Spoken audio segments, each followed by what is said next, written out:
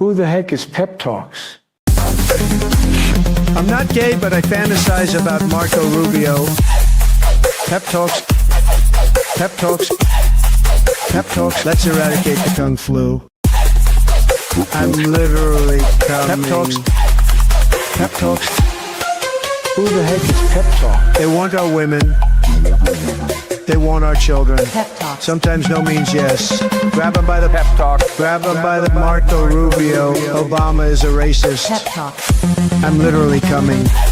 I'm literally coming. Pep Talks. We found weapons of mass Pep Talks. destruction.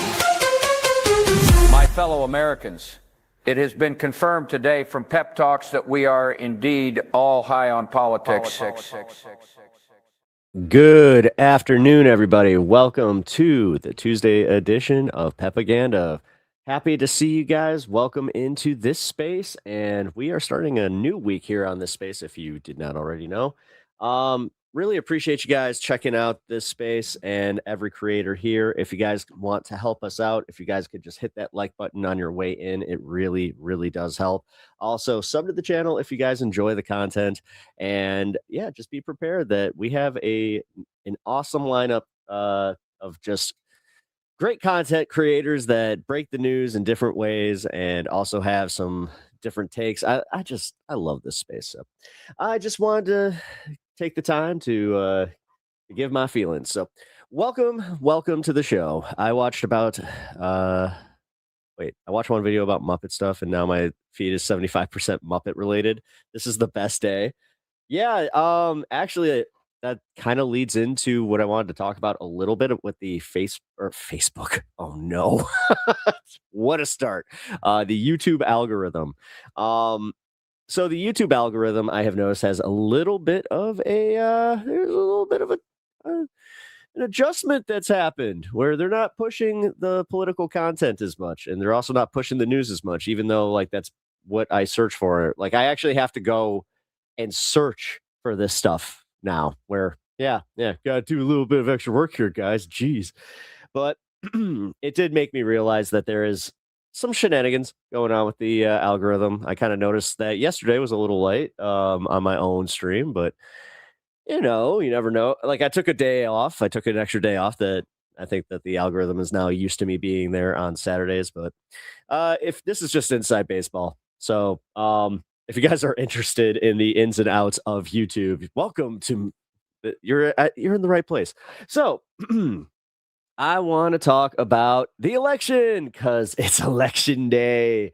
I have a feeling that there's going to be a lot of election coverage. I know Alex from Devil's Advocate Productions plans on covering some of the results. I'm going to be live on my channel a little bit later covering that because as you can see here, this is actually my fresh I voted sticker.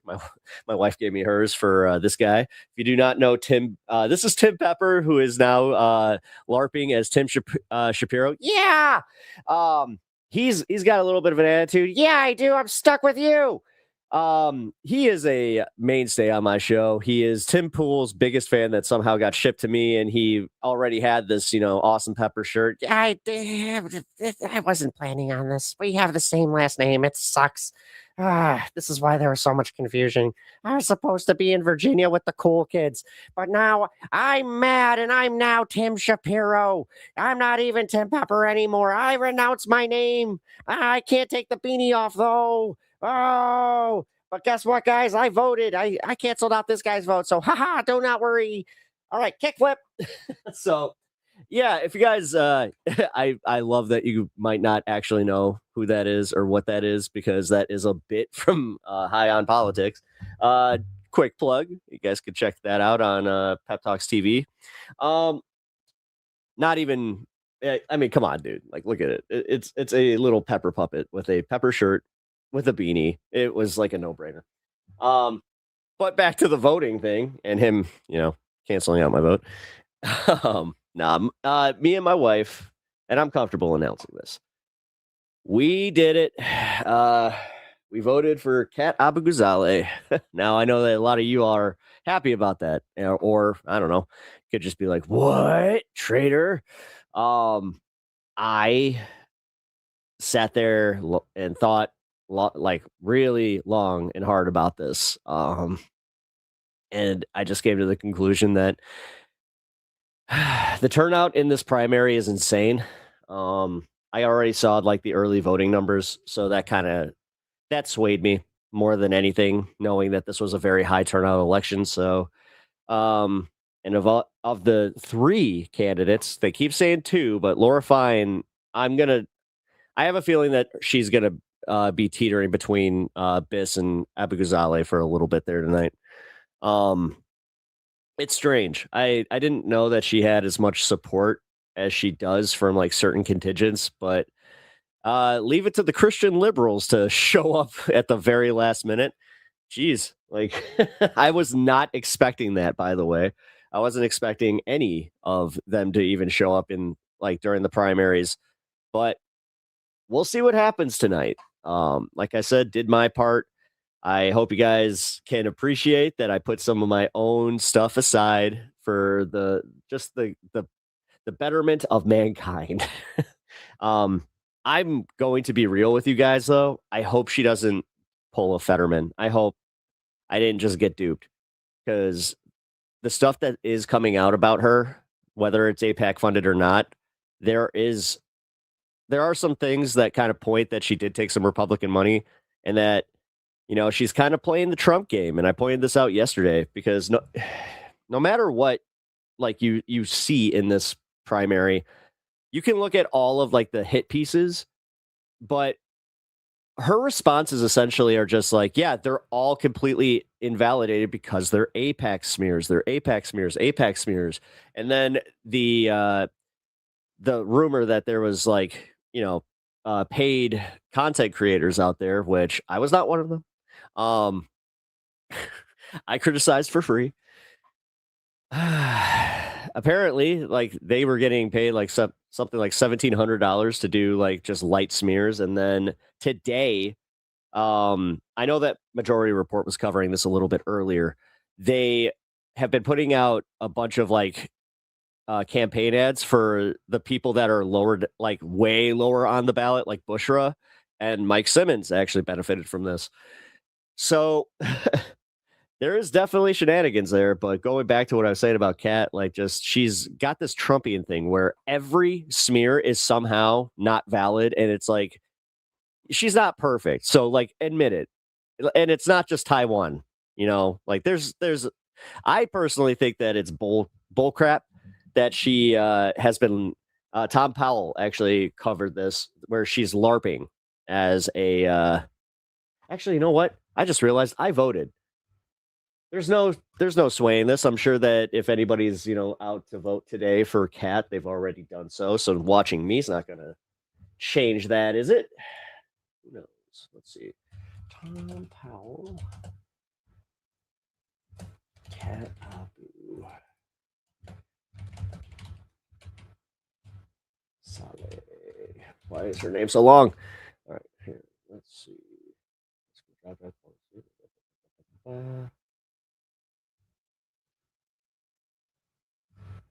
Oh, come on, really?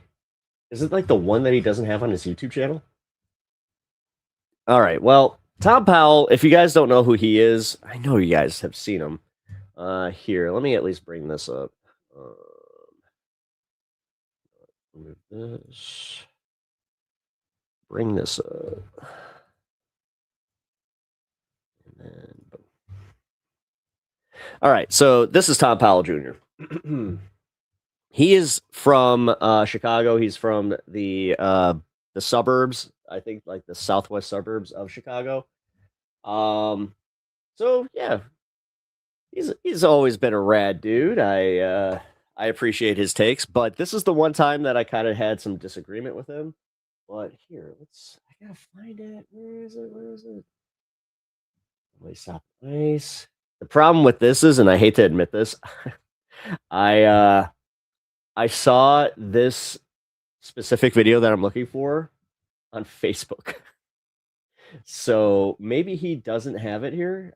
Maybe he deleted it, because honestly, it was kind of bogus. Because he was talking specifically about how she LARPs as as a poor person, which I did kind of point out, but there specifically is like, there's this moment where he kind of shifts and then he's like, yeah, she's LARPing as a poor person. And then you, on top of that, have this other lie about her boyfriend, which I have kind of brought up, but maybe it's seeing somebody else kind of focusing on it, like hyper fixating on it, where I was like, man, maybe that isn't the biggest deal, but it's just annoying. But going back to my point about how I just hope Kat doesn't like Fetterman us. I just hope that it's not too good to be true. And yeah, she is the real deal. And if she is, I'm more than happy to support her and give her all the props in the world for this, because for real, like, she is on paper one of the better candidates to ever grace my ballot. So but with all this being said, here, let's get a look at what's going on with some of Election Day here in Illinois. And then I will be moving on to the Iran news. But it's news. What up, DA? Devil's Advocate in the house. Everybody subscribe to Alex, Devil's Advocate Productions, and also check him out tonight. I believe he has primetime coverage. I think it's at 7 or 6 p.m. I'll let him shout out his actual time, but always good to see him. What up, dude? Here, we're going to check out some updates on the election. I hope you got my message. I did it. I voted for Kat. So after our... Oh, also, I'm going to be kind of chopping up our debate on Kat Abu-Ghazaleh, kind of making it into some shorts, because I think that we had a really, really productive conversation, man. Like, I went back and watched a little bit of that, and I was just like, holy shit, dude. Like, that's how we debate. So also, thank you for that, man. I really appreciate having a productive debate. If you guys, again, want to check it out, you can currently check it out on Friday's VOD. He pretty much did like the back half of my stream. So if you guys just go to like the 3-hour mark, you'll find the starting point. All right, let's check in with the election. Cheryl, pre-election day voting in the city and suburbs has far outpaced that of previous midterms. This is a new poll for the Democratic race for U.S. Senate, shows the contest tightening. This is the one that, I'll be honest, Kat's race, great. And I know that all you guys are very excited about it, as you should be. But holy crap, this is the one that has me on pins and needles, because Raja is not a good candidate. He has been paid for by crypto bros. And the way that they've been smearing Juliana, who was not my first choice, by the way. She's not exactly what I would call like a progressive bastion. But she's way better than Raja Krishnamurthy. Oh, come on. There we go. At Rainbow Push headquarters, an election eve meeting and dinner for volunteer poll watchers. Ahead of Tuesday's Chicago elections officials that was catered Portillo's right there. reporting strong early and mail-in voting. More than 188,000 ballots have already been received, including some 85,000 returned by mail. Holy shit. Nearly 88,000 vote-by-mail ballots are still outstanding. If you still have your vote-by-mail ballot, try to take that back in person, either to a secure drop IL8, interesting. box, 52 sites across the city, or to take that into your post office and make sure you're seeing that postmark with your eyes. I think that in the IL8, my buddy lives in the IL8, and he asked me who he should vote for. I had to go look at the guy that was on Majority Report, and I hate to admit this, where I'm like, I saw his interview, but I didn't really know his platform. But I'm just like, listen, if he's the progressive candidate that the Majority Report brought on, I'm just gonna say vote for that guy.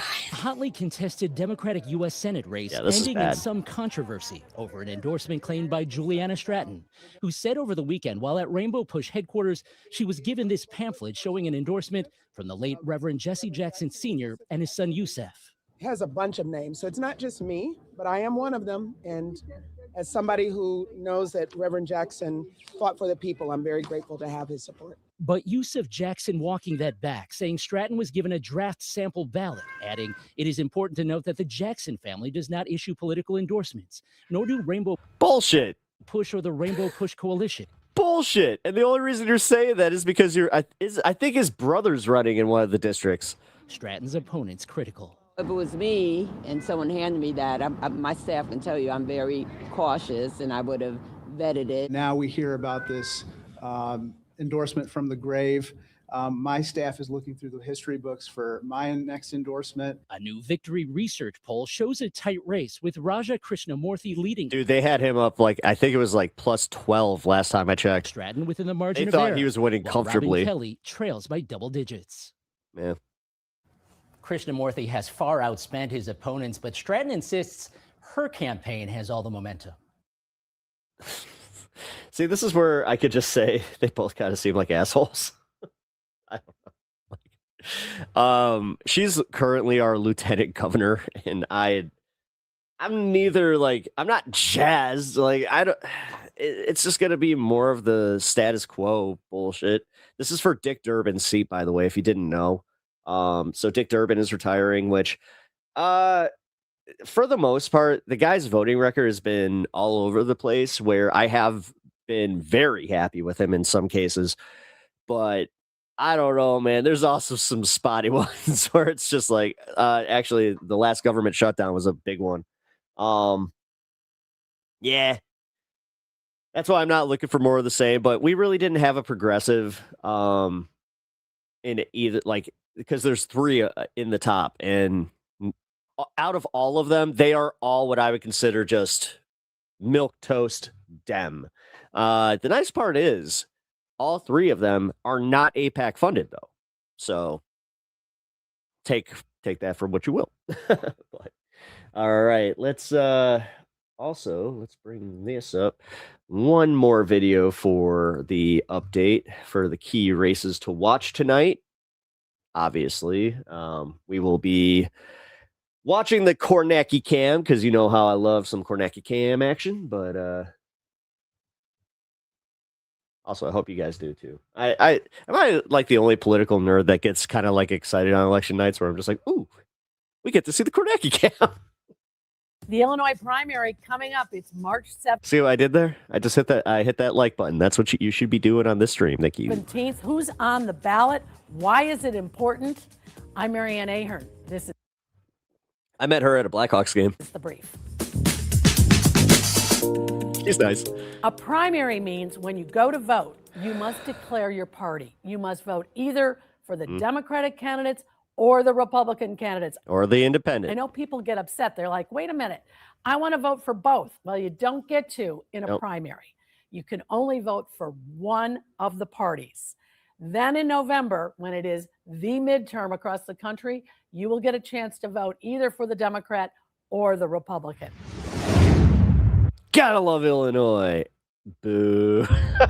So I know New York's like that too. in the governor's race, J.B. Pritzker running for a third term and very likely to win that race. The governor's race on the Democratic side, not as exciting. However, on the Republican side, there are 4 candidates. This is exciting to watch. I'm like this Rick Hirschman guy. Oh man, he's like a billionaire from the suburbs. He has been pushing his his signs all over the fucking city, and I don't know, man. It's just so funny to watch like the Battle of the Billionaires 2.0, and then no matter what, it's going to be like Battle of the Billionaires because Darren Bailey, another billionaire. The Republican It's side, just it like, could end up Jesus. being a rematch of Pritzker versus Darren Bailey. Oh, because please be. Darren Please be. This guy is such a putz. Bailey is the front runner. Darren Bailey is the downstate farmer. You might have heard of him as well because of what happened, unfortunately, to his family.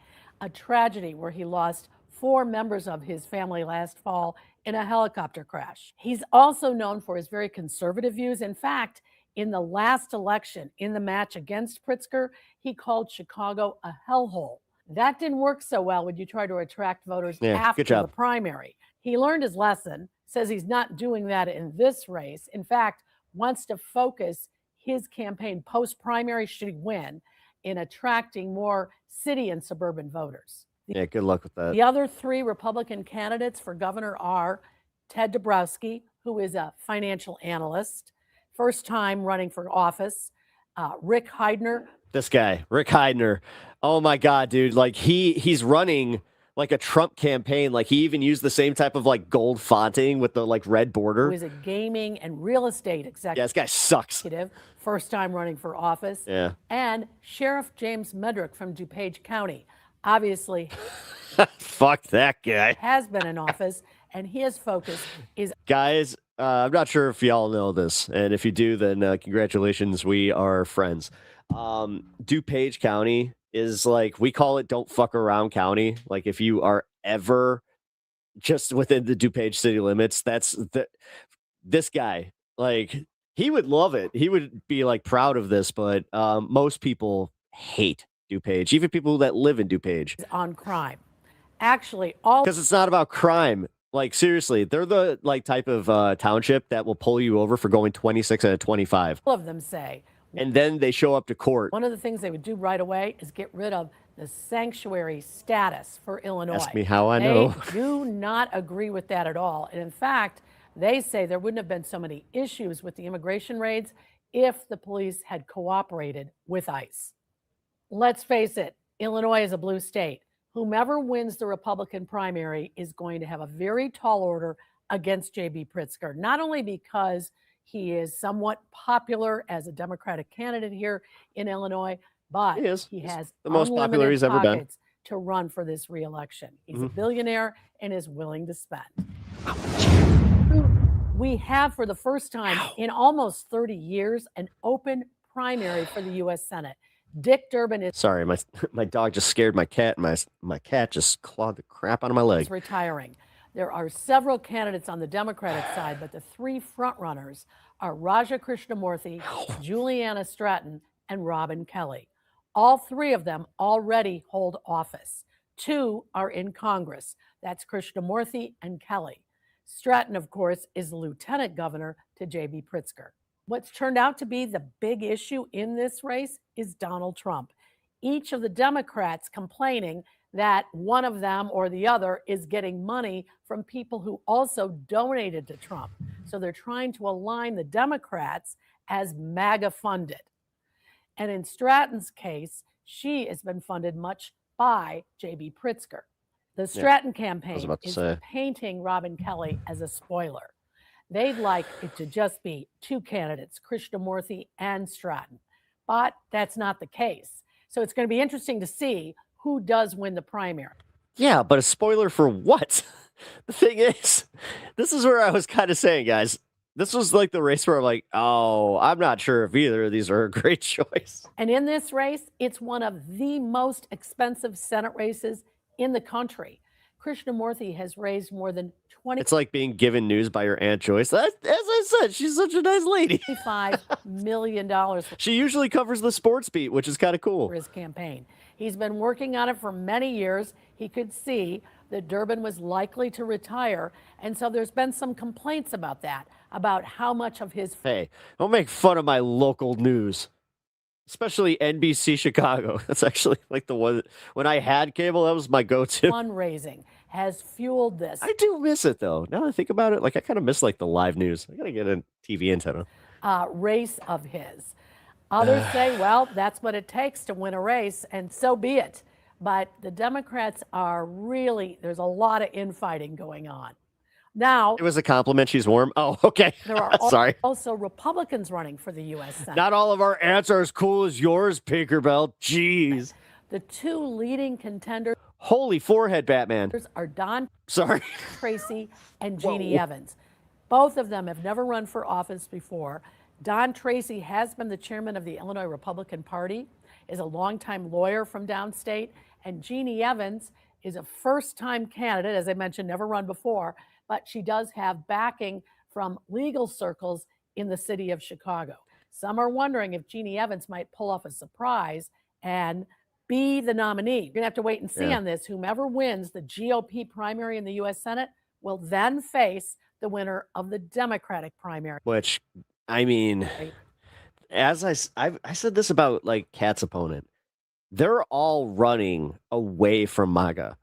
So they're trying to be like, no, we're representative of the GOP, not MAGA, but we still take MAGA's support. Like, we can't just abandon them because they're Republicans, but we're not like them. In November. Whoosh. All right, then, for the first time than anyone can remember, we have 5 open congressional seats. The 2nd, the 4th, the 7th, the 8th, and the 9th. Jeez. And in a couple of those races, all because of redistricting too. Thanks. There are more than a dozen candidates. Only one is going to win the primary. As I mentioned before, remember, you've got to go in and vote either for the Democrats or you vote for the Republicans. These are strong Democratic seats. Let's talk about the second. Yeah. In the second congressional district, Yeah. These are progressive districts, too. is former Congressman Jesse Jackson, Jesse Jr., Jackson who Jr. spent time in prison, whose father just passed away, who is considered the Called it. front runner. If he wins, it would be quite a return to Congress of all that has happened to him. His main opponent is Donna Miller. There is also State Senator Robert Peters. There is a lot of talk in this race of outside money, and really in all of these races. Yeah, all of it. You know, there's money that's been given to candidates from outside of the state, from what are called political action committees, PACs. PACs. That's when you see those commercials and you kind of want Guys, that's what PAC stands for. wonder, who's that? Didn't know. Why are they doing that? Well, they've got an agenda. There is a There's technically 2 PACs. Get it? DNC, RNC. Israel PAC. There's a crypto. Boo this man. There is a DraftKings. There's a gambling PAC. And what they're doing. If that wasn't funny to you, guess what? Not to me either. Funding these campaigns because they hope that when whomever wins, that they will represent their interests in Congress. Another closely watched race is the 7th congressional district. That's where Danny Davis, he retired. There's several different candidates. The top 2 that This a lot is of crazy. people are I've lived in I just realized I've lived in D7, 8, and 9. focusing on are State Senator LaShawn Ford and City Treasurer Melissa Conyers Irvin. Why are so many people interested in these congressional seats? Because what happens once you get into Congress, as you see with Danny Davis, they often stay for many, many years. And it's not a bad gig. Who doesn't want to be in Congress to be a part of Makes you want to start smoking again. Oh, it makes me want to rip some Pokemon cards. Let's helping go. make laws? PACs? I have PACs. to be able to speak out on various issues. Wait, PACs? Like PAX? There's a dog named PAX in my life that I love. If you're a politician, Congress is one of those seats that you aspire to, and they don't become open very often. Weird. And that's why we're seeing so many people run. Another district that we're watching closely is the 9th congressional district. It extends That's me. from Edgewater in the city all the way north up to Crystal Lake. It's a very It's a long district. We call it Snake District. wide. We actually do. It's like we call it because like it has like a giant head and then it goes snake. Different district that represents people that don't have much money to people that might have a lot more money. And with Jan Schakowsky retiring, there's more than a dozen people who want that seat. The top 3 that people are watching closely are the mayor of Evanston, Daniel Biss, State Senator Laura Fine, and a newcomer, a content creator and former journalist, Kat Abagazea. So people are keeping an eye on that district because it has always been a long time sort of veteran of politics. So if the content creator, Kat Abagazea, wins, that would Not even close. really send a big signal. You didn't even get close on that one. I'm sorry. Not just in our area, but across the country, that the Democratic Party is looking to revamp itself, to look for new people to run and not the same old, same old. Yeah, that's how politics should be. Like the same old seems to have really worked. Of course, all politics are local, so you care about where you live and who might be on your ballot. Another big race to watch is the Cook County Board President race. Cook County Board President Toni Preckwinkle, who has had that post for many years, is facing her toughest challenge with Brendan Riley, a Chicago alderman. So we're going to be watching that to see what happens. But here's the bottom line. It's your chance to vote. We don't get it very often. You don't want to miss going to the polls. Happy you don't vote APAC Day. You still can vote early. If you haven't done so, you. It's funny. My buddy, he's just like, I voted for Raja. Was that a good pick? I'm like, oh no. On election day, that's Tuesday, March 17th. That's today. That's today, guys. So if you have not already gone and voted, please get out there and vote if you are in Illinois. Illinois really does matter as far as people wanting to see the trends for what's ahead nationwide in the midterm in November. We're trendsetters. Look at us. There are so many different choices. We hope that you read and listen and watch. Read. Go far. Take in all the materials so that when you make your choice, it is a It looks like we got ourselves a reader. What you reading for? I love that Bill Hicks joke. Not even what are you reading? What are you reading for? So I don't become a fucking Waffle House waitress. All right. I think that is all we got for the coverage of the election. Yes, it is. Okay. Well, to wrap this up, if you guys were not here, I can announce who I voted for. So, and I'm happy to announce it. I don't care. So, JB Pritzker, that was an easy one. Although he was the only one on the ballot. Yeah, I voted for Kat. I voted for Kat Abou-Ghazaleh, which was actually it was difficult because I wanted to vote for Mike Simmons. I genuinely think that he's a better candidate, but he doesn't have the numbers. Like he was polling at like 6%, pretty much this entire race, and I didn't see it move. And yeah, seeing the polls move with Laura Fine and Daniel Biss, I think it's more important that, we get her into Congress, and then we can deal with whether or not she is genuine or not. But my critiques still stand, though. I think that it's complete BS. She, unfortunately she blew off actually this program.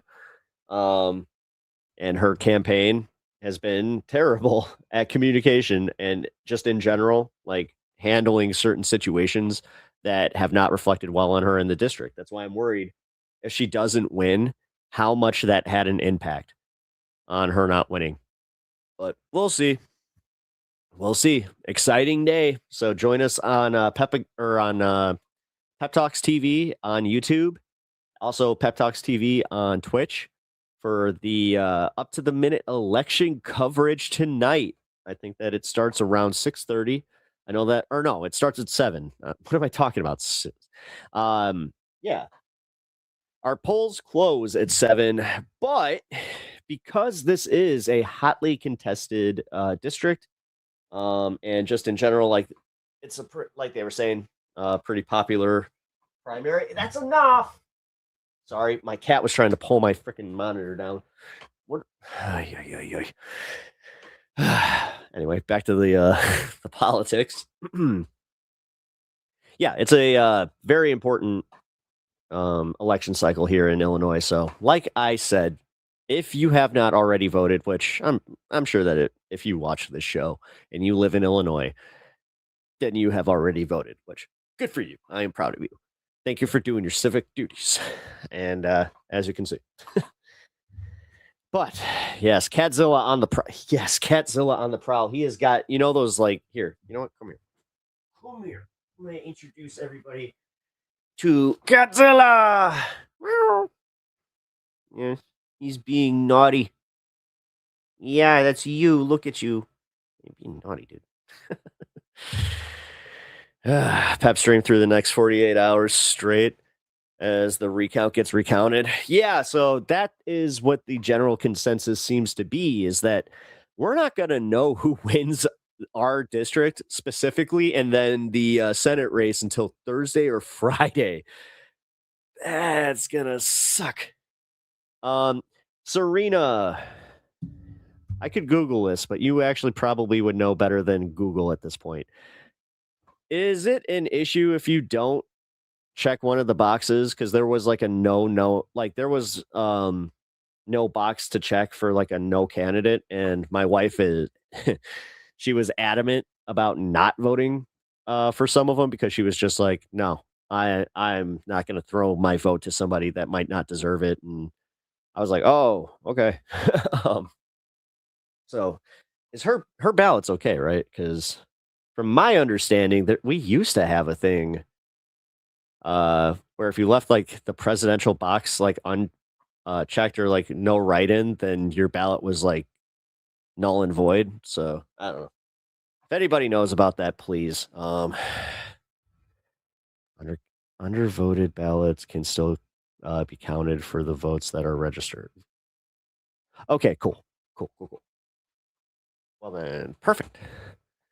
And if you chew on that one more time, you're going upstairs, mister.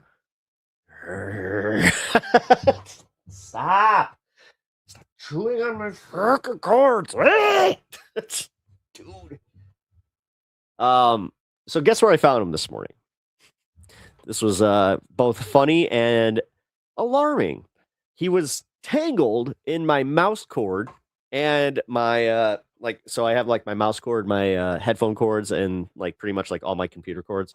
They're all, kind of nicely put together underneath my desk here. But somehow he pulled all of them down and he was hanging in them just like So yeah, I had to untangle him through there. All right, that's it. Get out of here. Go. And as I was saying it, he was trying to pull the computer monitor down again. Dude, he is in a mood. Woo! He is a chaos critter. No, that's the worst part about him is that he is simultaneously the best cat I've ever had, most cuddly cat I've ever had. He loves everybody. But holy crap. Like when he goes and puts those the murder eyes on, it's just like, oh, he turns into a terror. Oh man, I call him Diablo. El Diablo when he does that. Cause yes. Anyway, Lito behave. Yes, exactly. That looks like a chaos critter I found in our backyard about 6 months ago as a 4-week-old kitten. Did you get? Yeah, actually, we got ours from the cat distribution center or service. He came, so he was found by another person, but then he didn't get along with like an older cat that they had, so they needed to rehome him. So we were just like, oh, we will totally take him. So yeah. Cat hair and computer mice are an unfortunate pairing. Yes. Hey. Oh my Lord. Okay. I am so sorry, guys. So what I'm going to do is I'm going to start this freaking breaking news report. And then I gotta take him upstairs because he is clawing at the carpet. Dude, he is being so bad at it. All right. So we got some breaking news. It seems that somebody that was kind of important decided to quit. So yeah, news is breaking about it. Let's check it out. Hello, I'm Ana Cabrera reporting from New York with breaking news. A top Trump national security official is stepping down over the Iran war. Joe Kent, director of the National Counterterrorism Center, says, quote, I cannot in good conscience support the ongoing war in Iran. Iran posed no imminent threat to our nation, and it is clear that we started this war due to pressure from Israel. That seismic resignation as we are seeing escalation in the Middle East. Israel now claims to have taken out a pair of top Iranian military leaders, while Tehran hits key energy facilities across the Gulf and targets the U.S. Embassy in Baghdad, all as the Strait of Hormuz remains static, driving oil prices back up above $100. This war is a complete disaster. Yeah. A barrel.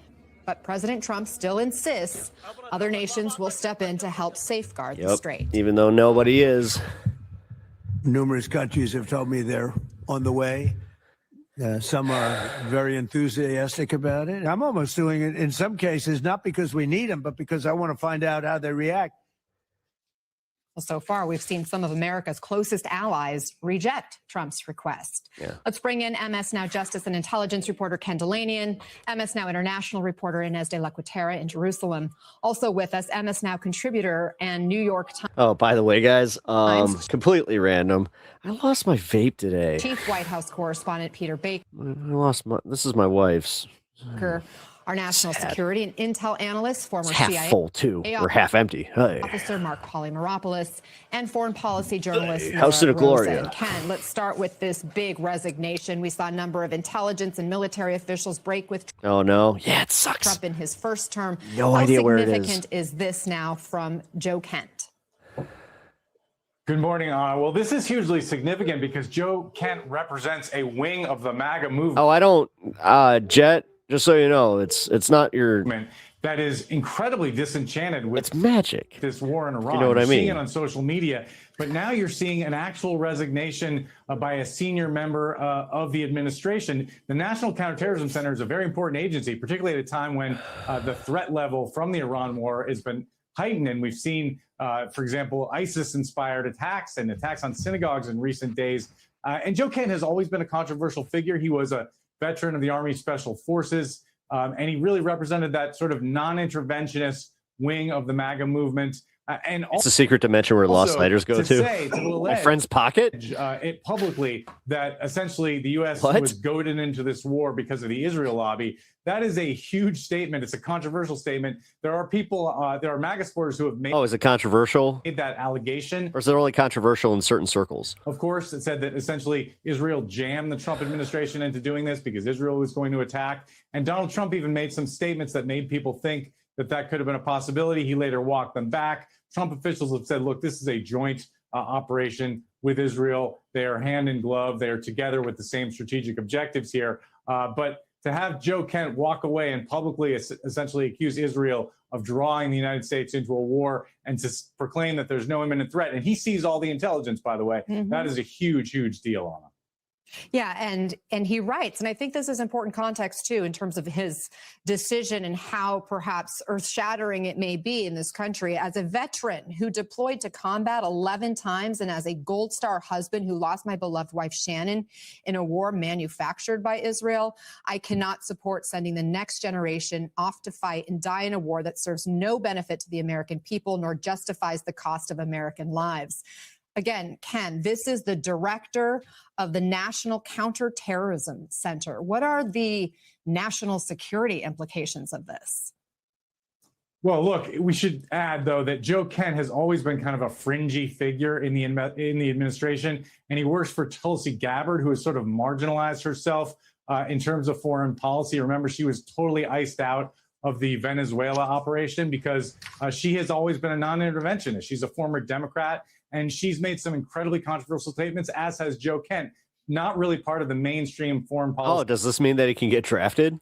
Ironically. The establishment, or even the mainstream Republican, or even the mainstream MAGA foreign policy thinking. But in terms of the national security implications, it's a huge deal that essentially the National Counterterrorism Center is rudderless at the moment. Again, at a time when there is an elevated terrorist threat. The NCTC was created after 9/11 to fuse domestic and foreign intelligence. It's the only agency where analysts sit at their desks with computers that get both CIA reporting from overseas and FBI case information from home, because there's supposed to be a wall between those things. We don't want the CIA spying on Americans, but we created this agency so that we could... And statistically, someone's playing solitaire on one of those computers. ...sift through things that were lost, remember, the dots that weren't connected during 9/11. And so the idea that this agency is now rudderless without a permanent leader it could bode not very well for national security at the moment. Ken Delanian, thank you. Mark, let me get your reaction to this. Well, it's pretty extraordinary. You know, Joe Kent is someone who actually worked at the CIA as well. He was a paramilitary officer, very well respected. This is before his political career. And as he noted in his resignation letter, he lost his wife in the global war on terrorism. So it was a tragic story. He then ran for Congress several times, certainly became part of the MAGA movement, very much, a hard right. And then when he went to NCTC, the National Counterterrorism Center, he did so, I think, because of his, his close relationship with Tulsi Gabbard. And so with this, inflammatory resignation, and of course, Ken's right, the comments on Israel, I mean, I think we should probably expect. Does this have anything to do with Tulsi being investigated? Joe Kent to be on Tucker Carlson soon. But I do think this also poses the question of what's Tulsi Gabbard's future in this too, because Joe was very close to her. This clearly he would have done, not necessarily in concert with her, he would have told her, of course. So I wonder if she's on the way out as well, because we have seen tensions within the national security world, for example, between the CIA director, John Ratcliffe, and Tulsi Gabbard.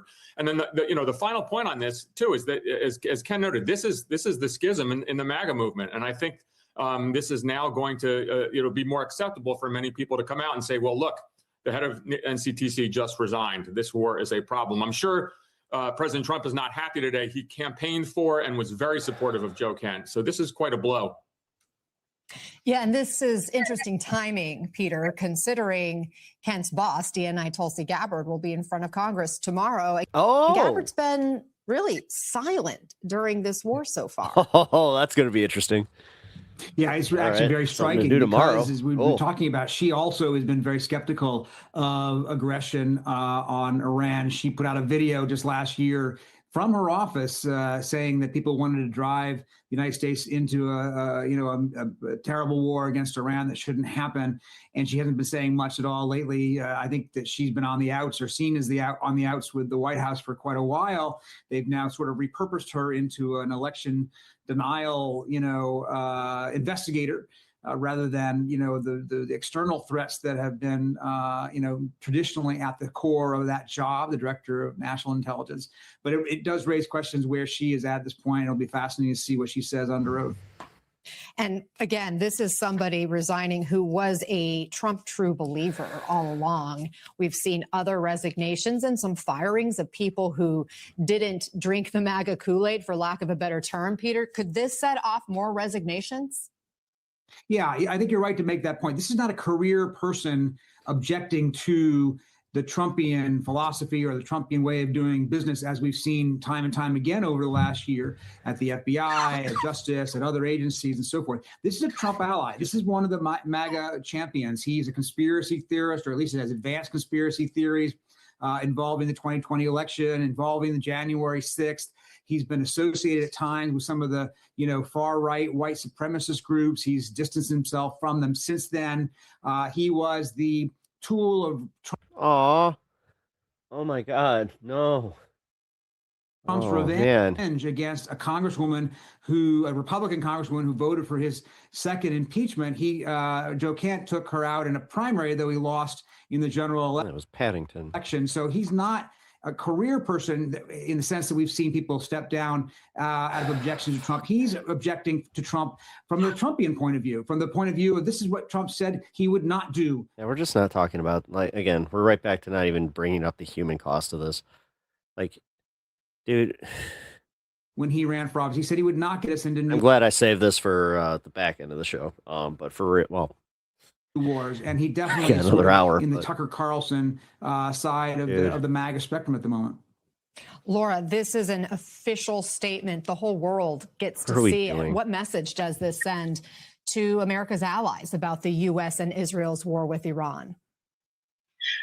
Well, the Iranians, for one, have been watching the public dismay with the war and gas prices going up, and they see that as an effective... Oh, yeah, that's the fucking problem. Again, I'm glad that America is so up its own ass that we care more about fucking a few cents on a gallon of gas than the human life that's being lost in this, because we're not being told how many just civilians we're killing. We used to have rules of engagement where we could actually kind of, believe that we weren't actually aiming for these people, but now it's just like you got fucking, the freaking genocidal maniac Pete Kegsbreath. I hate, it is kind of lame, I'm gonna just say, but for real, we got a drunk moron as our the head of this giant fucking military. And yeah, gas, guys, gas.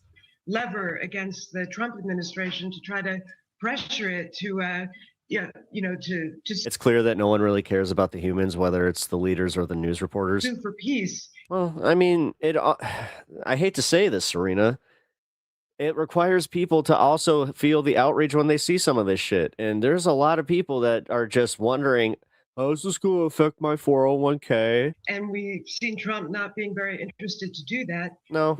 No, this is the news sucks and politicians suck, but they are also, like, I hate to say, an extension of our society if we just allow this, like, to be commonplace. Saw the Iranian foreign minister yesterday deny that he had been in contact with Trump's envoy. Which I do know, like, our political, side. Yeah, like, obviously we're not part of that. Like, that's why, like, we're all kind of freaking out. But I'll say this much, at least, like, with the protests coming up and just in general, what I'm seeing with, like, some of the, like, the election turnouts, I am seeing that I can actually, like, have a little bit of faith that there's enough people out there that still maintain their humanity. About a ceasefire. But this shit, where we're just again, like, we've gotten so used to, like, this war prawn stuff, like, already, like, this just started, and it's just like, it's unclassified. Yeah, they unclassify this immediately because they're just like, here, send this out to the news reports. Fire proposal. Look how cool we are. And saying that, look, it go boom. The Trump administration is just trying to say we're talking to calm oil markets, to manipulate the oil prices. So they're watching the U.S. public be dismayed. Let's turn to Inez in Jerusalem because... Does anybody else, like, look at those boats and just, like, kind of see it as, like, oh, dude. Iran has been... Those are decoys. Hitting more energy infrastructure in the Gulf, while Israel says... Starting to believe the painted jets. Now taken out 2 top Iranian military officials. Inez, what more have you learned about these intense new attacks by both sides? Yeah, Anna, some big news there with the IDF announcing it had taken out 2 important officials within the Iranian regime, including Ari Larijani, who was a top security official. The IDF had announced that it was launching a fresh wave of strikes on Iran, specifically on Tehran. We thought they were focusing on ballistic missile production facilities. Then they said they had been targeting Ari Larijani, and then it was the Israeli defense minister who announced this morning that the strike had been successful. So he becomes the second kind of most important figure within the Iranian regime to be taken out after the late supreme leader, of course, who was taken out on the first day. The other figure they took out was the head of the Basij force. So that is a paramilitary volunteer militia. Both Larijani and the head of the Basij force were instrumental in trying to crack down on protests. And we've heard from the Israelis time and time again that they want to see regime change, that regime change has to come from within. They've said they are creating the conditions for the people of Iran to topple their regime. And certainly with these strikes, it seems like they're doing that because these are 2 figures that would have been key to cracking down on any potential uprising. Regime change, aka destabilization. Dude. And there's MSNBC being just as complacent as anybody else in those moments. I got one more thing that I'm gonna add here. Just a sec. Okay. Continue with the news. President Trump has spent the better part of a year criticizing. Yeah, so Trump is lying today at this whatever luncheon with the Irish president or whatever on St. Patrick's Day. Like, God, how lame are we? Yeah, apparently he's out there saying that we have plenty of support. We have plenty of people lining up to come and save us. Nobody's there. America's allies, tariffing them, hurling insults at their leaders, threatening to leave NATO, and ultimately glad that she's pointing this out. Where it's like, okay, saying that the U.S. doesn't need them at all. But now he's requesting assistance to secure the Strait of Hormuz, and he's not happy with their response. We defend all these countries, and then do you have any minesweepers? And they say, well, would it be possible for us not to get involved? I've been saying it for a long time. This is the greatest thing to come out of this. We spend trillions and trillions of dollars on NATO to defend other countries. And I always said, but if it ever comes time to defend us, they're not going to be there. Many of them would not be there.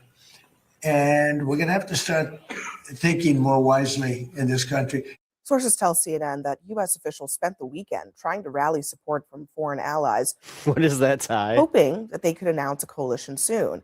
But today, almost in the same breath of calling for help, Trump is insisting that he doesn't need anyone else to get the job done. I don't do a hard sell on them. because my attitude is we don't need anybody. We're the strongest nation in the world. We have the strongest military by far in the world. We don't need them. But it's interesting. I'm almost doing it in some cases, not because we need them, but because I want to find out how they react. Hey, Adrian, welcome to the show. Trump says that some Good to see countries ya. have told him that they are eager to help, but we still don't know which one. I'm not sure if you saw, but I did it. I sucked up my pride.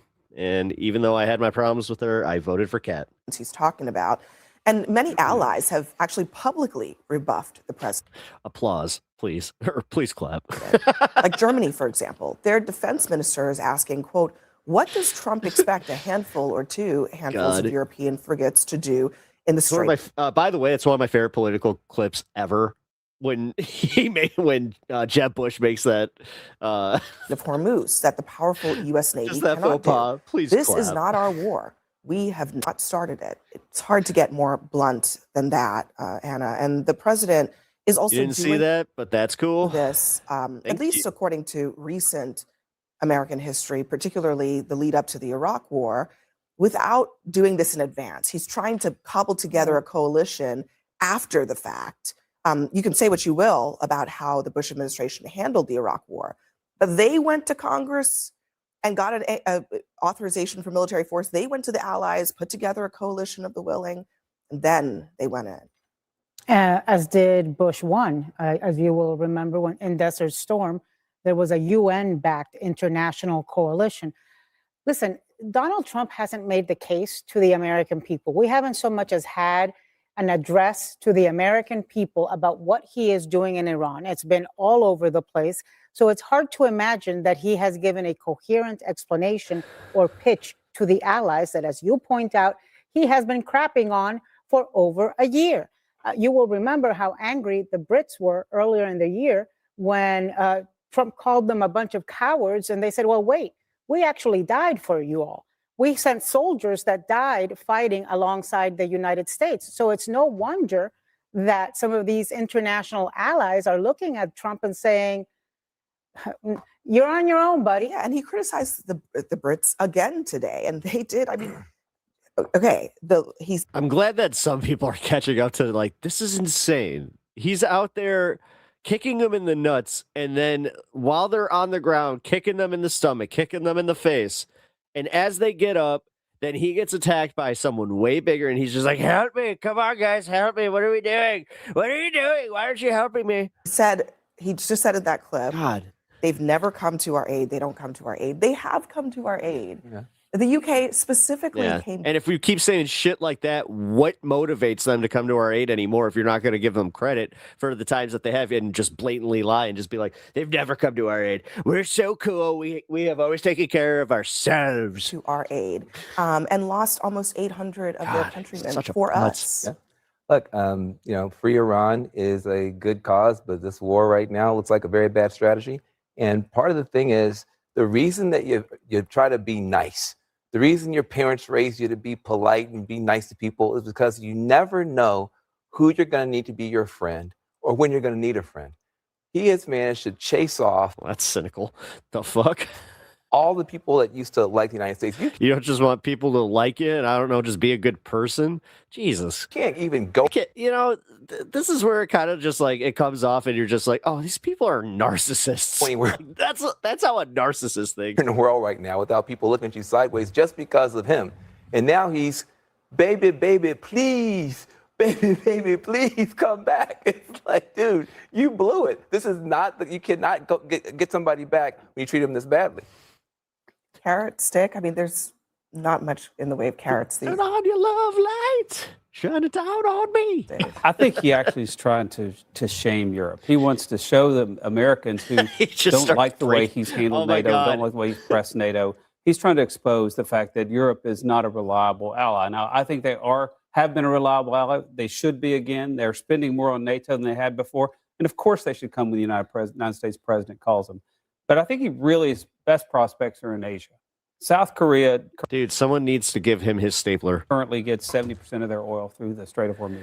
Japan gets 40%. We have 50,000 troops in Japan and 35,000 in South Korea. The Japanese prime minister today implied that perhaps they could come and help patrol the strait. I think that's really where our alliance will end up being on this project. And I think Europe's going to look really weak and irrelevant when they do. Will they? I mean, I actually, again, I want to go back also to just the basic premise.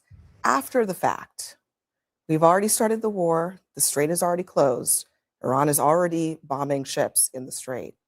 We are now, after the fact, asking countries to come in and help us. And maybe Japan and maybe South Korea will. But the fact I have an ingrown hair like right underneath my my beard right here, and I'm just like, oh. Fact that they are being asked on the back end, and some of them are asking a basic question: how can they are I democratic give you guys permission to chime in occasionally if you do see me picking it. It's just like, stop picking! nations? How can they sell this to their people? Well, look, I do think the president has to talk with our allies about what the long-term strategy here is. I think there is an argument to be made. I discussed this on your show 2 weeks Van ago. Jones is just like, this guy's coming for my job. About Iran, terror proxy groups, specifically. That look on Van Jones's face. Focusing on. Don't make too good of a point, dude. China, 80% of their oil exports are purchased by China. That's a lot of cash inflowing into the Iranian regime to help terrorism continue. And so I think there's an argument that even our European allies would be open to if the president makes the case. I think the good side here, though, is there's been a lot of criticism about the president and our European friends. And I think the president is beginning to recognize the importance of the systems that the United States, quite frankly, built after World War II, the economic systems, the military systems. And so to me, I think that is one positive. Good news, we found our vape, or found my vape. Aspect of this. And I think our allies are open to listening to the president make a strong case, if he can, about the possibility of potentially going to their elected bodies and saying, hey, let's help our long-term friends, the United States, with this issue. So if I'm hearing you correctly, you're saying that Trump is learning more about the importance of our institutions? I think that's very evident. In real time. Seems to be suggesting that this is evidence that he doesn't need to respect NATO anymore, that NATO is irrelevant. Yeah, I'm not interpreting it that way. I think the reason he's coming to the conclusion that you want our British friends involved, you want our German friends involved. I think he said he spoke with Macron. He'll see what Macron I was in another hoodie pocket. Has to say about this. I forgot that. So I forgot it was St. Patrick's Day. I knew that I had my green hoodie.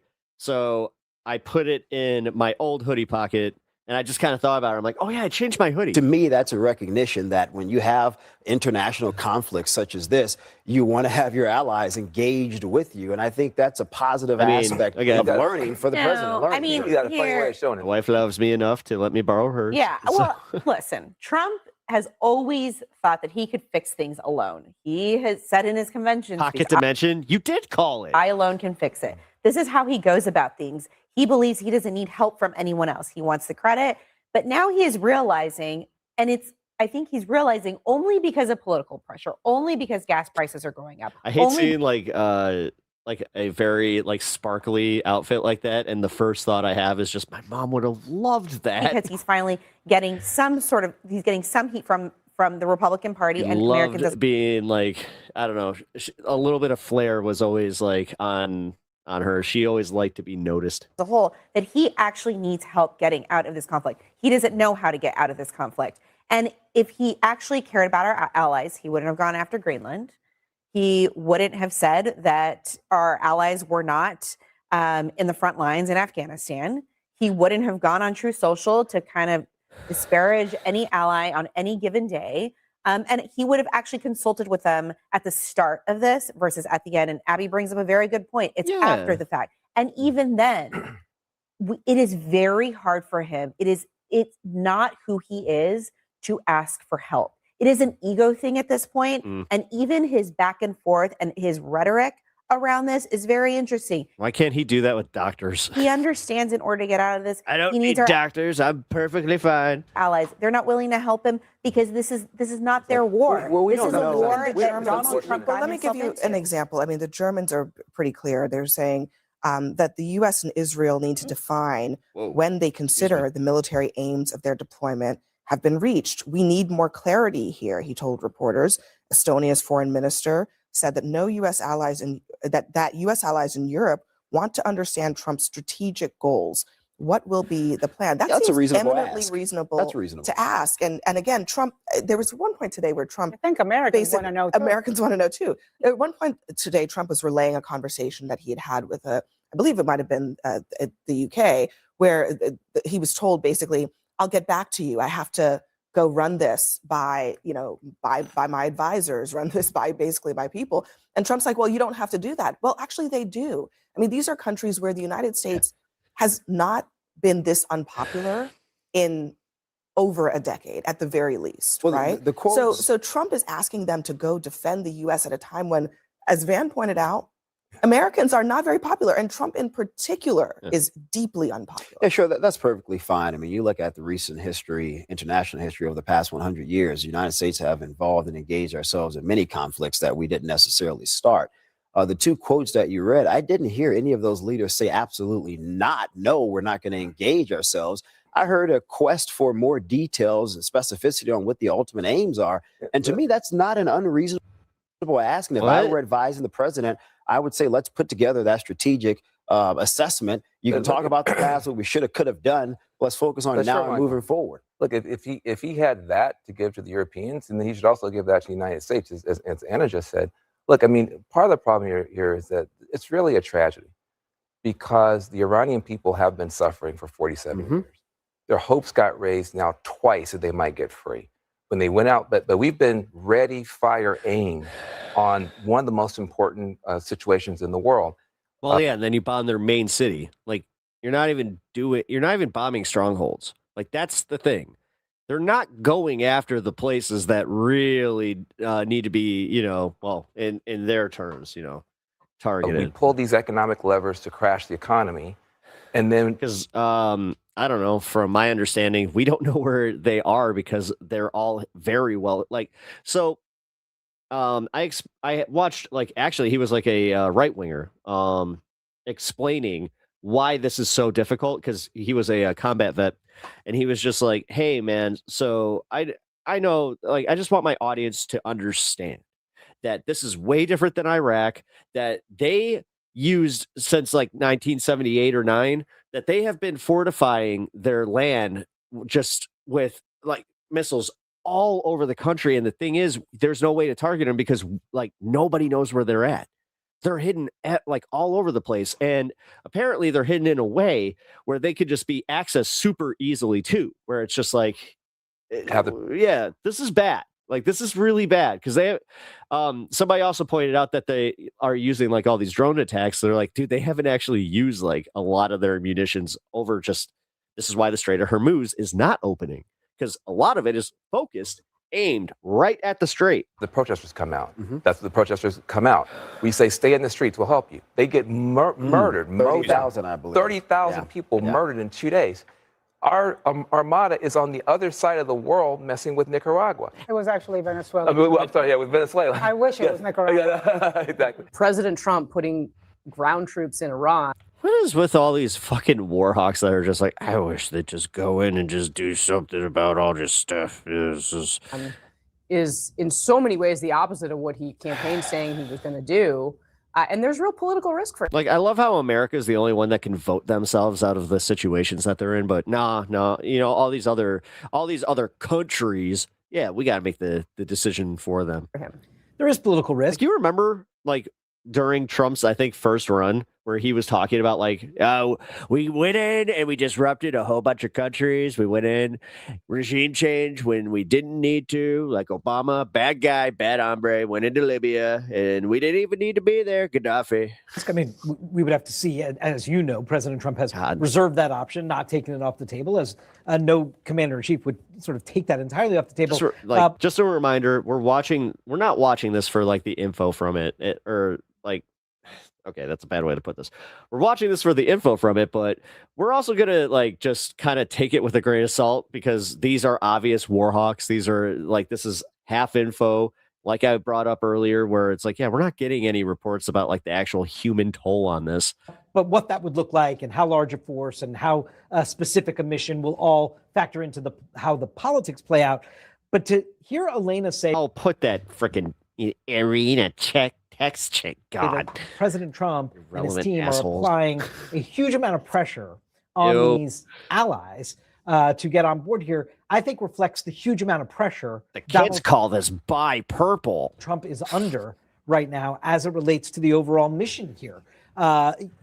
economic pressure, political pressure, and all of his own choosing to go forward with this action and join with Israel on this. And so I think one side of the equation reflects what's happening on the other side of the equation. Governor Walker, what is your sense of, I mean, the Republican Party has been with Donald Trump to the hilt, right? I mean, some of the early polling shows, many of them still are supporting him, but there are fractures, certainly in MAGA world.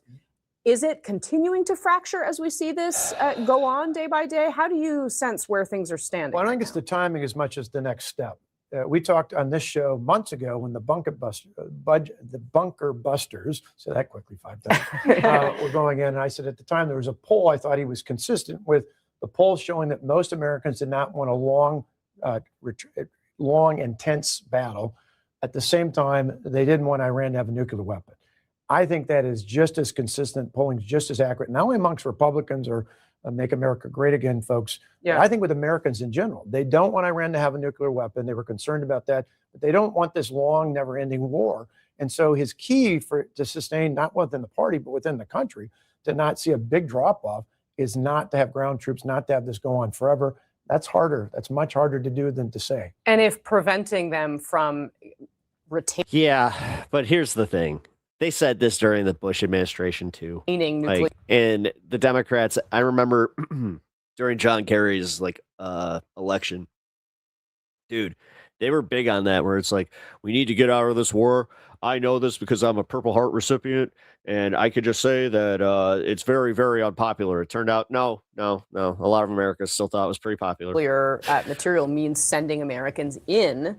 Do you think Specifically because, a lot of them are idiots and they have to be told who their enemy is. And they're like, we have an enemy and we must take care of them. He has support for that from Republicans? I think it becomes much tougher. I think we saw the bunker buster go in. People like that. It was in and out. I think the initial reaction, most people were pretty favorable about if this is troops going on the ground there.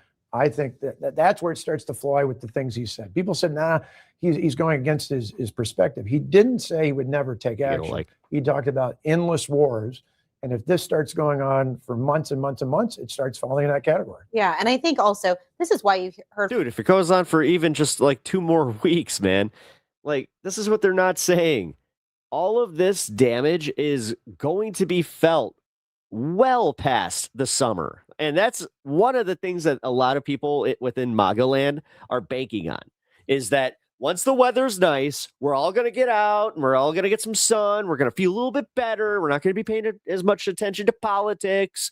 And we're going to forget. We're going to forget, then, we don't have to think back to even the primaries, we don't have to really pay much attention. And then, sure as shit, he's going to pull something during right at the time of the election. He's going to pull something, whether it's ice at the polls, who knows? But he's going to try something and anything is my theory on this one. So just be prepared, guys. But yeah, like I was saying, they think that with the war, they can end this by summer and then everybody's just going to forget. And then they can just run on you guys got bigger tax returns. Come on. You guys got more money, From the White House. Oh, this could last 4 weeks, 6 weeks, et cetera. But I also don't see the economy turning around the way that I did before. Before the war, if he had not done this, I was genuinely worried that he was going to do enough to make the economy turn around. So enough people would just be like, yeah, you know what? Fuck it. Let's give him a shot. Maybe I was just being a little too hyperbolic here. And they continue to say that. They're pushing. All right, people like that don't use terms like hyperbolic. The timeline a little Maybe I was just being a little alarmist. A bit more. I'm trying to think of what my dad would say, and he wouldn't say either of those. Why the Republican Party is willing to stick with him for a little bit, because he is saying this is about 4 weeks. It's her again. What I find interesting are the political pressures that you were just referring to. Is he is facing pressure, and that is why he's going to our allies. The problem with that is that over the last year, and Trump's, I think, overall view on the presidency has been this whole I alone can fix it. He did this in his 2016 speech at the convention whenever he accepted the nomination. But that's how Trump has gone about his presidency, whether it be the last one and this one. And that's how he's gone about our relationship with NATO allies. And so now what's happening, whether it be Greenland, whether it be tariffs, whether it be going on True Social and bashing our allies, now he is finding he is in a situation where he needs to ask them for help. You played the video there. It's called diplomacy, and he doesn't know how to practice diplomacy. A little while ago. He's a selfish, narcissistic buffoon. Where it's unclear. He's nervous about asking them for help, and he certainly doesn't like it. It's not something he's used to doing. He doesn't seem to want to be in a position where he's looking like he needs help. He needs help. Exactly. Right? That is not what Trump does. And so now we're finding that he does need that. Will our allies come through? They need him for certain things. Who knows? But maybe he should have thought about embracing our allies over the last year instead of. He also repeated the claim today that he doesn't think they'll ever be there for the United States at the end of the day, which of course that the only time that Article 5 was invoked was in the aftermath of 9/11 when those allies were indeed there for the United States. That's where I think the balance is. He's right when he says we don't need him. On one hand, it just makes it a lot harder. On the other hand, he's also right in that other instance where he said we'd like to have them. So the reality is it'd be easier if they were there. The United States could probably do it without the allies. But in the end, to keep this from going on forever, you probably do need the allies in this case. Yeah. David, the behind the scenes with Marco Rubio and JD Vance is one of the more interesting elements of this. And I will admit, I mean, I've seen it in my own chat where instead of Trump Vance 2028, it's Trump and fucking Marco. I want to touch on it briefly. We're going to hear from JD Vance let them shortly. Do whatever they're going to do. Rubio seems to be someone who really is kind of on the ascent behind the scenes. I mean, not even behind the scenes, like out in front. And also Donald publicly. Trump is talking about that quite publicly, how reliant upon Marco Rubio he's been throughout the Venezuela situation and now in Iran and what have you. And we know J.D. Vance's politics, talking about sort of the resistance inside. I mean, J.D. Vance's politics is to not be aligned with this kind of action necessarily. Yeah. And so he also now is sort of cozying up to the president and showing that he's fully aligned here publicly with the president. Obviously, he doesn't want to talk about what their conversations were in private, which is a totally appropriate thing to say. But Rubio has been the guy that Trump has been sort of identifying as the front man, and he's been impressed with how Rubio's been behaving. Okay.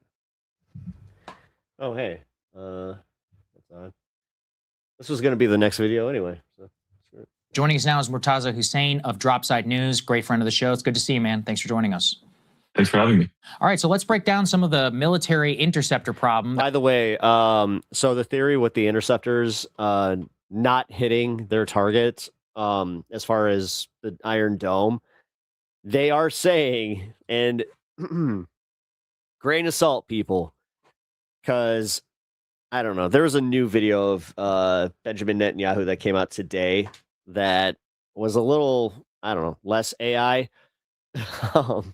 Because the last two that have come out, I gotta say, like it's almost too obvious. But yeah, there's been this whole thing. Like, is Benjamin Netanyahu dead? We don't know, because it sure seems like they're hiding something. Like he has gone missing since I think the 7th, so 10 days now. Interesting that we're already beginning to see in just asking questions. Israel. These are not necessarily the views or opinions of this space or its content creators. First, we're going to start with C1. We have a video here from NBC News, been verified, but we're all going to watch. Yeah. I mean, this is the problem in a nutshell. You are watching two Israeli interceptors try to shoot down this incoming Iranian missile. They both miss, and you watch as it strikes deep in the heart of Tel Aviv, in the middle of a city. This comes on the heel, Maz, of in a city, deep in the heart of Tel Aviv, a city. Yeah, Tehran, you know, what, 9 million people? Not a city. This new report from my friend Shelby Talcott over at Semaphore. Israel is running critically low on interceptors, reportedly entered the current war already low. Like, I don't think, like, soccer's not, and this pains me to say, he's not that much of a shill. But, like, because he's critical of Israel, too. Now I'm like, I don't know. And have now informed the United States that they need to be topped up. Obviously, we have ourselves a very finite supply. So what do you make of the ongoing munitions and interceptor problem after only 2 weeks of war? Well, you know, the crazy thing is that before the war started, this was seen as maybe the preeminent reason not to have the war. No. Like there are many other reasons we're seeing now with the Strait of Hormuz and so forth, very dire reasons. But arguably, the number one reason was the lack of interceptors. These interceptors are extremely expensive. They're very time consuming to produce. I believe in the previous years, the U.S. sometimes only produced a dozen a year or something like that. They're very, very finite, both for the U.S. and U.S. allies. And as you showed in that video, oftentimes you have to fire several interceptors to try to defeat a single Iranian missile, and maybe it won't even be successful. So the math kind of favors the Iranians here. Really, the U.S.'s goal would have to be to suppress Iranian fire before the interceptors run out. There's no indication. Dehumanizing of Iranians in this coverage is ridiculous. Yes. That Iranian missiles run out right now. They're firing at a slower pace, but they've also said that. Yeah, and then here it comes. If you dare say that, then they're like, so you support Iran? They're planning. Like they did this during the Iraqi war when we would bring up the fact that, there were so many civilian casualties, and they were just like, so you support Iraq? You support ISIS? For a war which could go on for months or even years potentially. So it could be the tempo of their operations. We don't really know. A lot of the stuff is classified, but we do know now that the interceptor fears that were raising before the war are now being leaked out. And if we're in a situation where the Iranians are still firing and the interceptors are out, that's very disastrous for the Israeli side in this case. And I'll add one last thing. The sneeze just disappeared. It's gone forever, guys. The interceptors are intended to defend the whole world. So they're intended to defend the U.S. position in Asia. They're needed in Ukraine as well, too. So if you're draining down the global supply in one theater, there's going to be tremendous knock-on effects. And you could actually incentivize escalation in Asia because you're making it easy for the Chinese and North Koreans because they don't have the same defense munitions to face that they are, which are being used now in Iran. Yeah. And what about, I feel like we're being gaslit about the amount of Iranian capacity that has been taken out by the Israelis and the Americans. The sort of race is between the U.S. and Israel trying to destroy not just the missiles, but the missile launchers and, their stockpiles of interceptors. It doesn't have to be this way. We can make better choices. Like I said, this does kind of fall on us to kind of just be like, no, stop. Like, this is where the no new wars thing, like, it was kind of steeped in, like, no, we shouldn't be just killing people. But now, again, you have too many people that are right back into war mode. They're right back into team sports mode. I mean, look at the way that, like, MAGA talks about the left in general and what they would like to see done to us. Out as Iran continues to be able to fire missiles and then also use but drones. Also not terribly surprised at the 27% support for this war. To menace the region. So what do we know about how much the Iranian capacity to fire missiles has been degraded and what their stockpile of these Shahed drones is as well? Well, almost from the beginning of the war, the U.S. and Israel said that they've eliminated Iran's ability more or less to fire missiles using figures like 60%, 70%, 90% in terms of destruction of launchers and so forth. There's been some contravening evidence about that. It's hard to say exactly. What we can say for sure is that the Iranians are still firing more than 2 weeks into the war, which is something I don't think people expected. Secondly, pre-war, they had very significant capacity for manufacturing missiles, but also these Shahed drones you mentioned. The drones, some estimates say they can cost less than $10,000 each. Iran entered serial production of the drones many years ago, so they were mass producing them for a very long period. And it's a sort of a variable that surprisingly the US and Israel didn't account for before, which is that these cheap drones give Iran precision strike capacity far beyond at a greater scale than people would have understood before. I think it would be very hard to shut down the Strait of Hormuz, for instance, before without these drones. You need to have actual ships go out there, you need to mine it. You need maybe artillery launchers at the shore and so forth. But now these drones are very accurate. You can fly them into ships. And some estimates say they might have tens of thousands. They could be fighting them for many, many years even. And they're still producing them now, even perhaps in facilities embedded in the mountains and underground, the Al-Borz Mountains. So I think that the whole mythos that Iran had no production capacity, had no ability to resist, was sort of given to Trump, probably by the Israelis more, to make it seem like it's a cakewalk to get into a situation which he is now mired. One of the things, Miles, that we've been looking at in particular are some of these new cluster munitions. Let's put C4 up there on the screen just to give everybody an example. This is from CNN, but there are multiple other reports out here. How the use of cluster munitions is actually challenging Israeli air defense. There is actually, say, an unnerving spectacle that has become a feature of the war in Israel. Oh, my God. Outfitting some of the ballistic missiles with cluster munitions that pierce and I just exploded. through Israel's sophisticated air defense systems. They carry up to 11 pounds of explosives. They cluster and explode over, so that way they can't be intercepted, and then they can hit over a multiple-mile radius. So the fact that they are still able to launch ballistic missiles. No, delayed sneezes really are the worst. I kind of feel like it's a special type of torture. And even drones, I think does fundamentally challenge the U.S. narrative. The U.S. narrative is, what is it, 95% of production, and then they'll say that launches are down. What I've noticed exploding pepper is that our strikes are also down. So in terms of the number of initial strikes that happened in the first couple of days of the war, our strikes seem to be also significantly down. So so-called precision strikes, not counting the Israelis, of course, who are just bombing, whatever they desire. But what we continue to see is that after a couple of weeks, they're still able to launch missiles. They're still able to hit not launch drones. They're able to launch and hit critical infrastructure. And even if we do hit all the production facilities that we know about, there could be many others that we don't know about. So this seems to spell a country able to resist for the medium to long term. Or do you see it differently? No, I totally agree with you. And one thing is very important in the war. As much devastation has happened in Iran so far, it's mostly been in the western and central parts of the country. There's a huge eastern part of the country, which is kind of out of the range. It'll scramble the brain of these airstrikes, and it has not really been affected. It wasn't affected in the last war either, just because it's much more difficult to strike. It was euphoric, but then it was also just like, whoa. Oh boy. So, they've been preparing for this conflict for literally generations. They've dispersed the production facilities around the country, underground, and so forth. So it's very, very difficult to completely destroy it, although they are doing tremendous damage to Iran's industrial base. I think that, if you look at the Iranian statements, take them for what they will, but they claim that they haven't even fired the missiles they've produced in the last decade. They say they're firing the older missiles, and they're saving the more advanced ones for later in the conflict, when they expect that the Israeli defenses will be down further.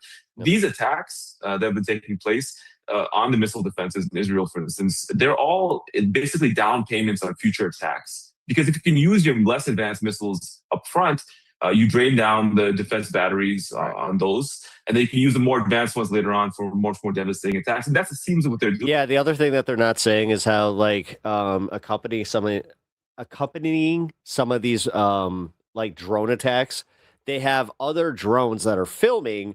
So they kind of hover right above to get a fisheye view, and they're pinpointing where all the doing here specifically defense missiles are coming from.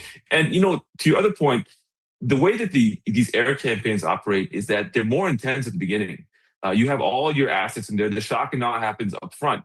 And the U.S. strategy was that in the shock and awe should collapse the Iranian government. They shouldn't be in the position to continue firing. Because, as you said, the pace and intensity of U.S. operations decreases over time for logistical reasons. And even Israeli operations will decrease over time. So I think that now that we have a situation where U.S. ability to course by the air is actually decreasing, because the sortie rate is decreasing, logistics are becoming a factor. Meanwhile, the Iranian fire rate is staying relatively stable now. And that's not an advantageous position. The Iranians designed this war to be a marathon, whereas the Israelis... Something going on with Crystal. Before I felt like it was the news finally getting to her, because this was yesterday, so it was the same time, where they were reporting on... God, I forgot what it was now. Fuck. But it was something that, the FCC. And it seemed like she actually cared, although bad for you here. There we go. I'll be fair. But she just seems out of it. U.S. preference is a sprint, and now it seems like we're entering the marathon. Yeah.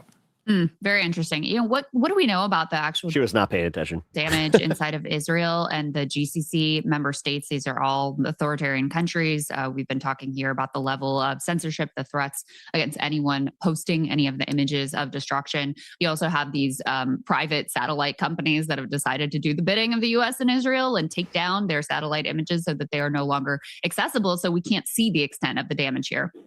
Well, it was very notable. Up till about March 7th, we were seeing satellite images of very serious destruction of U.S. military bases in the region, advanced radars, including for the THAAD radar system, one of which is being moved from South Korea now to replenish it in the Middle East.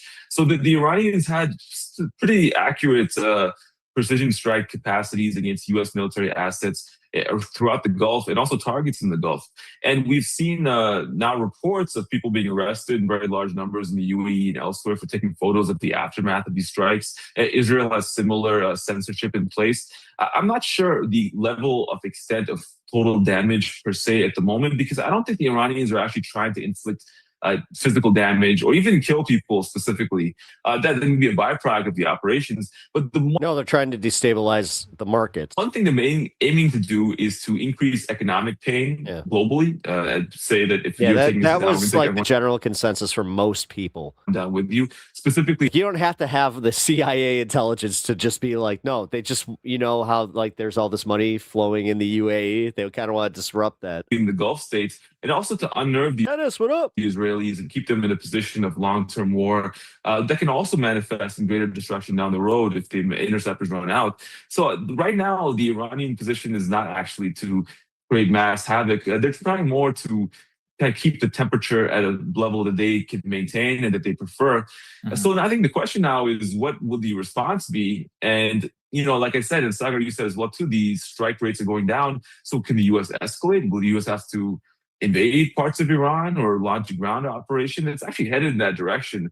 Either as capitulation or escalation, and neither is a very enviable prospect. And I will say one thing. This morning, I was actually looking at Iranian news. There was a airstrike against a very strange target. It was a civilian headquarters for an electricity company. And several engineers and employees were killed at the company. I don't think they were expecting to be struck. It wasn't a military target. So I think what the Israeli-U.S. strategy now, and this is probably Israeli strike to be honest, is more to, if you can't coerce them. Sorry, I shouldn't laugh, but militarily. Yeah. See if you can. Although with Pete Hegseth, you never know. Inflict so much civilian pain to the infrastructure and so forth that they just capitulate for that reason. Yeah. But I think that also will not be the case. I don't think they capitulate now. Formerly known as Comrade. Happen at this point. Oh, of course. I mean, you know, even trying to do that with ground troops is itself a nightmare. Yeah, let's kill all the electricians. It'll surely work out, just like it did in Iraq, right? You know, take out the civil servants, make sure that you collapse the country into civil war, and of course, nothing will blow back on all of us. I want to get your reaction. Can we put C5 up here on the screen? The Iranians are warning. The Iranian Secretary of the Supreme National Council is warning that remaining members of Epstein's network have devised a conspiracy for false flag attacks similar to 9/11 that will be blamed on Iran. Let's put all of his propaganda and rhetoric and all that aside, even though some of it might even be true. What should we make then of this warning? Obviously, the Trump allies are going to say, "Well, that I buy it. Means he's planning something." What about you guys? Are you guys like I'm fully on board with the idea that this was just to distract from the Epstein files. Like, I don't even think that's that controversial. But man, I kind of brought this up on my stream yesterday, where I was talking to one of my friends who kind of leans right. He's very politically homeless right now, if you had to really label him. But he was just saying like how this is just insane, how everything is fucking sputtering out of control. And he's just like, I feel like nothing is going right politically, whether it be the economy with the war. He's like, so how is Trump trying to like sell this as a win? And then, of course, many of us were very skeptical about any potential major terrorist attack here on U.S. soil, or some sort of precipitating event, which would, a Gulf of Tonkin, let's say something like that, for example, which would require, some sort of escalation.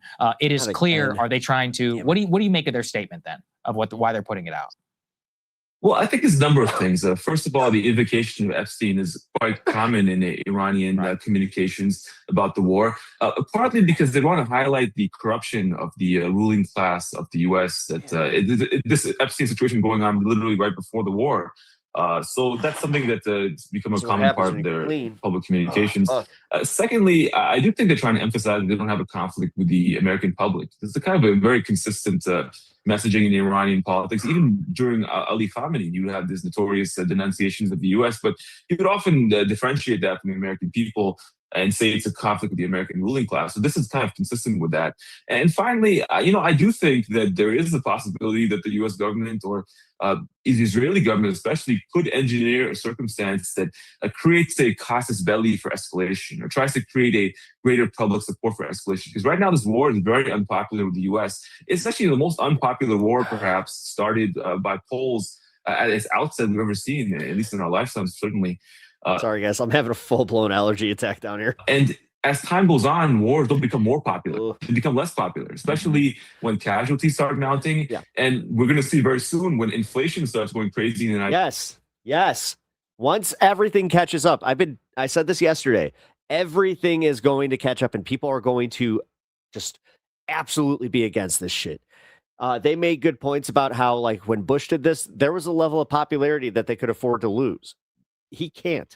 United States because of oil prices and food prices, and jingling keys with the body count, and then many things that are going to be affected by the blockage of the Strait of Hormuz. People are going to be very upset. What can get them back on board is some sort of incident that causes alarm or fear and results in people's rallying to the war itself. That could be an attack, like what was alluded to in that statement. But I also think that this push to seize Kharg Island in Iran by Lindsey Graham and others, that is something which is almost certainly going to generate U.S. casualties. It could generate catastrophic U.S. casualties if you look at the actual geography of the island and what could that mission could entail. So I think this is actually a trap to try to get more Americans killed in some way in order to make the war popular, which is not popular when it started. Yeah. Wow. Can we put? Well, there's something that's not being said there. There's the other side of that calculation where they think that there will be a rally around the flag if we have more casualties. That's why, again, they were trying to push all of these domestic things as, terrorism. But have you noticed how that all just disappeared? Like, we don't talk about those.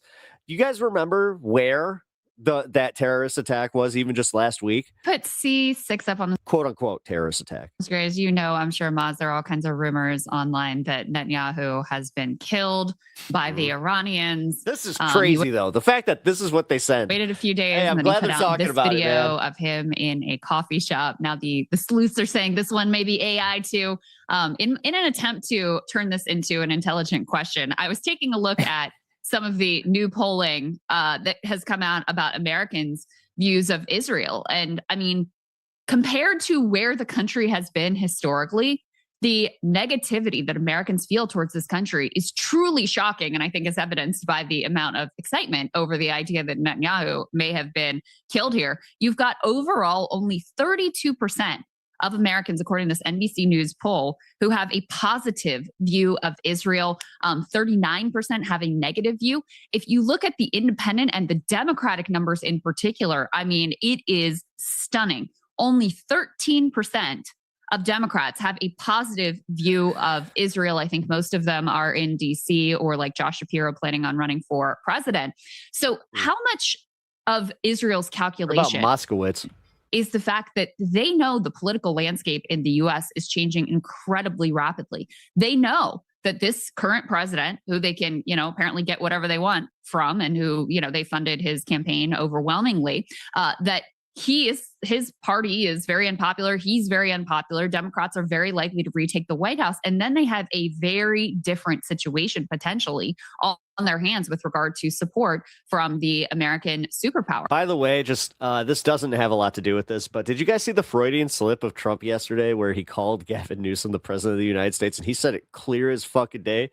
The president of the United States, Gavin Newsom. Like, people were like, yeah, he was joking. I'm like, was he? I mean, it was clear. So like that, it's such a weird faux pas. Like, I don't know. What are your guys' take on that?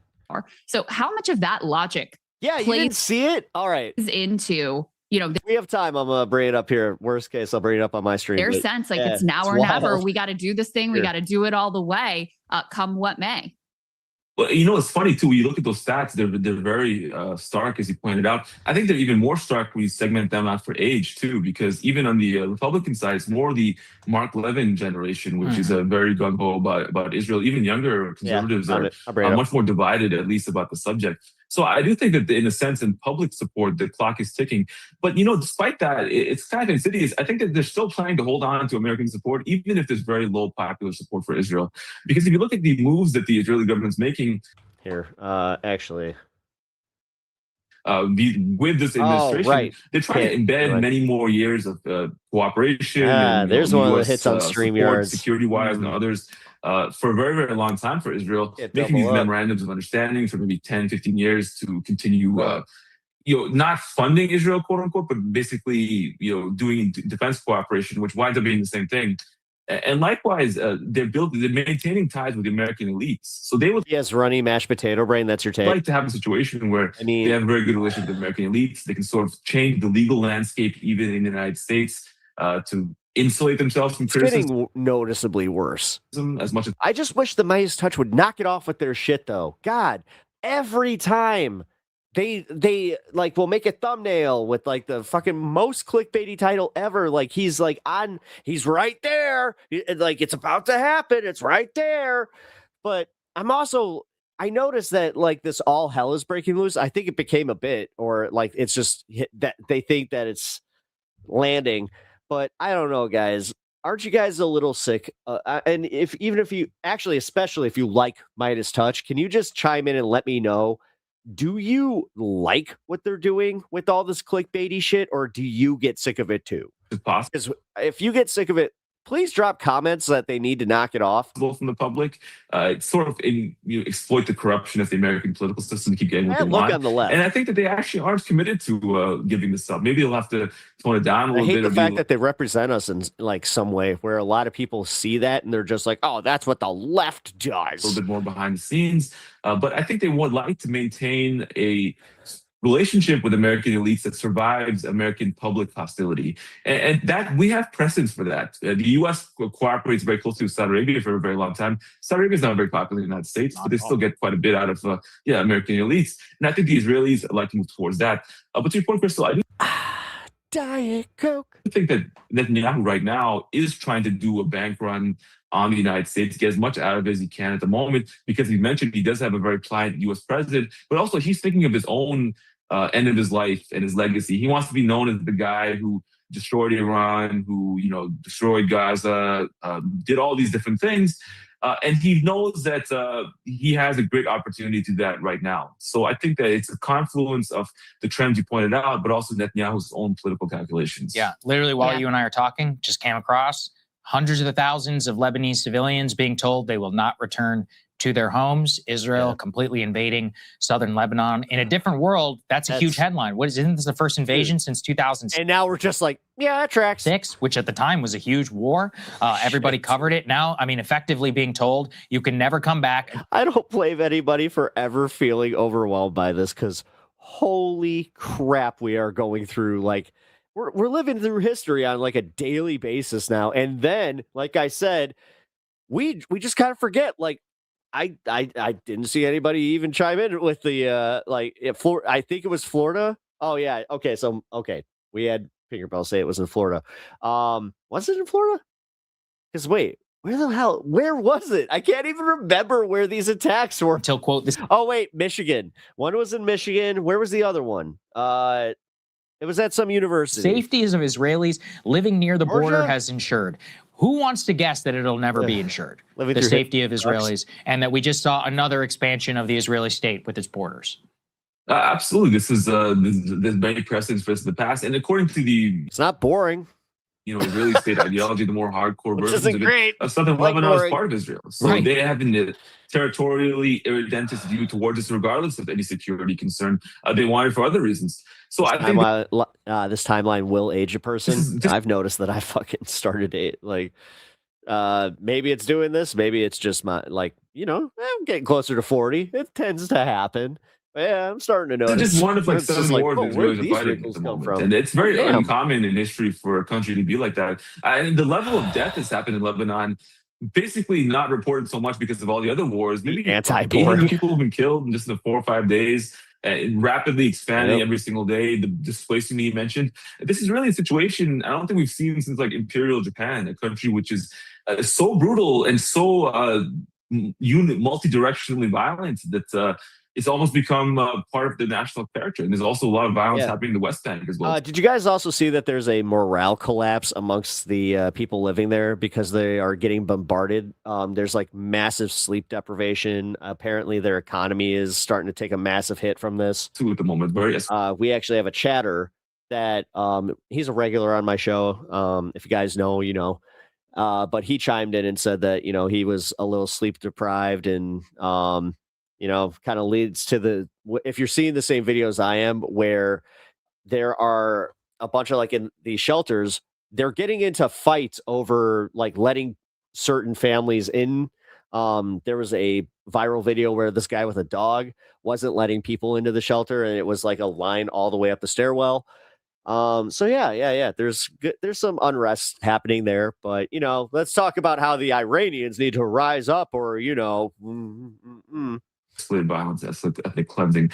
So that's not very Brian's popular. okay. Yeah. Most people in the world, and people just recoil against that. That troll called you 24. We'll never forget that. Even countries in Europe, which officially supports Israel very strongly. Hey, 24. If you look at public opinion, it's soured quite a bit and very rapidly.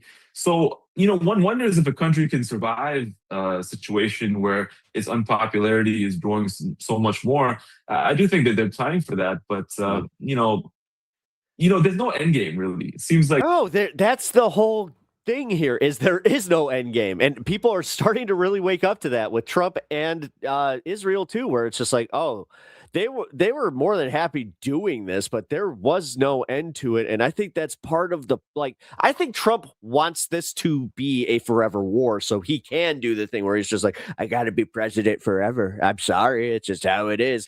But he also can't handle how unpopular this is. He realistically thought that people would rally behind the flag because people love wars. I've been told that I made the tweet that if Obama wanted, if he wanted to stay in office, he would start a war with Iran. Like they would have wars that are going to be going on for many, many years. And I do think at some point there are questions of how that can be sustained absent, ongoing high levels of political support. Don't see it ending. But like I said, I could be wrong because it is that unpopular, and if it tanks the markets, that is which one matters to him more. I honestly don't know. Him remaining president forever or the markets. Well, thank you so much for. Go ahead. If the markets collapse and all his friends hate him, then what? One last for you. Let's put C7 up on the screen. This footage is just unbelievable of a drone that has pierced a U.S. base, and you can see it, just flying around at will. Going wherever it wants to go. And ultimately, we can continue keeping this up on the screen. Ultimately, it hones in on a target and goes in here and causes some level of damage. And we know that U.S. bases around the region have been damaged. There is a good chance that this effectively ends the U.S. as the global superpower, as the, invincible hegemon of the world. How does Israel view that possibility? Is that a problem for them because U.S. is such a benefactor for them? Is that a plus for them because we are one of their rivals for influence throughout the region? How do you think that they view that possibility? I'll say two things, and I want to comment very quickly on that video too. I was very frightened when I saw that video because that video reminded me of many, many videos I've seen like this from the Ukraine-Russia war. That's a fiber optic drone. So it's a drone that it's very difficult to jam and so forth. And, we've seen so many videos of Russian soldiers running for their lives and being killed by these drones in the last moments of their life. That's the idea that he got from Zelensky with no elections while they were at war. Yeah. And now these drones are disseminating around the world. And the U.S. is in this war now in Iraq and Iran, all these places because of the attack on Iran. That's, I don't want to see images of American soldiers running from these drones. It's horrifying. Those videos are very, very devastating. Yeah, so I think that expanded, what that showed in that video is a very, very chilling sort of escalation of the conflict in terms of the way the technology is diffusing. Secondly, again, if U.S. intelligence had their way, we would have never seen that. Your point there, Crystal. What's happening right now is completely anathema to conventional views of maintaining American interests abroad. There's a theory in foreign relations that the ideal view for America abroad is to engage in a strategy of offshore balancing. And offshore balancing means that, you don't let any other country become the hegemon in its region. You keep a balance between them because if they're a hegemon, then they can start undermining our interests. What we're doing in Israel is something totally different from that. We're creating an Israeli hegemon. We are destroying all their enemies over years. And if you look at the last several decades, pretty much all of them have either been heavily suppressed or totally destroyed. And Iran is really the last one. So if you destroy Iran, you've created an Israeli superpower, basically. Israel is the military superpower of the region. It's a tremendous shift in what it was maybe when it started. It was a very small, kind of nascent country with U.S. support to become a superpower. So you've created a potential competitor to America in the future. Someone who could stop American interests. A country which is not very popular with Americans as well, too. That you're creating a potential enemy, someone who's also embedded in your own systems and surveillance in a very strong way. This is completely against American interests. Leave aside all the moral judgments and so forth about it. creating another rival or potential rival superpower or regional power has never been an American policy before. The right thing to do is to balance Israel against its other neighbors and create sort of a stasis that the Americans can be at top of and be the interlocutor for and so forth. What's happening right now is very injurious. And if you have a situation maybe 20 years down the road, 30 years down the road, where American views of Israel have soured a lot, but because all Israel's enemies have been destroyed by America, it's extremely powerful. They can do that to stop our own interests in the region and abroad. They can use it to threaten people in America. It's not an outlandish scenario. And Israel, despite everything, is not a treaty ally of the United States. And the reason they're not a treaty ally is if they're an ally, they'd have to support us if we had a problem. They didn't want to have that reciprocal relationship. It's a very one-way sponsorship relationship. So I think that, this disruption of Iran, potentially the degradation of Iran and everything that may happen going forward, this is something which is tremendously injurious to American interests. And it's against the basic philosophy of American foreign policy as it's been constructed for centuries. Yes, you're right. Very interesting. Thank you very much, sir. Appreciate you. Thanks, guys. Holy shit. Hey. Dude. Follow Breaking Points if you don't already, by the way. Breaking Points is actually, I got to give them some credit. They're one of the better things on the internet right now as far as getting this type of information. Also, as much as I dislike Sagar, and sometimes have disagreements with Crystal, they're pretty good at what they do. All right, guys, here I'm gonna bring up this Donald Trump faux pas, President Newsom. God, I can't believe he did this. All right, here, I'll just keep myself small for here. Gavin Newsom with a low IQ person, because Gavin Newsom has admitted that he has learning disabilities. Honestly, I'm all for people with learning disabilities, but not for my president. I think a president should not have learning disabilities. The president of the United States. Here we go.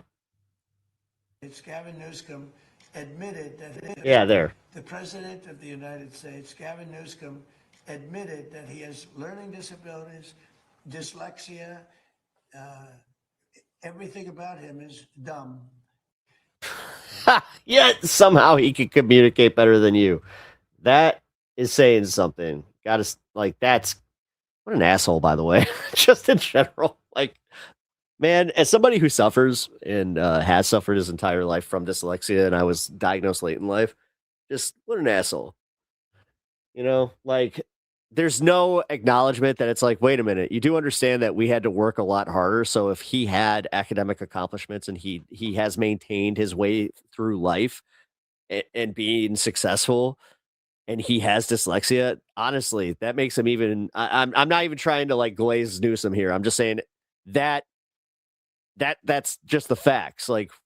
I'm not trying to say I'm better than you, but I am just saying I had to work harder just to do what was easy and normal for everybody else. So, little credit would be nice instead of having an asshole president that's just oh, so you had a learning disability? All right, you're a dumb guy. You suck. It's just, cool. Thanks, Dementia Don at it again. Needs to be in memory care. Yep. Man, there are days where I want to laugh because sometimes it comes off as funny. Any other time it would be funny. If it wasn't so serious, we're at war and this is the guy who's in charge. And then he has a cabinet that is even more incoherent than him, which don't know how you do that, but here we are. Oh, man. Not trying to be dour here, but God, every once in a while, it is just a lot. So, if you guys have elections in your state, can I just say, not sure where y'all are from. Some of y'all I do, but if you have an election coming up, please read up on your candidates. Please try to go to the polls as informed as possible. And vote, because I never thought I'd have to say this. And I'm not even joking. You don't know if this is the last time. I thought about that yesterday, where like that could have been the last time that I cast my ballot the way that I did, where it's just, yeah, they match up your signature and all that. Because yes, the filibuster is happening on the SAVE Act, which I do have a feeling the Dems will keep it going. Now, whether they keep it going till November, that's a whole nother story. I think they could, though, because again, you take shifts between 48 people, you could theoretically get it done and also use it as a platform. Like, honestly, that's free publicity right there for the Democrats. And this sucks that the Democrats are so unpopular right now and they don't recognize it, and they don't recognize why. They refuse to abandon AIPAC. They refuse to abandon Hakeem Jeffries and Chuck Schumer. They just refuse to stand up, and I hope they get burned by it. This is why I voted for Kat. This is why I did it. That's why I sucked up my pride and just did it. And I hope you understand that I legitimately think that Mike Simmons is the better candidate for me. If you guys don't know who Mike Simmons is, he is a state senator in Illinois who has a very good voting record. He has tabled a whole bunch of bills that have helped me personally, as far as like having a bunch of economic protections. He tabled a bill that really helped with medical exemptions. It's just, yeah, it sucks, but I want the more progressive candidate to win. And if she, like I said, truly is who she claims to be, which I hate that I have to worry about this, but we're in the 11th. Well, we're in the 12th hour where it's today. But man, I hope she doesn't Fetterman this. Simmons was better, but I get that Kat was the pragmatic vote. It was, because I looked at the polling right before I went in. It hadn't changed. 6%. And again, man, I would love to be able to go to him and just be like, I voted for you, but I'm going to be honest with him. I'm going to try and have an interview with him still. I'm still trying to get Kat even, but we'll see. Might burn that bridge. It's okay. But no, actually, because if she wins, then she owes me even more.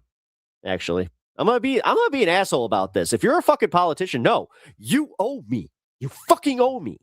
You owe me your time and explanations for everything when I am a fucking when you are a candidate, or even just even if she wins the fucking the seat, then yeah, she owes me even more. So fuck it. I'm gonna be that guy. Man. I hope I don't come across too catty. But one last time, guys, because this is after today, we don't get to see the pile anymore. Because this is the last of it. This is how much they wanted my vote. I hope you understand that the Illinois 9th was not just like 2 or 3 people running for the seat and just, we just went with the more progressive candidate. No, there were 15 people running. I know I was saying 16, but apparently that guy, he had dropped out by November. So come on. I guess you could technically say there were 16 at one point, but there were 15. And that's what's just crazy to me. Like the fact that after all that, like I kind of feel like a chump. I'm going to admit it, where I backed down. It really did. And honestly, it kind of depends on how her campaign reacts to some of this. So, but I know I'm not that important. I'm just a constituent of the Illinois 9th that would love to know who I voted for. So, oh, hey, look at that. Perfect time to start wrapping up here. All right, folks. Well, if you guys have enjoyed this program and you are not already subbed to this space, please do so, because it helps every single one of us, and we want to see this space grow. Please share the stream wherever you can. Promote us, promote the project. I think that this is one of the best projects online. This is why I put as much time as I do into it. I truly believe in this, and I want to see it grow and succeed. Thank you for everybody that has supported this space and PEPAGANDA. I appreciate you guys. Also, If you guys have not already followed on YouTube, please go over to my YouTube. It is listed in the comments here. Pep Talks TV. And then Pep Talks TV on Twitch. Also, Pep Talks TV on X. If you guys are still on Twitter, please follow, because, oh, man, I hate that I'm there. And I got to use it occasionally. So it's nice when I at least have, I'm amongst friends. So with that being said, I do appreciate you guys all being here for PEPAGANDA. I will see you guys for Primetime PEPAGANDA tomorrow. Special show, special coverage. So look out for it. Peace. Who the heck is Pep Talks? I'm not gay, but I fantasize about Marco Rubio. Pep Talks. Pep Talks.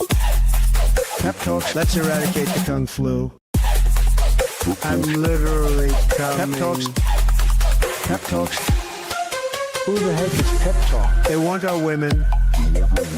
They want our children. Pep Talk. Sometimes no means yes. Grab them by the pep talk. Grab them by the Marco Rubio. Obama is a racist. Pep Talk. I'm literally coming. I'm literally coming. Pep Talks. We found weapons of mass destruction. My fellow Americans, it has been confirmed today from Pep Talks that we are indeed all high on politics.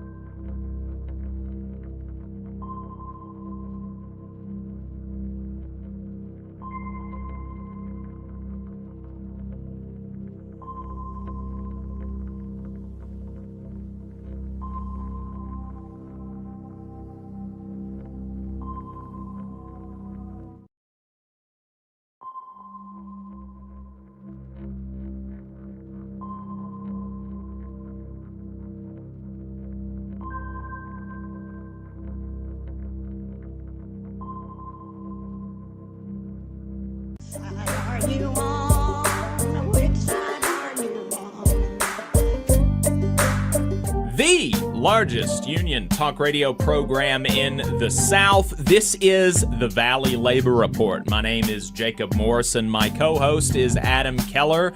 You can leave us a voicemail at any time throughout the week. That phone number is 844-899-TVLR. That is 844-899-8857. You can also leave us a written note at any time throughout the week, and we might respond to it on the next program. We got somebody in the chat saying that they just finished my night shift just in time. Yeah. Well, hopefully you'll be able to get some rest here soon. I just came back from Kegs and Eggs downtown Huntsville. I don't know if anybody listening was there, but had a good time. Obviously did not partake too much so that I could still do the show, but I had a good time. And next year, I enjoyed it so much that next year I might just take the day off and spend the morning there. Yeah, so we have on the line Andrea Alvarez, really excited for this conversation. She is a member of the Huntsville City School Board. Andrea, welcome back to the show. Thanks for having me. Really excited to talk to you. You have been in office now for about 4 years. I don't think you're running for re-election, and so just to start off, before we talk about anything specific, I'm curious about kind of general takeaways from having been in office at the school board for 4 years now, and what are some of your main takeaways from your time in office? That's actually a big bite to accomplish this morning so early. But no, I guess the main thing that I take away is that it's a lot heavier than I thought it would be. Mm-hmm. So it does take a toll on you when you're this close, when you're a local rep and you're seeing the actual faces every day. It does make a difference. Yeah, absolutely. You're seeing what you impact, you're seeing what you fail, you're seeing it daily. So it's heavy. So moving into some of the more specific stuff. I mean, school choice has been something that we've been trying to track pretty closely. Just from a good public policy perspective, is Adam has a kid in public schools in Alabama, and I'm a product of Alabama's public schools, the county schools in Madison, and it just seems so bad. But I'm curious from the Huntsville City School Board perspective, what has been the impact on the Choose Act, and what are you anticipating if it goes universal, as some people are wanting to try to do this session? So the impact is the unknowns. So, when Governor Ivey, who used to be an educator, submits a budget to the legislature and says, this is what my priorities are, and then they slash it, and part of that slashing is to pay for the Choose Act. I mean, you have to understand that it does impact us. What we need to do is stop that from happening. We're creating a class system. We're acting like parents know best, which maybe they do, but how do we know? Because there's no way to test accountability. There's no transparency. That's tax dollar money that goes to a single child, their actual name, where the rest of us have to have a bucket of money that we take everybody's needs and prioritize. So it's like we either need to give $7,000 to every single student, and then on top of that, provide the needs of the kids that need more, or we need to not fund private schools. So it's just that we just are throwing money away, but also not doing it fairly to parents like me. Like, why do my kids have to take standardized tests to prove that taxpayer money is getting used right? But a private school parent doesn't have to do that. So it's like we only trust parents when it's not public school. Like, that makes zero sense. The lack of transparency and accountability for private schools really is an underappreciated facet of school choice, I think, because the immediate assumption of kind of lay people, I think, which I think is wrong, is that private schools deliver a better product than public schools on the whole. Right. And, there are no doubt some private schools that do a really good job, but the dirty secret about these school choice bills are that the private schools that do a really good job are already full, and they're not going to take any or many more students as a result of these school choice bills. All that the school choice bills are going to do is subsidize the rich parents who are already sending their kids to these schools, and the people that are going to be pulled out of the public school system are not going to be going to those fancy smancy, really nice private schools. They're going to be going to Bubba's Bible School in a strip mall and learning about 6-day creation and not knowing anything about science or mathematics, because there's no accountability. I mean, am I off base here? No, you are 100% accurate. And if you ask any elementary school teacher in Huntsville City Schools, they will say that when a parent brings their child back from some of these schools, they're 1 to 2 years behind. And that might not be truly behind, but they're behind the state standards, which is what we are held to, which private schools are not. So when the state says you need to do X by 4th grade and private schools aren't doing that, it is our responsibility to make sure they're doing X by 4th grade. Right. And that's what people don't understand is we then have to remediate these kids, which takes extra resources, extra time, extra stress. And by the way, if they were in a Choose Act voucher the year before, we don't get funding for them the next year. So like if the kids are not in our school system this year and they come to us next year, there is zero funding for them. That $7,000 does not follow them back to our school for a whole nother year. Wow. And so that's what people don't understand is we are not funded the same way the Choose Act is funded. They get current year numbers and money. We get last year's numbers.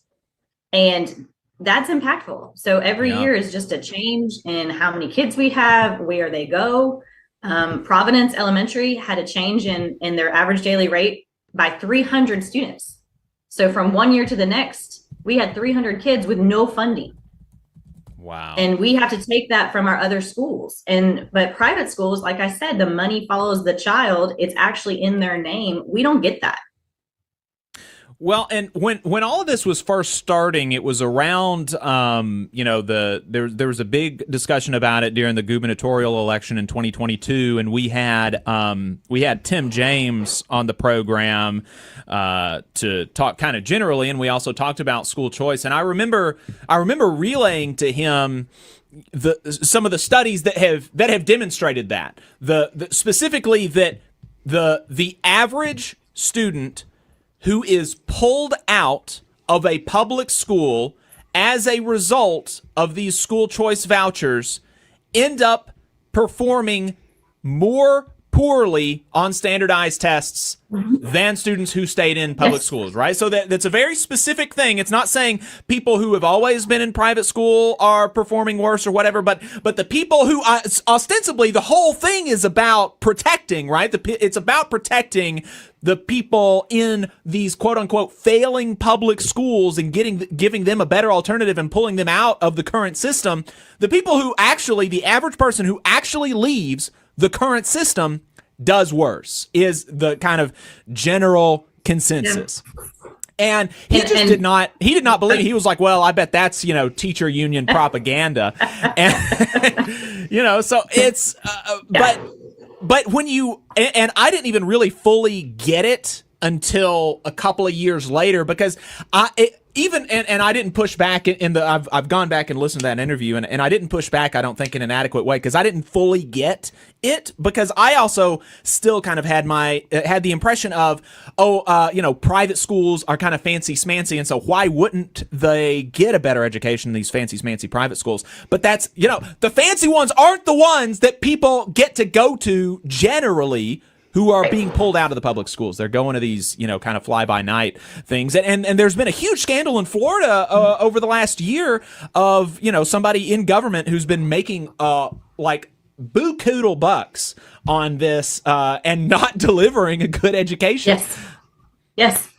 And that's what we're going to see. And unfortunately, it's already happened. I mean, there was a school that stood up for special needs kids in Huntsville, and it was great. And the parents felt heard, and the program seemed like they were working, but then they just shut down and embezzled all the money. So just imagine when you start getting Choose Act money, how many pop-up schools are going to start happening to where that's just going to be rampant.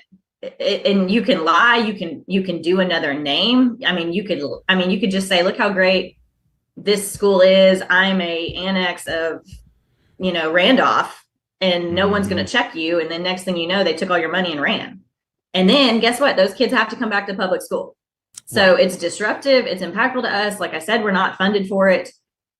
It's just a nightmare. But what people really don't understand is that private school teachers do not have to be certified. So my argument is, why does the state of Alabama think that there's value in a teacher having a teaching degree and a teacher passing the praxis because it's an effective educator, but at a private school, they don't have to? So when you talk to a lot of lawmakers about, by virtue of your position, you kind of have that's part of your job is, administrator of Huntsville City Schools, but also kind of like a lobbyist, an advocate for Huntsville City Schools. And so you talk to these people.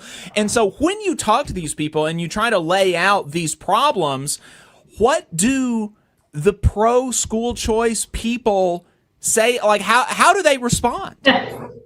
So my favorite is Alabama Policy Institute, because they say the transparency and accountability is there because the parents know best.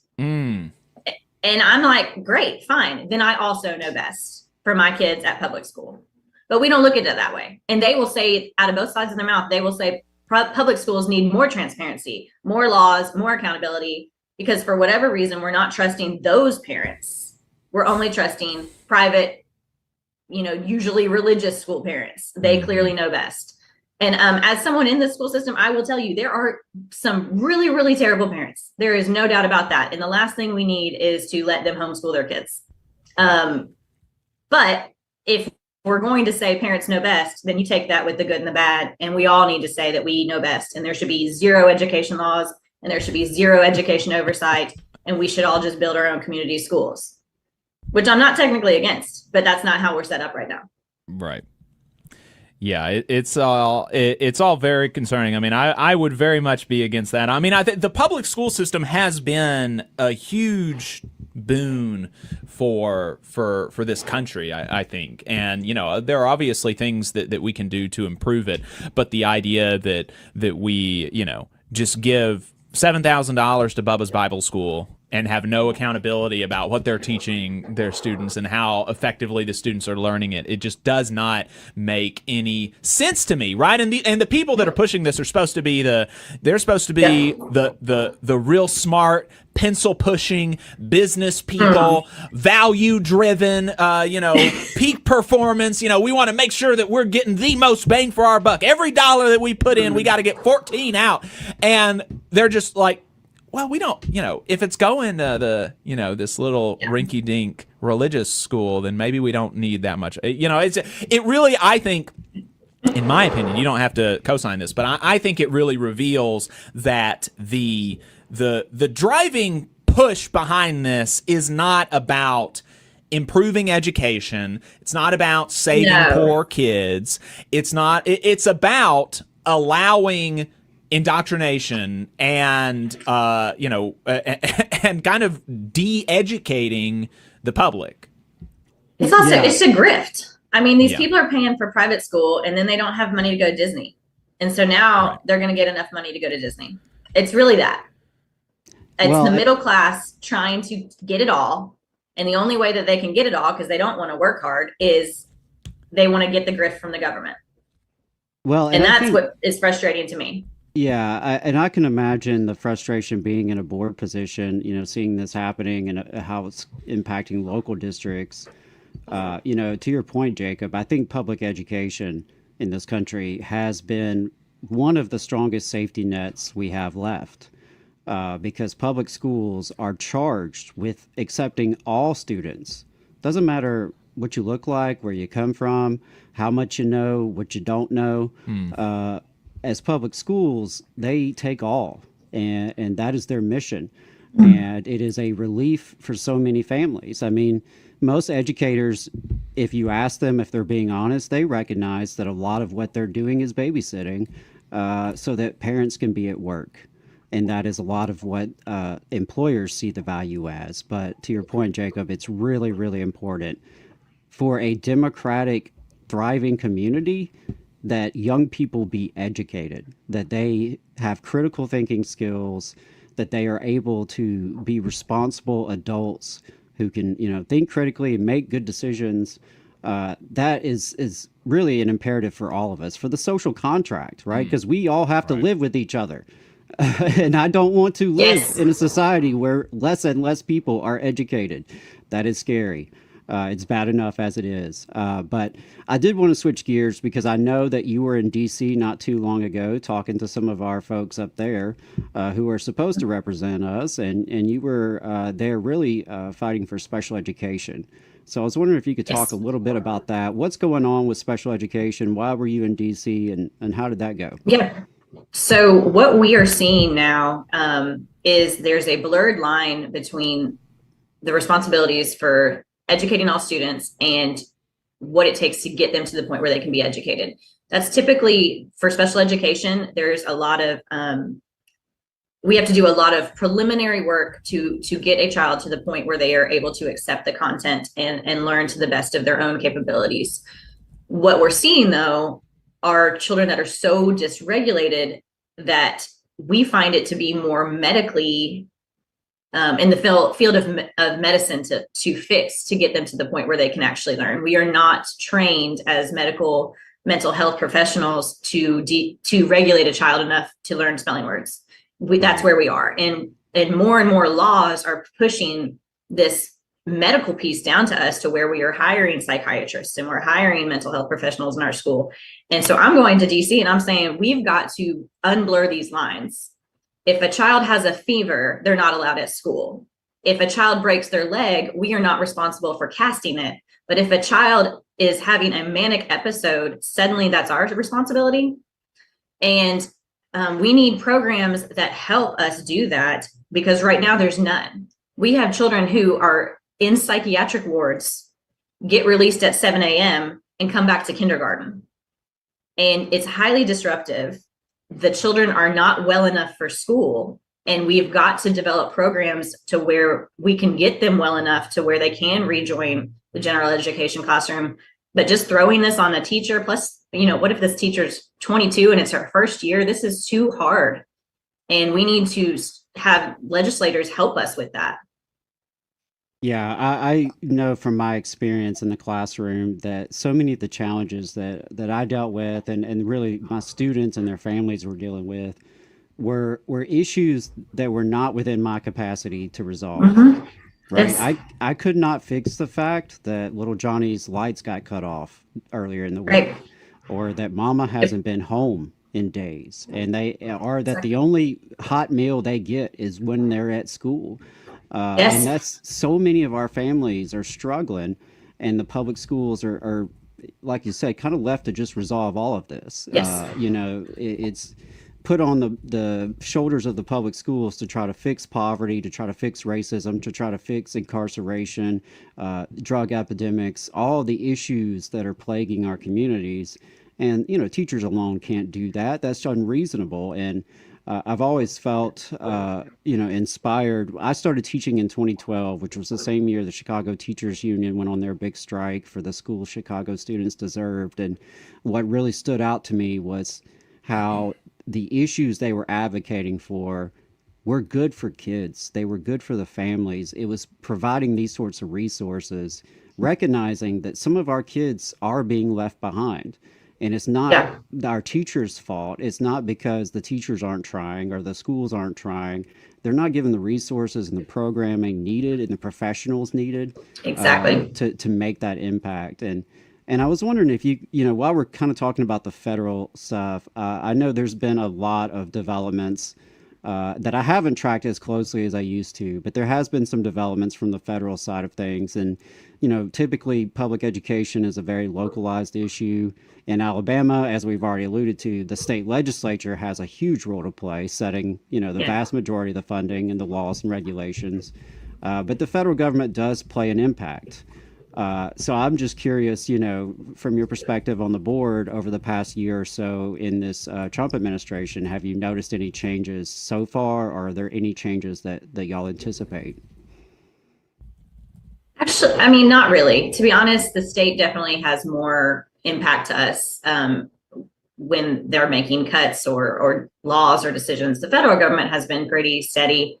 And even if the Department of Education is disbanded, there may be issues with like civil rights, determinations or advocacy at that level. But when you're a school system like ours that is really, really on top of that stuff, we don't see any impacts. If there's one thing we understand, it's civil rights.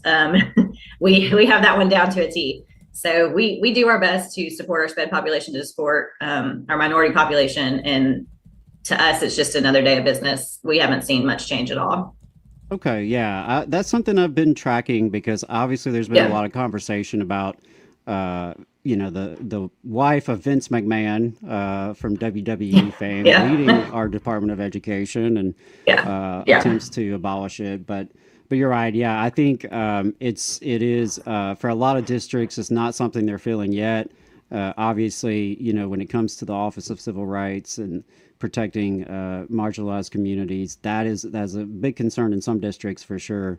And I guess the last thing I wanted to touch on, which I didn't share with you in advance, so feel free to dodge this one if you want to, but I have noticed that the right-wing media in Alabama seems to have a grudge against you. I have noticed some of our friends at 1819 News and the like, even Jacob's good buddy Dale Jackson, they seem to have an interest in your career. So I'm just wondering, what has that been like to get some of that targeting from the right? And what do you make of it? So what cracks me up I'm the type of person, I'll say it and I own it, and I'll get a megaphone and say it again. There's hardly ever a time that I've ever regretted something I said. So when they like try to repost it like it's something bad, I just laugh. I mean, it actually brings me great joy, because thank you for giving me more of an audience. This is what I say is true. I'm the one who is in this, seeing it, seeing the flaws, seeing the flawed logic. When you have people who aren't even involved in public school thinking that they can write an article about public school, I'm going to call you out. But no, they've hated me for a long time. And they still, I think what they hate the most about me is that I continuously point out that they have zero conservative values, because if they were true conservatives, they would never advocate for a single law to be passed.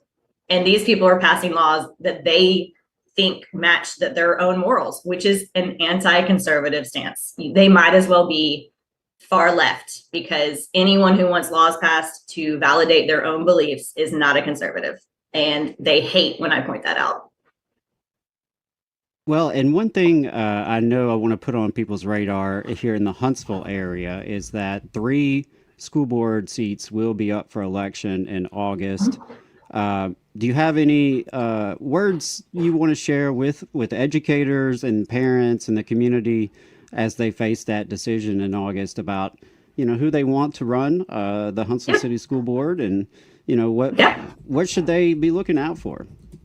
So I'll say they need to be looking out for city council.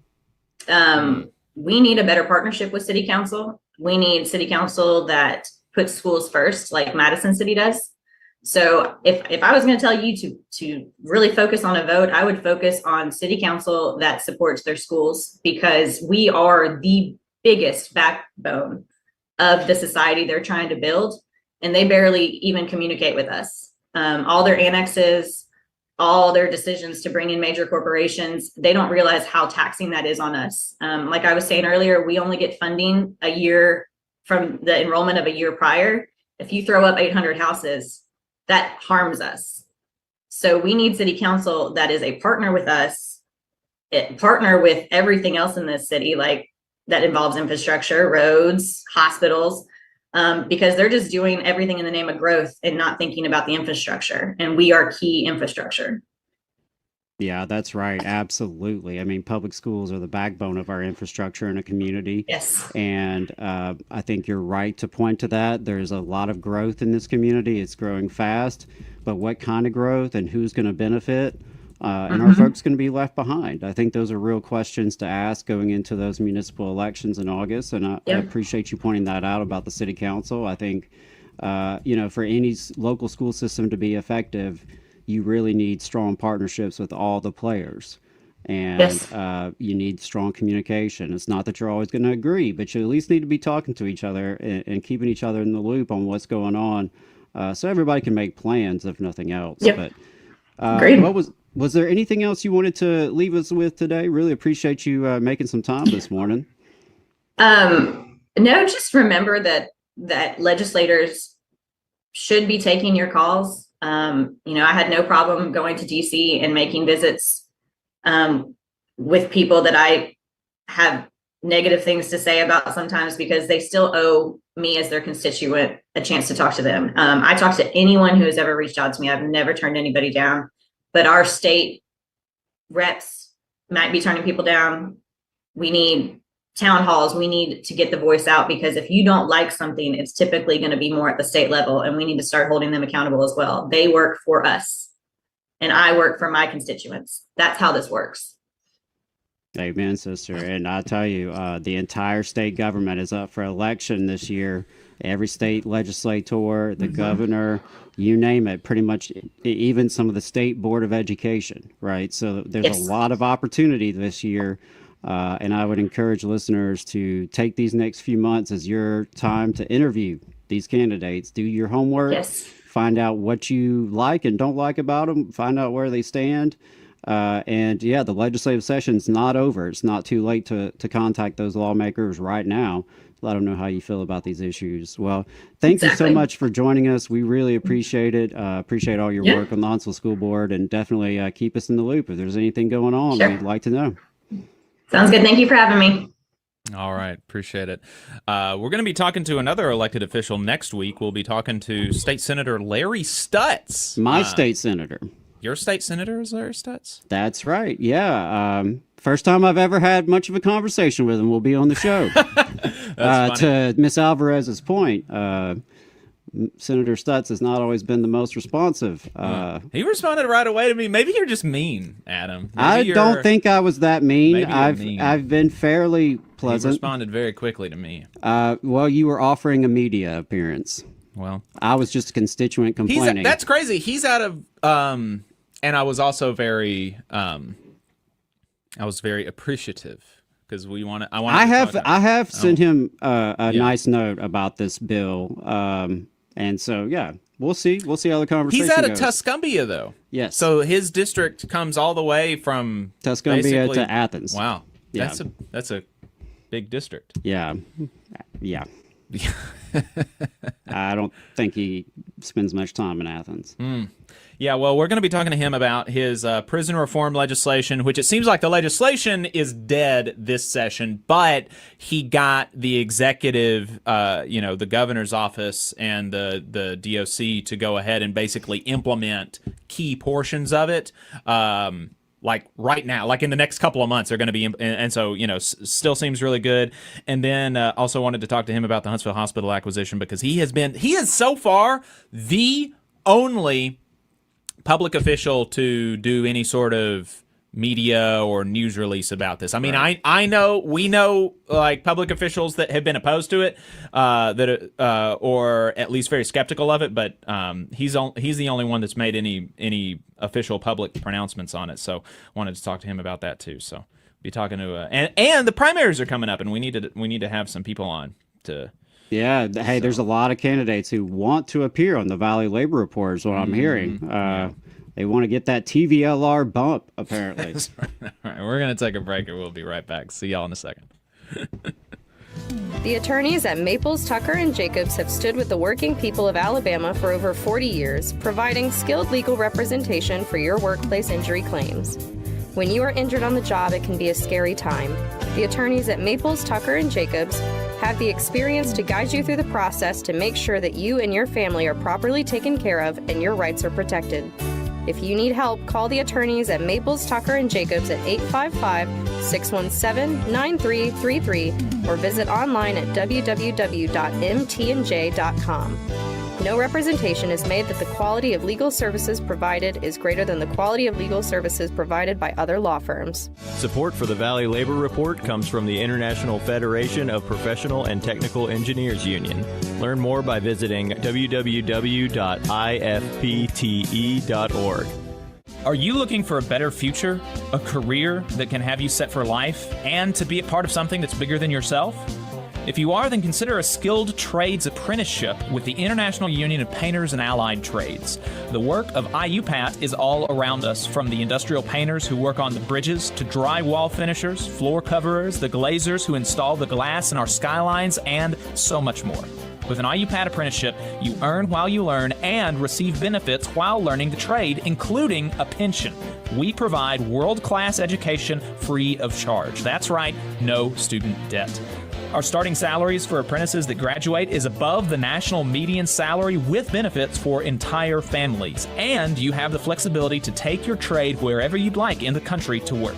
IUPAT District Council 77 covers our entire region, so give Adam Booth a call at 205-603-3142 for more information. Again, that phone number is 205-603-3142. Come build a better future with us today and join IUPAT.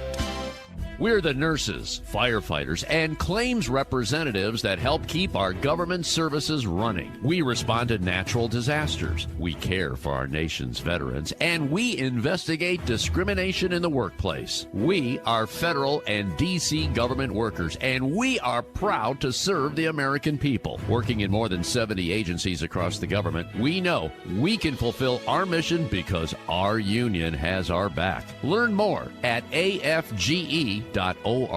Paid for by the American Federation of Government Employees, AFL-CIO. Since 1889, the National Association of Letter Carriers has protected the rights of city carriers as they deliver the mail and offer support for their community. The Alabama State Association of Letter Carriers makes their legislative voices heard when it comes to issues involving the U.S. Postal Service and the working members of the union. The National Association of Letter Carriers has been longtime supporters of the Muscular Dystrophy Association and the Stamp Out Hunger Food Drive. This message is sponsored by the Alabama Association of Letter Carriers. To learn more, visit NALC.org.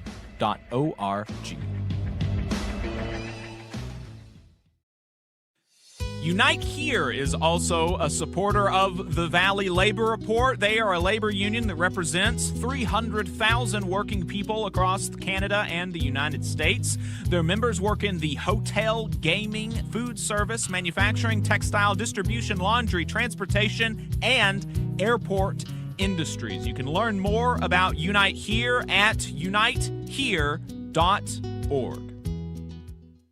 Come on, you poor workers, good news to you I'll tell, how the good old union has come in here to dwell.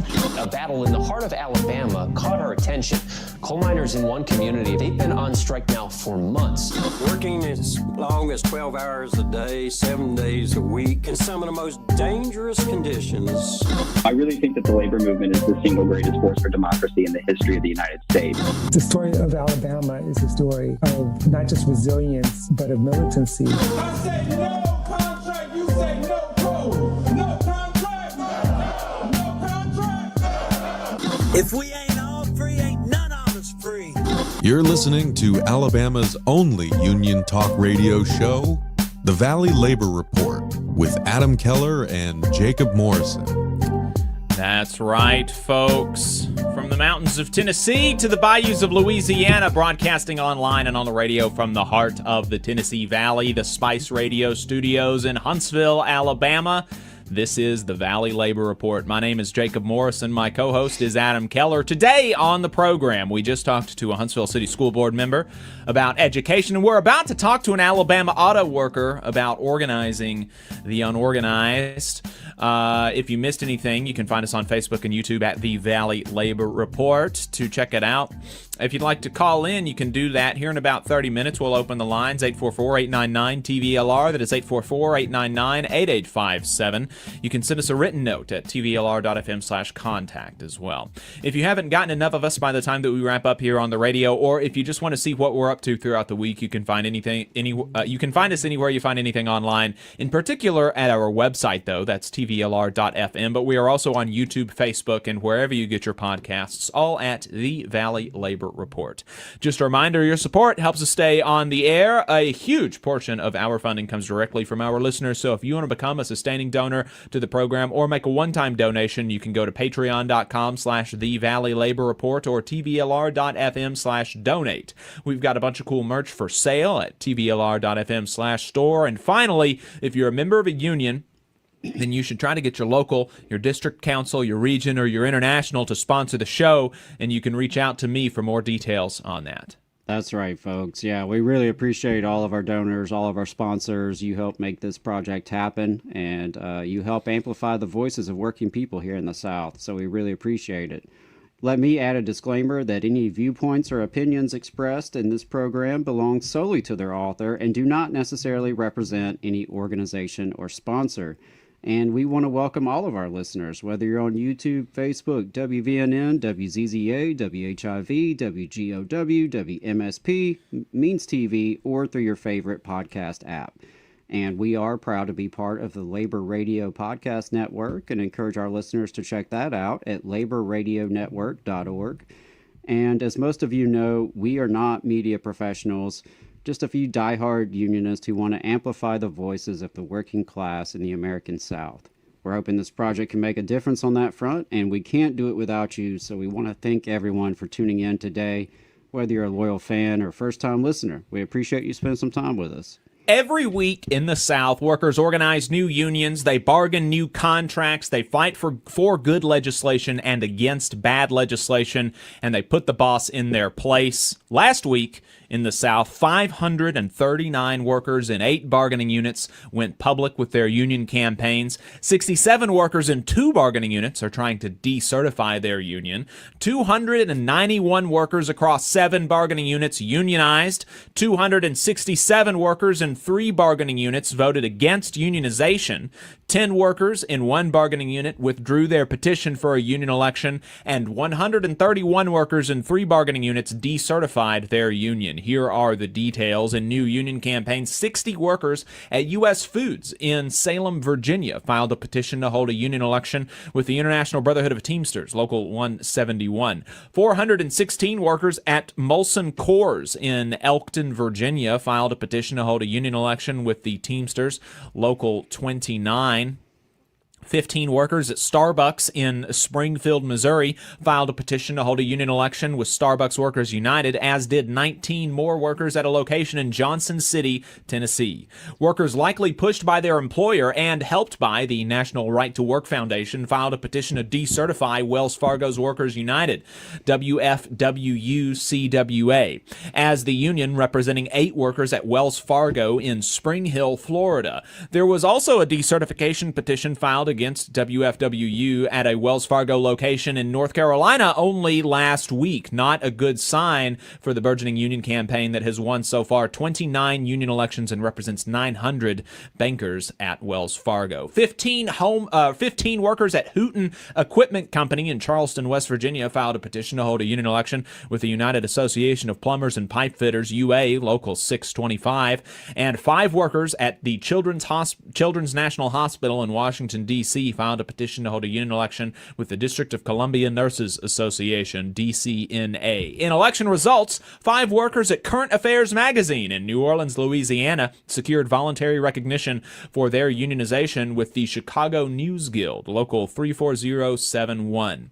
17 workers at Potawatomi Training in Shepherd Air Force Base, Kentucky, voted 12-0 in favor of unionization with the International Association of Machinists and Aerospace Workers, IAMAW. That union was on a roll last week, also winning an election among 139 workers at Weyerhaeuser NR Company in Heaters, West Virginia, by 114-14.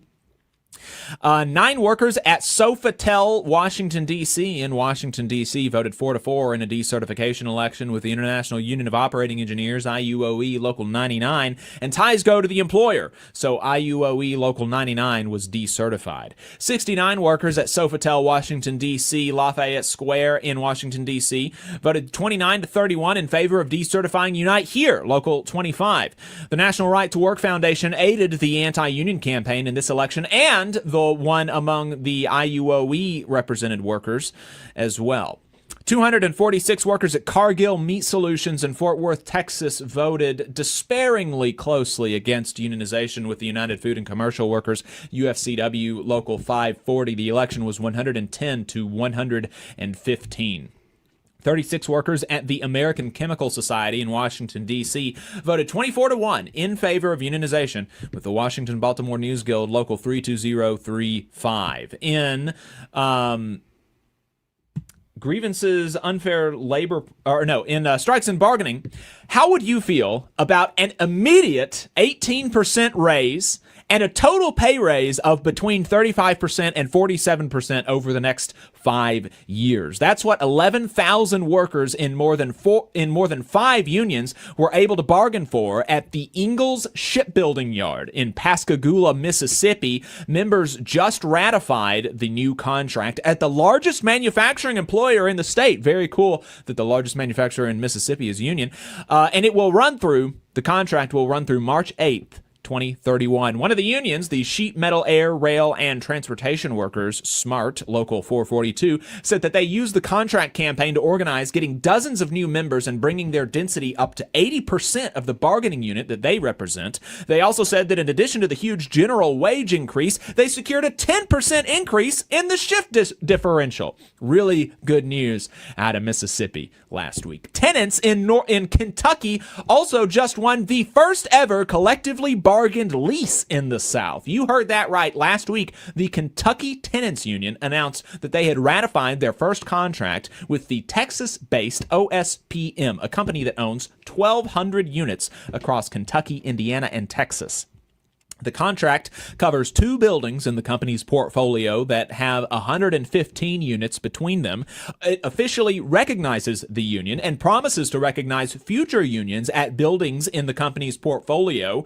And it provides a list of benefits to renters, like a 10-day grace period for rent payments and a schedule for major repairs. Renters began organizing last year amid complaints of disrepair in their units, like mold, broken ACs, and pest infestations. A few weeks ago, Ford announced that it would be laying off 1,600 workers at Bossk in Kentucky, ending the planned EV battery production plant. The company said that they would still use the facilities, however, but now they are going to be producing grid batteries instead of EV batteries. Workers there had voted to unionize with the United Auto Workers, and the UAW argues that the representation should follow workers to the grid battery plant and that Bossk workers should get the first pick of the jobs. But Ford sees this as an opportunity to get rid of the union and is arguing the same at the National Labor Relations Board. They also again laid off all 1,600 workers that were previously working there, and those workers are going to have to reapply to work at the grid plant. The New York Times sent reporters to the town a couple of weeks ago where the plant resides, and surprisingly few people blamed Trump for the loss of jobs, even though his clawing back of incentives is directly responsible for their loss of employment. A new study tries to answer a question similar to this one: why didn't Biden get credit for the jobs that the Inflation Reduction Act created? They found that, quote, people closer to new renewable energy and green manufacturing facilities are more likely to notice these investments, but are not more likely to credit the Biden administration. Instead, the public sees governors as most responsible, in part because, quote, governors more frequently claim credit than the White House, and companies spread recognition broadly across political actors. They argue further that, quote, for policies to affect politics, voters need to be able to trace them back to the responsible political actors, which is challenging in a complex information environment. Green spending channeled through private firms alone is unlikely to build ground-up coalitions for climate policy. My opinion is that this is a convincing argument for public ownership and production. In political and legislative updates, Florida's anti-worker Republicans just passed another anti-union bill last week, building on the one that passed 3 years ago under a bill that quickly moved through both houses of the legislature and now heads to the governor's desk. Public sector unions will continue to have to recertify their union every year if their membership falls below 60%, but they must, in an election, now secure votes from at least 26% of the bargaining unit rather than a simple majority of those who vote. Many elected officials don't meet that threshold in their own elections due to low turnout, but they want unions to do that, even though union members who went to testify against the bill in Florida's state capitol said that the body, which is charged with running elections in Florida, is not consistent in its running of those union elections, reporting that voters have not received ballots and the like. If we missed anything, let us know at tvlr.fm/contact, and we'll try to include it in next week's roundup of Southern labor news. Also, subscribe to the newsletter at tvlr.fm so that you can get the exhaustive version of Last Week in Southern Labor. There is always about twice as much as what we're able to get to on the radio. So make sure you subscribe at tvlr.fm. We have our next guest on the line. Really excited to talk to Jeremy again. Jeremy Kimbrell is an organizer with the United Auto Workers, also a fired Mercedes worker who was fired for for his union support, is what he alleges. His case is before the NLRB right now. Jeremy, welcome back to the Valley Labor Report. Thanks for taking the time. Good to be here. Really great to have you back. I know that you're a very busy guy, so we appreciate you taking the time. I wanted to talk to you because there was some news that came out last week about Mercedes and the United Auto Workers. Mercedes just agreed to a settlement with the National Labor Relations Board that the UAW has argued is insufficient. Can you tell the listeners what is in the settlement that Mercedes agreed to with the National Labor Relations Board, first off? Yeah, so they pretty much just lay out a list of what they will not do. They have, I think it's in bold 10 times down the list. We will not interfere with exercising your rights. We will not tell you you can't distribute literature in areas that's legal. We had a worker that was disciplined during the campaign. There's 4 levels of discipline, the 4th one being you're terminated. And they skipped to the 2nd level with this guy over an issue where all he did was his group leader announced some raises they were going to give us prior to our election. And after he announced that, the worker said, it's still not enough. If anybody is interested in one of them cards, I've got one in my locker. So that was a level 2 write-up, which carries a year probation. And so, the government is making him remove that from his record. And by the way, he had never been written up before in all his years. He had worked there almost 25 years. So that's in there. Also, they make them say they will not threaten to close the plant and move it to Mexico or relocate it to anywhere. They also make them say they'll not, workers won't lose wages if they decide to unionize. They won't watch them and interrogate them for handing out distribution materials.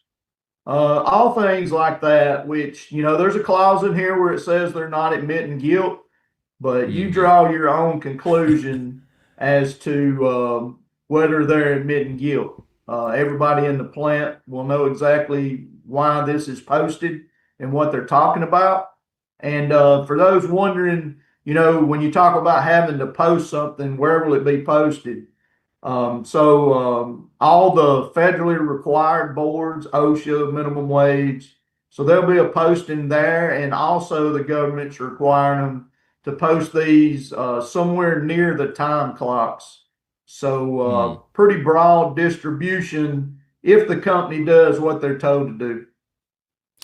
Yeah, that is. I'm glad to hear about the additional placements because those kind of government boards where people are required to put wage and hour division stuff and EEOC stuff. It's I think that a lot of people, there's so many of those notices that people can kind of glaze over and not if there's a new paper on that board it's easy to overlook that, I think. So I'm glad that there's going to be next to the time clocks just this one notice that they'll have to see. And just for the listeners, all of that is the law. They're not supposed to. It is illegal to threaten to close a plant if workers unionize. It's illegal to threaten to take away wages and benefits if workers unionize. It's illegal to surveil and interrogate workers about their union support. It's illegal to retaliate against people for their union support. And so this is, just them basically saying that we're going to follow the law. And it's the position of the UAW and your position, I think, that they did violate the law in many of those ways over the course of the election that happened 2 years ago, and that their violations of the law were really instrumental in the ultimate result of the election. Is that right? No question. I know you use the word alleged sometimes. It's like, yeah, that's like, the technically correct term. Hell, it ain't alleged. The fact that they agreed to this, in case people don't know, when there is NLRB charges filed and a board agent investigates, it takes so long to go to hearing. They investigate, try to determine if there's pretty much provable guilt, and then they recommend a settlement. And actually, in this settlement, the first thing that the government ordered was all these incidents. They were so egregious that they actually told the company they were going to recommend a revote. And then this settlement came from that recommendation. And actually, in the fall, we had a verbal agreement with a company that they would do this posting, but also because they had done a lot of the union busting at captive audience meetings, you know, requiring the whole plant to attend. So they were going to have to read this off publicly. And at first they verbally agreed. Then after the government shut down, they decided, you know, with some of the new appointments at the labor board, that they were like, well, we believe we might can get by without this. So they came back and took their agreement back. And then basically this agreement was kind of forced. I mean, the settlement was agreed to. The only thing to discuss was whether it would be read aloud or just posted. So that really is the crux of it. Also, that I didn't add, this distribution will also be sent out by either text or email to all the workers. I'm sure the company will choose email so it can go to spam, but in the language it does say text or email. And also, this is not the end of this. This settled just part of it. And later in spring, there will be another hearing to actually decide if it was so egregious that the election was tainted and that a revote is in order. So that is still that's still in line for a hearing. Okay, wow. So this settlement doesn't even settle the question of like the remedies, the total remedies for the election. And there are also individual instances of discipline that the UAW that are still live and contested, including yours, right? Yeah.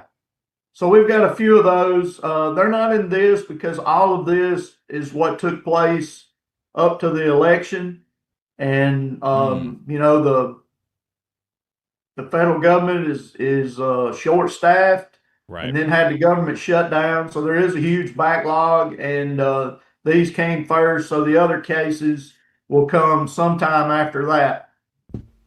You're I mean, you're not wrong at all about the way that how long this stuff takes. I mean, Matt Brunig has a piece out that came out back in January, where he talks about the average the average time that it takes to get to resolution on these cases, and it is just insane and is really indicative of the underfunding of so many of our agencies in the government right now.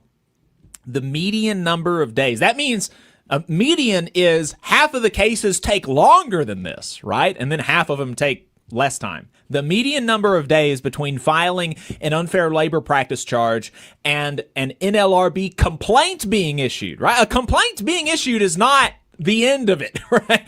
That's just the NLRB taking their first kind of official action, sort of validating an unfair or invalidating an unfair labor practice charge. That number is now up to 441 days. That is over a year just to get to the first thing. And then you have to, if you get a complaint and the employer contests it, then you got to go to an administrative law judge's decision, and the median days to get from a complaint to a law judge decision is 245. Then the median days between an ALJ decision and a board decision is 500.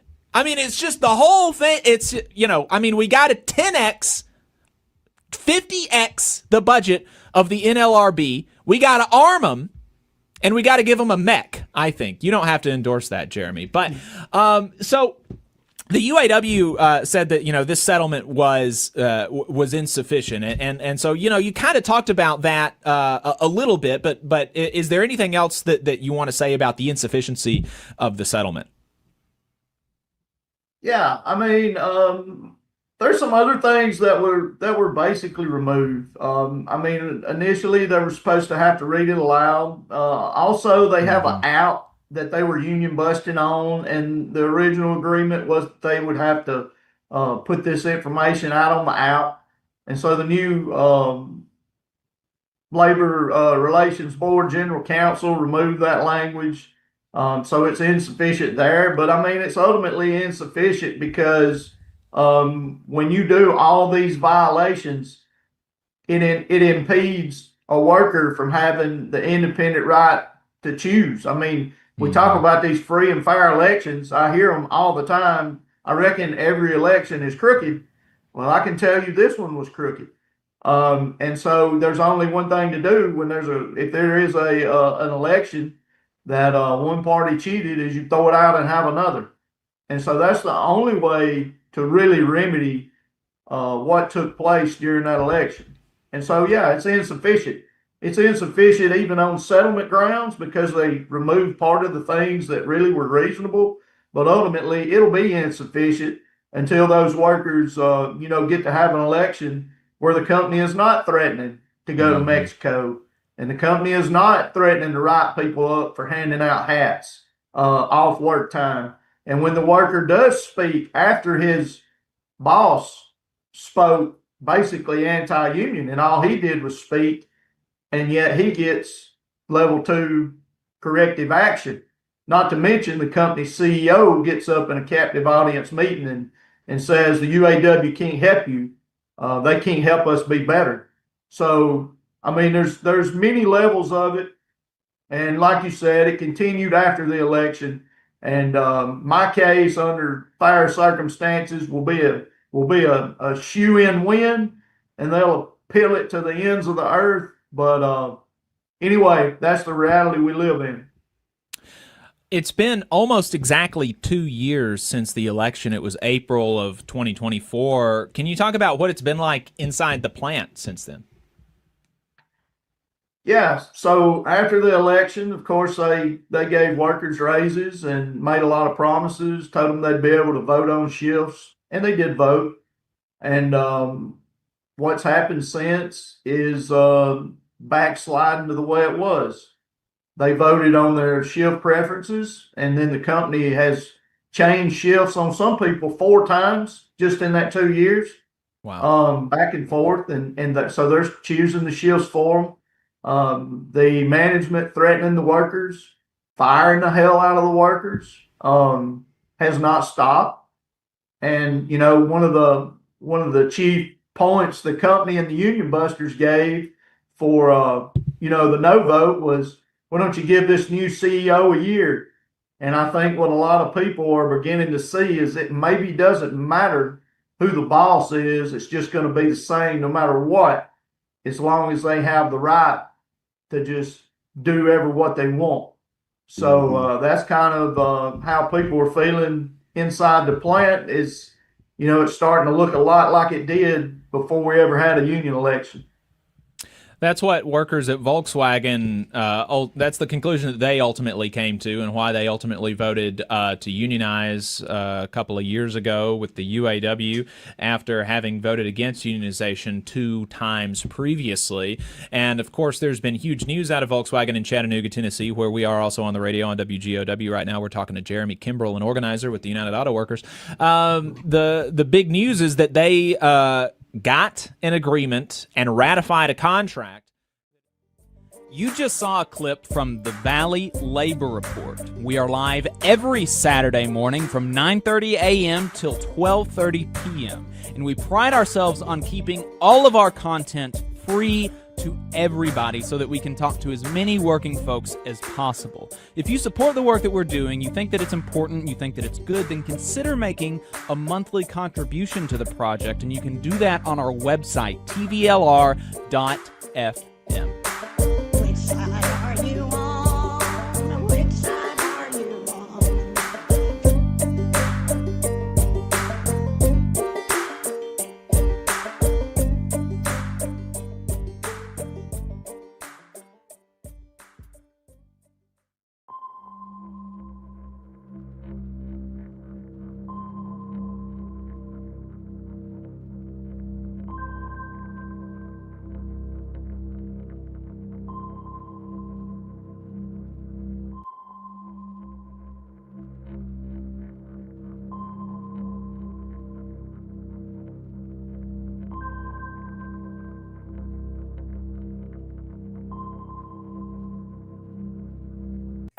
Oh,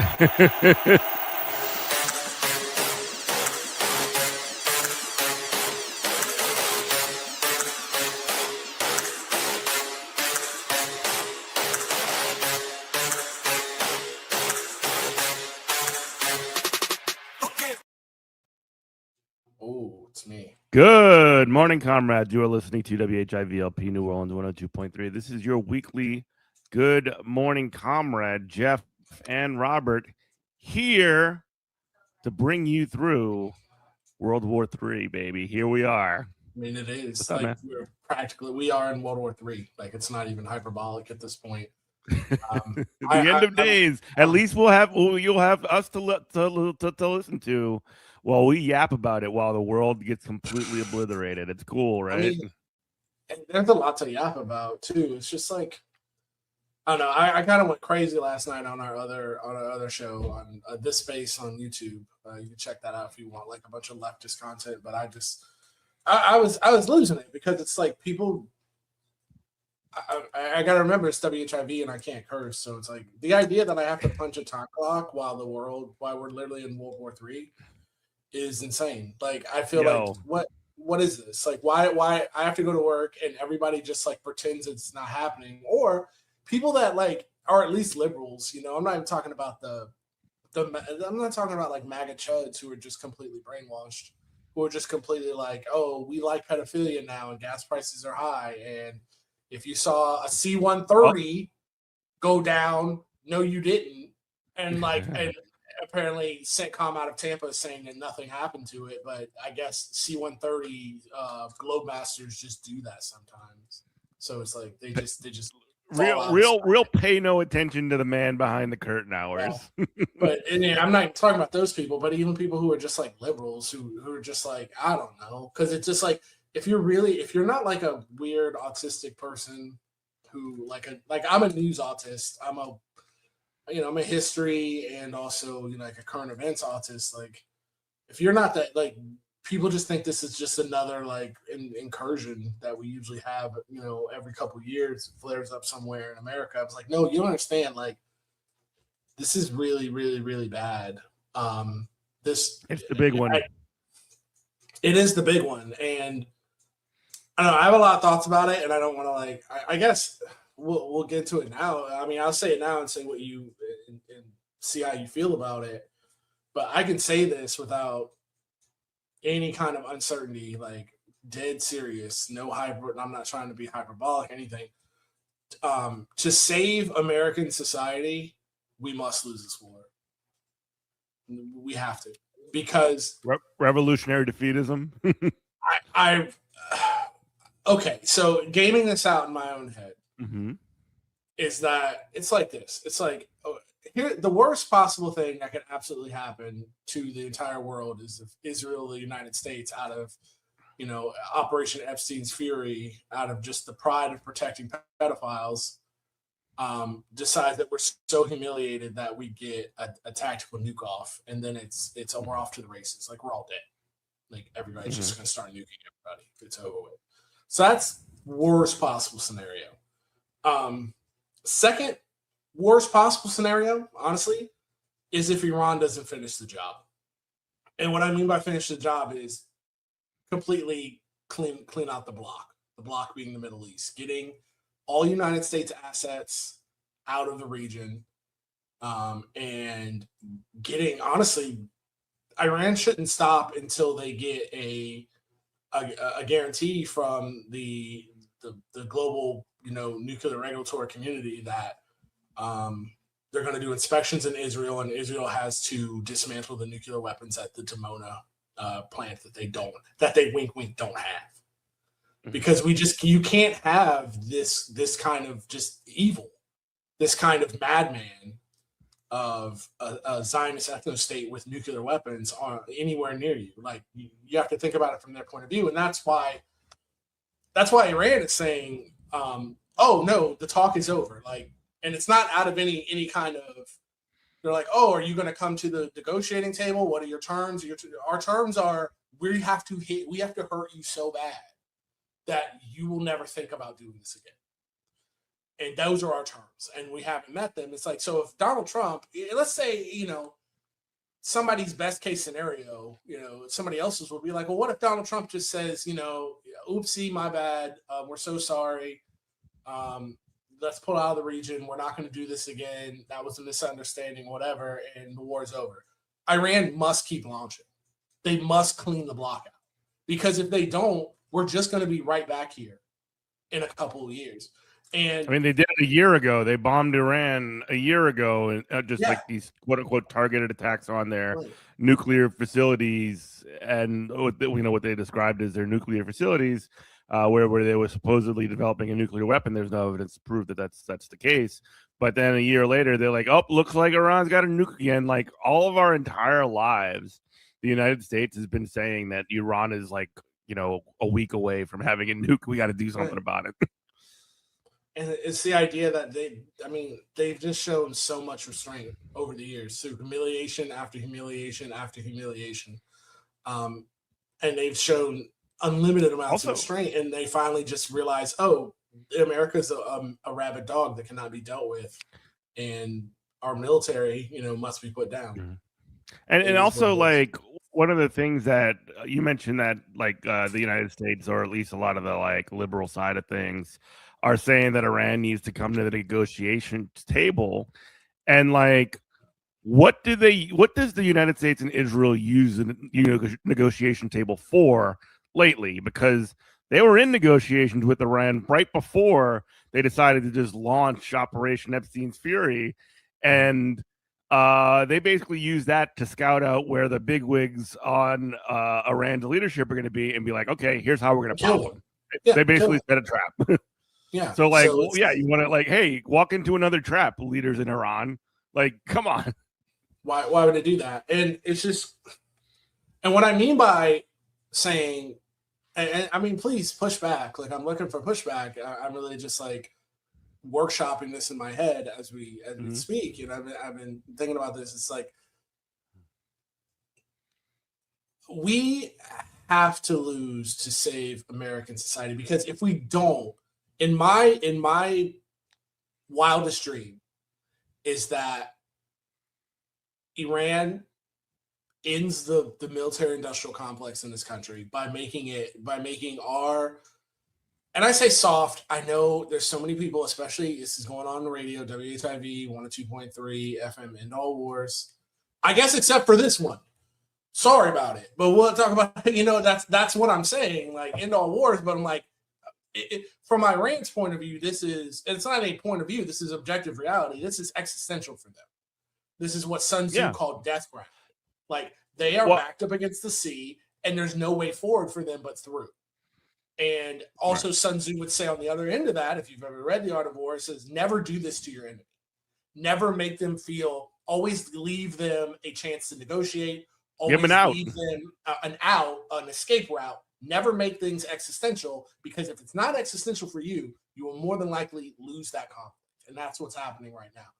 But that's the lesson that the United States can never learn, since Korea through all the way back to, like, the Philippines, all the way through Korea, all the way through Vietnam. I mean, Vietnam, in Iraq and Afghanistan. The missiles that totally did not, the surface to air missiles that totally did not take out those C-130s today, flying over Iraq, that one had to do an emergency landing in Israel and the other one had to crash land, and the other one crash landed in Iraq, came from Iraq. So we did all that. I mean, you and I are lively kids, and for those of you who are younger who don't know, like, the internet used to be so much wilder, where you could just watch people die. And what I mean is, like, we were lively kids. We saw Saddam Hussein get hung. We did this whole Iraqi freedom campaign just for 20 years later for surface-to-air missiles, and also other missiles to destroy our bases in the region, and then also take down really the closest thing we have to a realistic Death Star. And I know these were C-135s, which are refuelers, but they definitely have they have flares on them. Like, but the C-130 Globemaster is and the aircraft carrier is the closest thing we have, like, in reality, to a Death Star. It's the ability to rain down death at anywhere in the world. And this thing was taken out by a country that we supposedly dominated and subjugated 20 years ago. You know, and people died for this. And it's great. Like you said, it's the lesson we can never learn. And the idea of, like, what I mean, like, we have to lose this war is that when I say lose the war, I'm not talking about we need a mass casualty event. I don't want to see anybody die. I don't want to see a mass casualty event. I don't want to see 9/11 too. And I, as a side note, I think it's funny, this, like, psyop. I'm not going to say it right now. This idea that somehow Iran has sleeper cells, or they're going to hit us with drones from all the way across. Right-wing conspiracy. It's a right-wing conspiracy. Well, let's say they did. Let's say they did have, you know. I saw Bill Cassidy, the United States Senator, posting about that today. Yeah.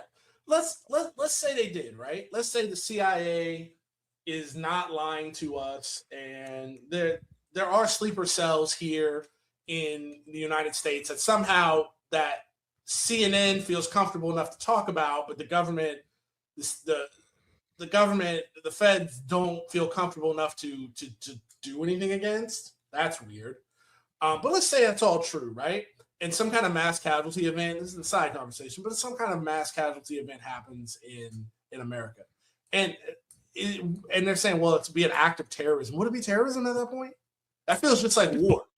That's war. Blowback. That's not even blowback. That's just war. Like, this was a war of choice. The first day out, we attacked a sovereign nation for absolutely no reason, and we blew up blew up a strategically significant girls' school where anywhere between 80 and 150 little girls were killed. Well, that's one way to liberate women, right? Who are oppressed, just don't let them grow up. Yeah, that's right. But that would just be. But if something like that's the burger right Amerifat Western mindset is like, we can't even imagine something like that happening to us, like, at all. It had to be. We could never feel the effects of a war that we started. It would have to be terrorism. That's how diseased society is. Or there, in other terms of terrorism as well, because we are describing Iran essentially cutting off 20% of global oil trade by closing off the Strait of Hormuz. We're essentially calling that terrorism as well. Sounds like war to me. Sounds like breaking the enemy's ability to make war. Bombing a girls' school is not terrorism, but leveraging strategic assets is terrorism. Like, what the hell? But to get back to my point of just, like, why we have to lose if we want to see any kind of positive, you know, change in our society, is that and again, it goes back to how sick we are as a society. A mass casualty event, and I don't want to see anybody die. I don't want to see soldiers in the United States, Americans die in foreign lands and all that. But even if I could press that button and us to take a mass casualty event and a bunch of snap. Yeah, we wouldn't care. We have school shootings in this country every damn day. We have mass shootings every damn day. We wouldn't care about that. But the thing about it is that why we're so soft here in this country, and we're so protected from the consequences of our elected leaders' choices, that softness could in fact save us. And what I mean by that is, like, what we really need is we need a couple months of $7, $8, $9, $10 gallon gas. And that would really change people's mindset of just like, everything is too expensive. I can't afford it. The jalapeno poppers won't be $5 anymore. We don't have decent public transportation in this country. And so we're a nation of cars, so that would be shut down. And people would go, well, damn, dog, I can't live like this. Maybe we should stop doing this war thing. Maybe, why are the only people making money off of this, or the oil companies who are selling their oil at a high price, and defense contractors, while, my family can't buy food anymore because Donald Trump is trying to soothe his ego as a pedophile. and doing the bidding of Bibi Netanyahu and the genocidal ethno state of Israel. Well, I can't afford to feed my family or even drive to work. Now, Robert, I hear you say, well, that for that to happen, that's going to affect the poorest people, in the country. And I say, yeah, you're exactly right. And that's why, what we preach as leftists and we preach on this show is like, we have to create and bolster mutual aid groups in this country who are going to, when that happens, we will carpool. We will, we'll have community kitchens and community gardens to feed people and get the poorest people and get us through this time. But I just don't think it would take much. It just won't take much to break us of war. And God willing, this will be the thing that finally does it and pushes us into the dustbin of empire. We're along with the French and the Germans and the UK and the Dutch and everybody else who tried the Japanese and everybody else who conquered the world, who tried to conquer the world. And, their empire was overstretched and bloated. And they just had to go sit down in a corner with the rest of the countries that tried it and look stupid for the rest of the time. And when you think about, you went to a thing, it's like the lesson that the United States cannot learn. Like we cannot seem to learn that. Read a book. Stop playing Call of Duty. Stop watching these silly war movies. Stop saying slurs in the voice chat. Really, understand where you're at if you're here in America and what the United States military is really capable of. The last direct conflict that we with any nation state, let alone asymmetrical military force, guerrilla warfare, that we won decisively was through nuclear weapons, and it was against the Japanese. Not the Nazis. The Soviets did the heavy lifting in the Western Front.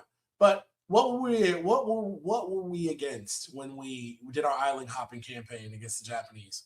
Another empire who was overstretched and overleveraged. That's why we got the best of them, and that's what's happening to us right now. Like you said, the Vietnamese, the Iraq, Afghanistan, Korea. These are nothing but L's that we've been taking. But somehow our silly American pride has just been swallowing that and been like, oh, we're the strongest, most lethal military in the world. Yes, but that doesn't win wars. What wins wars is holding ground, which you cannot do without the consent of the government. We see this over and over again, and we never learn our lessons. And finally, I would hope, because Donald Trump is so unpopular, and this was such a war of choice, again, to protect the pride of pedophiles, that we will finally get the message that you cannot be a citizen in the world and conduct yourself in this manner, no matter if you've got, C-130 Death Star or not. You just cannot do it. The Death Star now, the Death Star thing I'm saying is accurate, because what's the line in Star Wars? The tighter you try to grip on star systems, the more it slip through your fingers. And that is a direct analogy about America's loss, where we ran like a scalded dog in Vietnam. And it's just it. That's my. I've just been really torn up about this, but I just hope that for me and the future of America, things are going well. And what I mean by that is again, WHIV 102.3 FM, New Orleans, end all wars. But if we're going to have a war, God bless Iran, and they're doing the damn thing out there. And with minimum American casualties, maximum American humiliation. That's what we need. We need more American humiliation. So we just decide never to do this ever again. Please tell me. Are you still there, Jeff? Oh, I can't hear you. Oh.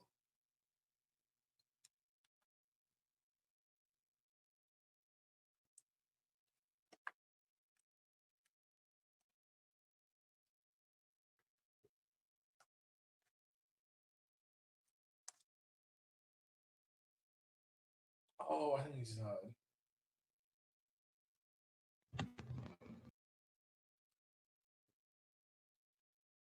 Come back, Jeff.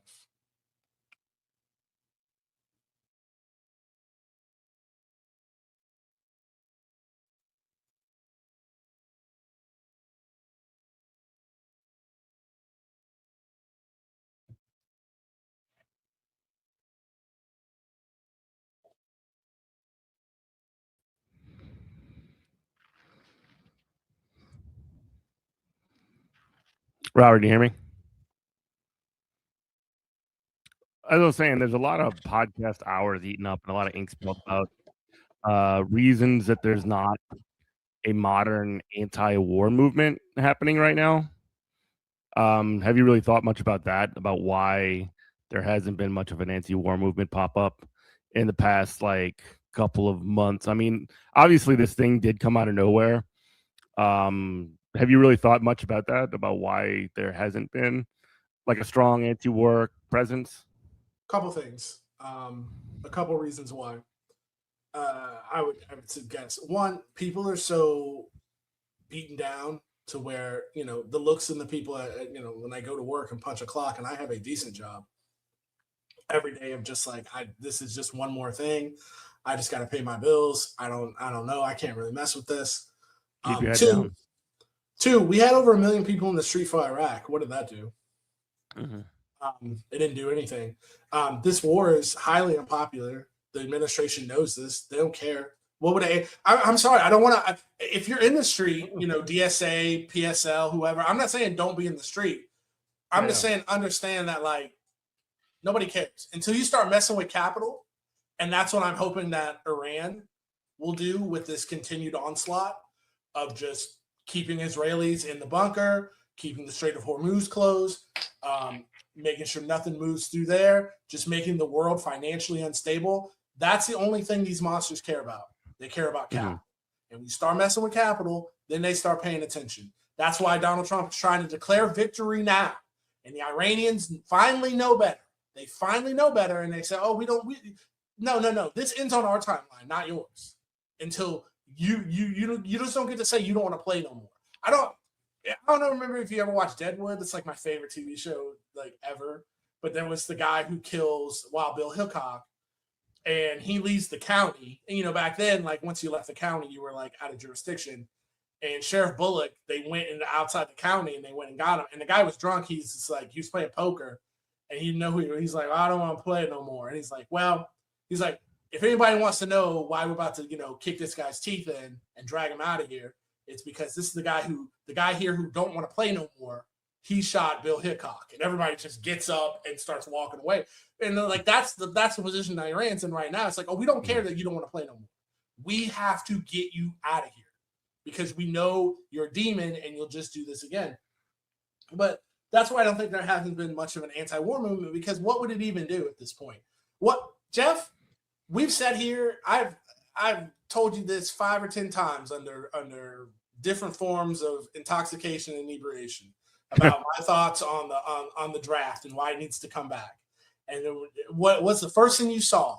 As soon as things started going sideways on even Fox News, they were like, parents are worried about the draft. They're like, what do you say about the draft? And they're like, oh, I won't rule out the draft. And you know what I was screaming at my computer? Bring it back.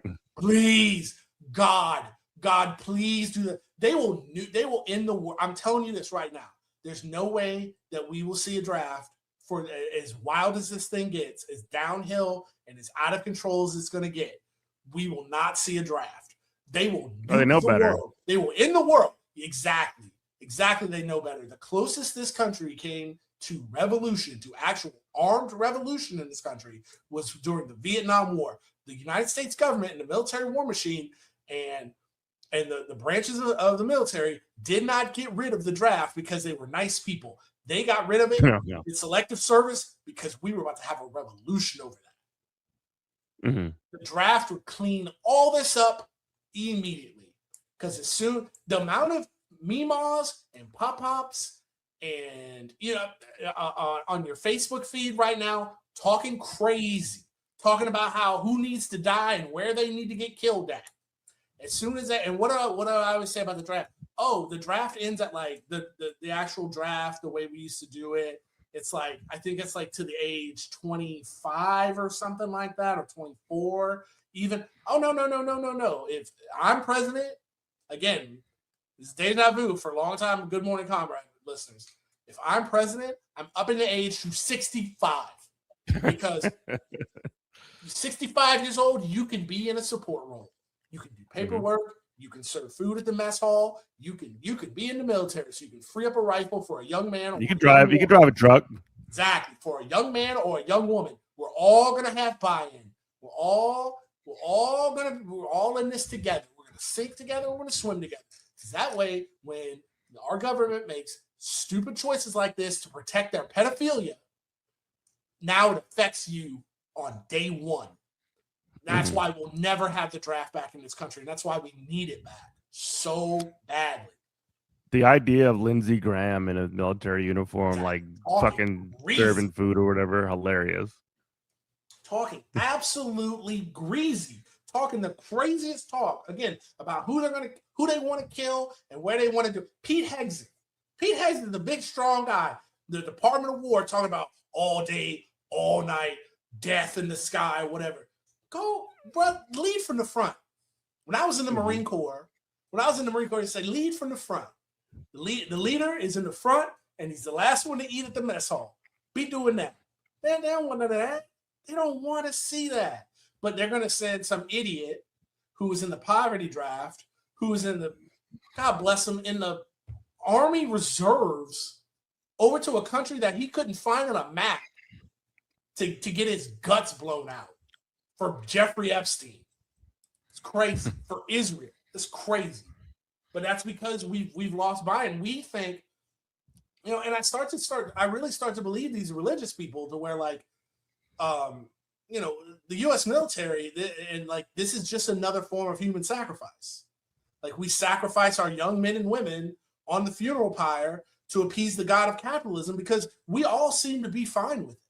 We're like, well, Charlie Kirk, school shootings are a price to pay, so I can have a gun, a penis extender, and feel better. And he got killed by a school shooter. These same people, I said, like, on your Facebook feed, on your Instagram feed, talking so slick about what they would do and how it needs to be done, are fine. Are you talking about gang violence or non-gang violence? Exactly. But it's like they're talking so greasy, and it's like they're not. But they're fine with your kids. They're fine with anybody else, anybody's kids getting thrown into the meat grinder for Donald Trump and for Israel and Bibi Netanyahu.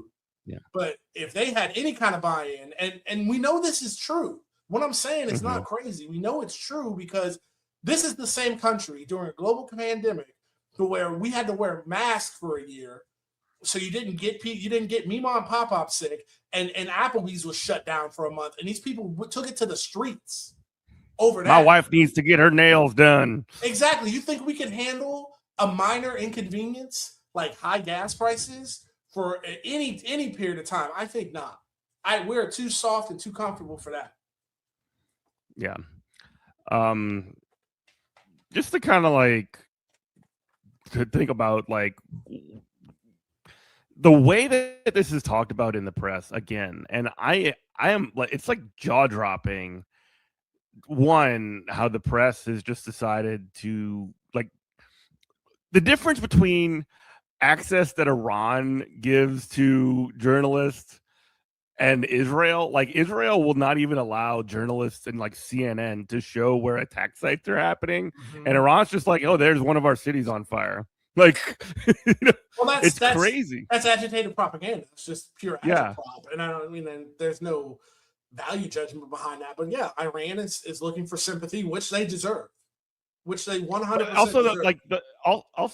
like isn't the freedom of the press, I mean, obviously, like, hot or hypocrisy or whatever, but like, allegedly that's supposed to be one of the Western values, using heavy scare quotes with our fingers, that you're supposed to be, quote unquote, fighting for. But then there's just like the first thing that they do is make sure that is not taken care of, or that's not allowed. But that's the thing you forget is, they're just living up to Israelis, and Israel as a state It's just a mini me. It's just a cancerous appendage on, you know, the cancer that is the United States, to where they're just living up to our values, you know, in a lega arma.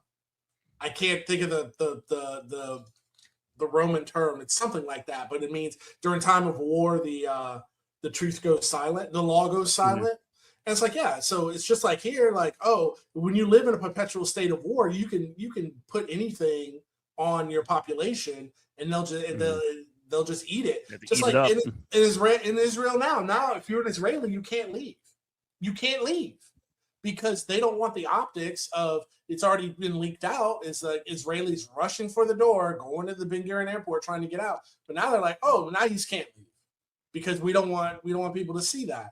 And they were really proud. Yeah, I mean, just to your point though, during the 12-day war and during, you know, their continuous genocide over the years of Gazans, they were real proud to show off the Iron Dome. Super proud. They're like, look at these rockets, these junky bathtub rockets from Hamas that will never touch Israeli soil because the might of the Iron Dome will shoot them down. As soon as the 12-day war happened, and as soon as they started to put them hypersonics on you, and they started to creep through, all of a sudden they would kill the feed immediately. Now they're no longer proud. And somebody who's like a news junkie, a news autist like I am, who watches Israeli media, now they're trying to play the sympathy card. They're like, oh, they really don't know. There's two. They do two angles of it. Yes, you that's what I'm gonna say. Go ahead. You have like, oh no, I'm a, you know, like a conventionally attractive girl on social media.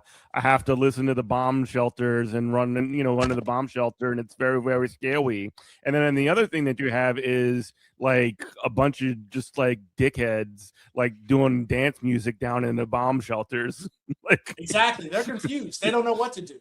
And the thing is, as this gets worse and worse, they're going to start crying for sympathy. But they burn all that up. Can you imagine? And this is kind of tongue in cheek, and I don't mean this isn't to lighten the Holocaust at all, but like it's almost to I guess it's not to compare the two, but I just said what I'm going to say. Can you imagine being such a genocidal, disgusting ethno-state that you burn through all the goodwill you had because your ancestors were, you know, murdered in the Holocaust? A crime against humanity so egregious that humanity had to create a new word for it.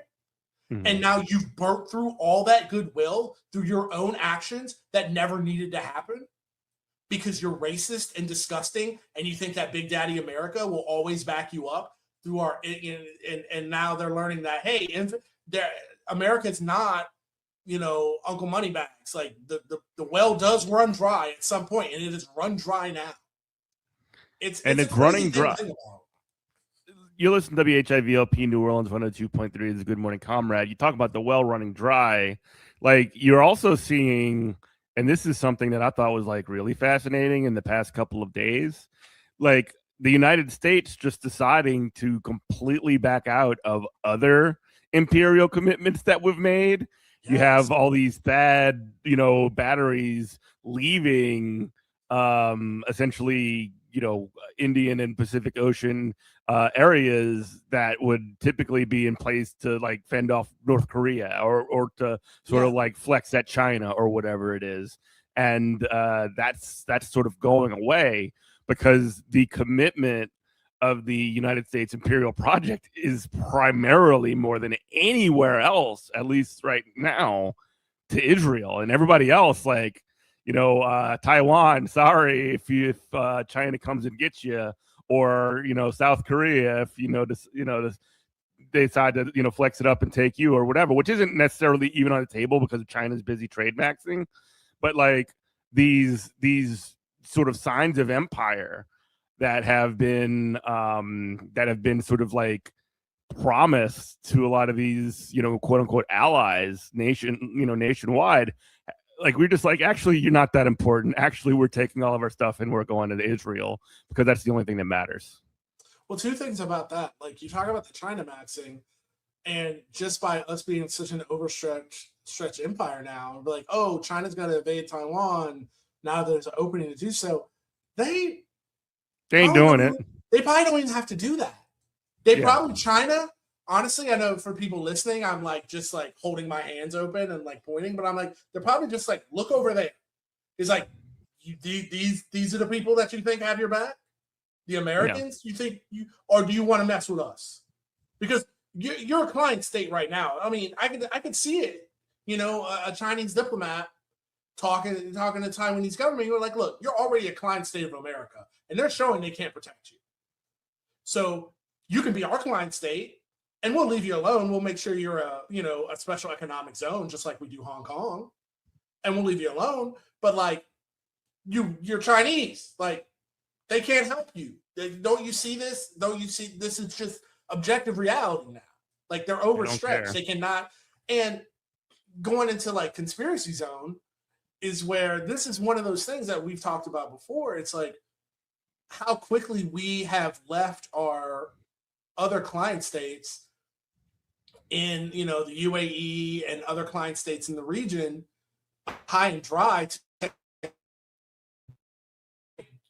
Unless I cannot understand this, you're going to have to make an argument for me why this has happened that doesn't involve Mossad blackmail at the highest levels of our government, because it just makes no sense. It's what I've always said a million times on this show and other places that I've been on. I said, I don't this thing with Israel. Israel is so hot. They've made the whole block hot. And this is the United States we're talking about. We don't have morals. We don't have we're your friend and we're going to stick with you to the end. As soon as an arrangement becomes inconvenient with us, we back out of it. We leave you. That's what we do. We're America. You can't trust us. So I don't understand why we can't have this arrangement with another scumbag country like Saudi Arabia. What is going on? Like, why are we so indebted to why are we letting the tail wag the dog like this so hard in Israel? And so you're just going to have to make an argument for me that does not involve Mossad blackmail. I can't game it out.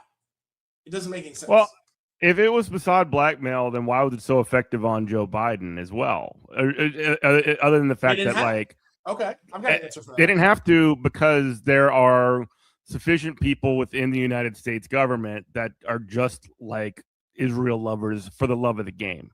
And there might be components of it that might be on some individuals, Mossad blackmail or whatever. But by and large, the orientation of the United States policy is just Israel gets to do whatever it wants, and we'll just have their back no matter. I mean, they did a genocide for 2 years prior to any of this stuff. And again, Joe Biden is not implicated in any of this Epstein stuff. And I don't even think Blinken or any of those other people are either.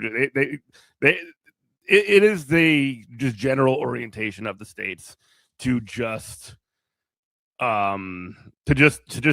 back Israel to the hilt, no matter what. It's crazy. Like, blackmail would make more sense, quite frankly. I've got an answer for that, though. Here's my analysis of that, because I've thought about that as well. Is that with my knowledge of history and of the region, is that you're going to produce Zionism is going to produce the Jasmine Crockett's of the world and the Joe Bidens who are just doing it for the love of the game. Get wrecked, Jasmine Crockett. Exactly. But at the end of the day, even Joe Biden could only be harangued so far. I don't think this would have not have happened under Joe Biden. This war against Iran would have not happened under Kamala Harris. I still think those two people are the scum of the earth. No, here's why. No, here's my thing is that at some point, the Palestinian genocide, and I'm thinking like a Joe Biden would think, Kamala Harris would think. Palestinians, I don't care. They have the same opinion about the Palestinians that the UAE and Saudi Arabia has. They'll pay lip service to it, but at the end of the day, they're like, blow them off the map. I don't care about these people. Whatever. They didn't even pay lip service, really. I mean, but when it comes to, hey, we're going to back out, we're going to not defend our Gulf regional client states to make sure that Israel gets all of our defense.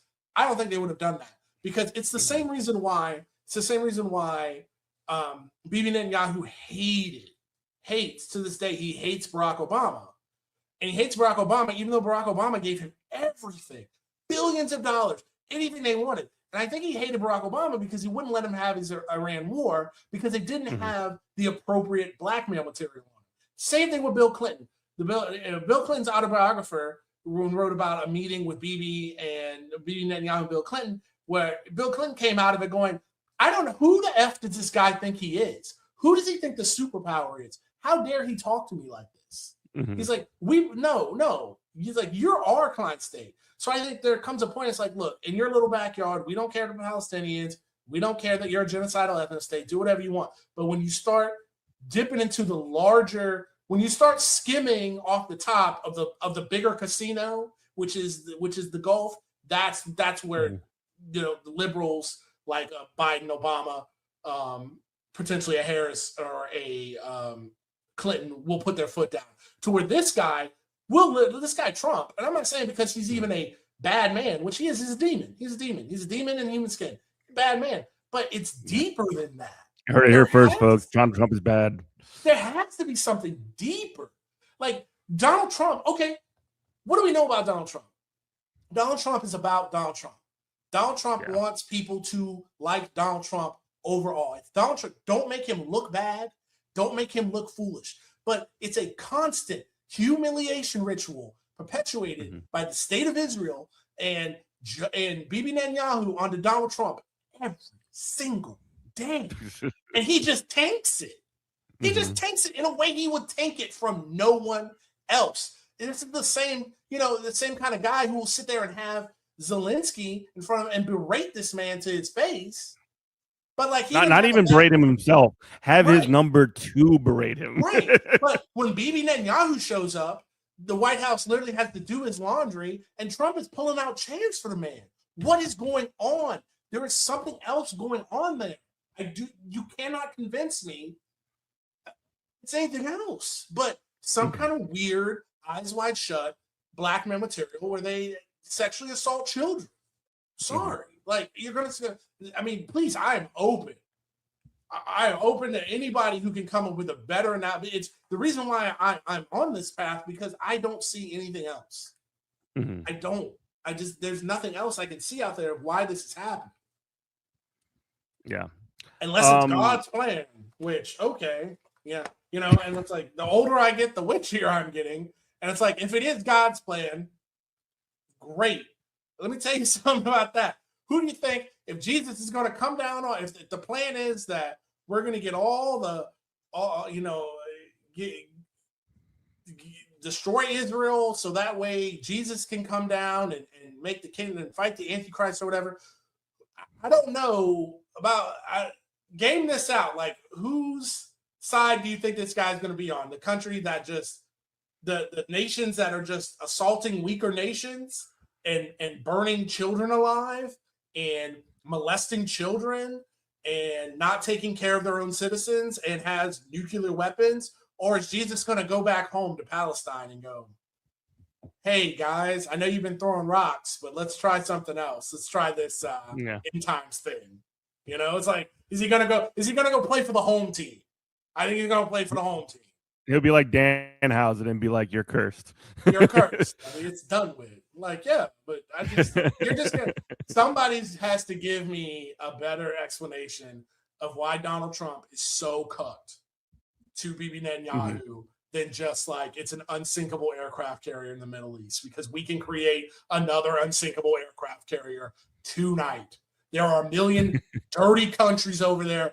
Dirty, I don't mean dirty literally. I mean just disgusting, immoral, amoral Saudi places, Arabia, Qatar, you name it. That we can just go into and project our will and throw our money around. Why this place? There is a reason to it. And we were doing that too. I mean, like you mentioned that there's just this like destruction and the exodus, like people leaving their dogs in their apartments in these places, like getting the hell out of there. Dubai hotels are $65 now.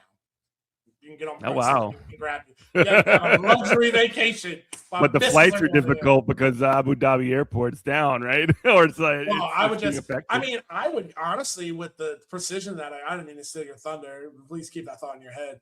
But with the precision that Iran is striking right now, I would go. I wouldn't be. The only thing I'd want to know is like who's in the hotel rooms around me, make sure they're not CIA or Mossad agents, because it seems like that's who they're hitting.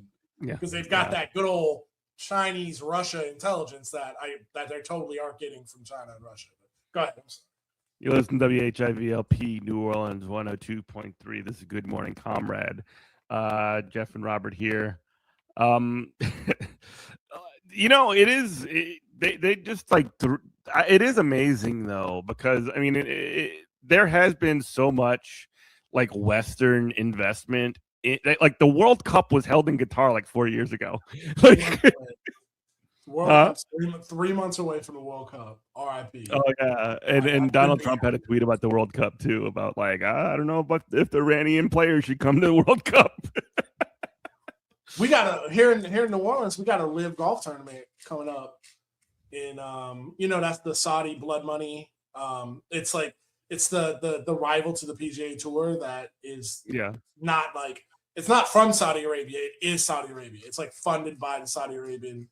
Well, I mean, they host WWE shows. Yeah, they had a comedy tour.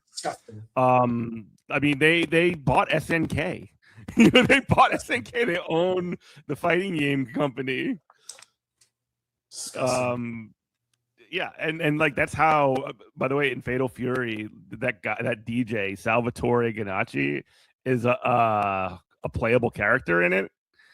Like part of the reason he's even in that game is because he's like personal friends with one of the MBS? like princes. Yeah, with like MBS or somebody.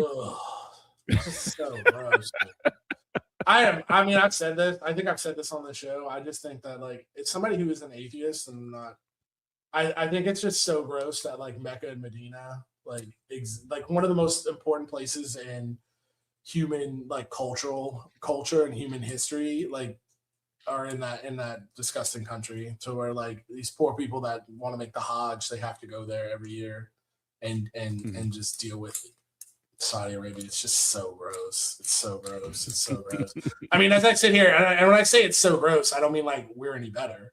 It'd be like, no, it's the idea of like having the LA Olympics here. Like it shouldn't be. Like you shouldn't be allowed. It's like having the Olympics in Berlin under Hitler. It's the same thing. I mean, just sitting here. The World Cup shouldn't be here. Well, FIFA's disgusting. The IOC is disgusting too. So why? Yeah. None of these like global entities are any good. They're all pure evil. Yeah. So I mean, just like what I just like turn off my brain and like watch them enjoy the sports. That's what I do. Yeah, no, I hear you. 100%. How about that Alyssa Liu, right? Like she's cool, isn't she, or whatever? I didn't watch any Winter Olympics. I have been watching a little bit of.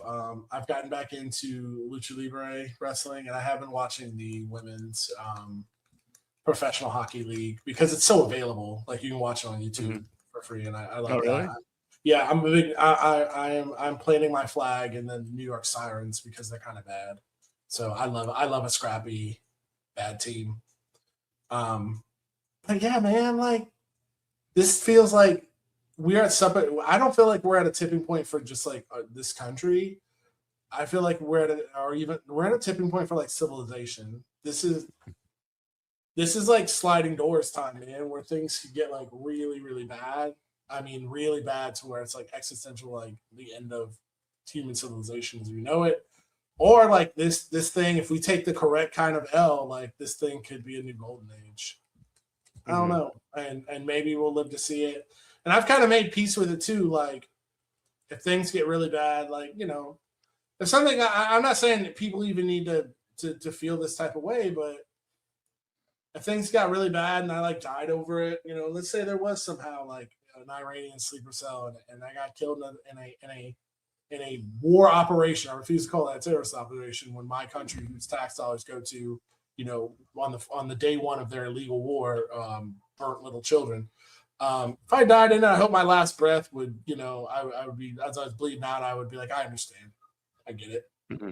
I know it's like a dark thing to think about, but it is what it is at the end of the day. Well, I did want to like the one last point that I think is like super important about this is like the United States. Well, two things.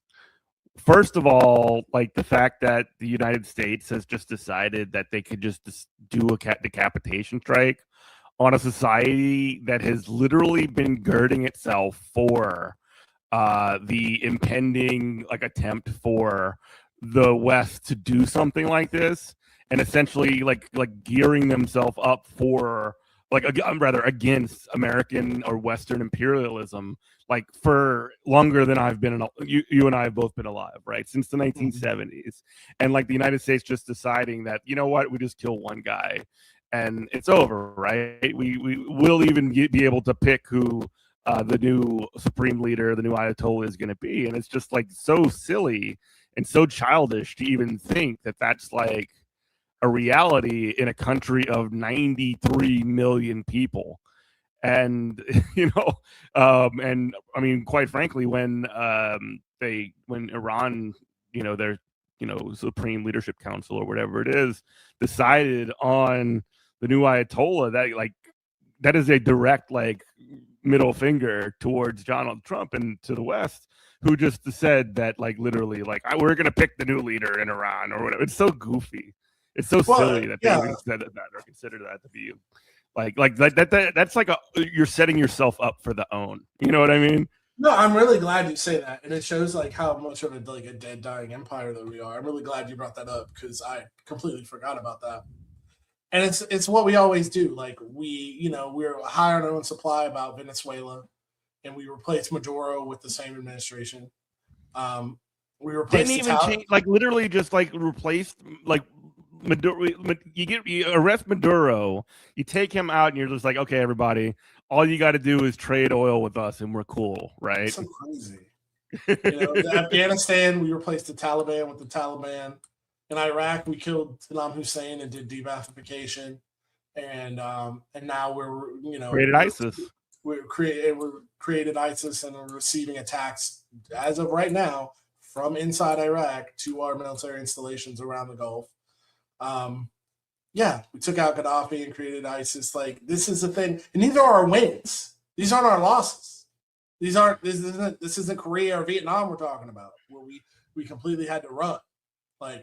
These are supposedly our wins, and the idea and the reason why this happens, this country was founded on racism, and it seems like it's going to end on racism, at least in the form that we know it right now. And hopefully a new kind of golden age does come from this, but it's the Orientalism of it all. It's we learn about in our primary school about presidential succession. If something was to happen to the president and the vice president, and then the speaker of the house, and then the this and the that, and I can't think of who it is, but you know what I'm saying? Whatever. Mm-hmm. We learn about this stuff in primary school. And to think we're so racist and Orientalist to think this country of how many million people? 90 million? 93 million. 93 million people don't have the same governmental structure. It's so disgusting. What do we think these people are? Do we think these people are orcs? I mean, we do. We think they're subhuman. We think they're orcs. Bureaucracy was invented in Iran or Persia or whatever. Come on. Exactly. All we're gonna do. Yeah, these people have been living by the Code of Hammurabi. No, 100%. I forgot all about that. Holy cow, you're completely right. They had building. You think they don't know this? They've been doing this a lot longer than us. Brother, they had legit building codes of just hey, you can't build structures like this, and if a structure does fall apart, here's the fee, the fee schedule, so that you have to pay recompense to the person whose structure fell apart. A Code of Hammurabi. So it's what are we talking about? To think that these people are just orcs in Lord of the Rings, we just kill Sauron, and then all of a sudden the orcs are just leaderless and they just run off into the desert, run off into the woods, crazy. It's so racist, and that's our hubris and our arrogance is always going to be our downfall here. And I hope that we've touched the stove for the last time, and we just realize, hey, let's stop putting our hand on hot stoves and let's play nice in the sandbox. I hope. I really, that's the best outcome from this whole thing. Or these service members that we know of. Yeah, we don't know how many that we know of have died, that are totally our government is totally not lying about the stats, then it was all for nothing. You know, it was all. Think about that. I want you, even if you're the biggest war hawk of all time, right? And like, we cannot overthrow Iran. Like, we're not going to do that. We're not going to do that for Israel. It's just logistically not going to work. So what is the only outcome that would make these people's deaths worth something? That would you know, give us a lesson that we can take home and learn, is to never, ever, ever let a client state wag the dog like this ever again, and don't get involved in these entanglements anymore.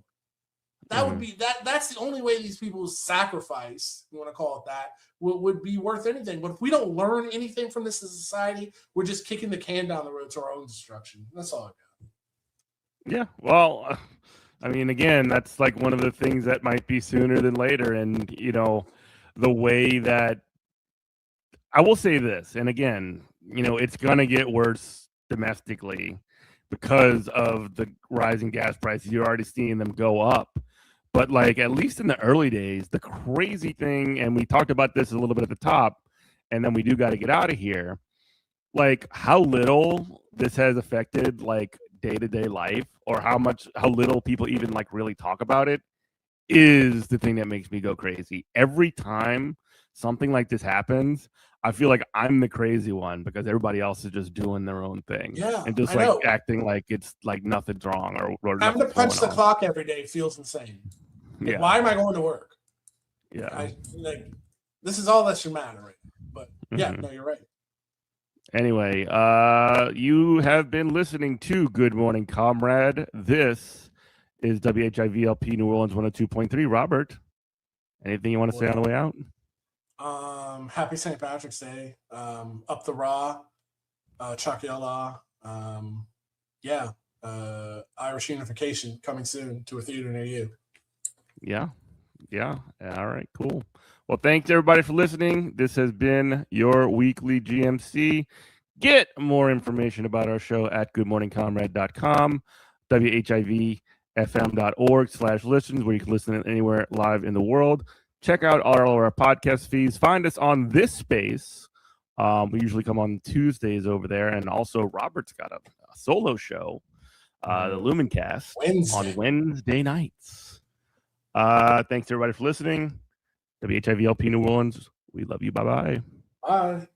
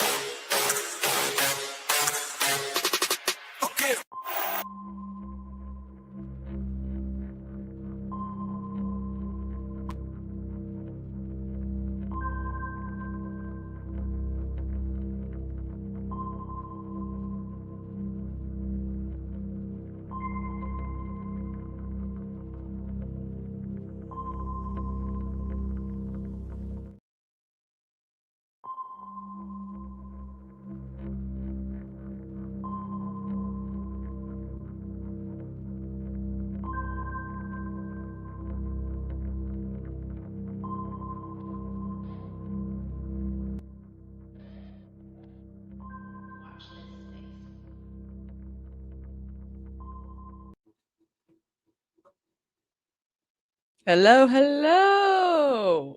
It is I, Kristina, with Kristina's Corner, and I'm joined with Alex at Devil's Advocate Productions. Hello, What's folks. up? Hello, Kristina. How are you? Tired, but I'm okay. We're gonna be discussing all Oscars for the first hour, then politics with Alex during his show. Yes. So first things first, Alex. How did you feel about some of the wins? So overall, what was the vibe? What'd you think? A little bit more political. Like what happened? I enjoyed seeing Sinners get some love. I don't know if you watched E-Man.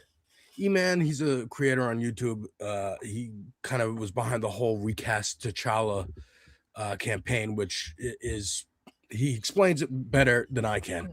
But it's a movement to basically not get rid of the character of Black Panther, that Black Panther is too important to just be like, well, the actor died, so we have to get but he was talking about how, man, if your movie is good enough to get all the Oscars that they got, Why not director and best picture? Like, what is the holdup? What is it? Yes, that is a thing. I will explain that as someone who's followed Paul Thomas Anderson's career.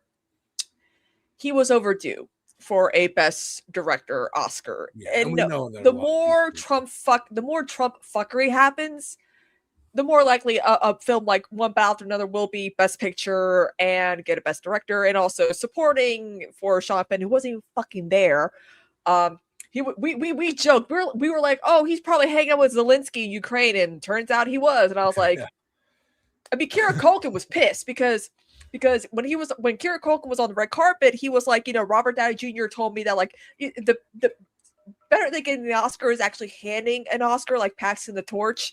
And of course, Kieran Culkin didn't get to do that because fucking Sean Penn didn't show up, and it's like, give it to Delroy Lindo. Like he's Sean Penn has two best lead acting for Sean Penn's been Mystic River and Milk. Why would you even want a supporting actor or supporting Oscar if you've already won lead? That's why I'm like Delroy Lindo or even Stellan Skarsgård. They've been doing this for 50 years. They should have just gotten their dues. Like, here's your flowers. But no, you have to give it to Sean Penn because he played Greg Bovino or whatever the fuck. Yeah. I mean, I'm happy for Amy Madigan because a lot of people are like, oh, she's overdue. I'm like, not really. Amy Madigan's never really been nominated for an Oscar. She was not chasing like give her flowers, whatever. She was nominated for Weapons, right? Yes, a horror film. That's cool. Yeah, I like that, and I like the win too. I do agree. What's her name? Wumi. She could have gotten. Like, she really did deserve it because she was a supporting actress. In the Weapons, her character is there. Yes, I see that. I see the award argument for that, but it's you're an antagonist. You're not. It's like the Joker. Well, for a lot of people, because Sean Penn, out of all the supporting, was in the movie the most. Right. And that too. Like how much? Like he could have been a lead, but. I keep reminding people, like when Harvey Weinstein was doing his fuckery at like the 99 Academy Awards, where he was like, Saving Private Ryan's a terrible movie, but Shakespeare in Love is better.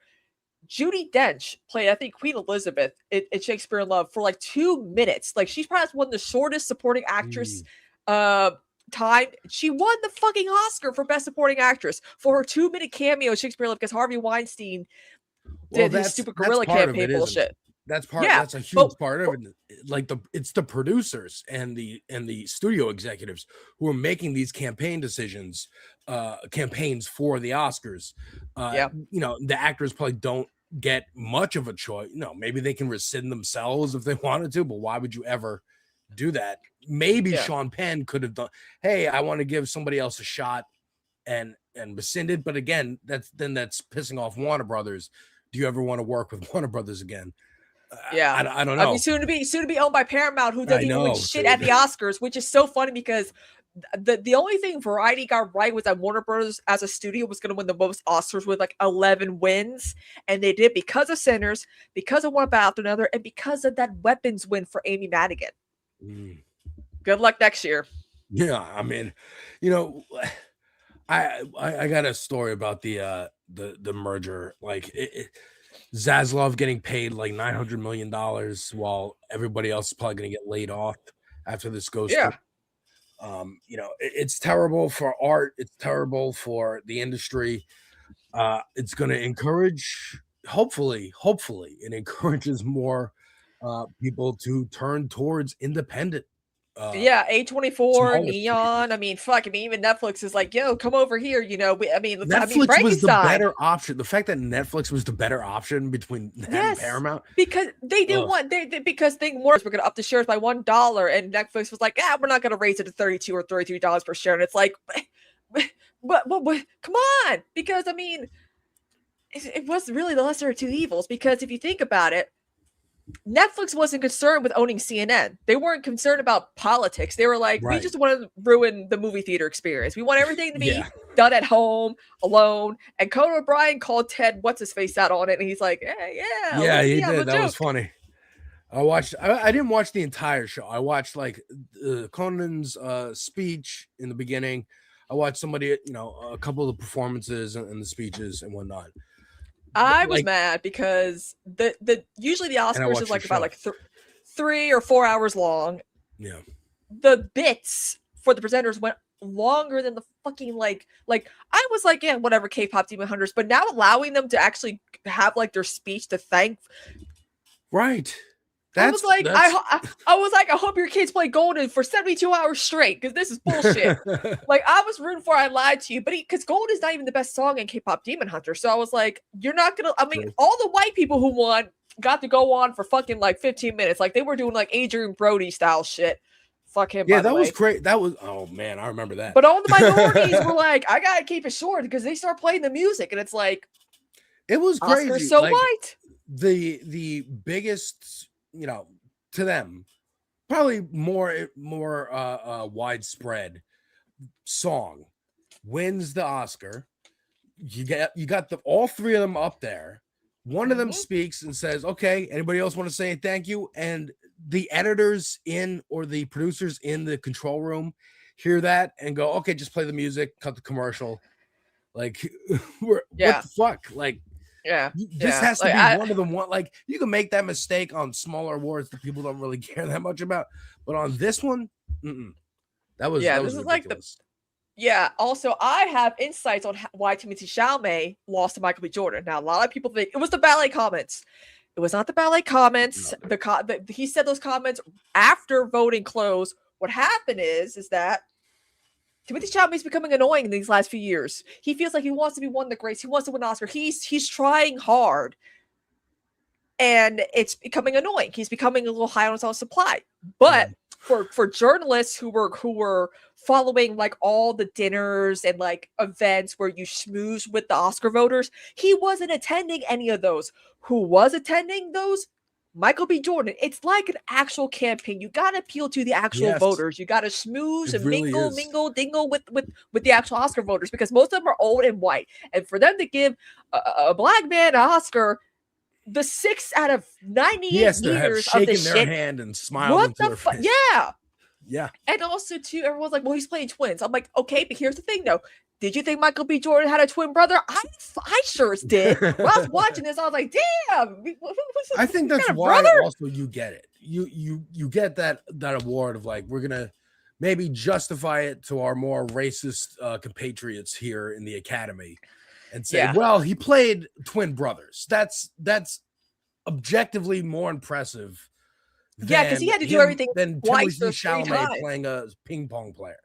Yeah, ping pong guy who he's basically playing a Josh Safdie character in a Josh Safdie movie. So it's like if you've seen Uncut Gems, you kind of see Marty Supreme. Like that's the thing. And also, again, the Safdie brothers, some stuff behind the scenes was dropped, and it's like, ooh, So, but like that was also but interesting. Like, just seeing Michael B. Jordan did like when I learned about the dimples. Did you hear about this? With Smoke, he had no dimples. With Stack, he showed off his dimples, and I was like, how do you control your dimples? Like how? What? Yeah, how? I don't know that. That's crazy.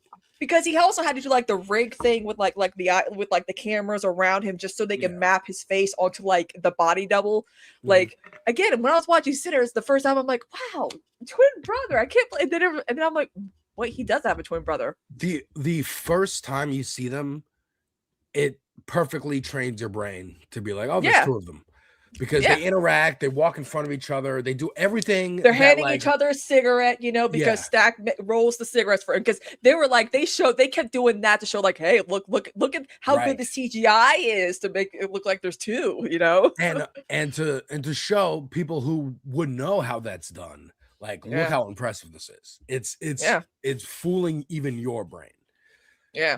Because as filmmakers or film buffs, we studied and look at we watch all the behind the scenes stuff and so we're looking for it and we're just like, damn, I don't know how they did that. It's just great. This is great work. Like I thought Sinner, like again, Frankenstein's monster, where learning the behind the scenes of the makeup for Sinners, like that Jack O'Connell was wearing like the guitar piece that gets in his head. It's like a magnetic piece to like his hair that he's wearing, so he could just take it out.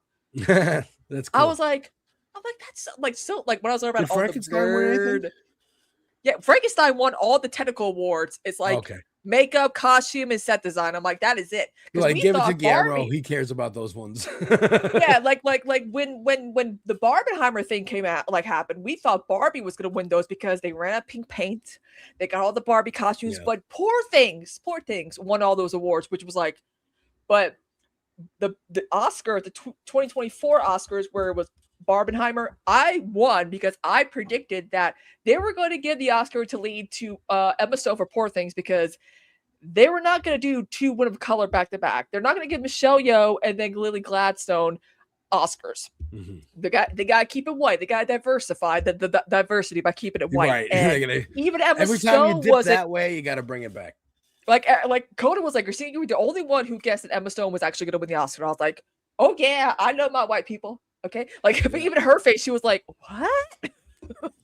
So I was like, yeah, I took third place this year, bronze. Woohoo! Forrest was right behind me. But let me ask you this: when was the last time that your personal favorite movie actually won the Best Picture award? it actually, I gotta be honest. I mean, I was rooting for Oppenheimer. I think also that, I mean, I don't want to talk about the Oscars for next year, but it looks like The Odyssey is going to get it. I mean, Tom Holland is probably going to win the Best Supporting Actor Oscar. It's like, good, Christopher Nolan, put him in good movies, because the only thing that's good he's been doing is the fucking Spider-Man movies. Because if you look at his Rotten Tomato scores, and it's like, The Devil All the Time was the only other good one he did with Robert Pattinson, and Bill Skarsgård played his dad, which what movie was that? Casting choice. What movie was that? The Devil All the Time. It's on Netflix, I think. Okay, because I know Bill Skarsgård plays his dad, which I'm like, interesting. You know, I know he tried to be in they tried to do the Uncharted game series as movies, and it just did not work. It he did that one movie Tom with Cillian Holland Murphy. and Mark Wahlberg. Yeah, was in it. But yeah, so I could see. Well, look, it's Christopher Nolan, so there's always gonna be talk about him winning awards. Yeah, I mean, and it's the Odyssey, so like, yeah, you know. Yeah, sure, another old thing white too man is that, love. like, right, like when you're watching Sinners and how the cinematography and the filming style, you're like, this is definitely like Christopher Nolan inspired. Like, I think Christopher Nolan like mentored Ryan Coogler. He even has like a credit in the Sinners credits because a lot of the things like the aspect ratio changing, that's something Christopher Nolan's known for doing. You know, like stuff like that. So I was like, yeah, I mean, like Ryan Coogler, like for those people who find Christopher Nolan like annoying, or like Ryan Coogler executes all Christopher Nolan stuff well, and I'm like, okay, whatever floats your boat, you know. I mean, I think that's fair. I bring up the question of when was the last time your favorite movie won? It's because it's been a long time for me. Like, I remember the last time I was like, this movie does deserve Best Picture. And you're talking about Green Book, right? Yeah, definitely. I'm talking about Lord of the Rings, Return of the King. Yeah, That's I how freaking like sci-fi fantasy and I'm winning, like that's that crazy. one deserved it. Because in my opinion, and this is It's my epic. opinion, a big movie, the Best Picture of the year is the movie of the year that everyone saw, that everyone's talking about. And even if you didn't see it, it's penetrating the culture. It's references, it's lines that are now part of the zeitgeist because of this movie. The fact that Avengers Endgame did not win anything except for technical awards, the fact that Robert Downey Jr. didn't win anything for that. Now, how much of a studio push was there for that? I don't know. But Avengers Endgame had a bigger, more lasting impact than whatever other movie. What movie won that year in 2019? Green Book. Trivia. Green Book. It was. Oh, well, you see, now, did Green Book actually deserve the one? It wasn't even the best movie. Spike Lee. Did you see Spike Lee's? He was like, Black what the Klansman? fuck? Yeah. Black Klansman was up that year too, right? And that's not even Spike Lee's best like movie either, but it but was they a gave great him a movie. here damn Oscar for it too, because he's been so bitter about it. But it's like, had Green Book come out like in the 90s, it would have been revolutionary to tackle the way it tackled race and homophobia. But that film coming out in 2019, a lot of people are like, this is way past how we are discussing racism and homophobia. Same thing with Crash. Fucking Crash. And not Brokeback. Even Jack Nicholson was thinking Brokeback Mountain was going to win Best Picture that. He was like, wow, what the fuck, Crash? Because really? Crash was easier to accept for that. Yes. We can still feel White good about savior ourselves. bullshit. The racist becomes Right. the hero. Oh, Yeah. you just have to get over racism, essentially, Yeah. is what that movie Yeah. is. Whereas Brokeback Mountain challenged them. It said, look at these men and how much they love each other, and how macho you think both of them are, how macho you think the actors are. Now, I don't know who thought Heath Ledger and Jake Gyllenhaal were like that macho of guys at the They're time. like your average coming off Joes, of you know? Donnie Darko. Yeah, that's the point, and that's why it made the Academy so uncomfortable. Having something like Green Book win over Black Klansman, while also having Adam Driver in it as kind of he's not a white savior, he's a supporting character. The main character is the black. He would have voted for Obama a third time, you know, like Right. that. We're making sinners. But Sir. in Green Book, Viggo Mortensen was the main character. The black man was the supporting character. Yeah, Marshall Ali, who won the Oscar for that role. It's no, he didn't win. It was Rami Malek won for Bohemian Rhapsody. Oh. So when I'm coming into the Oscars, I'm more looking at it like, what does the Academy think of these movies? What does the industry think about its own movies that it's producing? Yeah, And if what Trump was a deserves president, Sinners would have won. We all know that if Kamala would be president, they would be like, because horror movies have like the last time a horror movie actually won Best Picture, I think, was Silence of the Lambs.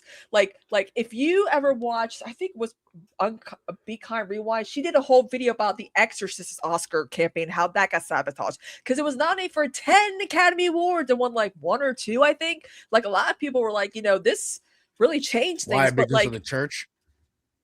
Yeah, that too, because everyone's like, oh, look at, you know, women were having miscarriages and people were vomiting. And I saw The Exorcist when I was 10 years old on it, and I'm like, I love this movie. That's scary, but I love it. But like, but we're also entering a time where it's like the biopic genre was growing, and in a post-Walk Hard, a lot of people are like, do we really want a Bohemian Rhapsody or a Rocket Man? I like the Elton John one because he was like, I was an addict. I was into drugs. I was having all the sex. Like, I want my movie to actually show warts and all. Bohemian Rhapsody did not do that. Now, a lot of biopics now are kind of doing a different formula where they're not doing like the stereotypical, you know, life of like they all came from like, you know, struggling families. They did like all the same formula we see like Walk Hard, you know, make fun of. Like the Springsteen one was about a very specific period in his life, right? Blue Moon about Lorenz Hart was taking place like the night that Oklahoma opened on Broadway, where he's bitter that his co-lyricist wrote a bigger hit than he ever did when they were together. Like one night only. Like I recommend Blue Moon if you have Ethan Hawke is like great in that. I forgot that he's not 5 foot tall. But like the Michael Jackson biopic, I'm excited. Like it's probably gonna be 2-part, but seeing Miles Teller play Johnny Branco, the lawyer. I'm like, is this gonna be another Elvis situation where like the fucking white dude, the manager becomes like the main character in like the biopic of the story about the singer, like Elvis did? Who's alive? You know what I mean? Who's alive to make all this money? Who's alive to tell these stories? Who does this benefit? And you know, that's what Paris Jackson was gone. talking about. Paris Jackson was like, why the fuck is like my dad's a lawyer like a main character in the story? See, if Michael Jackson's biopic just focused on him reluctantly doing the victory tour with his brothers and he's trying to do Thriller, like that would be stick to that. But if they wanted to be a 2-parter, you're going to have to address certain things like the 93 allegations, his marriage to Lisa Marie Presley. I mean, her book talks about their marriage, and it was such an eye opener for me because I could never understood how people were like, really, these two? What did they have everything in common? Like it's just so. I think her book would make a good like biopic about her life or miniseries. But I'm starting to think that we are entering a different era of like Oscar bait now, because biopics are usually Oscar bait. And if like stuff that's not, it's getting to a point where we're like, oh yeah, that's definitely Oscar bait. We know that. That Sinners was not Oscar bait. One Battle kind of was Oscar bait considering One Battle the was times we're definitely living Oscar in. bait. One Battle was definitely Oscar bait. Everything I've seen from Paul Thomas Anderson, look, I have not watched his movies. Okay, I don't even like. I know he made There Will Be Blood. I fell asleep during that movie. Oh wow! And it was like I was sick, so I was already. Well, the thing is, a lot of people. I never watched it again. And what else has he made? Because I don't know. Boogie Nights. I've never watched that. Licorice Pizza. Like he's done like a lot of good movies. My favorite one is Boogie Nights because I love. But I sat through one battle after another, and I fucking hated it. I hated it. I was mad at it. I was mad that I was like, "Is it gonna get good eventually?" No. So I was like, "Fuck this movie. I hope it loses everything," but it didn't. Fine. No. But to me, this is like a Green Book or a Crash. Sinners was not Oscar bait. Sinners was a fucking good movie, but it's not like the best movie I've ever seen. It's cool and it's it's creative with the directing and style. It's very creative, talking about blues and talking about Black struggle while it not being Black trauma porn again, because there's too many of those movies already.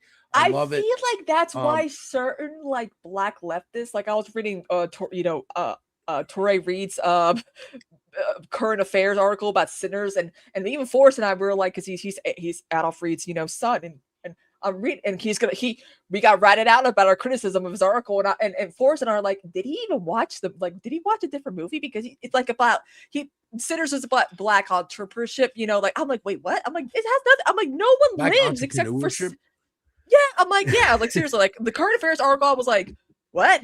Only one person lives, and it's Sammy. Like, and one of the twins, and I'm just like, what is this article? But so he wants to do the Devil's Advocate. I'm like, okay, you want to do the Devil's Advocate without Pacino? See how okay, because Jason Miles rented us out to him, and I'm like, well, I mean, God forbid white people like Black art. Am I right?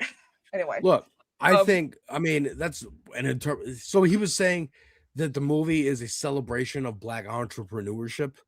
It was like as if you watched Good Burger. It was like as if you watched Good Burger instead, and I'm like, welcome to Club Juke, home of Club Juke. Can I interest you in some blues music? Like, that's weird. I mean, that's also weird. Too, like, and this is something Forrest and I talk about Sinners. It's like, Remick was right. I say Killmonger was right. What if you were, a Black person? Would you rather, pick cotton or become a vampire and murder some Klan members? Sign me up for the Klan. Like, and then some people were like, making like, oh my God, I feel uncomfortable that he's killing like all these Klan members. I'm like, why? They were gonna kill all of them anyway. Like, yeah, come on. That's a weird criticism. That's part Give of me the catharsis. I'm like, I wanted those. I saw it and I immediately was like, oh, this is From Dusk Till Dawn. Cool. And how much I like Till Dusk Till Dawn varies on my opinion on this movie. So I'm like, this is a cleaner, because there's no Quentin Tarantino in it, version of From Dusk Till Dawn. It's more poignant about something rather than, hey, isn't it just cool to see like vampires fighting people? And Quentin Tarantino like, sucking cool toes or something like that. Yeah, exactly. Salma Hayek. I mean, good for him. But this movie had something to say, and because Ryan Coogler is already someone that awards people talk about, every movie that he puts out is going to be looked at that through that lens. He hasn't come out with a bad movie a lot of yet. Pressure. A lot of right. I've seen a lot of some breakdowns on his filmography. I have not seen Fruitvale Station. It's good. I thought the Black Panther movies were fine, like not the best of the MCU by any stretch. And again, with this movie, it was a cool movie. Do I think it deserves Best Picture? I think Superman deserves Best Picture, honestly, because I think Superman is going to last. Now, Sinners actually is lasting longer and having it's been re-released how many times in theaters so far? It's gonna probably I would release Sinners again Sinners for a also time. Deserved it. I think Sinners also maybe deserved it. Frankenstein also definitely deserved to be in contention for Best Picture. Was it nominated? I think so. Okay, yeah, it was good. because we did our whole speed run and we forgot Frankenstein because unfortunately it seemed like one of the more forgettable nominations, and we're like, we forgot. I mean, it is a very good. That is a masterpiece of a movie. That the Mona Lisa. You acknowledge it's a masterpiece. You may look at it, but it's not as interesting as something like Sinners. You know what I mean? Yeah. Yeah. I And think it's funny one battle too, after another because, is just like, fucking awful. because for my thing, it's like a lot of people are like, oh, it's from Dusk Till Dawn. I'm like, yeah, but here's the thing though. A lot of movies take inspiration from a lot of movies. I mean, for God's sakes, Yeah. Letterboxd, the whole thing. Like, if you watch Barbie, here are all the movies Greta Gerwig, you know, was like 50 movies. I mean, for God's Yeah. sake, we had to watch Luck of the Irish because that also inspired Ryan Coogler for Sinners, because he's like, what demographic of people who've also been colonized and stripped of their like religion and their culture? Irish people Right. by the Brits. Happy St. So Patrick's it's Day, like, by the way. yeah, we're going Yeah. 5. So it's like, I'm like, I mean, when people compare it for Dusk Till Dawn, I'm like, okay, it's more than that, but they're like, but it's a vampire movie. Well, it's not technically a vampire movie, but if you do take out the vampires, what is the It's purpose of still a Sammy's movie. gift? You need a villain, you need a conflict, you need someone who's like, you have this power where you can conjure up generations, multiple generations, past, present, future, with your music. I want that. And I So do it's like like- how ambiguous it's left. I mean, it's a fantastic movie. Yeah. I think that between that and One Battle After Another, it definitely should have won. It's like it's basically like the 2008 Oscars, where it's like, will it be There Will Be Blood or what? Old Country for No Men? Like, is it going to be like, it's like that type where it's like two really good movies, because it's like Paul Thomas again, I would Anderson One Battle After Another. and someone else. It's like, oh, these two great directors come up with these two good movies. It's like, oh, which one? It's like flipping a coin. And the same thing happened with Sinners and One Battle, but with the political climate we live in, they're going to give the One Battle. But the problem I have, and Conan disagrees with me on this, is that if you're going to make a very, very political movie that's on the nose with the times we've had, do not be dodging questions about the politics of the movie. Don't be like, oh, I just want a good future for my daughters. I thought we were here to part. No, Paul Thomas Anderson, you made a political movie engaged with the politics of it all. Like, That's also a just problem. be like, I mean, Sean Penn's out here supporting Ukraine, and like he's doing his part. He's also going on, he's been on Fox News and Bill Maher and will engage with these people because he still thinks that they can be like reasoned with and whatever. Yeah. And I'm like, all right.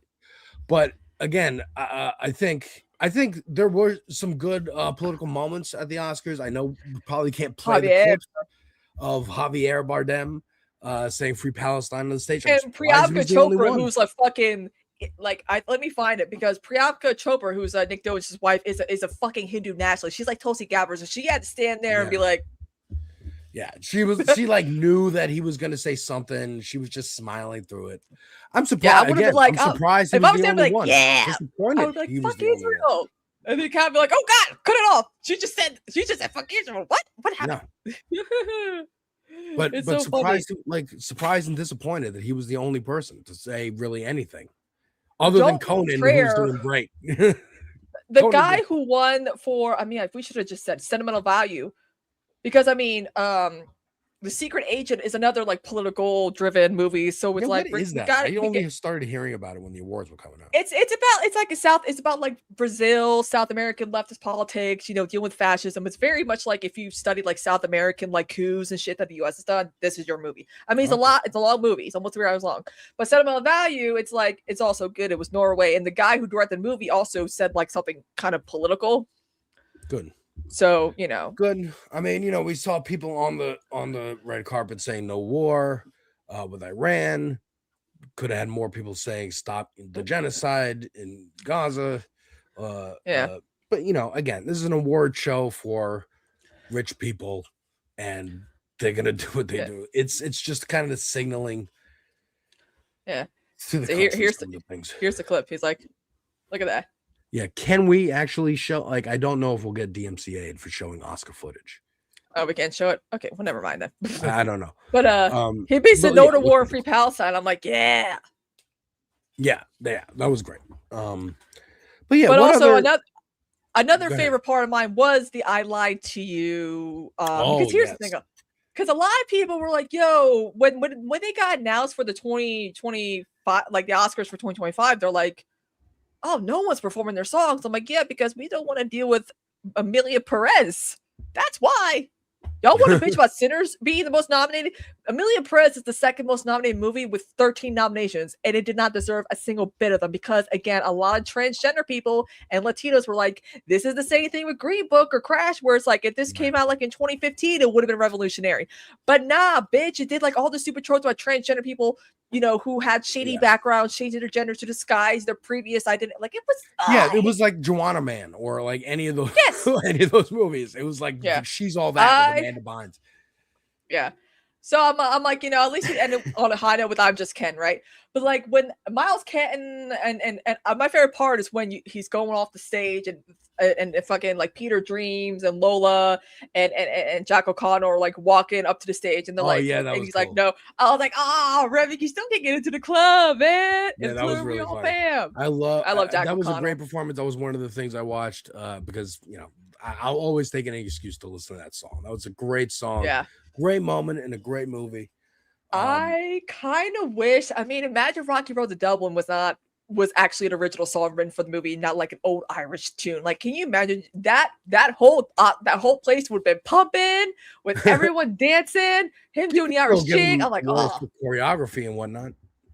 Yeah, I mean, this is why I think Sinners. We're in an era on Broadway where a lot of movies are being made into stage musicals. Sinners is the perfect because it already has musical elements. You expand from that. And I'm like, okay, Ryan Coogler, I'm going to be moving up to Jersey in a year or so. Hopefully, I think I will audition to play Joan because I just want to sing, will you go, lassie, go. I'll learn how to play the ukulele. Now, speaking of Timothy Chalamet, have you seen? I'm friends with his mother on Facebook, so a lot of my friends are like, "You sure been quiet about." I've actually had a few people message me. They're like, "You sure been quiet about Timothy Chalamet?" I'm like, "Yeah," because I'm friends with his mom on Facebook, and if I talk shit about him, I think my friends would tag her, so I just can't say. But we talk from time to time. That's interesting. I did not know that, but I think she loves her son so much. It's her whole Facebook profile. I didn't see the actual trailer for it yet. But speaking of Javier Bardem and Timothy Chalamet, the Dune 3 trailer has dropped today. And I wanted to ask your thoughts on Dune. Are you excited? Do you care? Oh, yeah, I'm excited about Dune. Dune 3, doing it 3 times a lady, that's why I'm calling it. Also, it takes place like 17 years after the second Dune movie, so it's like, why does everyone look so old? And I'm like, because... Is it really? That's fucking read a book. Annoying. Read a book, people. Look, I liked the first Dune. I thought it was fun. Neat. You got what's his name? Denis Villeneuve, making the guy who made Arrival. Yes, Des Villeneuve, who made Arrival with that very particular kind of art style, and then he just applies it to a whole multiple races. It all kind of looked very samey to me.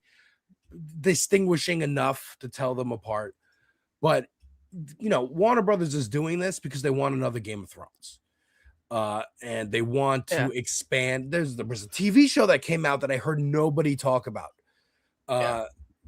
Remember David Lynch did Dune first. Yes, he did. And Kyle MacLachlan, and then when I was looking at the cast of the original Dune movie, I was like, "What? Have you seen the original Dune movie?"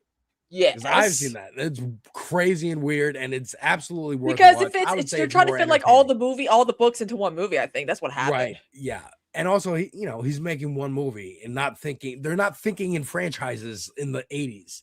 They're kind of are because Star Wars is big at the time, but they're not going. Yes, they wanted the sci-fi was really big. Yeah, right. Space operas and all that. Zero and just build a franchise from there.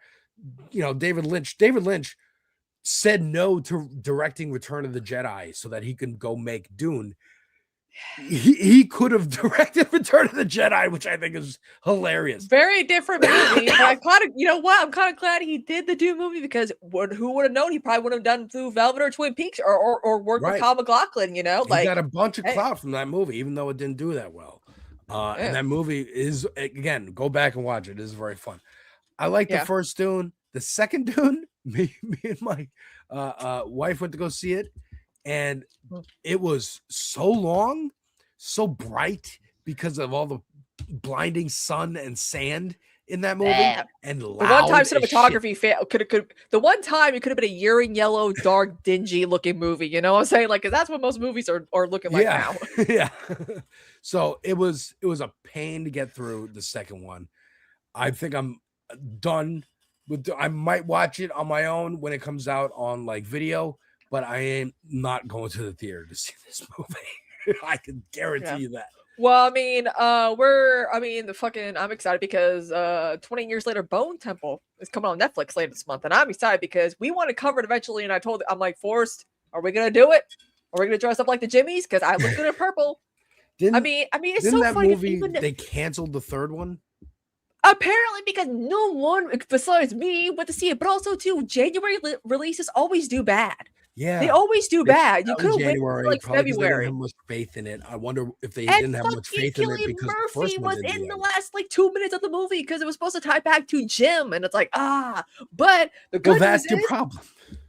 The good news is, Cillian Murphy and Jack O'Connell will be in a movie together because Quiet Place Part 3 is happening, and I'm excited because it's gonna have Cillian Murphy and Jack O'Connell working together again, and also Jack O'Connell's gonna be working with Dan Stevens in a new Godzilla movie. I'm winning. I mean, everything about my life sucks, but at least the life God's like, you know what, Christine, we'll give you this one thing. We're gonna have all your crushes work together. We're gonna once Jonathan Bailey gets involved, it's over. No, you're right about January releases. That a movie studio doesn't have faith in a movie if they put it out in January. Especially it's past when the holidays, everyone's done spending money for a while, right? They don't have energy to go out to the movies. When there's a 6-month gap between two movies, because they were kind of filmed the first 20, and then kind of like right soon after the first one, they started filming Bone Temple, or sometime like during post-production of the first 20 years later movie. So it's kind of like, remember when Nightmare Part 4 Dream Master came out? It was like such a big hit, but then like a few months later they released Dream Child, and that bombed and it was bad. That's the same thing. Like if you're releasing like movies that are like a franchise like real close together, they're not going to do that well. Well, here's the thing. What I said in the 80s that they weren't thinking in franchises other than we hope to have something like Star Wars for ourselves one day. Not we're going to plan to give this writer director a 3-movie deal or a 3-picture deal where we're just going to say, no, you're going to make 3 of these movies like Halloween Kills and Halloween Ends and whatever the fuck. Like Jamie Lee Curtis did not sign up for 3 Halloween movies, that's for sure. Yeah, recently, right? She said that, which is like, how did you not know that in the contract? And also, that just shows you how studios are thinking about making movies now. They all want to be Marvel, they all want to be Lord of the Rings and Game of Thrones and TV-ify movies and movie-ify TV and make a big slurry that nobody can tell the difference. Ted Sarandos at Netflix, but audiences still feel that difference. Audiences are like, I didn't like that new 28 years later movie, so I'm not going to go see the sequel. I don't care. I don't know the behind the scenes that there's supposed to be 3 of them and they're going to tie back to the main character from the first one and Cillian Murphy. Like they don't know all this stuff you know. And you know what's funny too? A lot of people are seeing 20 Years Later Bone Temple and are like, what the fuck? This is actually the best movie out of the entire fucking franchise. I didn't see in the theater. I'm like, you should have trusted Nia DaCosta, because she's never had, like, she did the one Candyman movie. She did the Eternals. Not the Eternals, the Marvels. I want her to have a hit because Chloe Zhao is suffering the same thing. She did No Man Land, one for that. But like, the Buffy reboot she was behind got canceled. The Eternals failed. It's like, let my female directors not like. I'm like, Greta Gerwig constantly has hits. She's doing Narnia, awesome. But it's like, there are these women of color who are struggling because people don't think that their movies are good, even though they're actually good. I like the Marvels. People, the Marvels it was just great. COVID. The Marvels was fun. COVID was still a thing. Men were still like, whoa, whatever. But like, Nia DaCosta, she did a very good, capable Candyman sequel. Wasn't Nia, whatever. Let me see who she is, because I think she was someone. But she does good horror. Like, she's very capable of doing horror. I really hope that with the success of 20 Years of Bone Temple does on streaming, maybe they'll do like a 20 Years Later, the third one for streaming only. I don't know. That might be more and that's affordable. also something that the studios are picking up on, is that they realize, sometimes a show will get canceled or whatever and then move to a different platform, and then there's a new audience, and we got to make more. So they're trying to adjust to that too. But sometimes sometimes a campaign is like the Snyderverse campaign, and they don't realize how small it is in comparison to everybody else. So they give Zack Snyder a bunch of money to make his version of Justice League. It does, which fine is still enough. so boring. It was Anyway. under pandemic, so it's like, all right, fine. We're not making anything Everyone's now, home. anyways. We'll just give him money to like re-edit the movie and maybe shoot a couple scenes Yeah. here and there. Fine. It was cheaper and a business decision for them. But it did not lead to a resurgence of the Snyder DCU movies. Even though I think Nia DaCosta, might have been somebody else, was attached. I know it was a black woman director, was attached to direct The New Gods.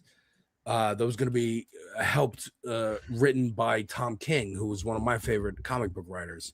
Yeah. And I know he's working with James Gunn, so I'm like, all right, at least the story could still get out there. It's based on the Mr. Miracle book that everyone should read. It's fantastic, by Tom King.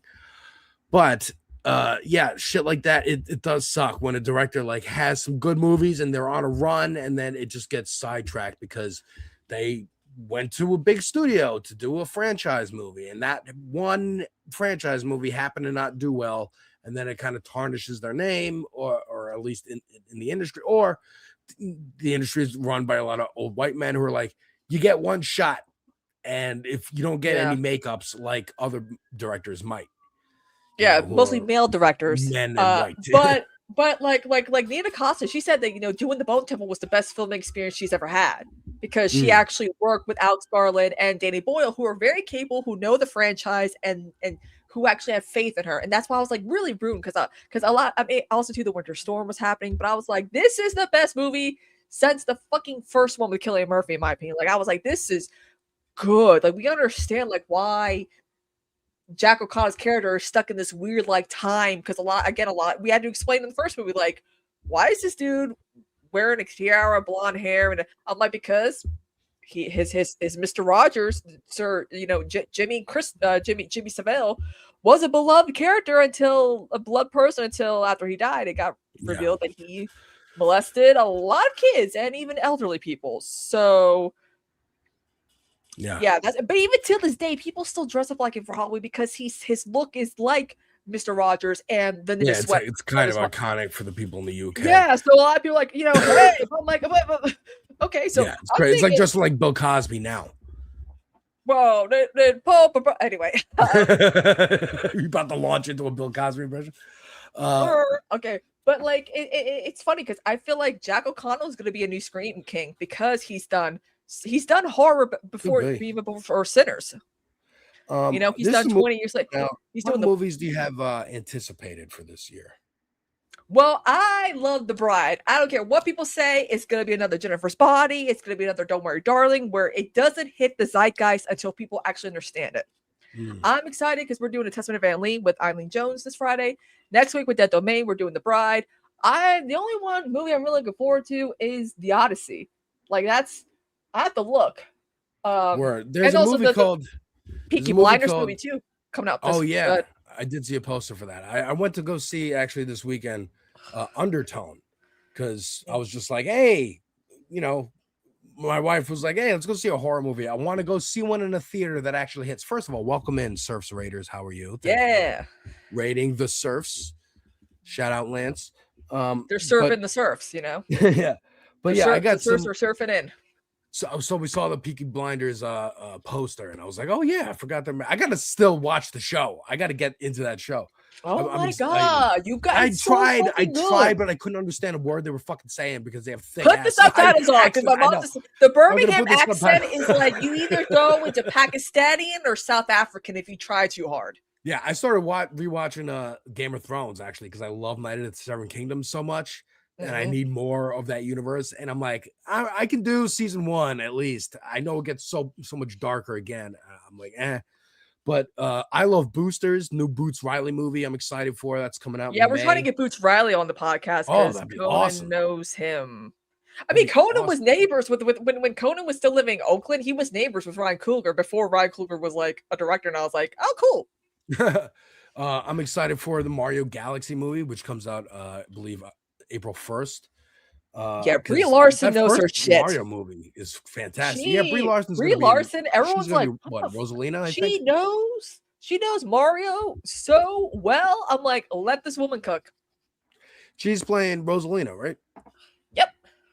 That's cool, man. I'm excited to see where Nintendo goes. I'm excited to see this movie, but I know they're making a Zelda movie, and I'm much more worried / excited about that one because you got to really be able to nail Zelda. For man, those games are movies. Clayface movie also. That's the only one I'm. Supergirl. Yeah, okay. Clayface and Supergirl. Supergirl's coming out this year. Okay, I got something. Okay, now thank you, Fuser. I'm not remembering because I want to cover Supergirl. I want to cover Clayface because June I'm 26th. excited. That could have been Jack O'Connell's role. He was up for the role of Clayface. He got this close, and I'm like, oh, that would have been good. Interesting. Yeah. That would have been cool. That the guy who played David Bowie looks like David. I'm like, they really were like, let's make, if we're gonna do Clayface, we gotta have a man who looks like he was sculpted from the gods to play Matt Hagen. And I'm like, yeah, you did, because he's got nice bone structure. The guy that's playing. But I'm excited for the. Go ahead. I'm excited for the Peaky Blinders movie. It's got like 96% on Rotten Tomatoes. The audiences love it. I'm like, I'm confident. Cillian Murphy, he could win the Oscar for this. You never know. I bet you Netflix will go hard for the Peaky Blinders movie next year. I'm sure. Yeah. Oh, definitely. That's one of their own properties. They've definitely got to go hard for that. That's probably why they're making a movie at all, is to get some awards for that. Well, the ending was very ambiguous on the show when the show finally ended. I was like, they got to make a movie. Okay. And then there's a movie called Is God Is, which I just saw the trailer for, and I'm like, this is immediately one I'm like super looking forward to. It looks I love awesome. when something is interesting. It looks like a Tarantino, Robert Rodriguez, like Splatterhouse kind of movie. Very distinct characters, a straight revenge story. Like, I don't know. It looks great. All black women. There's a movie called They. It's coming out like this week, next week. They Will Kill You, which is it's a kind of gives me that same vibe, but a little bit more toned down. Ready or Not 2 is her. I've heard it's one of those Aliens, Godfather Part 2, Shrek 2 type of sequels. And I'm like, I'm here for it. I can't wait Ready to see or it. Not? Comes out on my mom's birthday. Compared to The Godfather? Well, here's the thing. Just in terms of the sequel's better than the first one? Yes. Usually, because when people think of certain movies, they're like, but the sequel though, because everyone's like, there's a Godfather Part 3. I'm like, well, I don't know what you're talking about. But look, I like the Godfather Part 3. I'm like, what are you talking about? There's no. I actually like that one the most of all of them. I find it it moves faster. I'm bored. In the first one. Given an Oscar so winning. Long. He goes to Italy. Anyways. But yeah, man, there's some cool movies coming out this year. I'm excited for. I'm also excited for some TV shows. Daredevil, I believe, starts next week. Season 2. First season, watch my reviews on the first season, because there's a part 1 and a part 2, and that part 2, oh my god, the way the Punisher took on cops who were wearing Punisher logos, forget yes about it. Like that hit the nose on the head, because it's like, see, you people bastardize the symbol all the time, and I'm like, fucking idiots. And I know man. I know John Barenthal has a deal to do his own Punisher, like not a mini series, or like a mini movie, like the Vampire by Night movie for Disney Plus. I know they were trying to move away from Disney Plus, so who knows if that's in flux or not. But I know that John Barenthal, Charlie Cox, and Vincent D'Onofrio have input. We know Jessica Jones is coming back, and we're getting pretty good hints that like Luke Cage is probably also going to come back. So, oh my god, I want them to do these characters right. I think that they're on the right track with season 1, and I'm very excited to see season 2. And we're also getting, I believe, the week after that, or before that, after that, we're getting The Boys final season 5. And I'm very excited to see how they tie that all up. I'm just looking forward to them announcing the season 5 leads of Bridgerton, because I know it's gonna be my girl Eloise, who is so resistant to marriage. She's gonna finally find a man that actually is her equal. It's gonna be great. I can't wait, because Kristina, you love Irish people because Jack O'Connell, and I don't know, still Murphy Irish. Okay, Cillian Murphy is Irish. Oh my god, you need to watch. There is just one interview he did. I think it was him and Tom Hardy, where he was like, the interviewer was like, "You're British, right?" He's like, "No, I'm Irish." He's like, "Well, that's British." He's like, "No, there's a difference." Like, no, motherfucker. Don't be. You should watch. Cillian Murphy moved back from London to Ireland because his sons were having posh English accents, and he didn't want that for his son. That's fucking awesome. Have you ever seen the TV show on Netflix called Dairy Girls? Yes, because Nicola from who plays Penelope on Bridgerton, she was That's what made me good. think of it, and I was like, I think you would really love that show.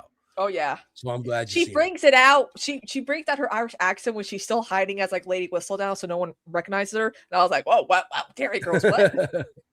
I'm excited because I mean, a lot of people, when it comes to Bridgerton, a lot of Bridgerton readers, for those who don't know, the books suck. The books are awful. Bodice rippers are meant to be very problematic and not really that romantic. The male leads are always rapists, controlling, manipulative, force themselves on the women until they fall in love with them. It's like so is Bridgerton basically like what Game of Thrones is to Lord of the Rings, but Bridgerton is to like just old fantasy romance novels. It's like as if Jane Austen had porn in her novels. Like that's kind of right. Bodice rippers are a new concept where it's like, you know, oh, these very puritanical Jane Austen, Emily Bronte novels, but with sex.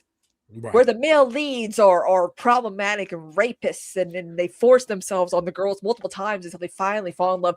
I mean, Anthony's abusive, like Colin's a wife beater. Of the old time. Yeah, it's like a spicier version. It's like a spicier version of like you know, classic British lit. Right. It's a term that developed in the 70s when women were writing these novels. So the thing with Bridgerton is that people project the books onto the show. I'm like, don't fucking do that because none of these characters are like they're in the books. Right. I mean, fucking Gregory in novel 8 kidnaps the woman he's going to marry before she marries someone else. Fucking, I think Anthony rapes Kate on like Michael, which they gender swap to Michaela for the. He's like, I will tie you to the bed, Francesca, and fuck you so many times that I will make sure you get pregnant. Like shit like that. And I'm like, no. Yeah, that's crazy. Yeah, it sounds like Game of Thrones. I'm glad that they.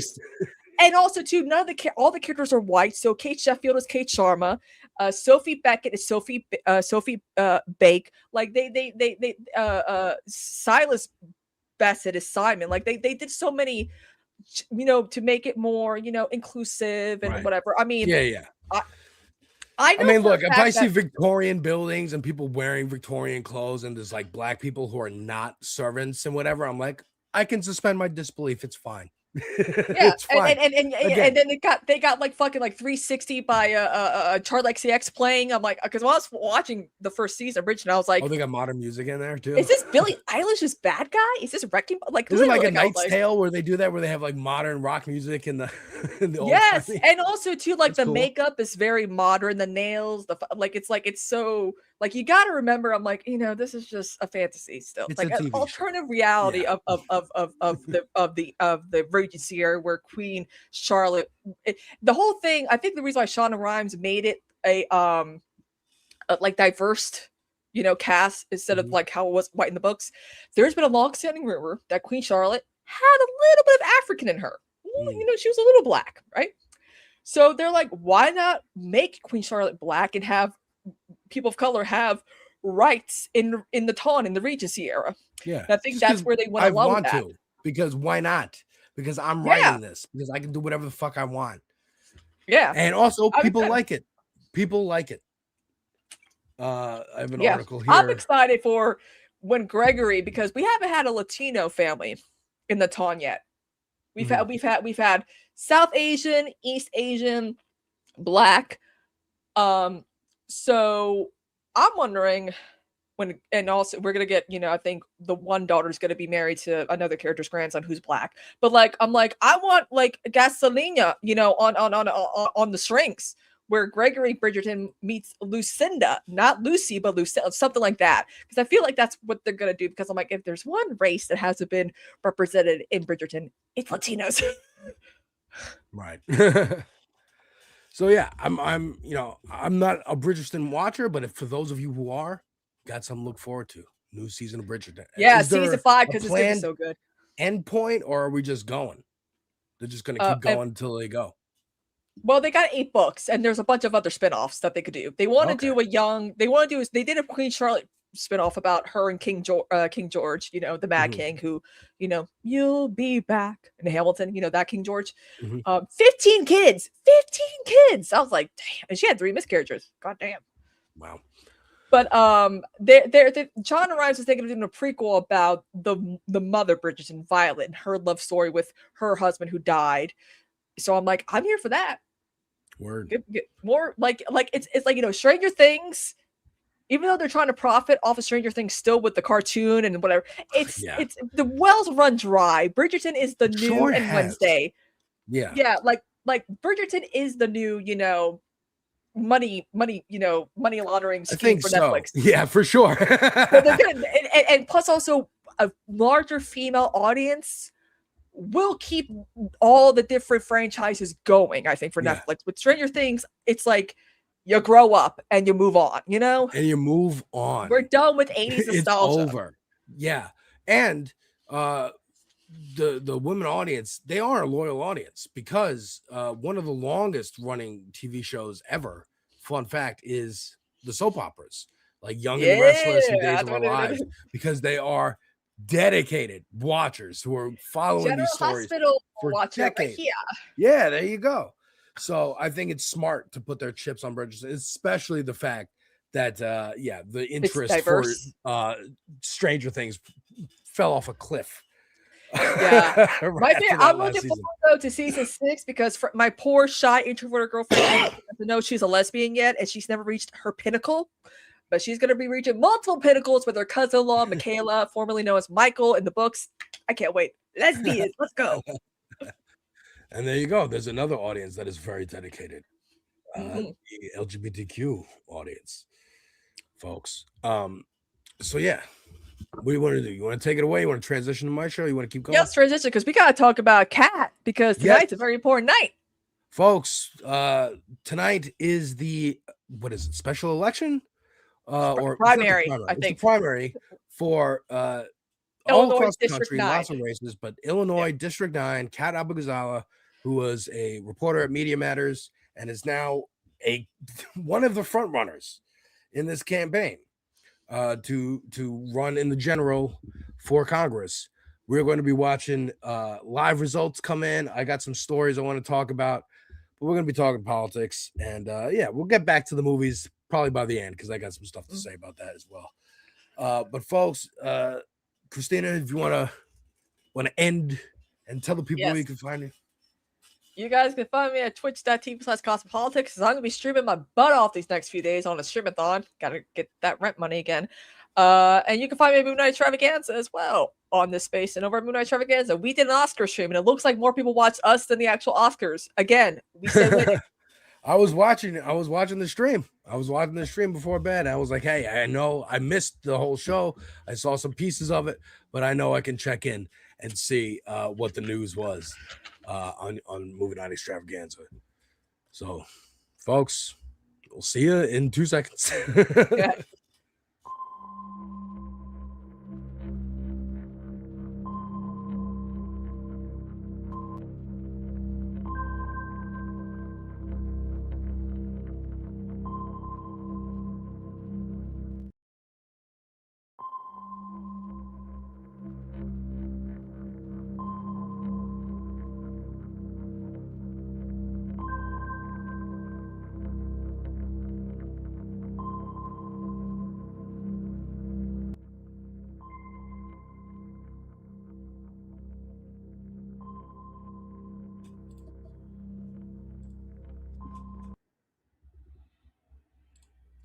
Hello, folks, and welcome to Devil's Advocate Productions on this space. I'm Alex. I'm the Devil's Advocate. I talk about movies, music, TV, video games, whatever I feel like talking about, and politics on this channel, on this space. And I am joined today by the lovely Kristina Oakes from Cosmopolitics over on Twitch and YouTube. How you doing, Kristina? What's going on? Happy St. Patrick's Day to you. Yes, I am. I'm 30% Irish, so I get to celebrate. I'm also 69% German, so I can never. Green? Where's the green? My eyes are green. Ah, okay. Well, you pulled it off. But I I got mean, my Green Lantern shirt, my Green Lantern hat, my Green Lantern necklace. I feel green is one of those colors that doesn't look good on me, so but I just wear all black. Oh, you know? I don't believe you. But I believe we should start off with, I want to just plug that I made a video here about ball pit. I can't stop talking about ball pit or playing ball pit. So I made a video with some of the highlights that I've done in my spare time, and if I got a good run going, I'll record it. So I recorded a bunch of clips, and I just talked about tips and tricks for playing ball pit. I also did a Lamb of God album review on Friday. Never listened to Lamb of God before. Figured let me give it a shot. And Momo Boyd was on Baby Keem's new album, Kendrick Lamar's younger cousin, on the song Good Flirts, which they made a music video for. And her voice is amazing. She dropped a single called Strong, and you should check it out because it is a fantastic song. But I wanted to talk about St. Paddy's Day a little bit because it is important, and we should not forget our history. Day, crowds are coming by the dozens to get an up-close view at what some say is a piece of Irish folklore. Some people in the Crichton area of Mobile say a leprechaun is taking up residence in their neighborhood. A leprechaun. NBC 15's Brian Johnson has more. Curiosity leads to large crowds in Mobile's Crichton community, many of you bringing binoculars, camcorders, even camera phones to take pictures. To me, it looked like a leprechaun to me. All I gotta do is look up in the tree. Who else seen the leprechaun? Say yeah! I mean, this is a piece of American history, a piece of Irish history, and a piece of Black American history. I bet Ryan Coogler saw this and was like, you know what? There's a another connection inspiration for sinners. There's a connection there. There's a connection. But seriously, folks, I have a clip from Irish rap, punk, trap, electronic trio Kneecap, talking about what it means for St. Paddy's and the Irish diaspora, especially here in America. On tour in the States, I bet you had loads of people coming up to you being like, I'm fourth generation Irish. See what you guys are doing for my culture. The shame is that Irish Americans, like, there's a lot of like conservatism with Irish Americans nowadays. You know, like we are a nation of immigrants. Like we have immigrated probably more than any other country in the world. We go everywhere. We always have. And then you get a lot, not all Irish Americans, Jesus, a lot of them understand their history, but you get plenty of Irish Americans who are like anti-immigration, and which is fucking bizarre sentence in itself. The difference between the Irish Americans and the Black community in America, the Irish were white. The Irish were able to join the police and the military and rise through the ranks that way and politically get a foothold in politics in America that the Black community wasn't really granted at that time. So it became then, you know, once the oppressed became the oppressor in certain places, unfortunately, when, you know, they forget their history is that, you know, we were second-class citizens in our own country for a long time. And I think, especially in America, there's a big misconception of what Ireland is like, because we have these like recycled movies, recycled Irish culture that comes from America. So you have, I don't know if you see the movie Irish Wish recently on like, the Wild Mountain Thyme. It's these like movies about Ireland.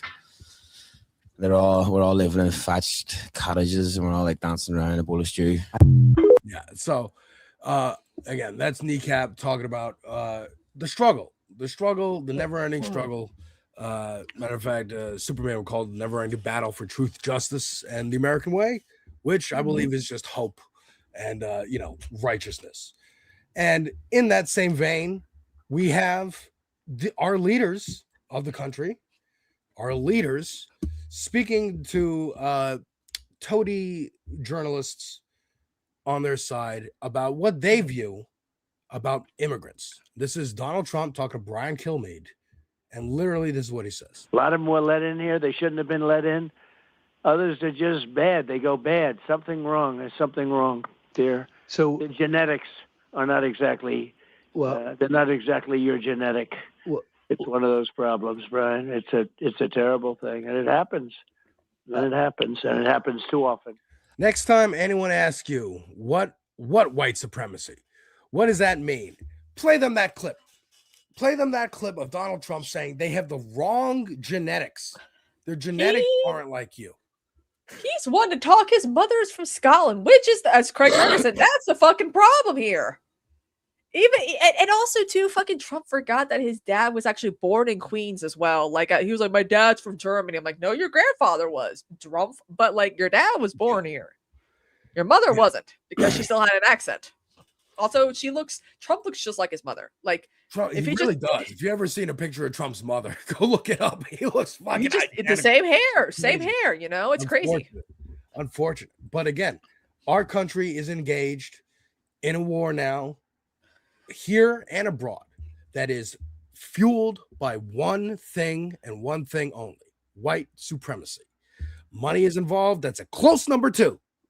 It's a close number 2. But the reason that they're doing these things, the reason Netanyahu wants to ethnically cleanse and genocide the Palestinians and the Iranians, they want to just take over most of the Middle East.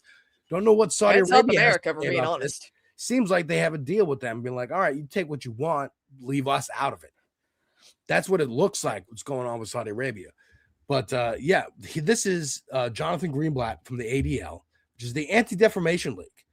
They are an American organization that is supposed to call out anti-Semitism so that elected leaders can do something about it. But what they've And been doing, transphobia, it's not just that's the problem though, Alex, is that a lot of people, because of Jonathan Greenblatt, a lot of people think the ADL is just for anti-Semitism. I'm like, no, see, it was I meant didn't for even know other that things. until you said that. I literally thought it was just like about it was for anti-Semitism, homophobia, racism, transphobia. In fact, they actually had a list of like people that were like, you know, we deem very problematic. Chaya Right. Raychek, she Right. made a big stink about it, and because she's Jewish, Jonathan Greenblatt's like, okay, she's not much of a problem.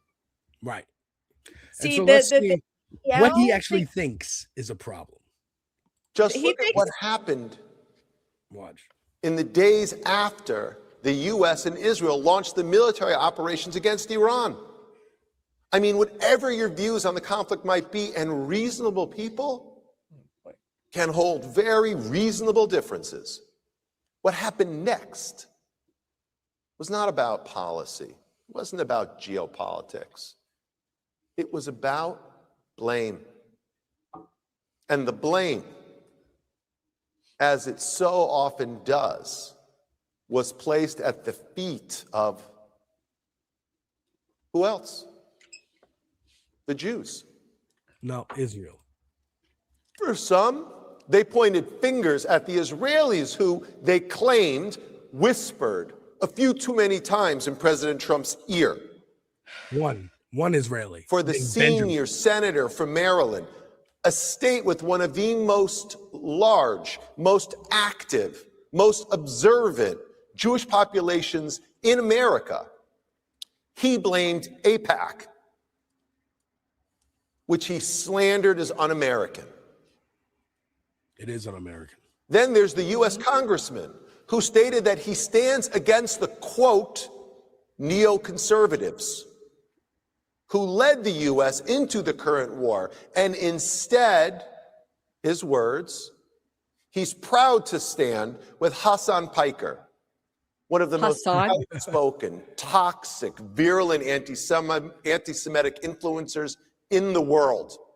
Whoa. He's more mad at Hassan Piker than he is at Nick Fuentes, Tucker Carlson, Marjorie Taylor Greene, fucking name one. Throw a fucking dart. Anna Kasparian at this point. Anna My God, the Kasparian, shit she was fucking saying, I was like, Matt what Walsh. the? I'm like, the only time I've heard that word being used is Joe like Rogan. towards like Jewish people in a derogatory way. Joe Rogan.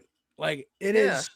It's been described as one of the representatives of, quote, a new moral order. Again, his words. Other elected officials fell over themselves to make big, splashy announcements of not taking money from the largest pro-Israel organization in the country. Even if super they PAC? seemingly have no problem super PAC. taking money from anyone else. The tides are turning. The tides are turning against, yes, Israel and its popularity. We've seen the polls. We know the sentiments. Yeah. But also super PACs, period. If AIPAC needs to be the first domino to fall for people to be like, wait a minute, Citizens United, what was that about again? Look at the To NRA. Look back on it. The NRA also. We don't hear has about not them been- anymore. Has not been as much involved in politics in recent years because they became so toxic after Sandy Hook and multiple other school shootings. So what Yeah, did and they also do? too, we They're doing got what AIPAC is doing. desensitized to school shootings. It's just Right. another day now. They won. They don't need to do any work And they're- anymore because we just accepted that mass shootings are a thing.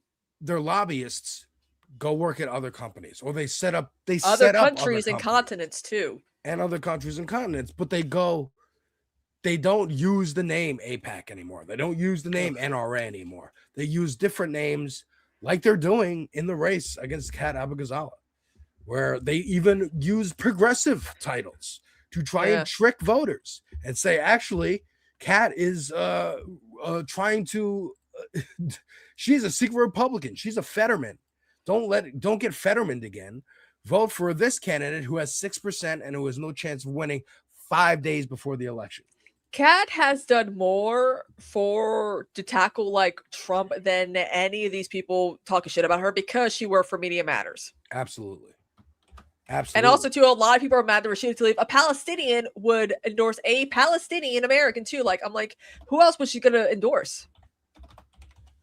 Right. You know, people forget Kat is Palestinian. First of all, I'm great. I love those endorsements. I think they should have came earlier. I think AOC and Bernie also should have endorsed. But you know, they're also running around doing other things. There's a few candidates in the last few primaries who got this I think it was like in North Carolina, like this close at like AOC endorsed. It's like AOC needs to stop.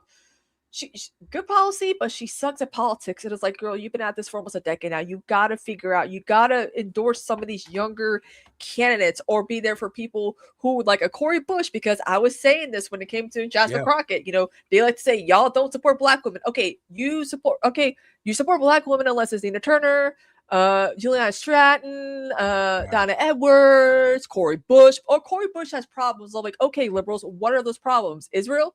What are the problems that she has that we need to replace her with a man? Like it's hypocritical. It's absolutely hypocritical and it's bullshit. But so we're gonna be watching for Kat's election results soon, folks. But right now, I want to talk about these tech oligarchs and celebrities and how it kind of gets intermixed, how they're trying to become celebrities by doing interviews like this one.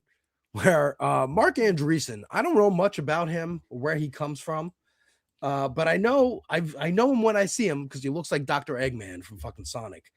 And this is him talking about not having any introspection. You don't have any levels of introspection. Yes, zero, as little as possible. Why? Move forward, go. Yeah, I don't know. I found people who dwell on the past get stuck in the past. It's a real problem, and it's a problem at work and it's a problem at home.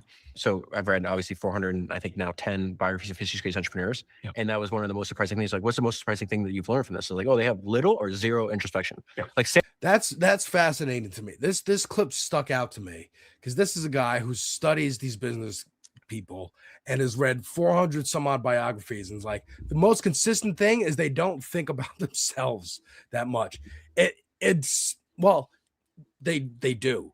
They only think about themselves, but they have no introspection. They don't question themselves. They don't say, am I making a good decision or a bad decision? Is this going to hurt anybody? Is this going to, or the only question they ask is this going to give me more shit? And if the answer is yes, then I do it. And that's it. I don't need to think about anything else. Sam Walton didn't wake up thinking about his internal self. He just woke up. He's like, I like building Walmart. I'm going to keep building Walmart. I'm going to make more Walmarts, and just kept doing it over and over again. And you probably know, if you go back before 100 years ago, it never would have occurred to anybody to be introspective. Like, it's the whole idea of, I mean, just all of the modern conceptions around introspection and therapy and all the things that kind of result from that are.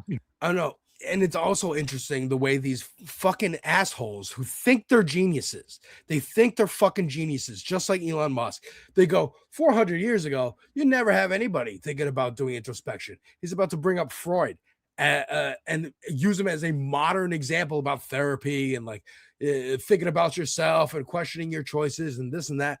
Like, it's a modern concept.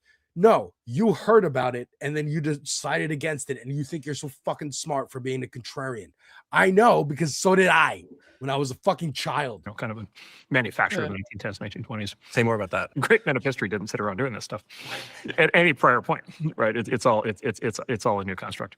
It was so first Western civilization had to kind of invent the concept of the individual, right? Which was like a new concept, several hundred years ago. And then for a long time it was, all right, the individual runs, right, and like does all these things and builds things, and that man has filler on his face. Builds technology, does all these things, and then kind of hair plugs.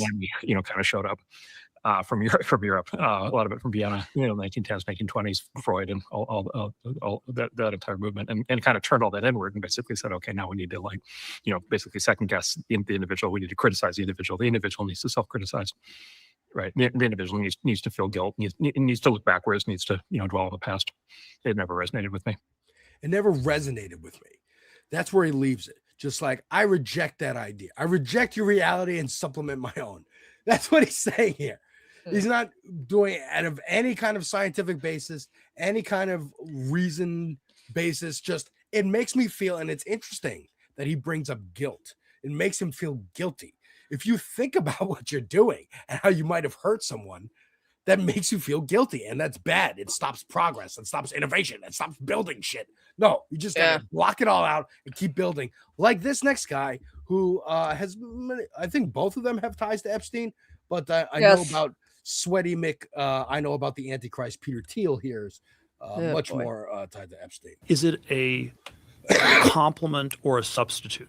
Like what I said about talk and action, is it a complement or a substitute to changing the outside world? So we focus on changing ourselves. Is this the first step to changing the world, or is it sort of a hypnotic way in which our attention is being redirected from outer space to inner space? So I don't know, the one-liner I had years ago was, we landed on the moon in July of 1969, and 3 weeks later Woodstock started, and that's when the hippies took over the country. And did they? We stopped going to outer space because we started going to inner space, and so there's sort of a question, how much it worked as an activator or as a deactivator in a way, there are all these different modalities of interiority. There's psychological therapy, there's meditation, there's yoga. There's, there was a sexual revolution. There were gradually, you have incels living in their parents' basement playing video games. So they're all, there's the neighbor. Your base. There's identity politics. Right, your base. There's a range of psychedelic things, and I think all of these things. I wonder whether the interiority ended up acting as a substitute stuff, because the alternate history in the 1960s. Is that the hippies were anti-political, and it was sort of that the drugs happened at the end of the 60s, and that's when people depoliticized. It was like, I don't know, the Beatles song, if you're carrying around pictures of Sharon Mao, you're not going to make with anyone anyhow. It's like, that's what after they did LSD, and it was just the sort of insane politics no longer matters. And so you had the civil rights, the Vietnam War, and then were the drugs the thing that motivated it, or was that the thing where it actually? Talking to Joe Rogan about the dangers of psychedelics is a fucking word salad. These tech billionaires, they all just do word salad. You don't understand what they're saying. Also, I know Mar-a-Lago face is a real thing, but Silicon Valley face is also real. How come all these tech billionaires have like the same looking weird faces, and like you can tell they're all getting the same type of work done too? Like, what am I blind? Yeah, absolutely. And it goes into this reason why this section, Nick, is called Tech and Celebrities, because they all think, not all, but all these tech guys and business leaders and whatever the fuck you want to call them, executives, think they're geniuses. And so do some of these celebrities. Now, I want to play this clip. This is a clip from a show I watch pretty regularly now, every Wednesday, called Culture United. And this guy is going to explain what happened to the music industry and why, there was a debate because Billy Corgan from the Smashing Pumpkins said that the CIA worked with MTV to overcome rock music in the 90s with rap. And, that's ridiculous on its face. It was just because your band, the Smashing Pumpkins, weren't as popular. That's why you feel like that. But this guy actually explains that there is if you want to go down that route, it's not the CIA, it's culture. The music industry was set up by gangsters. Michael Jackson's estate sued Quincy Jones's estate, sued Michael Jackson's estate because of how they re-engineered the Bad album. What they did was they took out the dynamics, they flattened the sound, and they did that. So when it comes to a lot of your old music is being remastered, and a lot of the feeling and effect is being taken off. We have lawsuits to prove it. That the music industry was set up by gangsters. It was started by, and he goes more into how the feeling of music. You can, when you listen to certain music, you can feel their fingers on the bass, on the guitar. You can feel the strokes of the drums hitting the drums. But over time, it gets looped and it gets synthesized and digitized so that some new artists, the hip hoppers in the 80s and 90s can take those sounds and remix them and make completely new sounds. But then rights come in and lawyers come in because they're all gangsters and they're all, well, I need a piece of that.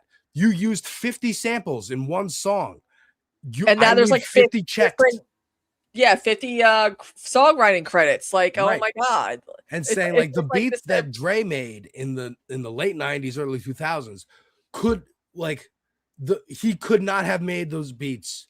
Or rather, I would like to have seen what he could have done before those laws changed, before the Telecommunications Act in the 90s that allowed distributors to own studios and record labels. Well, look at like a lot of Gen Zers, they love 60s music because like Doja Cat using put a sample "Put Your Head on My Shoulder" by Paul Anka. He's popular with the kids, and I've known who Paul Anka was since I was young too. But like it's getting to the point where we're losing, like, that's why vinyl records are making a comeback, because it's the original sound, Yeah. So like when you listen to like a Phil Spector, like Wall of Sound, like the Ronettes or the Righteous Brothers, you feel all and hear all the percussions and the vocals. But after a while, when you're digitally remastering all that, it takes away. I mean, Queen, my favorite Queen album is their Queen 2 album, which is like a precursor to Night of the Opera. It's getting a re-release, and it's like with like some changes and stuff like that. I'm like, yeah, but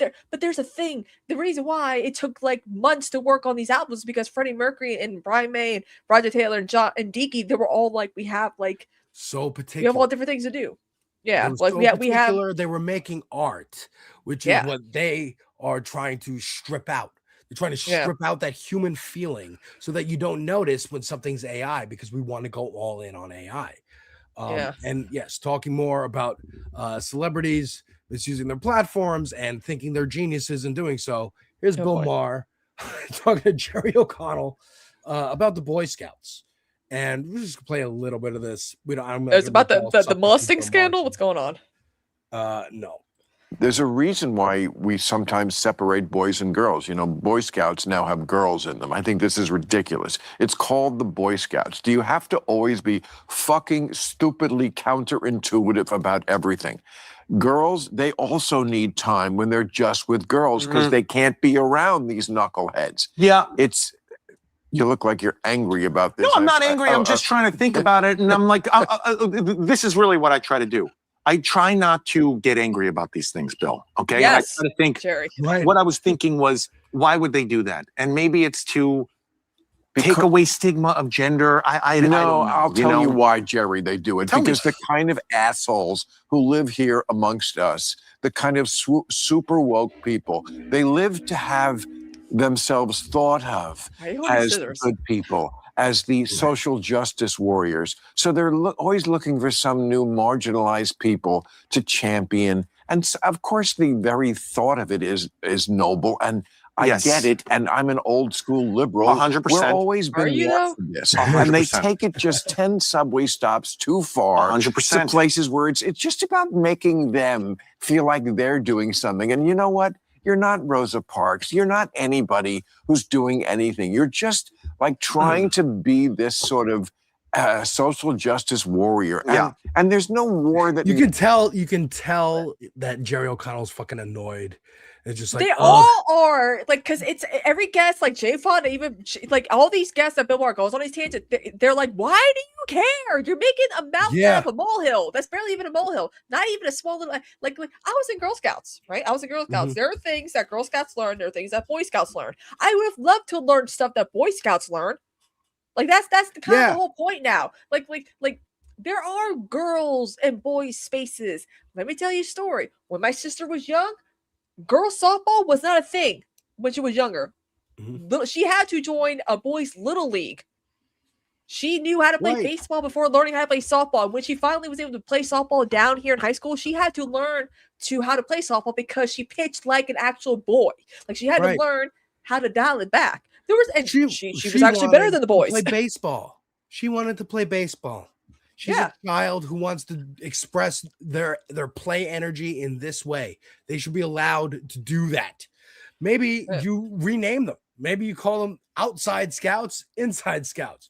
Where, because I assume the Girl Scouts do more things like sewing, knitting, cooking, sewing. Oh my god, that was annoying. I was like, things, let right? me learn some boy stuff. You know, If we you want to learned go how to make a outside and play, campfire. go with them. If you want to stay here, and hell, this was an episode of South Park years and years ago. The Jew Scouts, it was called. It was Kyle going to the Jew Scouts. Kenny had nowhere else to go. And he went with Kyle and he didn't want to do any of the exploring shit. He just wanted to chill because Kenny died all the time. So he was trying to avoid danger. Yeah. And it is perfectly fine. It is perfectly fine. Bill Maher is a fucking asshole. But again, Bill Maher thinks he's a genius. And so does this person who you mentioned earlier, Anna Kasparian, thinks she's a genius. And this clip was posted by Hank Thompson. Thank you very much, Hank. Fellow This Spacer and a guest on my show, A Conversation With you can check out on my channel. But yeah, this is Anna Kasparian complaining about audiences, which is rich. And they are. Yeah. And I think that's why the bigger creators are big for a reason. I do think they come across as way more authentic, and you can tell in the way that they interact with their audience. They usually have like a pretty pleasant interaction with their audience. Whenever you see someone have their like sporadic meltdowns toward their audience, they hate their audience. Oh, they hate their audience. And who are you talking about? Yourself? Yeah, I mean, you've had multiple sporadic moments on TYT. One time she had a sporadic moment about me on air. And people clipped that because they were like, she's talking about you, Kristina. And I'm like, fuck her, man. What the That's crazy. fuck? That's wild. But yeah, I think she's doing some shade at Hassan because there was a recent clip of him going at his audience, particularly around the cat. I'm fucking like watching his stream, and then some 24-month-old subscriber or whatever rage baits him toward a materialistic rant, and I'm like, God damn it, fucking stop. Right. He's so much better when he's not looking at chat. He does this every day. Nothing new. Yeah, it's again streaming that long. I've heard FD Signifier talk about it. Like the problem with doing that is you do get like stun locked by some of the comments in which you should just like read that comment and move on, block and move on. But you just have to. You feel like you have to address it and have to reiterate. It's hard for TYT to do that because they read members' comments, and most of the time it's like, what happened to this network? Yeah, it's a crazy situation because it's a fucking weird phenomenon to me that people will get like tons of positive comments and then one negative comment and feel the need to address the negative comment instead of just addressing all the positive comments. Like, again, that's a criticism of streamers broadly and YouTubers broadly, media people broadly.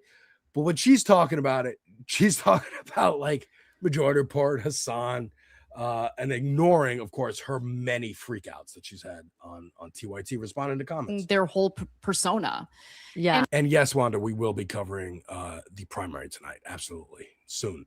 That's a prison. It's literally, that's how I was feeling. I was feeling like I was in a prison and I wasn't allowed to speak my mind. And I couldn't stand it. And I had to do something about it. So speaking of meltdowns, Anna, I have to ask you about this, and hopefully, it's a fine question, and sure, ask me you're okay with it, sure. Because speaking of meltdowns and crazy people, Jillian Michaels. Oh my God. No, they're part of the same coin. Talking about So again, this is posted by Hank. Go to tellthetruthchank.com to see clips from the upcoming documentary.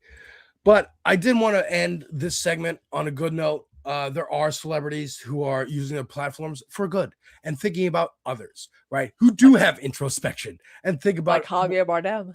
Like Javier Bardem at the Oscars, but also John Oliver, who is on, I'm glad to see, on Dan Soder's podcast. Dan Soder is a comedian that I've been a fan of for many years now.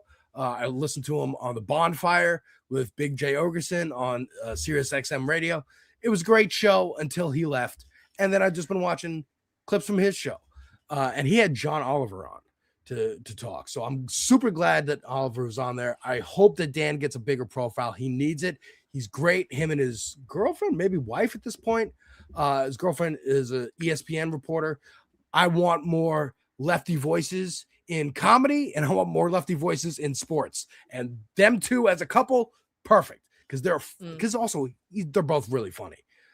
Watch this clip, John Oliver. Was there ever something that you were working on that you went, this might be too dangerous? Too dangerous? Yeah, because sometimes you go into big shit where I feel like you're investigating in a way that does uncover some stuff that probably pisses people off. Sure. Can't care about that, though. I love genuinely, to my bones, don't care. I don't have a physical reaction to it. Like when we were doing one of the pieces on the Sackler family, I think at one point they called up demanding to come into the office. Like, no, you can talk to our researcher on the record. That's so funny that the Sackler family thought they could come in and talk to you. What was more chilling is you realize that was their move. It's like, we go into the building. Well, you're not coming to the building. You can talk to our researcher on the record. You can do that, but no, there's a process here, and it doesn't. If you think this is going to be a charm offensive, please let me save you a trip. I think I love that they thought they were going to come in there and go, how you doing? Have you ever been to our wing in the museum? Exactly. Come take a look at it. And you go, you started the opiate epidemic. That's right. Like you created Oxycontin and ruined most of the Rust Belt in America. Also, there's the amount of Sacklers who in the research of that people say, oh, we're on a different side of the family. Went, different side of the family? How? But again, there's someone who uses his marginal power as a comedian who got a show on HBO after his run on The Daily Show and used it as effectively as he possibly thought he could. Calls to action every episode. Talking about stories that no one else is talking about that are the underlying problems in the society of why these politicians are making these decisions. For now, until Paramount gets absolutely until Paramount. He could just do it on YouTube and it'll be a success. Absolutely. I mean, the fact that it's so funny. You watch Bill Maher and then you watch Oliver. It's like, ooh, how? I wonder, when they cancel Colbert, and Colbert has, he lost his fangs as soon as he took that CBS job. He didn't care anymore. He's just like, I wanted to host a late night show. That's it. He doesn't care. I need to retire this character. Right. He retired the character. He's not really talking about politics that much. He does a bit and not enough for, Fox and them to get mad at him every now and then. But if he wanted to, okay, fine. You fire me. I'm going to start a YouTube channel. Stephen at home, literally on my YouTube. Yeah, and he's going to get what he did during people COVID. Will watch that. Old people who watch late night shows will ask their children how to get on YouTube on the TV so that they can watch their Stephen Colbert. My parents did the same thing with David Letterman. When he went to Netflix, they were like, okay, set us up with Netflix. Figure out how to get us, because we got to watch this David Letterman show. And the last person I'll bring up is someone I am not celebrating. I want to make that clear. But who is using her platform to speak about what she thinks is important. And again, I just fucking agree with her on most things. A stopped clock is right twice a day. And this is Marjorie Taylor Greene talking about Gaza and the situation over there. There's a lot more video of what's happening in Lebanon, what's happening in Lebanon is horrific. There was basically a genocide on Gaza, and Gaza was completely destroyed. And it's just wrong to tell Americans or make Americans. You can say the G word, but not Bernie, mind you. Right. In Gaza was a member of Hamas. That's just not true. There were. But she's not in office anymore. That's the easy part. Former. That's so this is the problem I'm having here with someone like Marjorie Taylor Greene. And again, this is why Jake's like, look at her. I'm like, yeah, on these one or two issues. And Francesca discussed this with Jennifer Welch on I've Had It, because they were like, yo, Francesca, cool. What's up with the TYT stuff? But she has a point here when it comes to this. It's kind of weird that you could argue that Marjorie Taylor Greene's foreign policy might be better than AOC's at some point. It's like, what is happening? I think what's going on with her is she's definitely either going to run for president, which I hope, that'd be hilarious, but I think she'd lose, or she's more likely going to start a podcast and try to get into this Tucker Candace Owens wing where we can be critical of Israel while still getting some super PAC money. Also, she jumps ship knowing there's like, what, 30 Republicans in the House who are not running for re-election. They know that once Trump is gone, MAGA's over, and there's no way in hell they can make amends, if the Democrats are smart at least, can make amends. And like, where do they go from here when Trump and MAGA dies? JD Vance does not have the Riz, or like no matter how hard they're grooming him to be it's not going to work. It's going to die with Trump. And they know that they have like that's why they're doing all this shit to destroy, the world and America and all that. So it's like, a lot of them are jumping ship now so they can be like, hey, we weren't here when it got to the peak of how worse it could get, Yeah, absolutely. They're rats jumping and fleeing ship for sure. And yes, Jet, we are going to cover the cat primary right after this segment about AI and woke movies, because we love woke movies. NVIDIA dropped a new game, a new graphics card called DLSS 5. And I just want to show y'all what they're advertising. So this is their new game card that uses AI. Looks like shit. Well, no. This is the original. Still looks like shit. This is the original. And then this is with the new card. Hang on, let me reload this.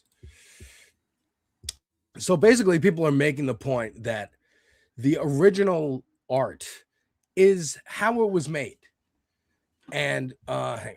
And the fact that you're just putting AI generative slop over it, that's the problem with Marvel movies. They'll put people in costumes. They'll put Robert Downey Jr. having like a breastplate of the real Iron Man suit, and then they'll fill the rest in with CGI. And they'll put a CGI gloss on everything, even the real actors' faces. Which is why the cinematography looks like shit.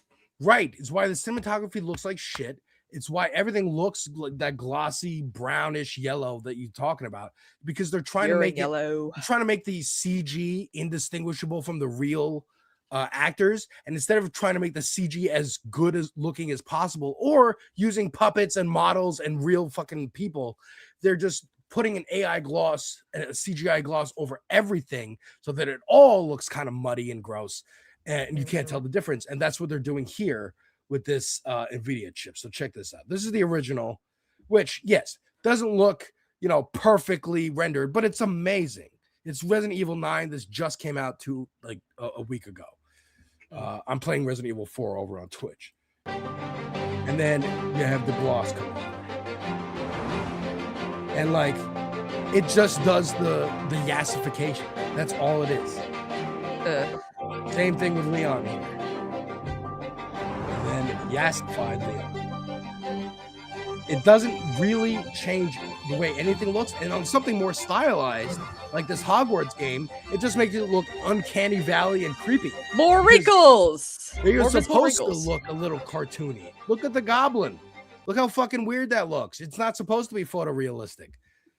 This is a weird, again, you're taking the soul out of it, which is why indie studios like Devolver and games like Cult of the Lamb have been making these jokes where they put their original art and then they put it on. Yeah. It's just yassified, right? Not everything has to be yassified. Like here's the thing. Which is a Pokemon style game, and then the yassified version. You don't need AI. You actually need creators who can make scripts and mods and custom content to make it look real. Instead, you know why? Because they make a lot of money. The Sims 4, I need to get a new computer. My laptop is whatever, can't handle it. But like when I play The Sims 4, I'm using custom content. I'm using mods. I'm using scripts to make it more real, to make The Sims look more human. None of that is AI. It's actually creators who are like, here's certain like skin filters and eye filters and like body filters. And now, guess what? EA wants to replace them with AI because EA has to pay those people who make mods of their game. The mods get so popular that the EA is like, all right, well, let's just hire you. That's why they get paid. That's why they make Patreon money too on the side, because they know that EA is going to pull this nonsense, and it's like, that's why a lot of them are leaving. They're like, look, if you want our shit, here's our we're gonna Patreon. Go make an independent game that I can't remember the name of right now, but there's a Sims game coming out that is like very hyper realistic, looks awesome. There's a lot more you can do with the characters and stuff. Again, I forget what it's called. I wish Warhide was here, but I wanted to bring up this guy. This is Maximilian, who is a gaming YouTuber, and he's been at it for many, many years. And this is his take on this whole generative AI NVIDIA chip thing. Deeply emphasized with people and people that took time to make art, people that put themselves into making that art, whether or not that was a moment in their life or a reason they started or the struggle that got them to the point where they are at. That is the whole fucking point, is that it's not easy. Honestly, it's the same thing translated to fighting games as well, where it's like, should the cool stuff in fighting games? I don't think so. I think that the effort that people put into this shit, and when you see that effort on display, is what makes it valuable. Like, that is the point. People are crafting a skill. It's going to take a long time. Not everyone's going to do it. Yes, that is the point. The whole point is that are you eventually going to be great at it or the best at it? No, that is also the point. Nothing is a guarantee. But if you try, the whole point is that making this stuff isn't there to satiate the minds or demands of others. It's for you. If it catches and it's cool with other people, that's awesome, man. That's awesome that you find an audience of people that love the things you do. But for most people, the reason you start this isn't for like gloating. It isn't for a reason that is just to make this appealing to others. Like, you're doing this for most of the time for a completely different reason, like for yourself. You're trying to express yourself in some way, dude. Right. You're not trying to go, oh, I can make this comic book page in 2 seconds using a generative AI and make it look like this great artist or a combination of great artists, and it's better than what you can draw. It's not to make stuff and go, it's better than what you can do. It's to make stuff for the sake of making stuff, because it's fun, because it fulfills you in some way, because art is art. It is an expression of self. It is an expression of humanity. It is not just, oh, here's product. I'm going to generate product and you will buy product. That's the way Mark Andreessen and Peter Thiel think about things. They only think about building and making and selling and having people consume what they're selling. That is another thing too, to tie in another reason why probably Timothée Chalamet, did not get the Oscar, is that you had Kevin O'Leary, who was a big supporting role in Mario Supreme, bragging about AI replacing actors. You know who doesn't like that? The Academy. You know who the Academy is made up of? People who don't want to be replaced by AI. That's crazy. I didn't know that he was in that movie. He plays like the fucking main. He spanks Timothée Chalamet with a fucking paddle. Like, what the fuck? It was, and he was at the Oscar. It's so bad on whoever the casting director and the director were on that movie. Who did he fucking squeak the wheels of to get in? John Safdie? Fuck. Yeah, Josh Safdie. Yeah, that's the thing is, the Safdie bros are notorious for hiring like such interesting like random people or people who were also probably pieces of shit. So like when a lot of people are like, oh, was those ballet comments, like, nah, I mean, he didn't show up to a lot of the places to smooch, shake hands with the voters, but also Kevin O'Leary's out here saying Hollywood is going to be replaced by AI, and that's a good thing. We should invest in that. And all these voters are like, no, fuck that shit. No, you're not helping your dude by betting $1,000 on something he's going to lose to because you can't keep your mouth shut. Yeah, that's crazy. It's crazy that they think that they can squeeze in some pro AI messaging into anything created in Hollywood after the fucking strike, which was mostly about. But AI is everywhere. That's why I'm like, all my friends who are in SAG, I'm like, what was the point of the AI? Was the AI policy like not like enough that, because we're seeing AI being used left and right now. It's like, what the fuck? Yeah. Yeah, I mean, I'm sure, they had their lawyers in there. They had deals going. Is fucking bullshit. I wanted to bring up this comicbook.com thing, but it's not coming up. So that's fine. But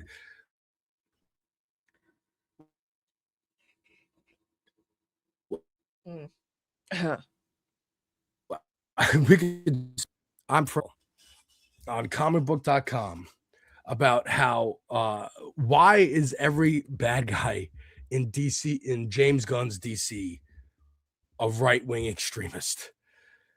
And it's because they're the bad guys. It's because they're Nazis. What are you talking about? I mean, a lot of the bad guys in these superhero comics are Nazis. Like I don't understand like what the big deal. It's like when people are like got mad about like the Klan getting killed at the end of Sinners. I'm like, well, would you rather have, you know, all the black folk die for the Klan, or what is the take here? Yeah, absolutely ridiculous. My screen is freezing here, and it do be like that sometimes. I can't open the private chat. I see it texting in there. But yeah, I just wanted to bring up, like, there was also an article that was about a study that said that people enjoy diversity in movies. So this go broke thing is bullshit. It is a feature. Again, it's all capitalism. They're just trying to make products and get it out the door and get people to buy it. Fine. But there are artists making these things, and the artists decide, we want to represent myself, my friends, the people I know, the country I live in, and it is more diverse than it has been in the past. And it listen, okay, I'm white. I'm sick of all white people. Like, this is, I mean, The Wiz did not get this much backlash in the 70s. Roger Harrison's 1990 Cinderella movie did not get this much backlash. What did Bridgerton too? I'm just saying. Yeah, you're right. In the 90s, they made a Cinderella movie starring Brandy. And also and fucking Whoopi Goldberg and Victor Gabor had a Filipino son. How is that possible? White man, I don't know, but it worked, and no one bitched. Yeah, and again, speaking of the strikes, sorry folks for the momentary freezing, but David Zaslav will receive $887 million as compensation for the Paramount Warner Brothers merger. Meanwhile, thousands of people are expected to lose their jobs and layoffs after the merger closes. And this person says, it sounds like an exaggeration, but if you really do regularly come across people in LA over the last few years who will straight up tell you that it's no longer viable to work in film and TV, and they're looking for a new career. 900 million against that backdrop is unconscionable. It is. Again, they all went on strike. I don't think there was enough solidarity between the different unions, the writers, and the actors were the ones who really got a lot of support. They're the most visible, and they're most popular celebrities are the actors. But there was the writers, and it was the animators, and the voice actors, and other people who probably got screwed over in these deals. Peacock. The people who helped run Peacock, or right? Is it Peacock? No, not Peacock. Which one's CBS owns? Paramount? Paramount. Yeah. Paramount Plus. Apparently they're going on strike because they fucking hate Barry Weiss so much. And I'm like, I don't blame them. CBS is going on strike. A lot of the people at CBS are going on strike because of Barry Weiss. And I think that's great. Support him. Go on fucking strike. Don't watch CBS. Did you read that one HuffPost article in support of her, this opinion piece? It's like, you know, we don't like happen to take red pills. They just red pill us naturally or whatever. And it's like, I was a progressive and I started listening to Barry Weiss. And I'm like, imagine saying I was a progressive and I started listening to Barry Weiss. You should say I got my ears started bleeding, not I became a moderate. You say, oh my God, I can't stand listening to her for another 5 seconds. Why Like, the fuck shout is he out to D'Angelo. I think his name D'Angelo Wallace. Like, he's a their YouTuber. Oh yeah, and I love him. He's they've great. done a lot of good breaking, like, you know, her weird anti-woke Bald college black where dude? she's got like a bust, a bust Yeah, of yeah. herself at the, like, I'm like, Yeah. Kate, She's got a Kate bust of McKinnon, what did you herself. see in her? Oh, crazy. Like, she has no experience in journalism. Like, and this is why everyone is like, we're fucking leaving CBS because she does not have any I mean, look what Jeff Bezos did to the Washington Post. A lot of people are bitching about all these TikTokers, influencers interviewing celebrities on the red carpet. I'm like, because a lot of these publications are firing their pop culture journalists who know how to fucking interview actors Because about it their doesn't hit roles the and bottom shit. line for them anymore. Doesn't it? Did you see that one guy interrupt fucking Julia Fox when she's praising a movie? Like, like it's now all over the internet. They're like, this guy fucking sucks. And I'm like, yeah, no shit, he's a fucking TikToker. Yeah, where's the better reporters? Where's the Bring reporters, us or period? Moon Extravaganza. We're Yes. we're like, we would know what to ask. Like, I love Christina on the watching red carpet, interviewers. folks. That's what this whole show has been about, is get Christina on the red carpet. Yes, I would ask good, honest to God questions, because you know why? I love movies. I know my history about Hollywood. I know shit. I love when I watch someone who actually knows how to interview, like a Cillian Murphy, because if you're interviewing Cillian Murphy, you better keep him interested because he don't fucking. He's like, yeah, me sometimes So, when Conan or Forrest is talking to him along on the podcast, I'm like, bottom line, movies are woke and people like it. Stories are woke and people like it. People like art. Let the me interview way you the guys. artist made it, not with a layer of CGI AI gloss slop over it. And now comes part of the show where we are going to check out the live results coming in from Kat Abel-Ghazal's campaign. But first, I just wanted to highlight this adorable article written by Ben Collins, Kat's boyfriend, partner, and also happens to be CEO of The Onion. He put this out. This is on beehive.com. Check him out on Blue Sky. He's got a link to this. But he talks about how they met. He talks about the cat that they adopted and why they adopted her. They talked about Kat's tenaciousness in running for office and why she's the best candidate. And again, it's from her partner. I would write this if my partner was running for office. It's just a great profile from the inside of their world and why both of them are in the places they're at now. He had left NBC because, he dared criticize Tesla. He dared criticize. It was Tesla that got ahead of the game. Yeah. I had met them in 2023 and they're both lovely people. That's why, when I heard that she was running for office, I said, hey, anything I can do to help? I cut a campaign, not a campaign video. I cut a video for her that was to go on the YouTube channel because she was still making content.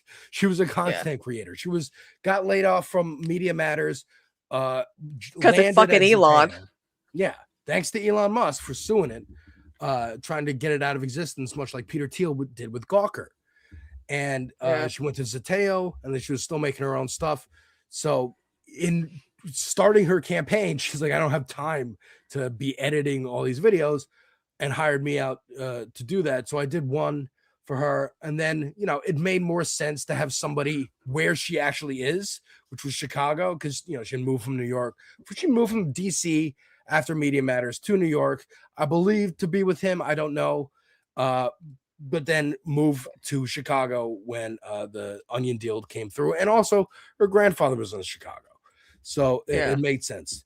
And my only big complaint about Kat's campaign is her giving up Twitter at the peak of the primary, knowing that there's now a spoiler. I'm like, I get it. Twitter fucking sucks, but Twitter still has like the #1 engagement when it comes to social media.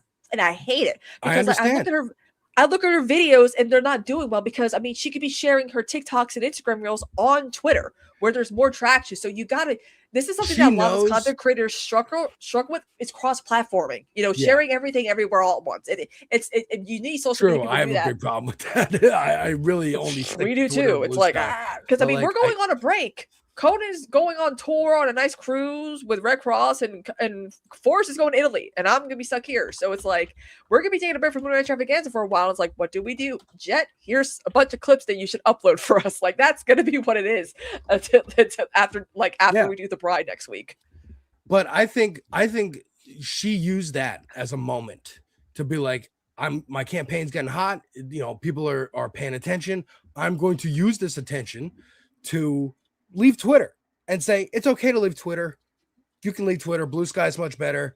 We're on Instagram. We're on all the other platforms. We're not. I don't know about Blue Sky being better. All the liberals moved over there, and I'm like, you guys are just as annoying as the Elon bots. For sure, but I think at least they're like regular people. They might be annoying and whatever, but at least they're not Nazi bots. Well, what's the thing about the Blue Sky liberals is that they finally got wave of the Graham Plattner like controversies, and I'm like, guys, we covered this 5 months ago. And now it's reaching Twitter again. It's like now you guys are concerned about that. I'm like, this is the problem with Blue Skies. You guys are so behind on the discourse. Yeah, but it's that same thing that John Oliver talks about, where I maybe could have done this more efficiently. I maybe could have done this more safely and had a bigger show that would have lasted longer. He's ready to get fired at any point. And that's the way you got to go into these things. You got to be ready to get fired at any point.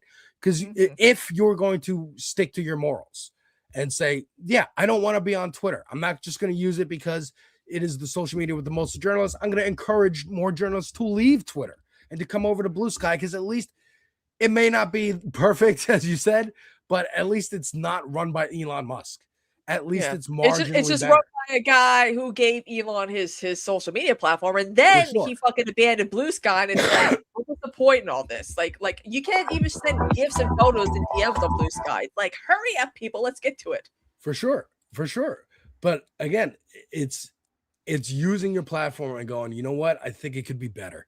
And going, I'm going to go over here. And I encourage everyone else to go over here. Just like she was at the protest. And by being there, as someone who is running for Congress, it made there be a bigger spotlight on those protests, on the ICE protests. Her putting her body in front of other people so that she's the one assaulted. You know, again, not intending to get assaulted, of course, but the fact that she got indicted and she's a part of this indictment with 6 other people protects those 6 other people. It helps those 6 other people that she can use campaign lawyers to help her case, which helps their case. It is literally lifting all boats when you are the one changing the tide. And I think that will be very helpful in going forward. So I'm trying to find a stream here that's covering the results. I can't find one, which is fine. We'll check Twitter. And that's my first instinct is to check Twitter. Yeah. See, that's it. That's why I talk about it. See, people still go to Twitter, even though it's mostly bots and shit. But it's you know why? You know why? It's the search feature. It's the what's trending feature. That's the thing I go to Twitter for. You know, because I'll go to Twitter to see what's trending, and then I'll go to Blue Sky to see actually what people are talking about. It's weird when I see my name on the trending thing. I'm like, wait, what? I'm like, because I have gone viral with some memes, and I'm like, why am I featured in the highlight of the what? I don't want this attention. I just want to post it to the void. But then it's like, hey, here's 5 million views on your fucking meme or your tweet about like how liberals suck and are hypocrites about like when it comes to like Cory Bush and Jasper Crockett. I'm like, oh fuck, no. And it's like, hey, here's my podcast, here's my Twitch thing, here's my media thing, and it's like, and it works sometimes. And it's like, okay. All right, so we're looking at I'm looking at Ben Collins's Blue Sky right now, and he's saying, I can't believe I'm saying this, and it's not a meme, but polls close at 7. So if you're in line, stay in line. You can register today with a piece of business mail and vote today. Every vote counts. It's sunnier, nicer day out. Encouraging people to get out and vote. I want to see. Yeah, here we go. Illinois primaries. Today is primary day. Let's keep up with the coverage.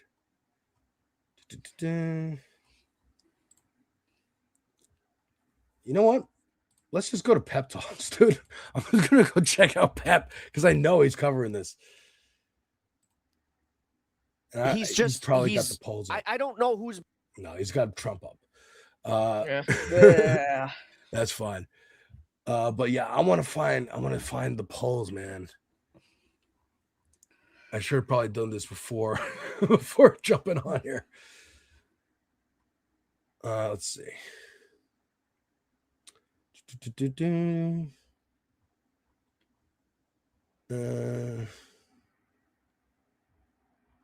I can't. Have you see anything? No, but I'm gonna have to go because I gotta start my own little stream. Oh yeah, you're jumping off. Yes, so I gotta. You got movie night extravaganza. What movie are you guys talking about this evening? Oh, we're not doing movie night extravaganza tonight. Oh, okay. We're doing it on Friday because we just got to do an Oscars and we're kind of exhausted. We're trying to read, We're doing the Testament of Vanity with Eileen Jones on Friday, and then next Tuesday we're back with Dead Domain to discuss the future cult classic, The Bride. Word. Very cool. So yeah, I'm excited. So what I don't even know what we have next. We have A Difficult Truth next. But I don't know who's after A Difficult Truth. Maybe there's a rerun of Movie Night Extravaganza. Maybe he'll stay live and do have our Oscar stream out. That was fun. Anyway, I'll see you guys later. Bye-bye. All right, take care, Kristina. Get some dinner. Okay, folks, I'm gonna stick around here. I will find an update on the polls. I promise. Before I leave, I will get an update on the polls for you. The Zello election. Let's find out. All right, I'm gonna click on this New York Times link. I hope I don't freeze again. You know what? I'll put it up here to just see if it freezes. It didn't freeze. Okay. Oh God! All the ads are coming. Oh, I can't even look at it. Thank you, New York Times. Isn't it great that we have fucking paywalled news? This is why people watch this space, because we break through them paywalls. All right. So what do we got here? Are they even counting now? Well, the polls close at 7 Chicago time, which I think is an hour behind. So it's still going. But can we look at like early results? Are there any early results? Doesn't look like it. Doesn't look like it. All right, so we'll keep it going. I'm just gonna play a rewind or yeah. Okay, so look, we're looking for results as seemingly there's none so far. But this is the one that we're looking at. We're really looking at both of them, seat District 8 and 9, but 9 is the one that has Kat Abou-Ghazala in there. And we're watching that race very closely because I have a theory. That we on the precipice of a eucastrophe. A eucastrophe is a word I just learned, which means that something unexpectedly good can happen, right? Instead of something unexpectedly bad and catastrophic. It's eucastrophic. It's a unimaginably sudden, huge shift in the good direction. And I think that's coming because I think people are fed up with these fucking billionaires who we talked about and who think they're geniuses, and these celebrities who think they're fucking geniuses, and these media companies who we can't trust what they're putting out anymore because we know who owns it now. We know who owns these studios, and they're consolidating, and we know they're trying to feed us AI, and we don't want it. They're trying to force feed it like we're fucking babies, and we're slapping the fucking spoon out of their hand, and we're going to grab the kitchen knife and put it to the goddamn throat and say, give me something real. Give me something real in terms of media, in terms of politics, in terms of our representation and the material changes that we know we need. We know we need a bigger minimum wage. We know we need redistribution of wealth from the wealthy to the masses, middle class, lower class, everybody, because it's too concentrated. It's too concentrated. And yes, Skelts, now, baby, I agree. It's going to happen fast. I think it's going to happen faster than people realize. That's why I'm very paying attention to this race very intently.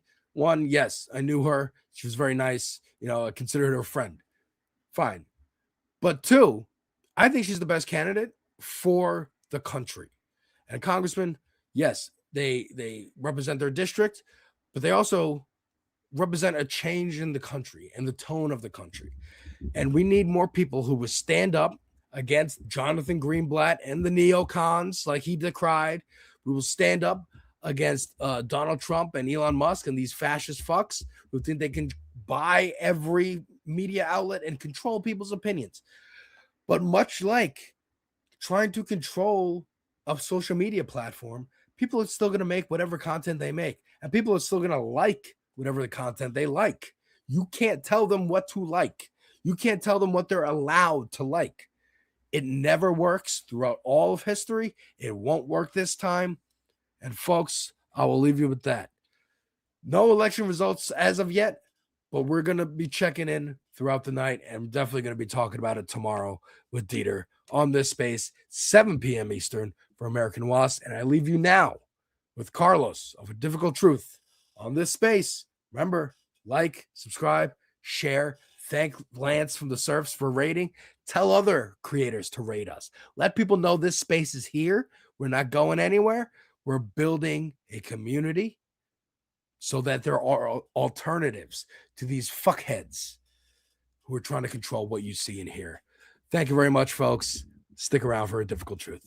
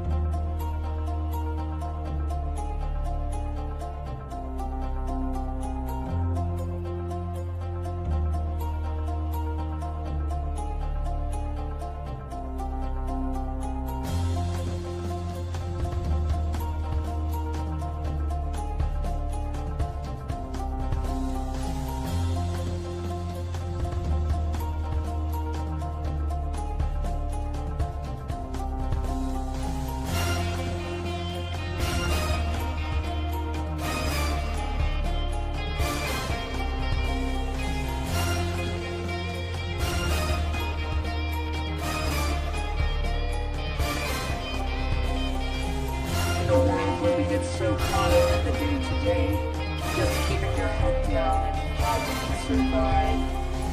We float by each other like ghosts every day, ignorant to the struggle, the fight with one another, complacent with the fact that our systems are broken, with the fact that the top 10 will always be first in line, the fact that we are killing our planet and allowing them to keep us divided. We must stand together and rise up. It's time we wake up, and that is a difficult to prove truth.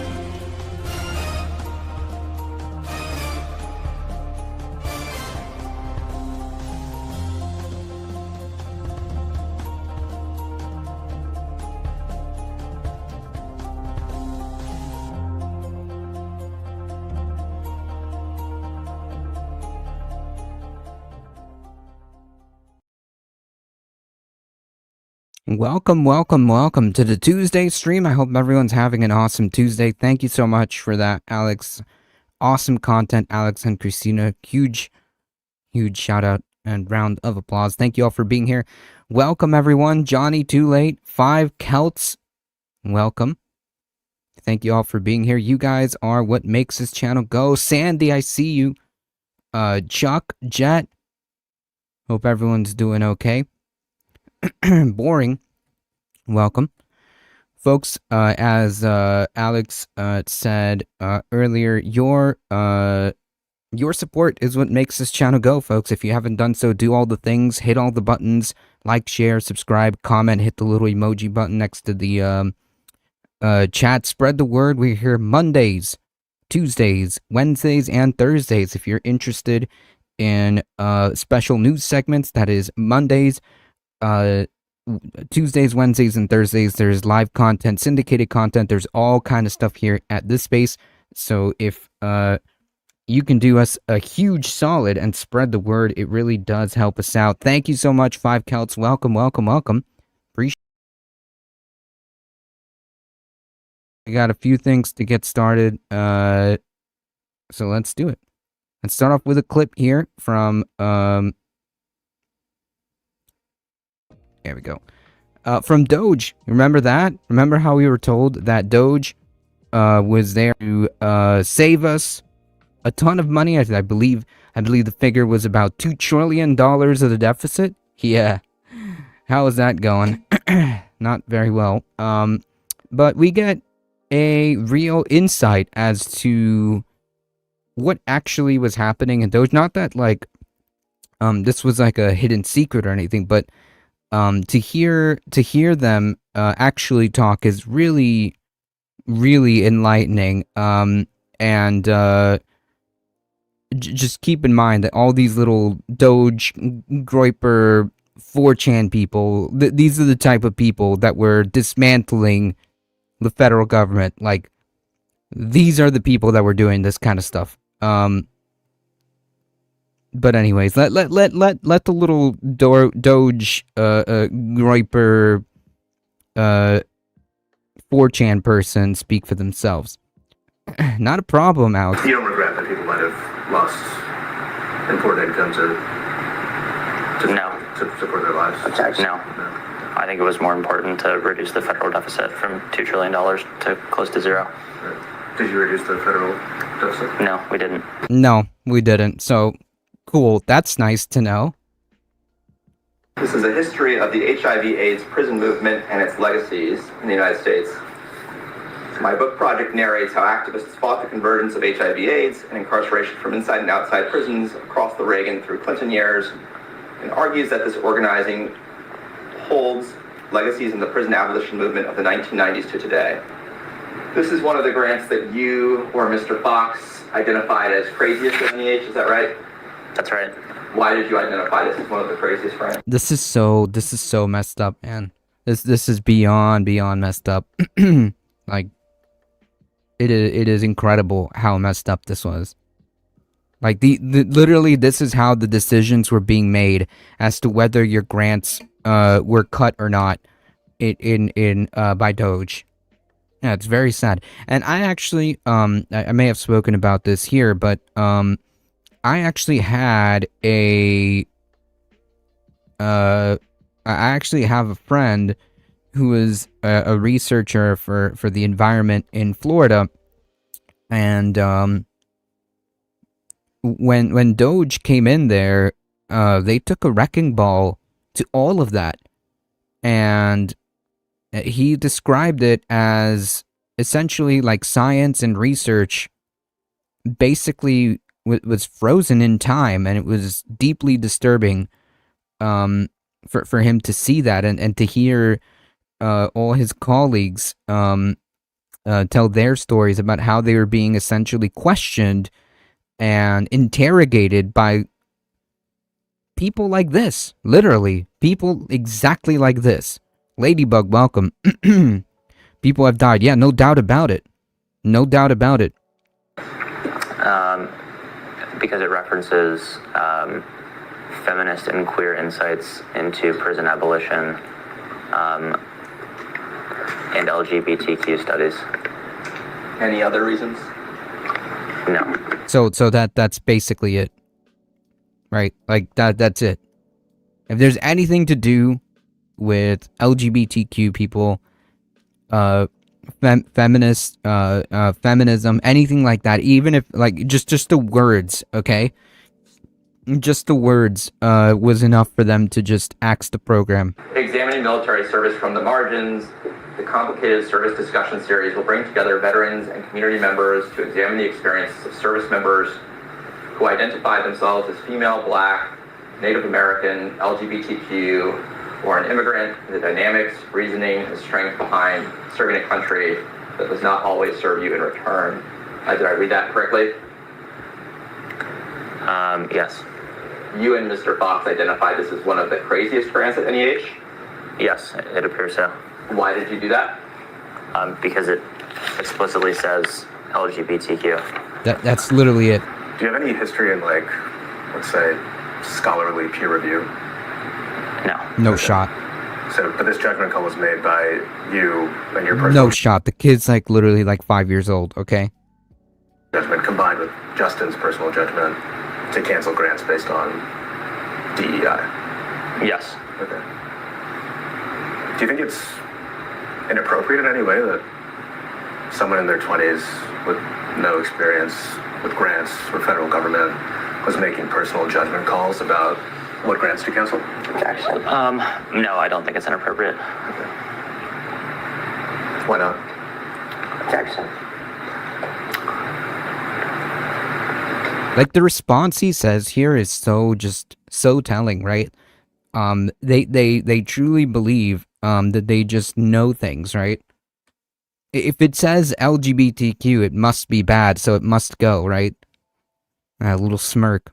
This really makes me sick. I was in HR for research and a granted administrator, and I've done all that, and this kid probably knows absolutely nothing of what he was looking at. 100%. That is exactly the description, okay, the account that I was being told about what happened to my friend who was dealing with this Doge fallout. Like, literally professors who have been there for decades, okay, people with PhDs, okay, who are there for a very specific purpose to study, you know, the environment in Florida, the Everglades.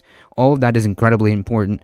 And to have somebody like this come in and interrogate them like that is really sickening and disturbing. And he was very unsettled by the whole thing, which, I mean, like, who wouldn't, right? You're being berated by someone like this dude here, who's like literally fresh out of college, if that, right? And you're here sitting like, you know, for decades, I guess, with a PhD, just trying to do your research. It is 100% correct. Like, none of these people knew exactly what they were doing at all. And to have the level of confidence to say, like, oh, well, it just says LGBTQ on it, so I guess it's gotta go. Yeah, that is college educated. I mean, like, it would be barely, right?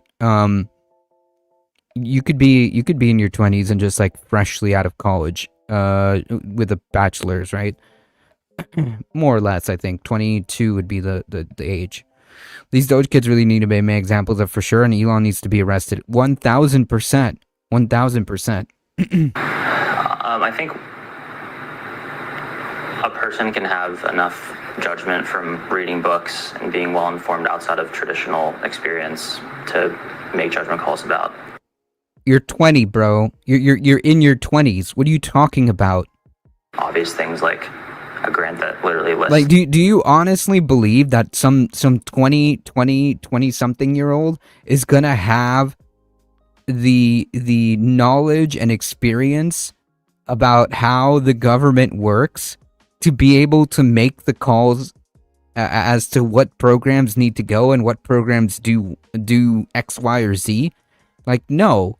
Okay, no, absolutely not. He has no idea what he's doing. He's just seeing the words feminism. He's just seeing the words LGBTQ, and that's it. That's about the beginning and end of that analysis. It's DEI in its description to know whether it violates an executive order. I'm sorry. I'm saying books because you said books. What books would you have read that would have informed your opinion on what grants to cancel based on DEI? There were no books. There were no books, so he didn't read, which is obvious, right? Like, obviously, okay? Like, to say that these people have, at 20-something years old, the knowledge and experience to say, like, these government programs do X, Y, or Z, this has to go, this doesn't have to go, this is waste, this is not waste. Like, to say that they have the knowledge is not true. Like, he's obviously way over his head. Yeah, ultra privilege. What's worse is he doesn't care. Oh, 1,000%. These are no doubt. I would bet real American dollars. I don't know how much that's really worth nowadays, but I would bet real American dollars that he is just some kind of like 4chan, like a Twitter Elon fanboy that was just picked out because he's essentially an Elon fanboy, and that's about it. So yeah, I mean, and like him, yeah, safe in his bunker, and like him, there are hundreds of these. There's hundreds. This is just one small example of one interview. Okay, there are hours of this footage. Okay, this is just one small snippet of what was going on with this whole Doge nonsense. And you know, I know that there's like a lot of stuff going on, but like, you know, flooding the zone and whatnot.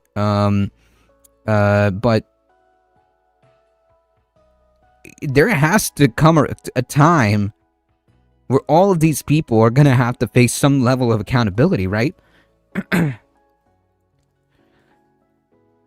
There just has to be. Yeah, I was going to say he's in over his head 100%. They're goons hired to enact the villain's will. Yep, you can see the soullessness in that kid's eye. Oh yeah, he doesn't give a crap at all. He doesn't care not one iota.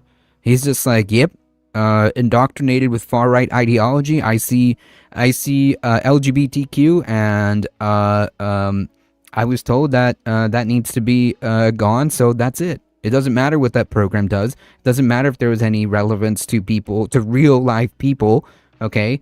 None of that matters. He just essentially executed the command that was given to him by Elon Musk.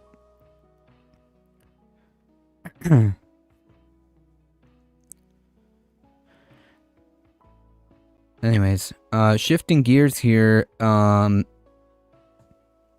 as some of you may know or may not know, there's a war going on, folks. There's a war going on, and apparently it's been told to me. Okay, I've been advised that there is a war going on, and it's not going well. So that being said, apparently Trump has realized that going to war with Iran is a terrible idea, and gas prices are through the roof right now. Diesel is through the roof right now, which everyone knows the downstream effects of all that. It means that everything is going to go up, okay? So he has used the Defense Production Act to reopen a pipeline that was closed because of a huge oil spill. So fantastic stuff. To boost supply, the oil supply, because things are going so great. Things are going so great.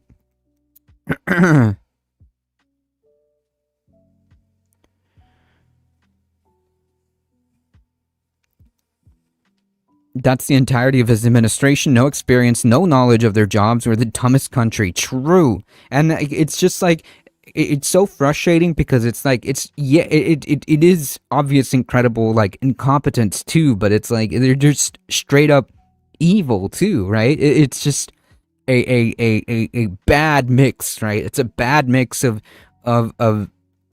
morons and just evil people trying to hurt as many people as possible. Real death of an empire stuff. Oil has begun to flow from a controversial California pipeline system for the first time in more than a decade following a Trump administration order, despite state officials decrying the move. Sable Offshore Corporation, a Houston-based owner of the coastal pipelines, announced on Monday that offshore oil was now flowing through the Santa Ynez Unit and Santa Ynez pipeline system, which runs through several California counties. The pipeline has been closed since 2015 after a burst pipe caused a massive oil spill, one of California's worst to date. Awesome. Fantastic stuff. Insular countries corrode. True. Hundreds of animals, including birds and marine wildlife, died after being coated in crude oil. Sable, which took ownership of the pipeline from ExxonMobil in 2024, has been attempting to restart its offshore production for over a year, but has failed to secure the necessary permits from California regulators.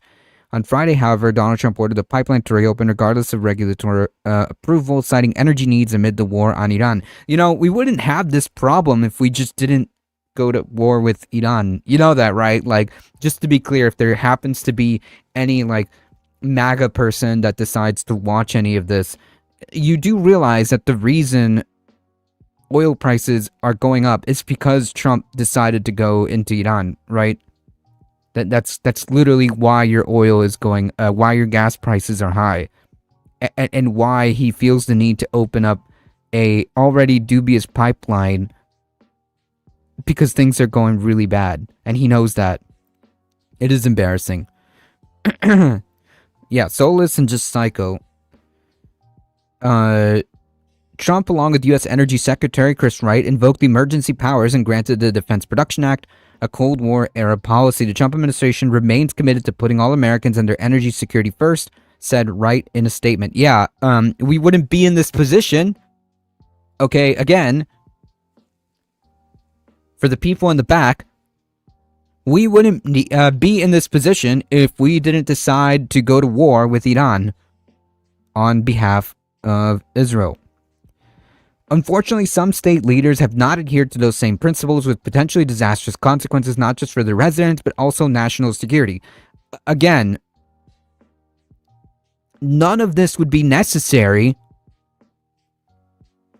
if you didn't decide to go to war with Iran. Also, just to kind of add the asterisk that's, you know, not that it needs to be said, but like also, you know, if we would have prepared to have a more fossil fuel free economy, we also wouldn't be as impacted by this if we would have dedicated our time, effort, and resources to get away from fossil fuels.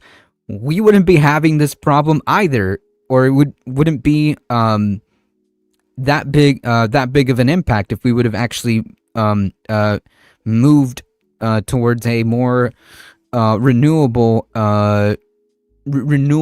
energy, right? Like never mind like the war with Iran. Like it just makes sense. Like if you truly want to be like energy independent or whatever, lower prices for people, you would go renewable because it's cheaper,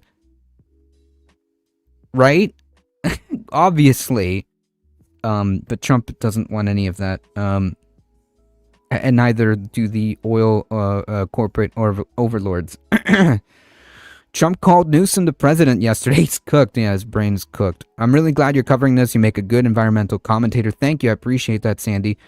Today's order will strengthen America's oil supply and restore a pipeline system vital to our national security and defense, ensuring that the West Coast military installations have reliable energy critical to military readiness.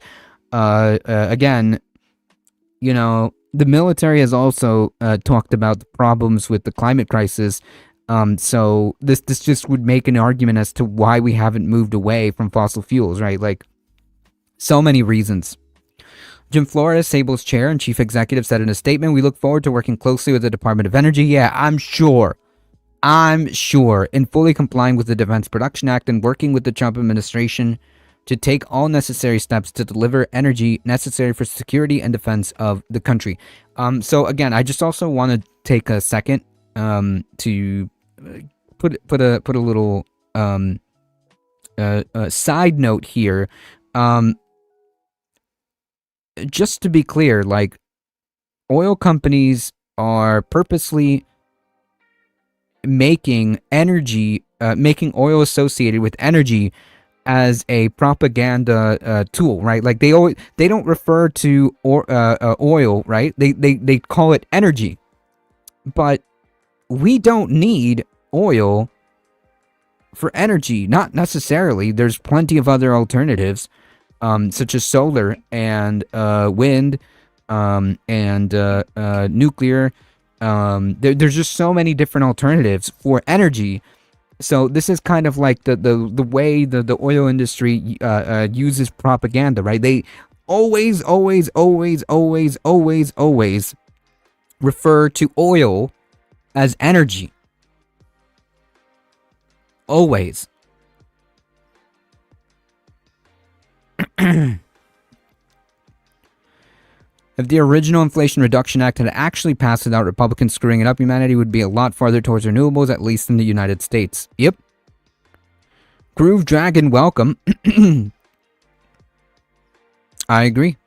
Please be aware that oil companies actually acknowledge climate change and global warming is real. Yep. They know. They 100% know. They 100% know. Welcome, Bruno. California officials have been quick to condemn the latest reopening. California's governor and President Gavin Newsom has threatened, to sue the Trump administration and Sable over the pipeline's reopening. Donald Trump started a war, admitted it would spike gas prices nationwide, and told Americans it was a small price to pay. I mean, true. Now he's using this crisis to make up his own making to attempt what he's trying to do, what he wanted to do for years: open California's coast for his oil industry friends so they can poison our beaches. I mean, true. The California Department of Parks and Recreation sent Sable Offshore a notice on Saturday to immediately remove the pipeline and denied the company an easement to continue to use Gaviota State Park for its oil pipeline operations. The U.S.-Israel war on Iran. This is the only way to frame this, honestly. This is the only way to frame this correctly. This is the only way to frame this correctly. Has caused the price of oil and gas to spike. Analysts say the conflict is creating one of the most significant disruptions to the oil markets to date.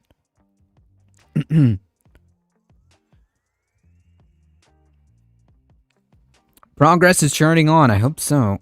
It's our job to make that so.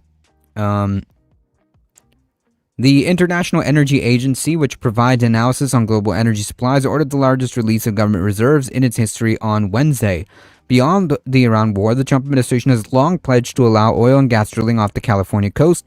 A draft proposal first reported by the Washington Post, including 6 offshore lease sales between 2027 and 2030, as well as an increase in drilling within the eastern Gulf of Mexico. The Guardian has contacted Gavin Newsom's office for comment. Drill, baby, drill. Apparently, everything is so great. Everything is just fine and dandy. That we are now forcing this this pipeline to be turned back on, even though it has a history of environmental disaster. But not nuclear, not until they can guarantee no meltdowns and a place for the waste. Yeah, I mean, sure. I just think that, like, when it comes to getting off fossil fuels, I think at this point, anything's, like, on the table, given the timeline. I mean, it's already kind of all kind of cooked, to be quite frank. To be honest, yeah, it's all kind of cooked at this stage. But yeah, I mean, there are alternatives, but, like, I guess, like, the main concern would be whether or not, like, the nuclear power remains under private company hands. That's where the problems, I imagine, would start. Because it takes a lot to make sure that nuclear plant is working fine. I'm not necessarily against it. I'm just, like, essentially my primary instinct is to say, you know, anything that gets us off fossil fuels now, it would be the way to go. But unfortunately, I don't know if it even matters, to be honest.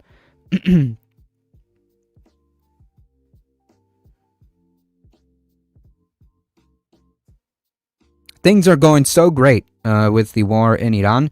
Joe Kennedy, top counterterrorism official, says Iran posed no imminent threat as he resigns over Trump's war.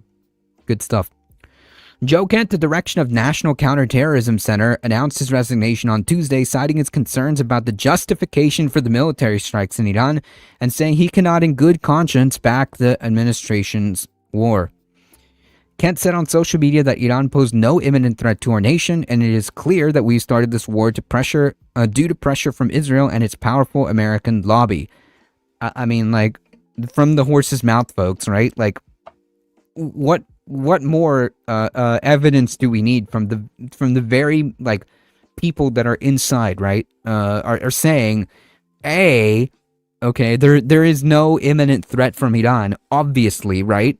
And B, it seems like we have decided to enter this war on the behalf of Israel. Insanity.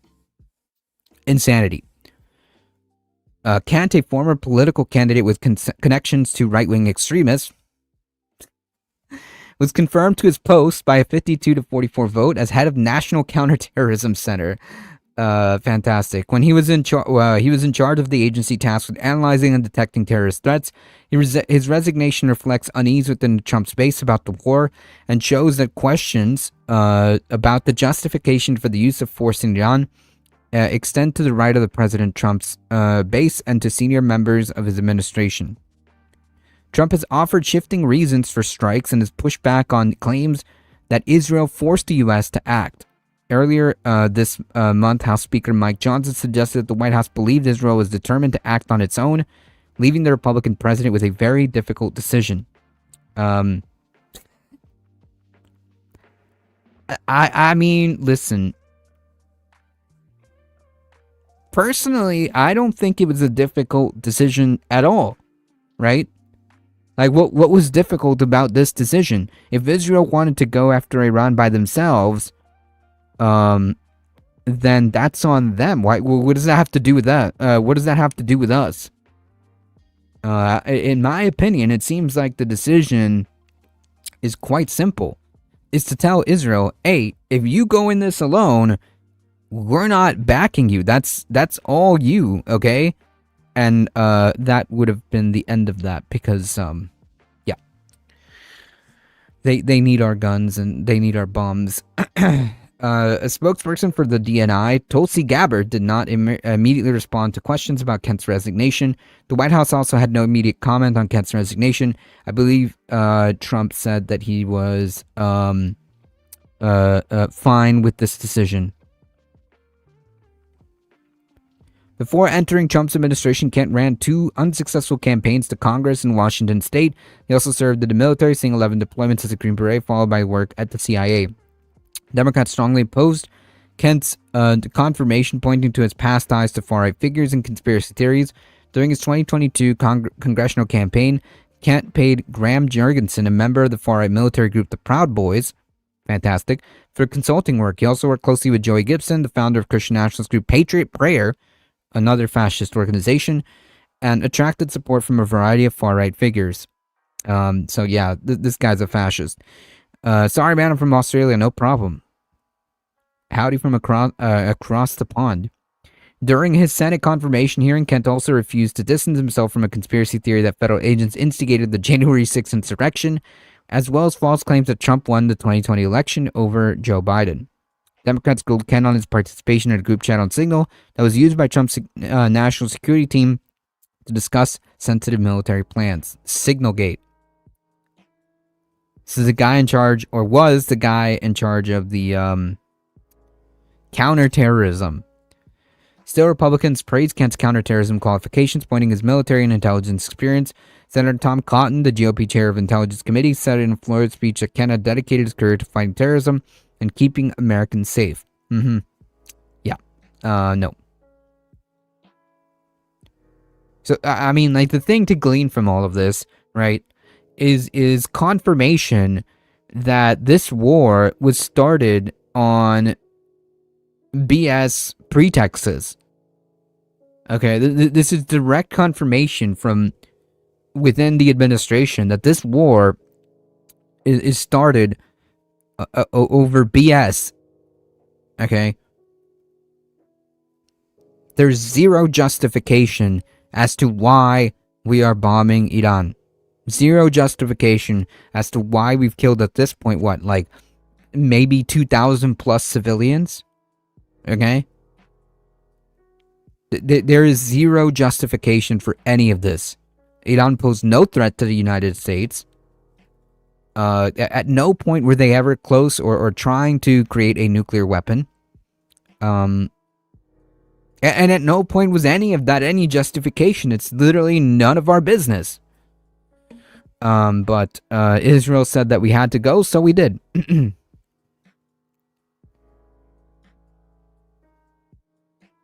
Man, things are going so well.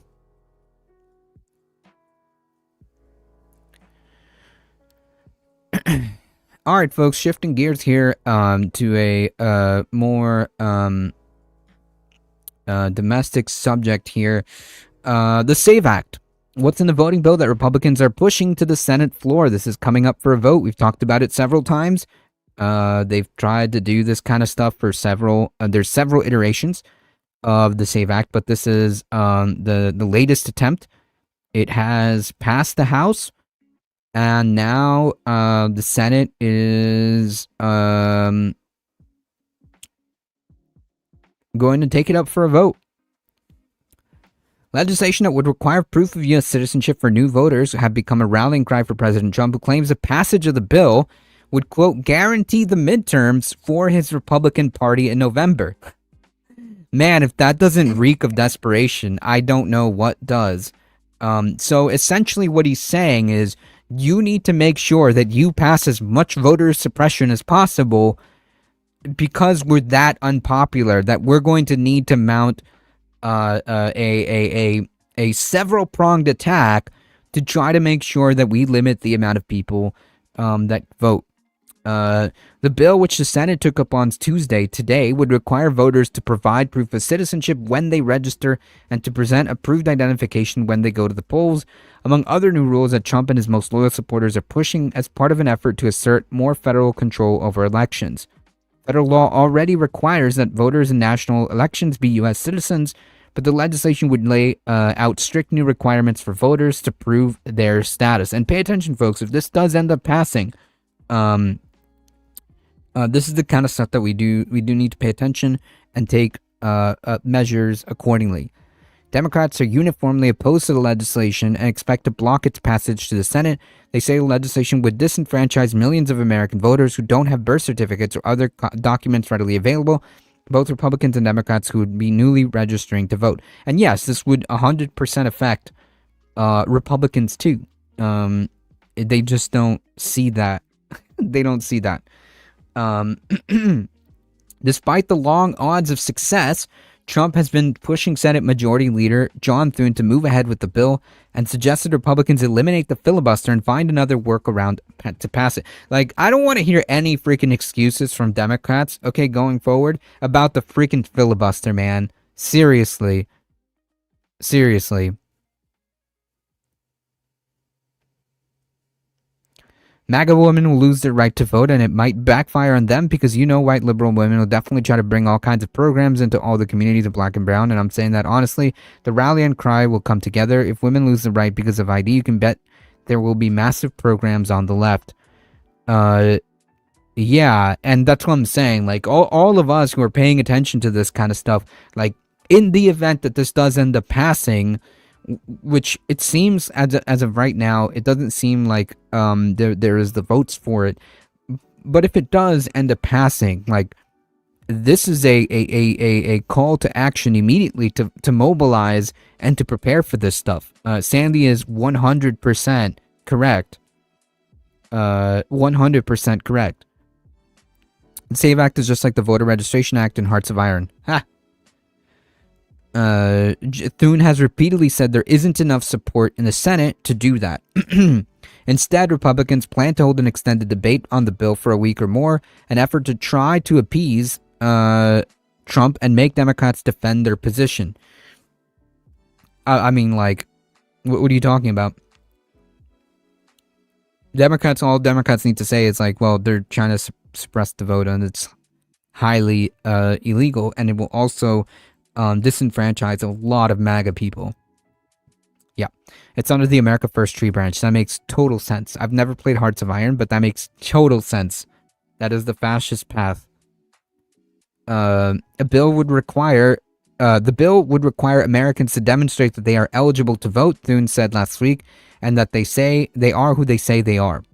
We already have this. Like there. Okay, so again, just to be clear, for like the umpteenth time, there is no serious problem with voter fraud. Okay, it's just not a problem. It's not a thing. Okay, the amount of actual, real, live voter fraud is a statistical rounding error. I'm talking like 0.0000. Like it is an absurd number. Okay, you can probably look up the cases of actual, like, real life voter fraud, and it might not even make it to like 100. Okay, if that, it might be like dozens.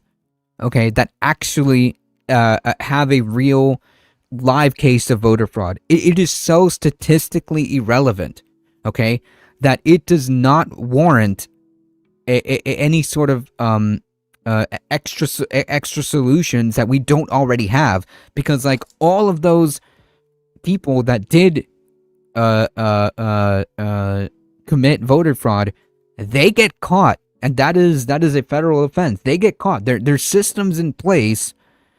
If you try to vote and you vote and you commit voter fraud, it's just so incredibly rare that is a statistical rounding error. So obviously, right, the point is voter suppression. This has nothing to do with making sure that, you know, the people voting are actually voting correctly or whatever. This has absolutely nothing to do with election integrity at all. At all. Reading the description, they are exact same arguments MAGA puts forward to defend it. Yep. You know, making sure the right people are the ones who vote. Yeah, exactly. This is simply a method of trying to suppress the vote because they know they're cooked, right? Like, these people are so desperate that they are really trying to fire on all cylinders to try to get this to go through. They know that the writing is on the wall. People are not happy, especially like now. Okay. Driver's license in many states would not be enough. The legislation says that the identification must be compliant with new real ID and also indicate that the applicant is a citizen of the United States, which few state licenses do. A person registering to vote could also present a passport or birth certificate. A military member could present a military ID along with a record of service that shows where they were born. Most people registering to vote would have to present the documents in person at an election office, including people who vote by mail. Advocacy groups that oppose the legislation say the bill would crush voter registration efforts ahead of this year's elections, which is the point. Right, the Save America Act is designed to ensure supermajority when desired. Yeah, they're addicted to cheating. The bill would create new penalties for election officials who register applicants who had not presented a documentary proof of citizenship. Opponents say the provision could potentially scare workers into turning away valid applications, while also discouraging people from working or volunteering at polling state locations. It would also allow private individuals to sue election officials in some circumstances. Voter identification expansion would include mail-in ballots. While federal law requires that voters are U.S. citizens, there is not currently a nationwide requirement that voters must show identification when they go vote. Currently, nationwide requirements, currently 36 states have voter identification laws in place, some stricter than others, according to the National Conference of State Legislatures. Reverend Veritas, welcome. That's quite similar to how Orban rigged the elections in Hungary. They won't be happy until the U.S. goes back to allowing only white landowning men to vote, and even then I think it's still too much democracy for their liking. True! True. The bill would require voters in all states to present valid identification, and those voting by mail would have to send a photocopy. Overseas military and some qualified disabled individuals would be exempt from those rules. Republican supporters most frequently highlight this section of the bill when pushing for its package. Soon said last week that if you have to show an ID to get a library card, it's not too much to ask voters to show ID in a federal election. Yeah, but we already go through all this process. Like, how else did you think you were going to get registered, right? And again, like, he's pretending, these people are pretending as if this is like a massive problem that needs to be addressed, when it isn't.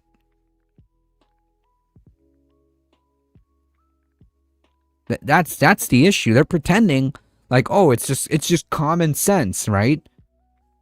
It's just common sense. But in reality, it's like, dude, wait a minute. Where's the data to indicate that this is such a big problem that we now need to take action to try to address this? The legislation would require states to share voter information with the Department of Homeland Security as a way to verify citizenship. That's great. Of the names on the voter rolls, giving the federal government unprecedented access to state voter data. Yeah. Many states are already embroiled in legal fights with the Trump administration over demands that they provide voter information. Supporters of the state-federal sharing say that it would enable DHS to compare the state information with their own databases that are used to verify immigration status. Yeah.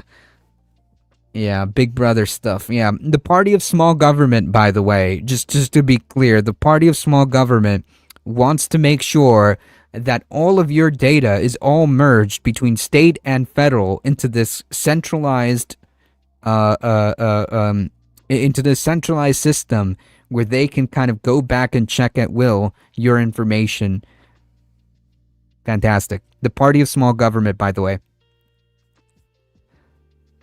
Yeah, government's so small it fits into everyone's pocket. Exactly. But the Senate Democratic leader, Chucky, predicted that handing over names to the federal government would allow DHS to purge tens of millions of people from the voter rolls. I mean, not wrong, but still.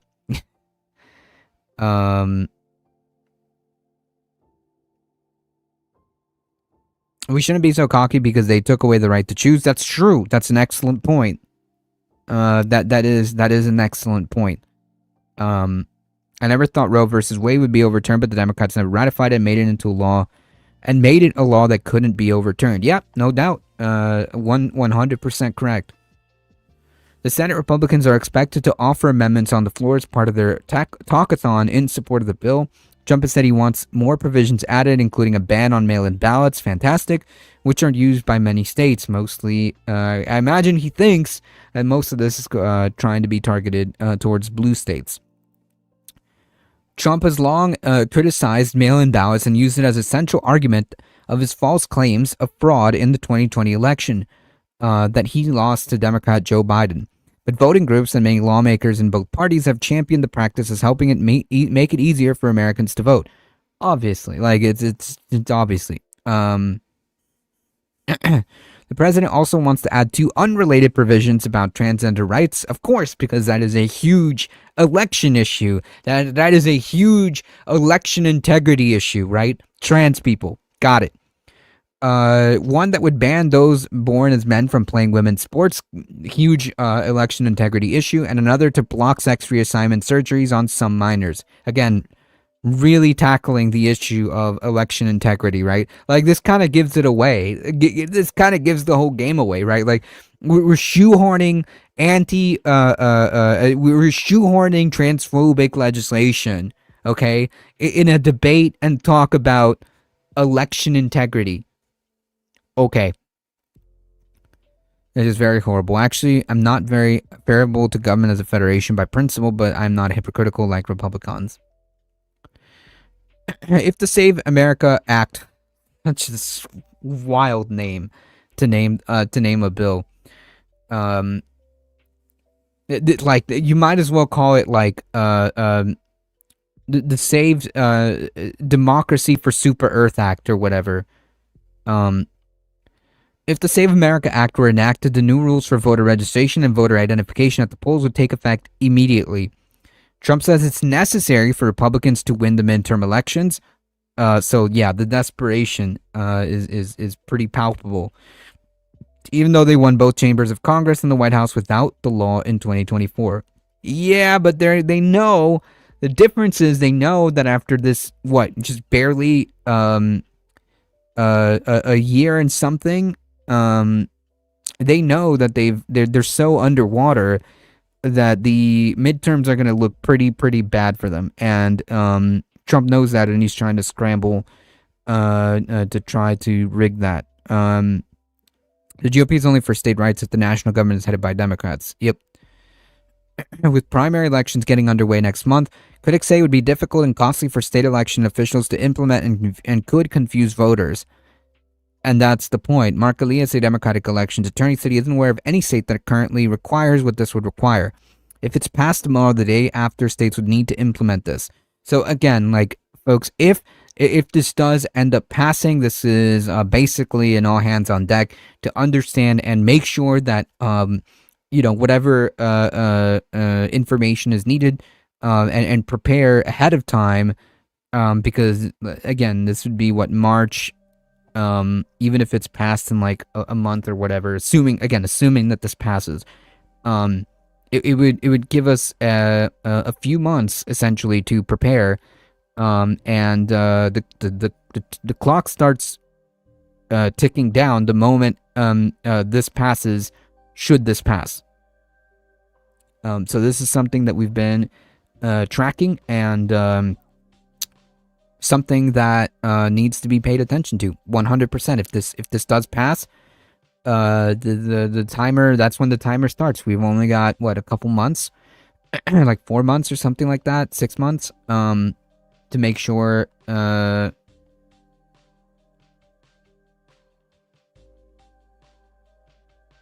we are ready.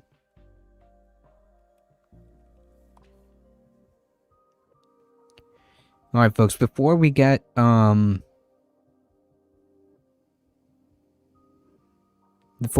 the last the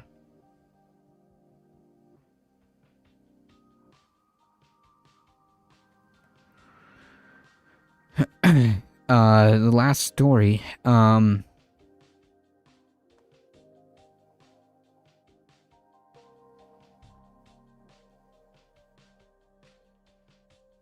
I'm trying to see if there's any updates on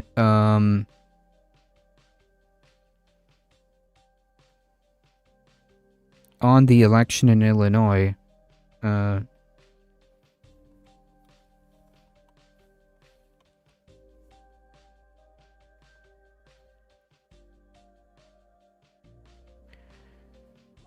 Okay, so the polls are set to close very, very soon.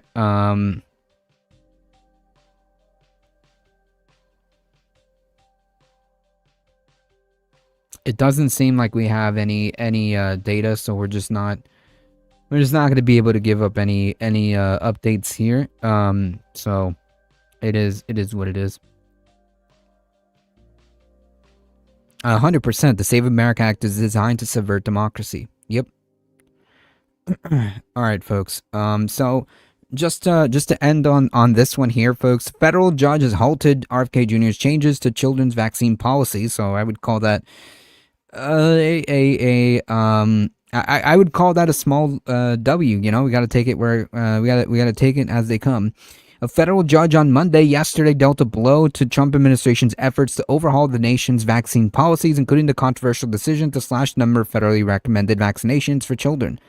U.S. District Judge Brian Murphy in Boston put a hold on the decisions made by the influential Center for Disease Control and Prevention Vaccine Advisory Committee, ruling the Health Secretary Robert F. Kennedy Jr. improperly replaced the entire committee. The decision was hailed by the American Academy of Pediatrics and other leading health groups that brought the lawsuit, as well as infectious disease experts around the country. Obviously, today's ruling is a historic and welcome outcome for children, communities, and pediatricians everywhere, said Dr. Andrew Rayson, the Pediatric Academy's president. The administration's plan to appeal the decision, according to the Department of Health and Human Services spokesperson Andrew Nixon. HHS looks forward to this decision being overturned, just like his other attempts to keep the Trump administration from governing. Yeah, man. Preventable Diseases Administration. Nixon confirmed, however, that the ruling had forced the CDC Vaccine Committee, the Advisory Committee on Immunization Practices, or ACIP, to postpone a meeting that was planned for Wednesday and Thursday. The committee was expected to raise new questions about the COVID vaccines, obviously, and revamp how federal vaccination policies are formulated. The judge ruled that Kennedy and his committee had made arbitrary and capricious decisions, ignored a long-used and well-regulated scientific process, true, for developing vaccine policies. He wrote in his ruling, the government has disregarded those methods and thereby undermined the integrity of its actions. I mean, like, how crystal clear can you get, right? Than that. There's this is completely anti-science, and goes against the well-established research on vaccines. The ACIP, whose members Kennedy fired and replaced largely with new members who also criticized vaccines, i.e. anti-vaxxers, had issued a series of contentious recommendations, including a recommendation that not all babies should get vaccinated against hepatitis B at birth. So pro-hepatitis, babies dying. I thought this administration was against that. Huh. Go figure. The judge's ruling says stays the appointment of 13 committee members appointed by Kennedy since June of 2025, when the previous members were fired. Administration lawyers have argued that the changes were as a result of different interpretations of vaccine data. Yeah. Okay. This is a significant victory for public health, evidence-based medicine, the rule of law, and the American people, said Richard Hughes, a lawyer for the plaintiffs, told reporters after the ruling. So you gotta take it with the wins when they come. That isn't to say this could be overturned in any future ruling. But we gotta take the wins where they come. So it is undeniably a good thing, because it is lunacy. What Robert KF Jr., whatever his name is doing. It is completely anti common sense. First of all, it doesn't follow the science, and it is incredibly dangerous and putting children and vulnerable populations at risk. All of us at risk, essentially. All right, folks, thank you all for being here. That is all the articles. We did it. Movie Night Extravaganza rerun is coming up next, so please stay tuned for that. Thank you all for being here. If you want to support the channel, please do all the things like share, subscribe, hit the little emoji buttons, comment, spread the word far and wide. That is how we get out there and how we break the algorithm, folks, because that is how it's done. We need your support to help break through the algorithm, and I appreciate you guys doing that and spreading the word far and wide. Please check out my show every Tuesday at 7 p.m. And follow me on every other social media at A Difficult Truth. Thank you all for being here. As always, folks, please stay safe. Please take care of each other. I love y'all, and I hope to see you guys in the next one. See ya.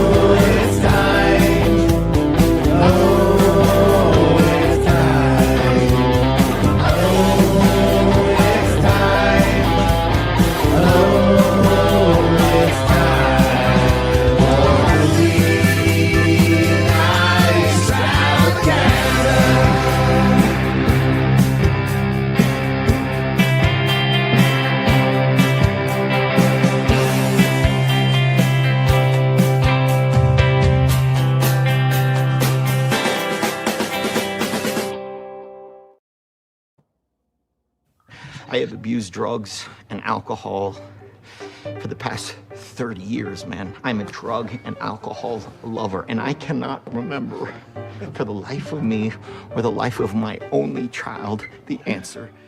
Tonight, we're starting out our Oscar month covering some of the best films of 2025 that we haven't covered yet.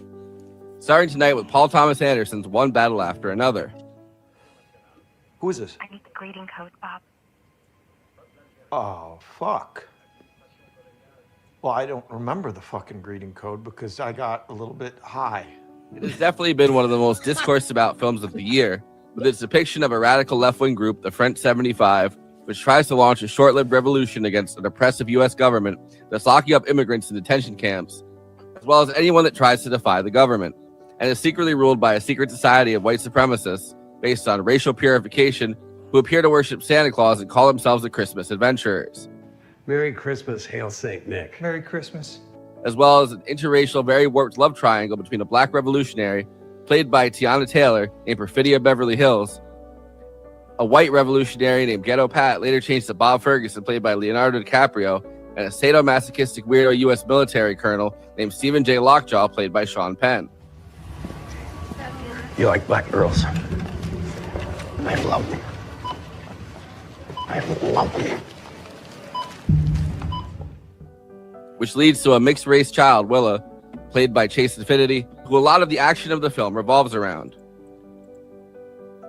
Once Perfidia Beverly Hills becomes a rat and escapes from witness protection after ratting out everyone else in the French 75, and a newly christened Bob and Willa Ferguson escaped to a sanctuary city named Bacton Cross, 16 years after the destruction of the French 75, although some operatives are still going, Stephen J. Lockjaw tries to join the Christmas Adventurers, but realizes he may have a mixed-race daughter out there somewhere that he needs to erase from existence.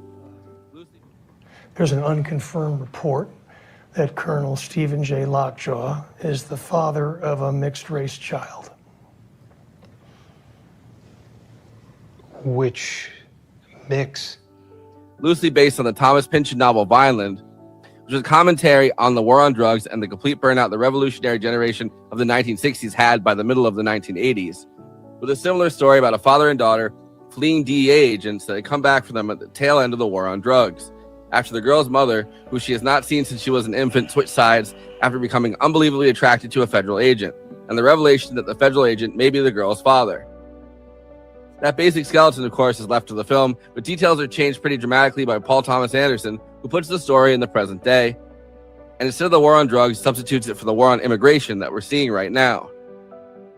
The film also stars Benicio del Toro as Sensei, the most competent revolutionary we see, as well as Regina Hall, Jungle Pussy, Alana Haim, Tony Goldwyn, James Ratterman, Kevin Teague, and Wood Harris. Slow down, okay? My daughter, my fucking daughter left the house. She's not in the house with me, so you gotta give me more information. Louis Secure, Lady Champagne and her team have extracted Willa. She's safe. Good. Okay, good. Keep her there. The rendezvous points are the same as they've ever been. The 16 years between the beginning of the story and the rest of the film sees Bob Ferguson becoming completely burned out off drugs and alcohol. Former revolutionary turned paranoid sad sack single father who has smoked and drank himself into oblivion. Willa does not know the true story of her mother and thinks she's a revolutionary hero rather than a rat who died in a blaze of glory. But that is dashed when Stephen J. Lockjaw descends on Bacton Cross and throws them back into the crossfire. In one battle after another, Sanctuary City means something a lot cooler than just city officials don't work with federal law enforcement on immigration matters. Willa's karate sensei, Sergio St. Carlos, has actually built a city full of tunnels. In fact, this movie is full of tunnels. Everyone has them. Bob Ferguson, the Christmas Adventurers, there are tunnels everywhere. Risen with healing in his wings, while he lays his glory wide, toward that man no more may die. But Sergio has built a whole city that's designed basically as a stop on a new underground railroad. We see this in action, but in the background, as the main focus is on Bob Ferguson's incompetent attempts to rescue his daughter.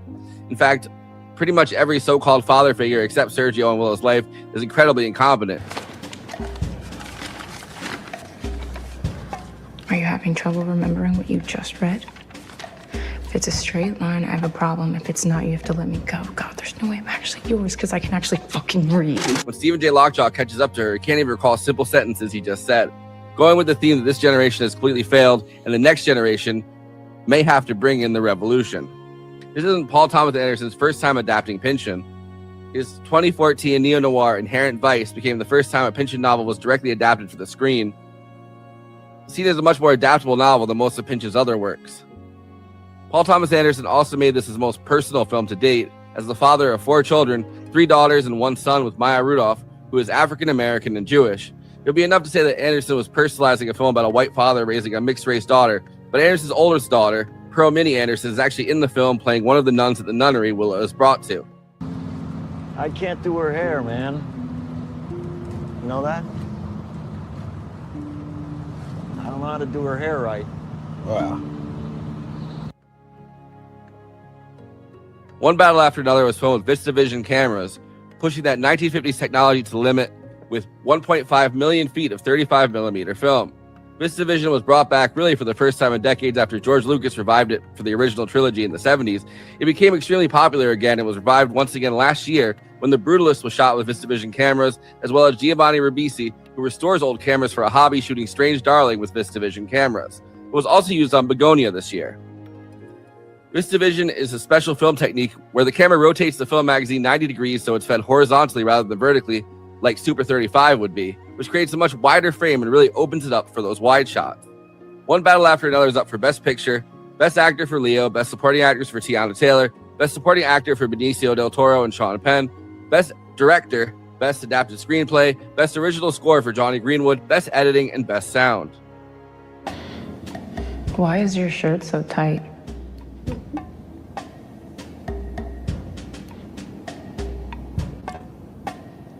I'm not gay, if that's what you're saying. I didn't say that. I'm not a homosexual. I did not say that. Before I introduce the panel, please like this video and subscribe to the Movie Night Extravaganza YouTube channel. Then hit that bell to get notified whenever we're streaming. Super chats are now open. If you have any pressing questions, send us a super chat, which helps me maintain the expenses for the show, which I'm obligated by the rules of the Geneva Convention to stop everything and ask the panel. Another way to help us out is to become a patron and give us money every month. In exchange, you get access to all of our after parties, bonus content, and we'll tell you even more movies we watched recently. Patreon.com/Movie Night Extra. We have a Movie Night Extravaganza Discord. There's an invite link in the episode description, and we have a Letterboxd HQ account. So those are 2 more places to follow along with us. Our show gets simulcast, or if we're not on it at regular time, played later on This Space. This Space is a working class independent media collective, youtube.com/ThisSpaceTV. Subscribing really helps out, or even more, sharing content from This Space and encouraging others to do the same. By working together, we can break through the algorithm. Okay, let me introduce the illustrious panel.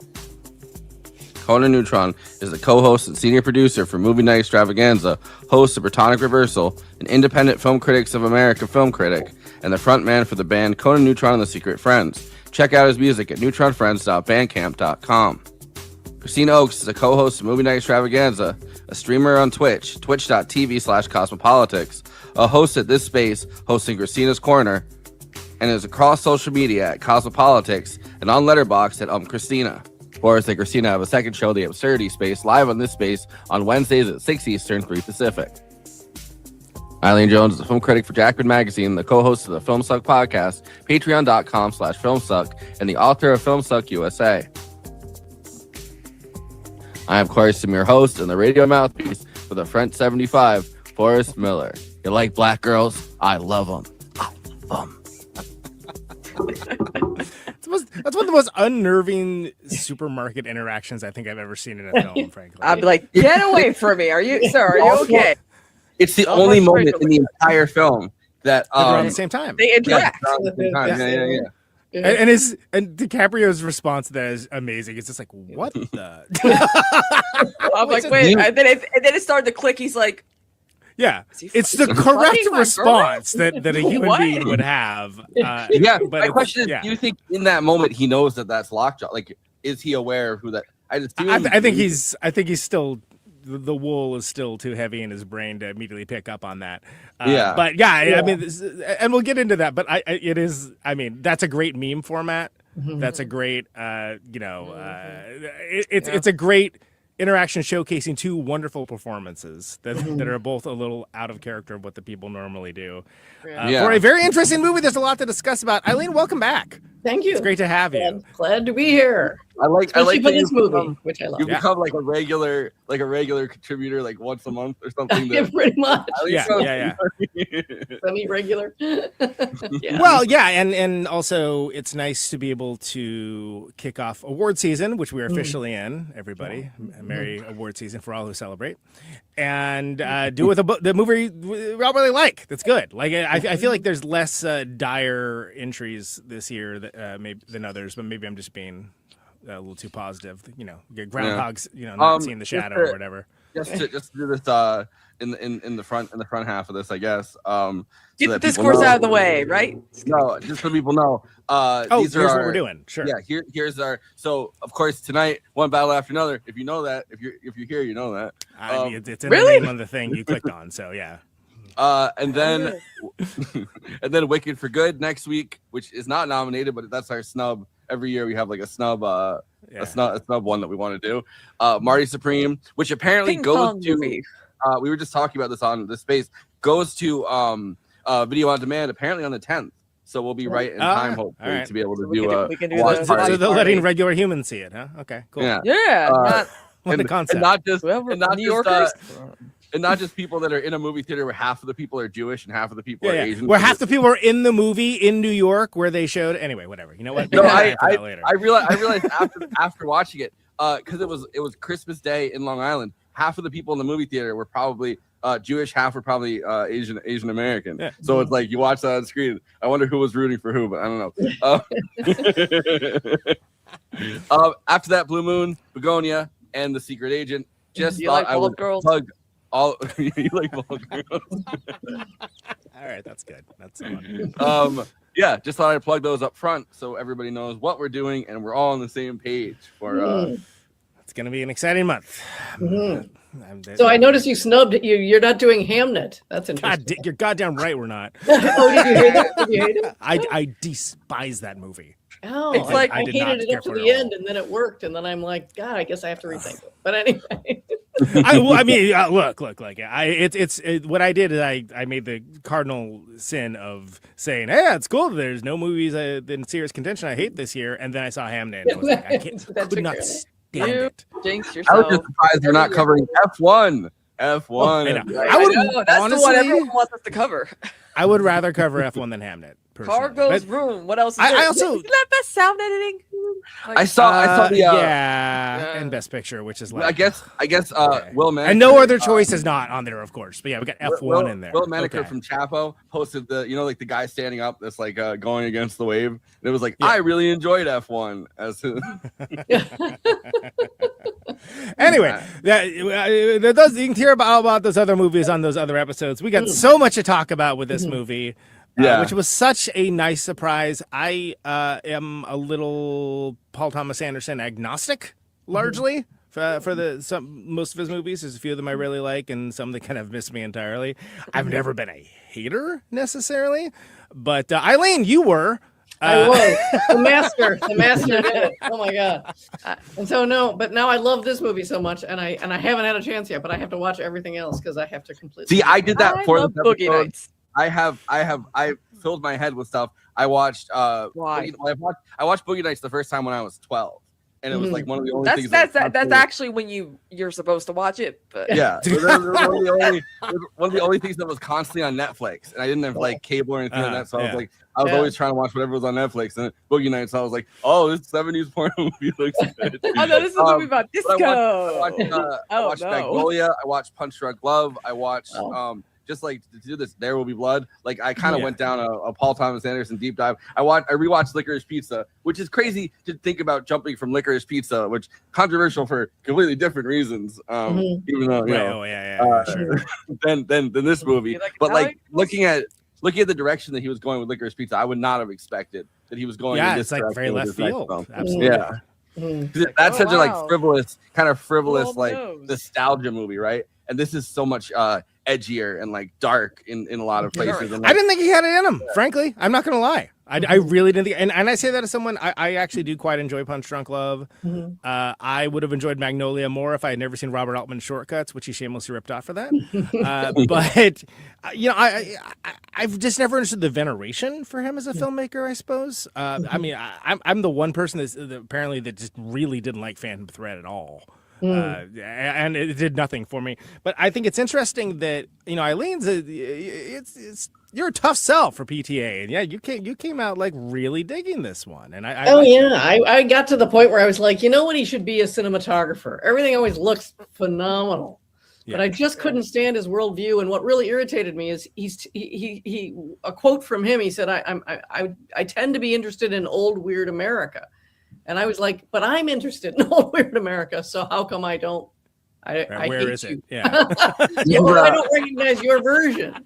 This is a very. I feel like his is a very, at times, right, a very normie look at old, like what he considers old weird is maybe not, but it does make a lot of sense why Altman is somebody that he really fixates on. Yeah, I mean, not just not just because he's obsessed with the 70s and Altman's best work, a lot of it was in the middle of the 70s, but also the fact that Popeye, that's his masterpiece, that's his magnum opus. What are we talking about? But no, but like the fact that there's just these kind of subcategories that he's really into. I mean, like the sexual revolution, but then he doesn't really have that much to say about the sexual revolution per se in like Boogie Nights, right? Like this feels more prescient, I guess.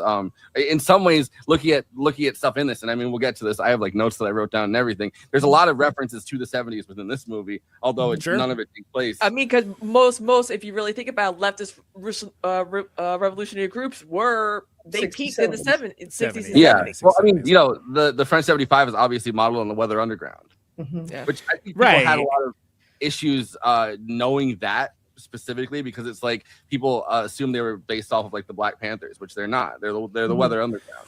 Well, and it's Pynchon, which he did a more direct adaptation with Inherent Vice, which I couldn't stand, by the way. It looked great, but I despise the experience of watching as a movie. Peace and love. But it's a very loose adaptation of Vineland, which is an interesting book. I'm hot and cold with Pynchon. Sometimes I love it. Sometimes it's like a joyless slog. Apparently, same thing with PTA, by the way. But this one, but I think people get hung up on being an adaptation. I think it's to the detriment of the enjoyment of the movie, because this is very much a movie of the moment, even though it's not of the moment. And I think that's like more so now than when it even came out in the months since it came out, right? Yeah. I mean, now we all saw it the first time in theaters, right? Yeah. Yes. Yeah. Oh, yeah. Okay. Because I got to see it in that VistaVision, which kicked ass. Yeah, I wish I got to see it in that VistaVision. I saw it at like my local theater, so it was it was a little bit. It was not the impressive VistaVision, but and I was sitting next to a redneck that was fast cold asleep. I was telling that story in the Discord the other day. Why do people go and fall asleep at loud movies? And how? How do they do this? But I saw Fantastic. The only good Fantastic Four movie that came out last year, right? The guy came in, he fell asleep right behind me, and was snoring so loudly, and I'm like, is this the only time you can get some sleep during a loud movie? I was seated. Go see F1. It's louder.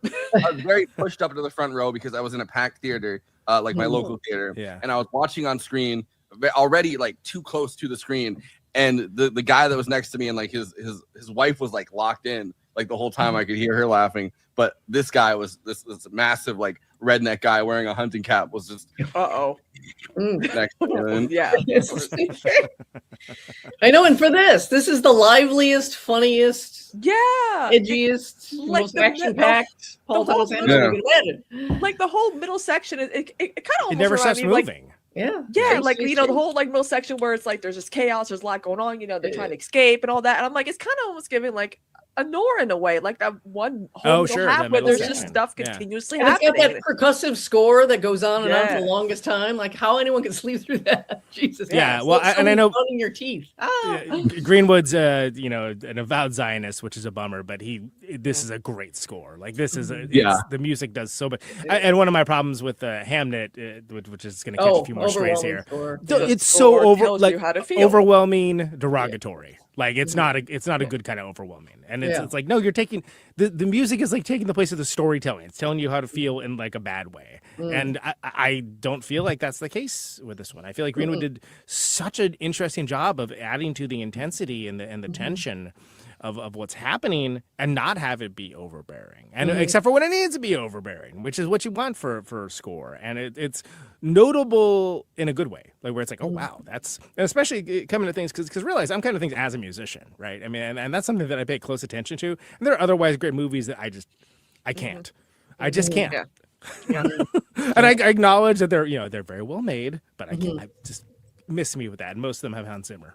Yeah, right. He is awesome. Yeah, I think that this movie makes a lot of sense when you look at like his commentary around it, Paul Thomas Anderson, and the idea that this is his action comedy, right? Like every movie it feels like he does is in a different subgenre. Like I mean, Punch Drunk Love is obviously his romantic comedy. He's done like a more gritty, like No Country for Old Men style movie, obviously with There Will Be Blood. This is his action comedy. And it makes a lot of sense that he was talking in this interview that I watched about how he's taken his kids more recently to see both like Mission Impossible and like, you know, even like the Marvel Avengers kind of movies. And he's looking at those and going like, oh, I want my big kind of on the screen version of this, which is crazy because the craziest part of this action comedy part is the car chase, which almost didn't happen. It was they found the kills. And that's when they're like, all right, we need to end this movie. Which is an amazing arch, an amazing section. Oh my god! Yeah, just south of Slabtown, it's not Antelope Valley. It's like it's further. It's Monument Valley. No, it's not Monument Valley. It's further down. It's like towards San Diego, but like lower Palm Desert, Indio. Amazing area that has those great rolling hills and having like that sequence, which I'm sure we'll talk about more. Yes, let's. It's really amazing. Like it's so well done and so interesting and unique. Like and I've seen so many movies and so many chases. So many chase scenes. That's what I told everyone. I've seen 10,000 chase scenes. And this, I've never seen anything like it. Nothing has that mesmerizing movement, which guess what that's like? Ocean waves, Bob. Ocean waves, Bob. Ocean waves. I love that. And real quick, just to go back to a point, I sounded like a psychopath because I was laughing my ass off in the theater, and everyone else was just like stone faced. I'm like, what's going on? Like, I get like the being overwhelmed by it, but I was like, okay, this is. I mean, you know, whatever. Maybe Sometimes this is not the movie to be high on watching, considering Leo during this whole movie was paranoid as fuck. So funny. Yeah, if you're he Bob was hearing the Ferguson- score in his head. All the phone conversations with Comrade Josh are just You are not a comrade, sir. That's like locked into the hell that is like our modern experience, right? Customer service, just like customer two-factor representative. authentication and like lost passwords. Yeah, representative. Yeah. not to like not to I guess take things into a more I don't know, like whatever direction. But the second that Leo's on the phone with the picture behind me is of this, and he calls Comrade Josh fucking retarded. That was the moment that felt like such a prescient, like this is a 2025 movie. Because we're having these discourses about like, you know, anti-woke. And he also calls him a fucking liberal. He's like, you fucking liberal. And he's It's like it feels like even that felt extremely prescient. When I saw it, it was the same time that the first round of like LA ice raids was happening. And I assume for you guys it was probably the same. So it like the prescience of it like was overwhelming. Like I left there and I was like left with this sense of like both overwhelming dread and also kind of like exhilaration from the actual movie itself. Well, no, what it captures is the dread, you know, the terror, the horrible, and the ludicrous, the clownish, the ridiculous, which is exactly how we're living now all the time, right? Yeah. Saying, you know, if we were ever going to get taken over by fascists, I just didn't think it would be this stupid. That kind of thing. Yeah. And somehow competent at the same time while being incompetent. Yeah. Well, and that's just the Dr. Strangelove as much as the Battle of Algiers of it all, right? And, which is to say that like stuff that was considered high farce and like, well, that's not a laughing matter at the time. But like, no, we're living through that now. I used to write in reviews all the time. Where are our black comedies? Why aren't we just seeing black comedy? We're living black comedy. Why aren't we seeing a huge wave of them like in the 60s and 70s? Yeah, this year, black comedy. The Oscars, I mean, not just the Oscars, but like we feel like we're kind of flush with them. I mean, Eddington got snubbed for the Oscars, but Eddington was another one. I felt like it really for living in Eddington. Another one I was laughing like a psychopath in, and no one else was. I'm like, what's wrong with you people? Okay, Max, Katie. I know. I was like all you missing was a cigar. Also, the way that they chose to write Begonia, there's three big kind of like massive. Finally have arrived. Yeah. Yeah, and the interesting thing to me about Begonia and about Eddington is that Ari Aster actually chose to executive produce Begonia, and then the former Onion writer that wrote Eddington actually produced whatever, vice versa, but they produce each other's films is what I'm saying. There's like a cross hatching. No, and that makes sense, right? Because like if you think about it tonally, like whether you enjoy the movies or not, there's like a common cause like with all of them, which is just like using black comedy in unique ways for this like really effed up moment. Yeah. You know. Should we get Thank into you. the? Real quick, Josh from Afternoon Tune, and then in the comments, real quick questions. Eileen Jones owned a guy named Connor Kilpatrick. My guest co-host said his cousin wrote for Jacobin. Yes, he's one of my editors. Yes, I know him very well.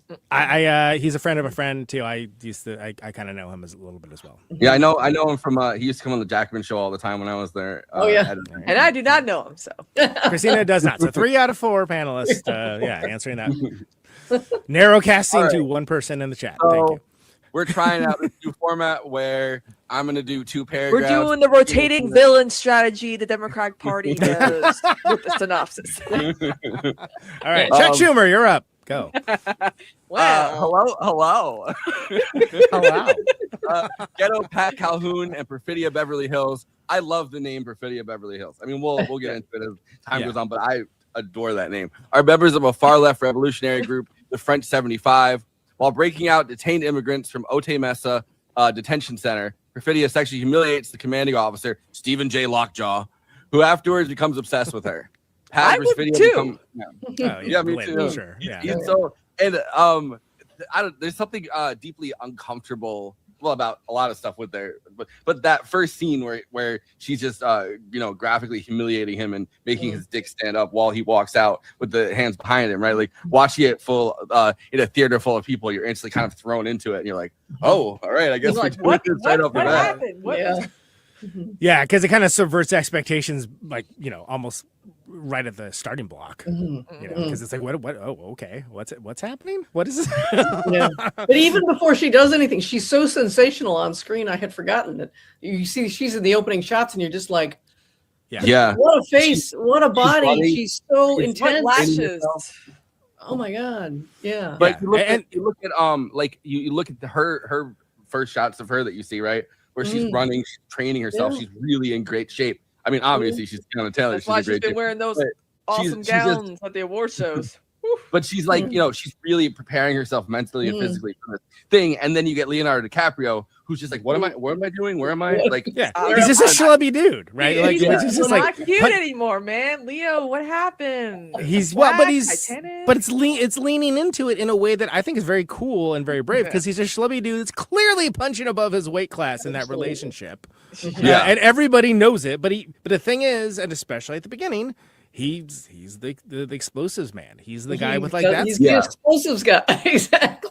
And you get to not only hear about it, you get to literally see it in a very cool sequence. But you also see that even at this, at his peak element, he's still like a little bit like, what are we doing? What's happening? Like he's still kind of like a little lost. And this is like at his best, right? Well, but you also see the various roles within this revolutionary group where Tiana Taylor goes straight for Lockjaw, like the commanding officer of the thing. And the entire time, Ghetto Pat, Rocket Man, is on the outside of the enclosure that they're in, basically the ICE detention camp. He's on the outside of it shooting, and it's impressive, right? Like he shoots the explosives, and it's like it looks cool, but it's not actually contributing material. Like I don't know, like it adds to a sense of that kind of terrorism that throughout the 70s, especially with explosives and things that really kind of scare the shit out of people. But he's not materially contributing in the same way that everybody else is letting out the immigrants that are in there or putting somebody in. And he's literally just on the outside of the enclosure. He's kind of on the outskirts of this entire revolutionary struggle.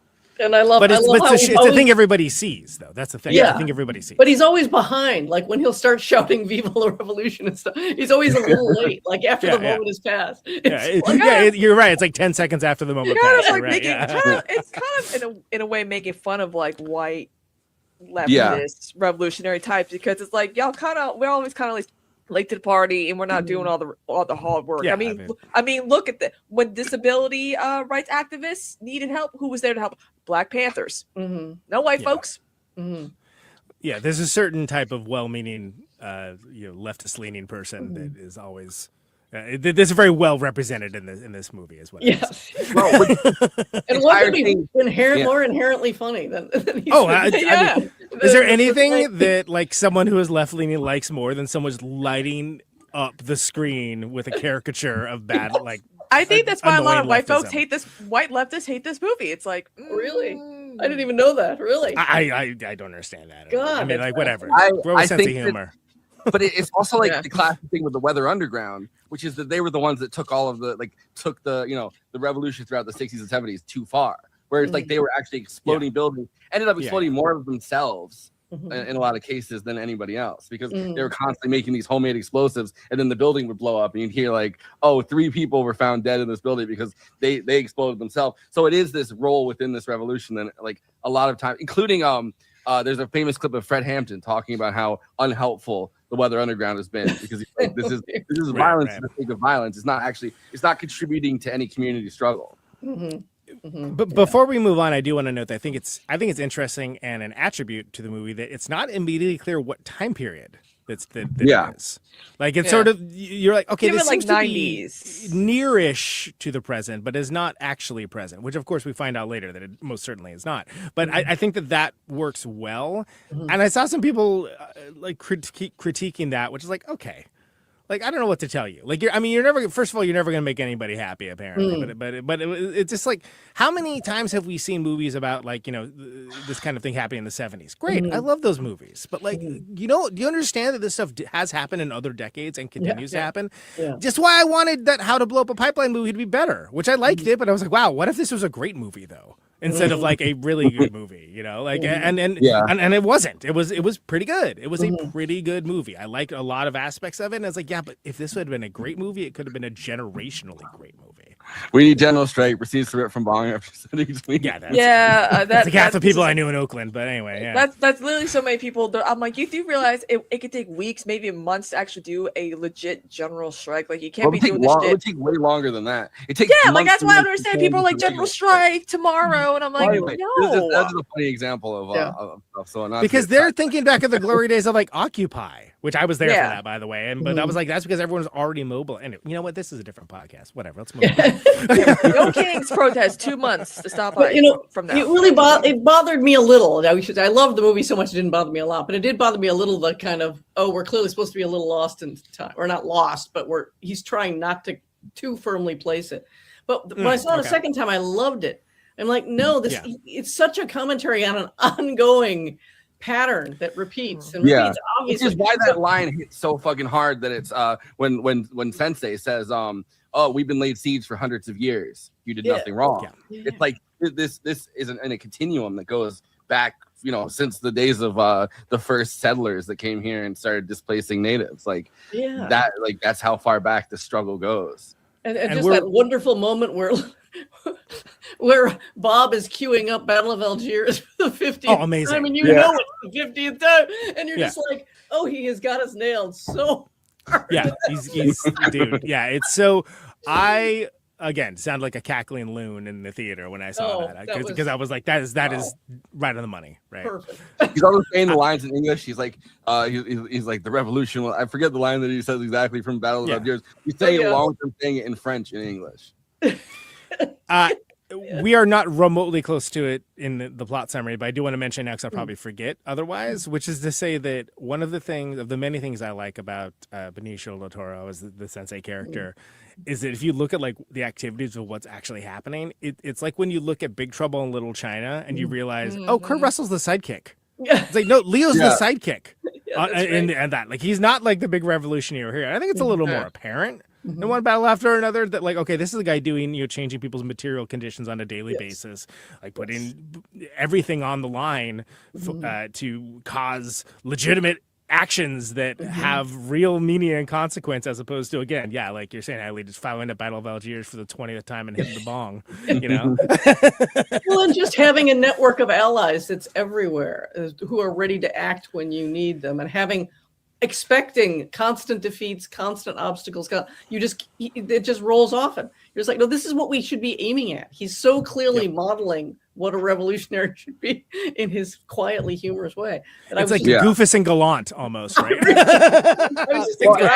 It's such a profound, it's right after the line that I said, there's such a profound moment where he says, don't be selfish to Bob, because Bob is so caught up in his own, I have to find my daughter. I'm this guy that was in the French 75. He's caught up in the nitpicking on the cell phone. He's caught up in his own story. And Benicio del Toro says, we've been laid siege for hundreds of years. you know, you did nothing wrong, don't be selfish. And it's like that is such a perfect distillation of like the white savior thing kind of getting healed down by this movie, where it's like, no, you're just one guy. You're asking for help. We're your allies. We're gonna help you, obviously, but this is not just your struggle. And again, it's way ahead in the plot summary, but you see it with the network, like, you know, like with like the network of people that are helping them, like, oh yeah, you know, have you had your medication? You know, like and it's like, say no, say yes, dummy. Yeah, that was beautiful. He's like, what? Which is it's played so well, and that's collective action, right? That's rather than the individualistic, especially, you know, the great man white savior stories, which. I mean, the movie's so good that even if it was about that, I still might like it. But the fact that it is a total upending of that is laudable for a big budget blockbuster. This year got a lot of plaudits for kind of like being the death of the white savior. In like multiple movies, right? Like this movie, and then Eddington kind of sending that up, where it's like you know, the actual struggles going on outside with the you know, the protests, and then also, I mean, we go like so there's a bunch of movies that kind of did that kind of send up. That of, like, time, overdue. Yeah. God knows. So Pat and Perfidia become lovers. I really like that the first person in this movie to say you like black girls is Perfidia Beverly Hills. She says to him in the car, "You think you like black girls? You like black girls?" And then he's like, "I love black girls." He's just pumping on adrenaline. When Lockjaw catches Perfidia planting a bomb, he releases her after she agrees to his demand to have sex with him. It's such an interesting. He says to her in the bathroom when she catches her, he's like, "I don't care if you plant that bomb. Like, I don't care what you destroy. It's like I'm trying to fuck." Which is like, yeah, isn't this your job to care about that? Yeah. But it's also, she's always in control. She's that, and that's something that I feel like the quote unquote discourse about it. It's an underwritten character, blah blah blah. It's like she's in control in every situation. Does she always make the quote unquote right decision? No, definitely not. But pretty much never. I support black women's rights and black women's wrongs. You know, Especially hers. Which is what makes her a complex character. How you can think that after the letter is read at the end, even if you're somehow thinking it early on. Once the letter is read, it undoes everything. How much was youth and the sheer hottitude of being a revolutionary, which you see all over the place. The skaters who are just in a state of ecstasy. It's like, yes. Yeah. And poor Bob stumbling after them. It's just it's no longer an ecstatic process to be a revolutionary. When they're doing like the parkour, and he just eats it so hard. Again, howling, laughing in the theater. Oh, I was dying. I was like, that's amazing. That's like, like when you lose in a video game, you just like get got. I mean, it's like, oh no, I ain't getting around that. Another time another time that's so apparent on screen is between the head nun at the nunnery and Regina Hall's character, where she's clearly like on her last legs. But then the one nun is like, I got tired of this shit a long time ago. And she's you know, and like you can sense the Regina Hall. I think we had find out her name at one point, but her character, Deandra? It's something unlikely. Yeah. Not like super memorable, unfortunately, but it's a great performance. But it's meant to be like a character that is not like foregrounded that much too. It's supposed to be the most honest portrayal. Like she is the revolutionary. Like there's nothing, I guess, over the top or duplicitous or kind of everyone else has all these other things going on. She's supposed to be the most loyal to the revolution, which you know she survives until like the last part of it. Yeah, Deandra. You're right, Deandra. After Perfidia gives birth to a girl named Charlene, Pat tries to persuade her to settle down, but she instead abandons Pat and Charlene to continue her revolutionary activities. She is caught after murdering a security guard in an armed bank robbery, which is like, it's such a like kind of devastating scene where it's like that moment where things get too real, because you have Jungle Pussy who whose real name is Jungle Pussy, by the way. They're like, you know what? That's a good code. That's a good like fake revolutionary name. Let's keep it. Well, no, Paul Thomas Anderson saw her. She opened Pussy. for, I believe she opened for Tame Impala, and Paul Thomas Anderson was at the, because of course Paul Thomas Anderson was at the Tame Impala concert.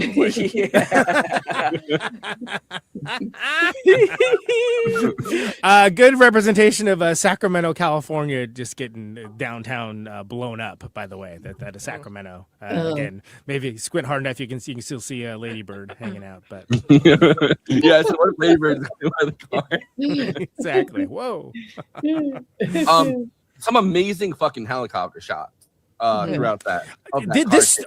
This car chase scene is intense, and it's intense because it feels real too, especially when they crash and it's like, oh yeah, that's anyone coming away from that's coming away with some serious neck problems. It doesn't feel like cartoon violence at all. Well, you especially feel it because it violates the rhythm. You start losing your sense of what you're doing because it's so mesmerizing, the feeling of going up and down the hills in this endless hypnotic that after a while, her breaking out and doing something seems like the most amazing when she just runs and you're like, okay, I just thought we'd go on forever. All the action in this is like super well done, and it's interesting, even though like the actual geography, like to the point that like with the geography of like so where we're at now with the bank robbery, that's Sacramento. The place with the hills, that's like on the lower Indio on the way to San Diego. Where they live is Eureka. It's Humboldt County. So like the geography of California being a state, this 2/3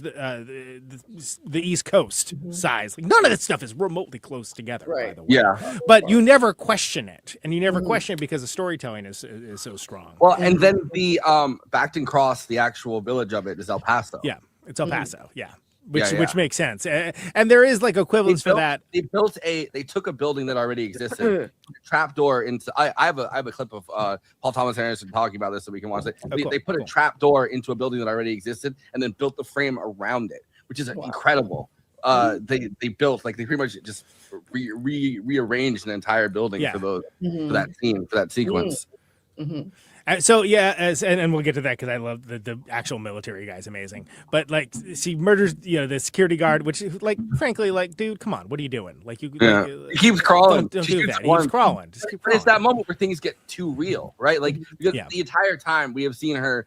We have seen them take people and bring them into the vans. We've seen them humiliate Lockjaw. We've seen them blow up the bank. But they always do the thing that the Weather Underground often did, where you call first and you're like, "We're gonna blow up your because of this, this, and this is gonna happen." Right? Fun fact.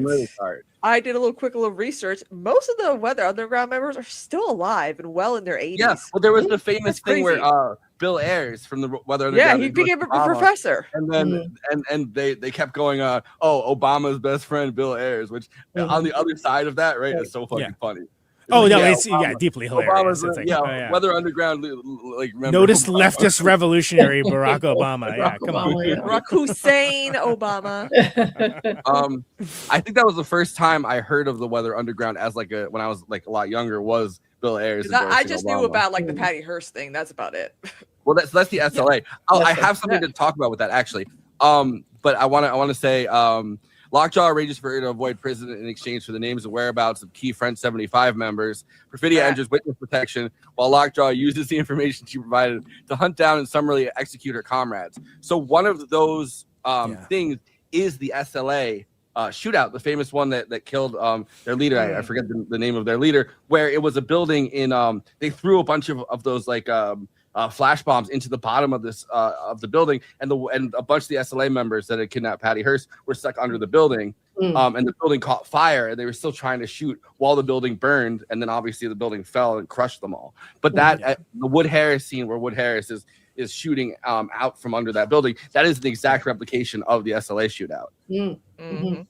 Yeah. Well, so it's interesting to see those kinds of tableaus and the sort of historical elements brought into this narrative fiction in such a way because it does feel very real. One of the reasons why is because it is pulled from actual real events. Yeah, it's just not trying to biopic those events. And also, too, not to say anything, but I mean, I did some digging, and I've never really seen much of government feds, whatever, killing white supremacist right wingers a whole lot. It's mostly just attacking the left wing militant groups. Yeah. It was actually a big deal in the 60s when I think it was cover for all the other stuff that they were doing, but Lyndon Johnson asked Hoover to go down south and start arresting KKK members, and Hoover was like, I don't think that's really what I want to use my resources on. He's like, come on, they're killing people, you got to go down and do it.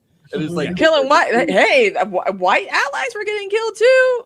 so he really reluctantly went down to Mississippi and Alabama and made a show of like some of those Ku Klux Klan members getting, but he's like, the sheriffs aren't talking to us. And it's like, I wonder why, Hoover. I wonder why the sheriffs. Also, half the time, a lot of those like Ku Klux Klan members were getting killed by like their own like other like Klan members and shit like that too. Which is they all have funny. the same beef that they've always all had the same beef that leftists do, where it's like a circular firing squad, where people are like, oh well, you're not racist enough. Right? Sometimes I doubt your commitment to racism. Yeah, okay. Sometimes I doubt your commitment to racial purification. Exactly. Well, and that's so. Again, newsflash, everybody: FBI not always even-handed. Let's put it that way. Really? We all wish it was Dale Cooper and Scully and Mulder, but it isn't. There's been a lot of stuff written about Hoover being like mortified by the idea that he would have to go down south. He's like, I don't want to go down there.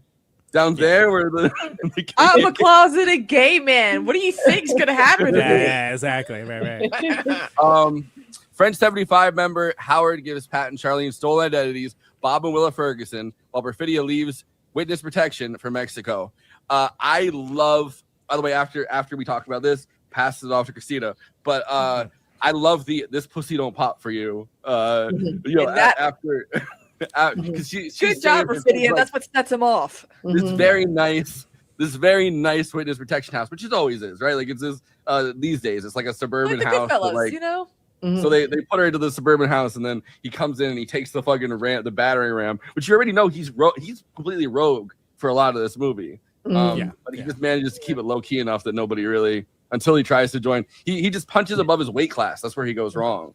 Because if he didn't try to join the Christmas Adventures, everyone would be like, well, that's just old Lockjaw. That's just old Greg Bovino Lockjaw. But it's Joe Arpaio, right? And it's more of a direct reference in Eddington. But like that's like it's like this the functionary like legal or law prosecuting official going above and beyond their station, usually to great acclaim by people that want people to be persecuted, and then becoming like a figure of interest. But there was no way. I think there was no way for anybody to know this because he's obviously a Trump 2 administration official. But that Greg Bovino guy that they sent to Minneapolis he has the same walk as and look, he has the same and look. Very Hispanic too, no less, which is why they took the social media from him. He has the same voice as Lindsey Graham a little bit, so that's kind of a thing. But they when that guy was fired, or he's supposed to be put out to pasture pretty much by the Trump administration, everyone was sharing the lockjaw in his office. Make sure. It's talk about. I mean, like how awesome is it that like a movie release this new can be that relevant to the news for like meme stuff where it's like, wow, that goes to show you just how dead on it is, where it's like, oh man. Again, it's depressing too, don't get me wrong, but Kristina, pass it off to you, but this is the moment of the great I don't want to do your dirty work. The Steely Dan drop. Sure, So 16 years later, living off the grid in the sanctuary city of Bacon Cross, California, Bob has become a paranoid stoner, which, if you think about it, is not a good idea considering there's always probably could be someone trying to find him. I don't know why he thought that it was a good idea to be a stoner when he's got a daughter to take care of, but he is very protective of Willa, now a free-spirited teenager who resents his substance abuse and has led her to believe Perfidia was a hero. What do you guys think about that? About keeping this idolized vision of a mother that she doesn't even know? Yeah, I mean, I think it works, and it makes sense because he really does love her. Yeah. Well, he loves them both, but he really it becomes like a symbol of like Perfidia is like everything that he couldn't be, and he knows it. Her mom says that, which is amazing. Which is like basically you ain't shit. I can't remember the exact quote, but like it's like you're not built for this. And in his heart of hearts, he knows that that's true. But it's one of those things where he wants his daughter to know her mother, and it's an interesting dynamic because any teenager is going to naturally rebel against the parent. And this is a very interesting situation where he has every right to be abjectly paranoid too. She's a runner and you a stump. is what the mom says. There we go. to, That's yeah. Yeah. That's woof. But I mean, also, where's the lie too? Good usage of Humboldt County. Backton Cross is Eureka Arcata, and one of the reasons why is because there's so much greenery. There's so much greenery. If you've ever been there, that's indoor, by the way. That's where they have the redwood forest. Yeah. And you just feel the redwoods everywhere somehow. Save the redwood forest. And it's so well utilized here because it also was, until it was even medically legal, let alone state legal in California, it was also weed country. So it's very much in character for him to be there. And there was also a lot of people that were those kinds of folks that like that. They could go up to Humboldt just far enough away that you could hide. So it makes sense. He has that great, like, we'll get to it, that little trap house exit. I love that. I always love secret passages. Secret passages. But as far as the relationship between father and daughter, you get like a good handle on it like really soon. He doesn't want her to have a phone, which of course, sure, how's that gonna work out? They also introduced those cool noise making devices that, like, when you're in certain proximity, like it's very low tech, like but you're in beepers proximity. or something. Yeah, and I think that's such a neat element for the plot, because then you get the sound design that it becomes important, where you kind of hear something like in a distance in another room, and it's used very effectively by Greenwood as with the score as well. Not to plug a former episode that we did, Conan, sorry you weren't on for this one, but the Love Witch, Humboldt County, it's greatly deployed there. Yeah, absolutely. Is where she goes, and it's like, oh, she comes from San Francisco up those 280 miles to Eureka, and that's the place that she's in, where it's like, oh, they don't tolerate witches the same way they did in San Francisco. right. Yeah, but it's also just far enough away that it's got its own culture, so it's further. If you're trying to live, because remember, this is they're stolen identities, right? So Bob and Willa Ferguson don't actually exist. Pat and Charlene are, leftist witness protection, basically, right? But it's a great place for it. Even if you don't have that framework of knowledge of like what that area is to California, it comes across very quickly. So, Eileen, sorry, I kind of dominated that one. Any thoughts? I don't know. I was just going to say, it just seems so. It's so much part of the comic persona of him being a very loving dad, but not really knowing how to do that super effectively. And so in every way, of course, he's just going to try to bury that fathoms deep because he doesn't want to hurt her feelings, and he's trying to protect her. So he like grills the friends in such a hilarious, heavy-handed way, and then they're they them. Okay, cool, homie. Are they bro? Are they transitioning? I just want to know. I just want to know. It's so leftist revolutionary doesn't transphobia. What's going on here? Well, I don't think it's transphobia. I think it feels like he wants to do the right thing, but he's just like 2 clicks off from it. That's like, no, stop doing that. But it's in such a well-meaning way that it's it's all well-meaning. And then there is plays the same thing with his original relationship with Perfidia Beverly Hills, where he's trying to teach her how to create one of the bombs, and she does. It's an exact version of the scene where she's like, okay, you put your hands here, and that she's teaching him how to hook up with the black girl, and and it's within that same thing where he's around her trying to continue to do the bomb, set up the bomb while they're hooking up. Right. So, and I think it's well done. You get a lot of background for what their father-daughter relationship is very, very quickly. And you don't need it explained to you by anybody. You're telling me that ... Just not to miss this scene here because it's in the chronology.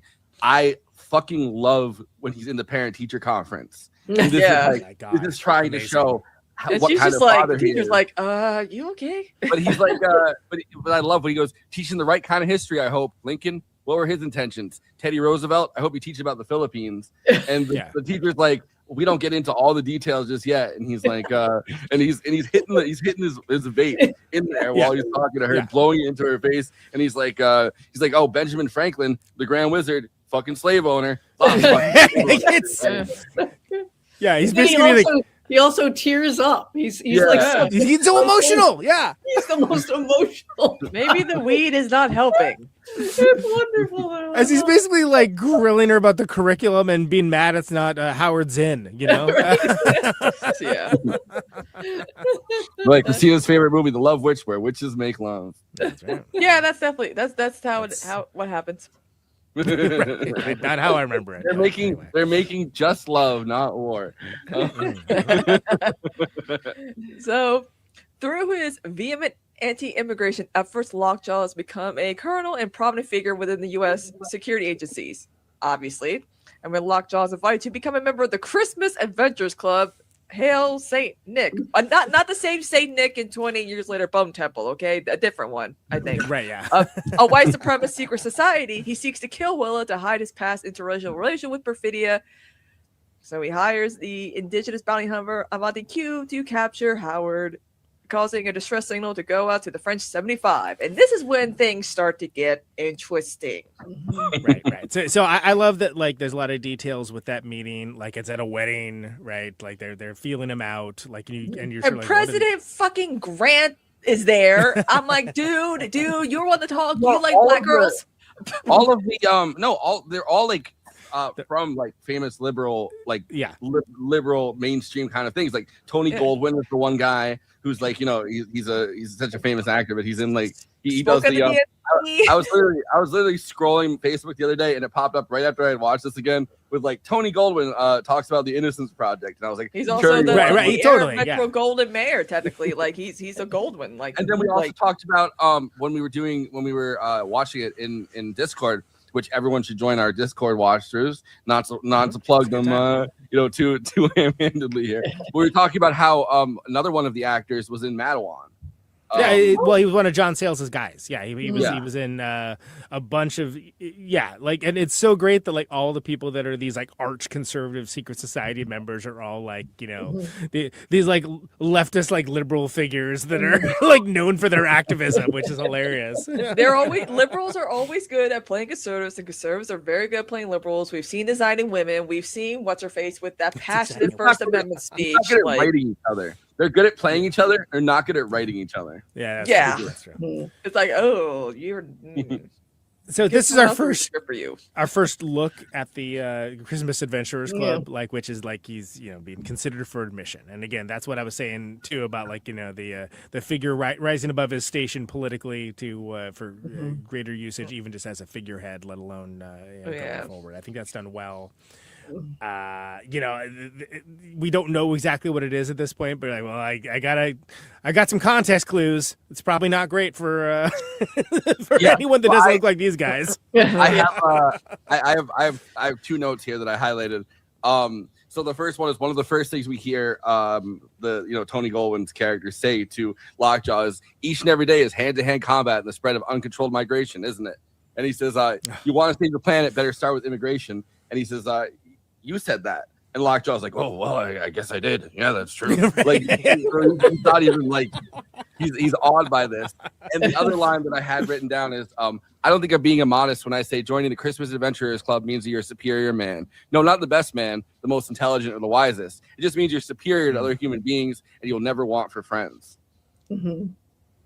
Yeah, that speaks volumes, doesn't it? Where it's like, think about the attitudes of these goofuses in charge right now, right? Like it's the same principle. So yeah, it hurts a little too much because it's a little too close to home. Yeah, and there's something so stupid.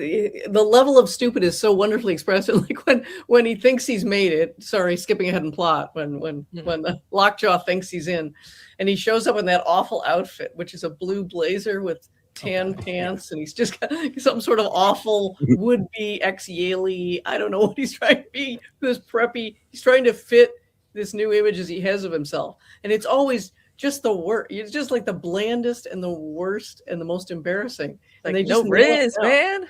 They just nail it. They're like coming into that home where Alice is, and she's going to make him some kind of pancakes, and you're just like, this is this craving for a kind of bland that you're like, really, you're ready to slaughter people, do all of this. Well, you see this exact thing on. I don't believe that a lot of these are real people. I can't believe that a lot of these are real people. But when you go on Twitter and the people were like kind of within the outskirts of the administration post these AI, like these very creepy AI generated images of this blonde white family at like a Thanksgiving table that's clearly supposed to be Norman Rockwell-esque, which is funny because of what Norman Rockwell represents. Look what they took from us, and I'm like, they didn't take this away from you. You can do this. It's still here. There's You can have that. You can have it. eight. You can have 8.5 kids. Like, what are we talking? 8 is no one's enough. Like, what stopping are we you. talking- Unfortunately, wish I could. Yeah. One other thing for this scene, just quickly. Well, I was gonna mention that scene because I'm not gonna remember it later on. Yeah. That's that house that's in that later scene Yeah. is based off of one of Ronald Reagan's actual houses. Oh, Yeah. of course it is. Yes, of course it is. And it's perfect if you stop and think about that. Yeah. You know it is. The other thing I wanted to say, I like have random things that are written down on these notes, which I never do. But I mean, I always write notes and I forget them, so I'm happy I'm remembering them tonight. But there's a moment where Lockjaw's mask kind of slips in this thing, and he realized what a fucking weirdo he is, and everyone around him realizes what a weirdo he is when he says, "Well, I did purchase a jet ski. It was an evolution of the old hummingbird." it's like, dude, be normal. The dynamite all from 235. It was defective. I abstained from payment. I do it again. And Tony Goldwyn's character is like surprised, like, okay, like that's not what I expected. But That's out of left field. It's like very off-putting. Why are you telling us this? What does this have to do with anything? Are you racist enough or not? That's all we want. Yeah, look, all I want to know is you hate minorities, okay? Do you hate black girls or do you love them? I hate black.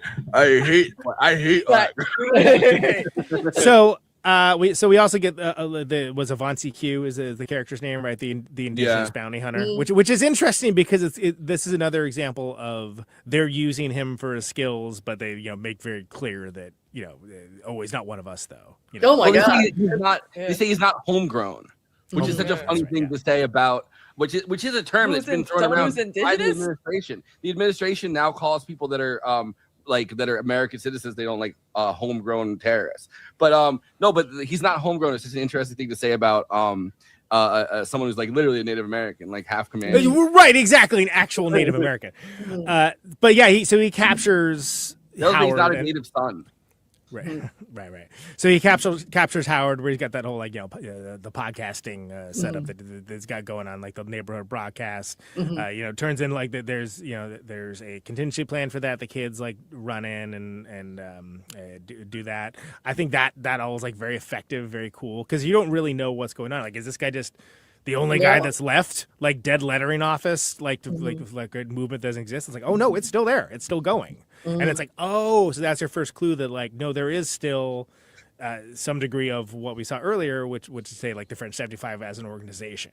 And so that's our first clue, is how that abduction is handled. It also foreshadows something. I didn't realize this until watching like a little bit of it today. No, just prepping for it. It foreshadows the fact that Avanti Q has a thing where he just can't believe that children are in any way, shape, or form involved in this.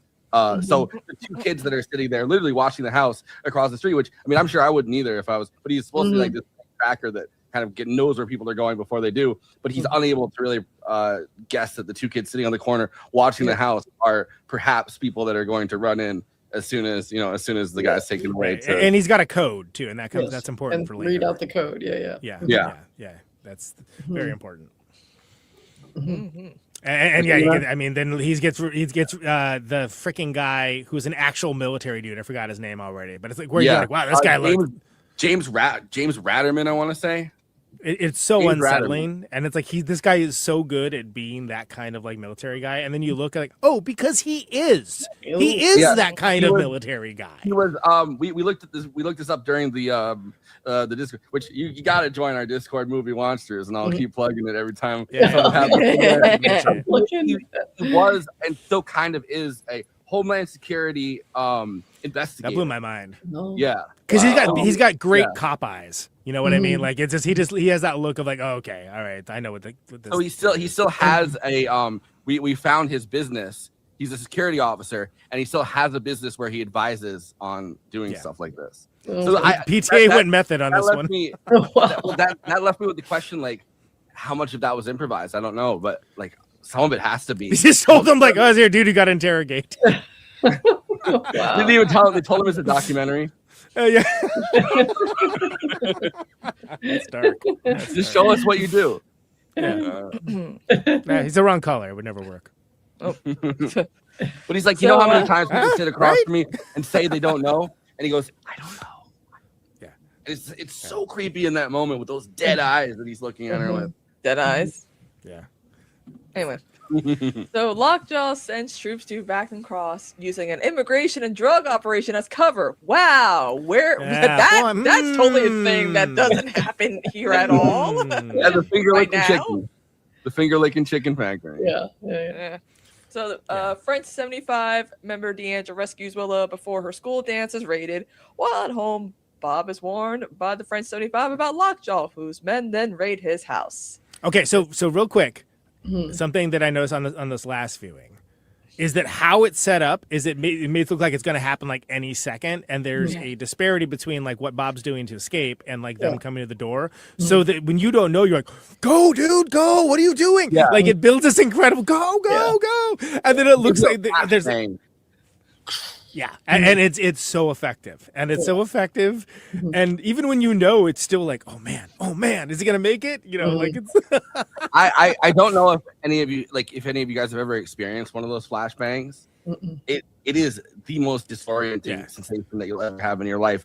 But before because if you're not especially if you're not ready to get raided, because I've been in a raid situation and gotten arrested in a raid situation, and the flashbang, like it's still in my mind, like I could just feel like I was like, the fuck just happened to this house? There's this giant bang of light, and it's like it's so disorienting. Which is meant to be. That's the point. Yeah. But incredibly effective scene, especially because of the non-chronological. Well, hey, I mean, think ahead, everybody. Come on. Well, I just started going more than once a week into the Discord to like be more interactive. It's been hard for me to. Yeah, there you go. Well, I love what he comes out of the tunnel with. When he's got not only the bathrobe, which is the best bathrobe, of course, since the Big Lebowski. Fabulous. Oh yeah. His own backpack, and then the little girl backpack attached to it. That's right. Yeah. He's the most readily identifiable figure on the street. You see, did you see like someone in a bathrobe with a child's backpack running this way? Yeah, he's over there. You know. Come on, man, you gotta do better than this. But it also gives you a very early picture of how wired in this town is, where there's like he runs into a truck, and then the truck has a secret entrance into the grocery store at one point. And it's like this town is really set up to be as Sensei calls it, like a Harriet Tubman operation. Right. That's right. That's right. But we can't go past this without talking about Battle of Algiers, where he's just sitting there and he's watching the amazing. Battle of Algiers and smoking. And a great example of paying homage to one of your influences in a cool way and not in a like cringy way, because it's like, oh man, how many people are now going to watch that movie just because it's in one bill after another? You know, because it rules. You know, it's so funny that like Aaron from Hit Factory, I feel like on a movie like this could go either way. And it's so funny that because of Battle of Algiers, he's like, this is the most relatable movie he's ever been to. Right. Yeah.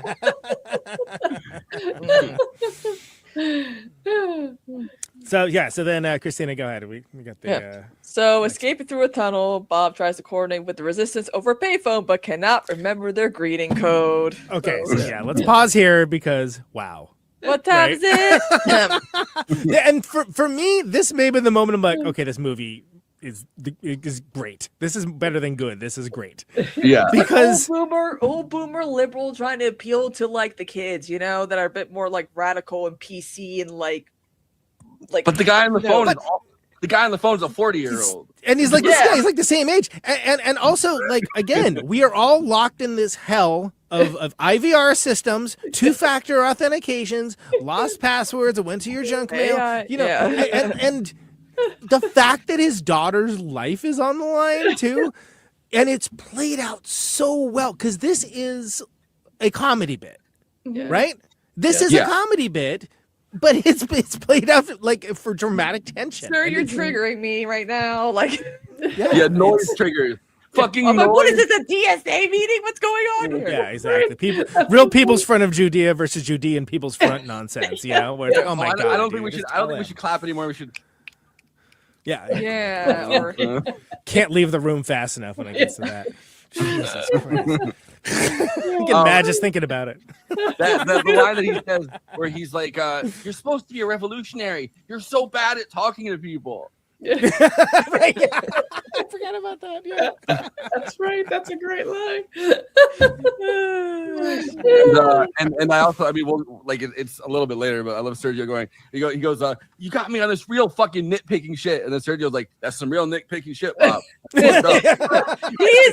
is so fucking like, I was ready for him to like snap in this movie, but he's like never does. Never. Oh no. Speaking of which, let's bring in one of the best characters of this movie, which of course Benicio del Toro as Sergio San Carlos, right? Sergio San Carlos, Willow's karate teacher and community leader, helps him while evacuating immigrants via hidden passage. We love this man. We first see him earlier on though, when Willa's getting karate lessons from him. We see him during the I don't want to do your dirty work. Well, and you get that great entry point where he like crashes in and he's like, trying to like, not be seen in the windows and this, you got a gun, you got it, and he's like, hey, take your shoes off, like it's like he's very so calm. He's so just like, hey, we got this. There's a procedure. We're just gonna do this. Instead he wins the race, what are you, the hair? What's going on? He's the epitome of cool from the very beginning, and it's so deft and it's played so well. And then you find out he's a fan. He's like, oh yeah, I'm a fan. And it's like, oh really? But he even calls out, why you got your sunglasses on? And like he's got his wraparound shades on. It's so stupid.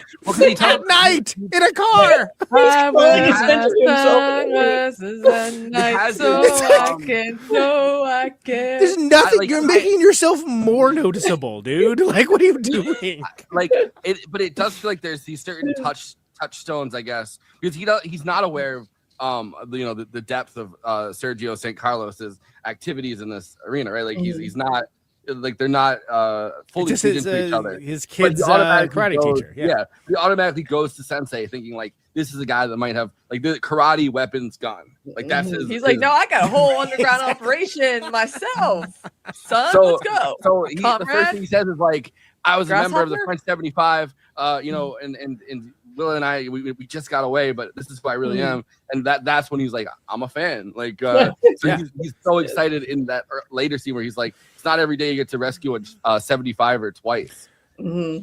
Totally. And again, this goes back to what I was saying earlier about, Leo being in the Kurt Russell and Big Trouble in Little China role of like thinking that he's like the main character. It's like, no, you're absolutely the sidekick. You're absolutely because so he. And the plot summary here is being a little reductive because there's the great scene where you see the raid, right? You see the raid that's going on. Like a long shot. While he's trying to charge his phone. Everywhere he goes, he's trying to charge this old ass phone, and he just can't do it. By the way, can I say also relatable? That's also a relatable thing. So all of that is in a storefront where they built, so there's a storefront on the bottom. They built a trapdoor into this random storefront, and then they built the entire building around it in a lot in El Paso. Yeah, and that's great because you see, like, they're just going to work. They're doing the thing that they're doing the thing that they need to be doing to like make sure these people are safe, right? And like that's it works so well because you see the incongruency of him just being all he cares about is getting his phone charged so that he can like and the whole thing is funny and again it's just brilliant use of rhythms throughout this film.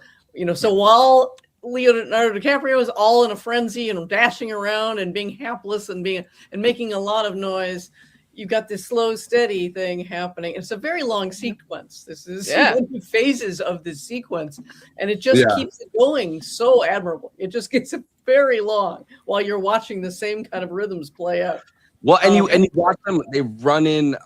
There's like a shot of them running in, and the camera goes back behind them. A tracking shot, of them entering this store. And then, Sergio St. Carlos isn't even talking to Bob. He's talking to like one of his kids, I think, is on the phone. He's like, get off the phone. And Bob thinks he's talking to him behind him. And he's like, he like drops the phone. He's freaking out. The entire time he keeps blaming Sergio St. Carlos's phone. He's like, oh, they're tracking your phone. That's how they found me. Like, totally illusionally. Like, dude, you're making a big scene while trying to escape. What are you talking about, man?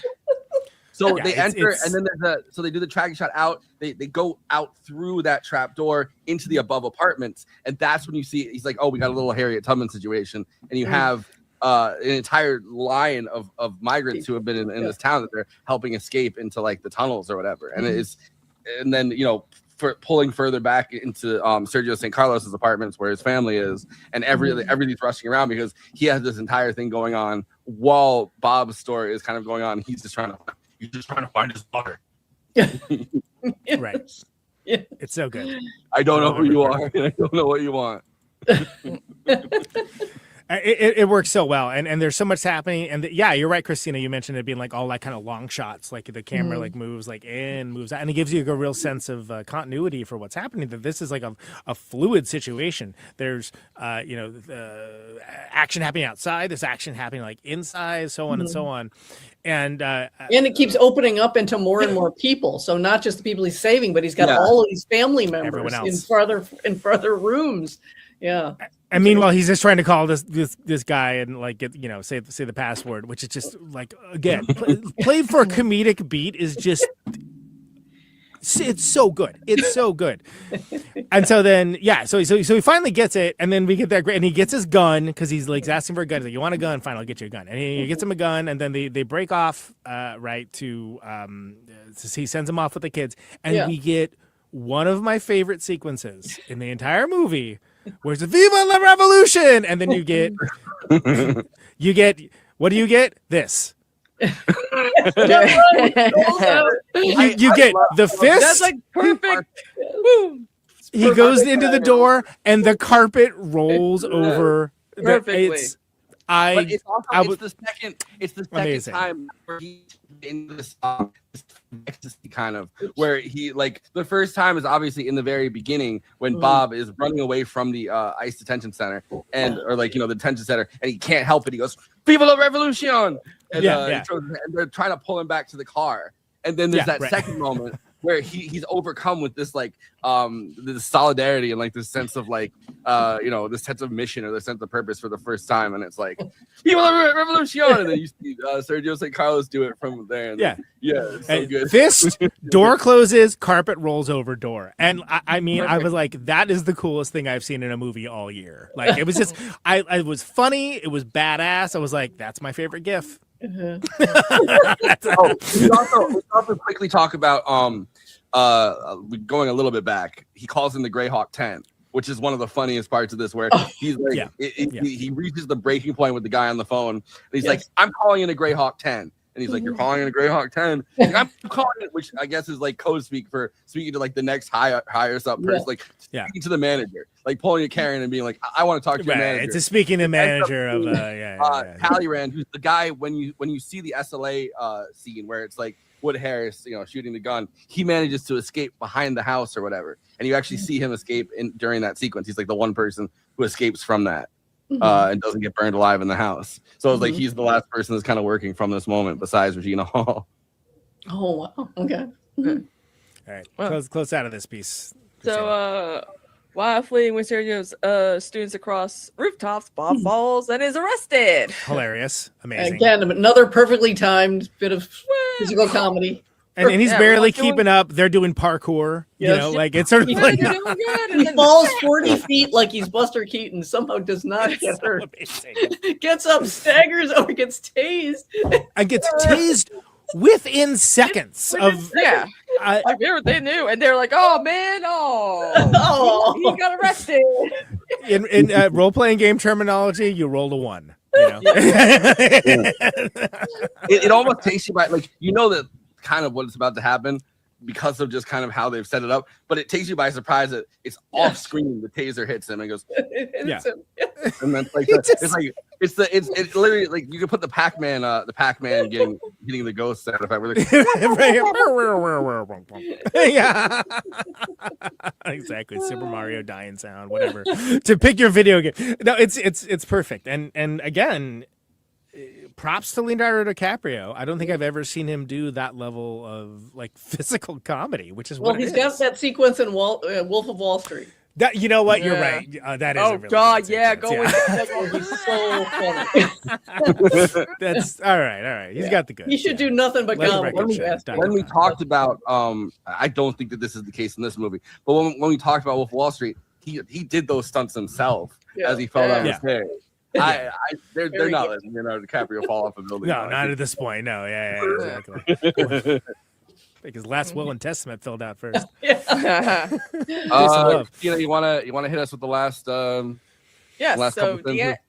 Deandra takes Willa to a convent of revolutionary nuns where she is told the truth about her mother's betrayal to Quaz, aka she's a rat. She sold That out is- like some Yeah. black revolutionaries have done in the past. Yeah, Okay. exactly. Don't be mad at the movie. That actually happened. Yeah, why? This is the problem. Why people are mad about the movie? Like, oh, this is the most stereotypical portrayal of a. I'm like, shut up. But they get the other guy, the Billy Goat guy. He rats too because they threaten his sister. They push they know how to find a pressure valve. Yeah, Which is what makes it terrifying. They found an actual guy that does that, which is why I wonder. I wonder how much of that, because Paul Thomas Anderson famously lets people kind of create their own characters and lets them improvise from there. And a lot of times that was like I have to wonder how much of that guy's thing is just him, like just that guy. Yeah. Scary, scary stuff. Can I make Conan Viva la Revolution, Bob. I'm the whitest dude you know from Oakland, but yeah, go ahead. I did used to live next to Ryan Coogler. I mean, we both live in East O. Oh wow. One thing is before Conan takes us home through the last three The paragraphs. last 5 hours of this movie, yeah. When they walk up to the I think this is crucial to the movie. As they walk up to the nunnery, it's Paul Thomas Anderson's actual daughter, Pearl Minnie Anderson, that's sitting there. That is the nun. Sorry. She's named after her grandmother, by the way, for those who don't know. An actual mixed race child too, which I think is notable. I normally dislike that kind of like melding the auteur's personal life with it, but I think it's important here. She was also in Licorice Pizza, but I don't know where in the movie. She's one of the kids I think that hangs out with Cooper Hoff. That movie's pretty forgettable in my opinion. Whatever. Peace and love.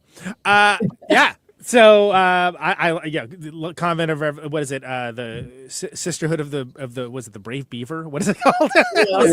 Sisterhood of the Traveling Pants, Conan. Another one that I laughed at that I sound like a psychopath laughing at in this movie. Sisterhood of the Traveling Beaver. Christmas adventurers find evidence of Lockjaw's relationship with Perfidia and send member Tim Smith, what a white guy name, by the way, Tim Smith, everybody, to kill him and Willa. Point out that guy has he's so replaceable with like Tony Goldwyn or like there's a different yes, exactly. So almost twins there. Like it's like central casting, right? Like, all right, I need a middle-aged white guy that probably golfs. Like, okay, there you go. The conservatives are like, wow, they're finally hiring white guys again. I'm sure. Okay, so this sets us up with that great entrance, like the secret entrance, and you find like their little secret meeting room, and it really leans into, you find out that it is indeed the Christmas adventurers. This is great. Yeah, I mean everything about it's great. I love their interactions with each other. They also went the guy that they all should have been wearing some tracksuits with some blonde wigs and some tiaras. The guy that dies that allows Lockjaw to even be within this process is named Jim Kringle. which I think is the funniest fucking fantastic. Yeah, great, amazing. Yeah. I love everything about that. I love the fact that I mentioned that the set is based on one of Ronald Reagan's actual houses. Amazing.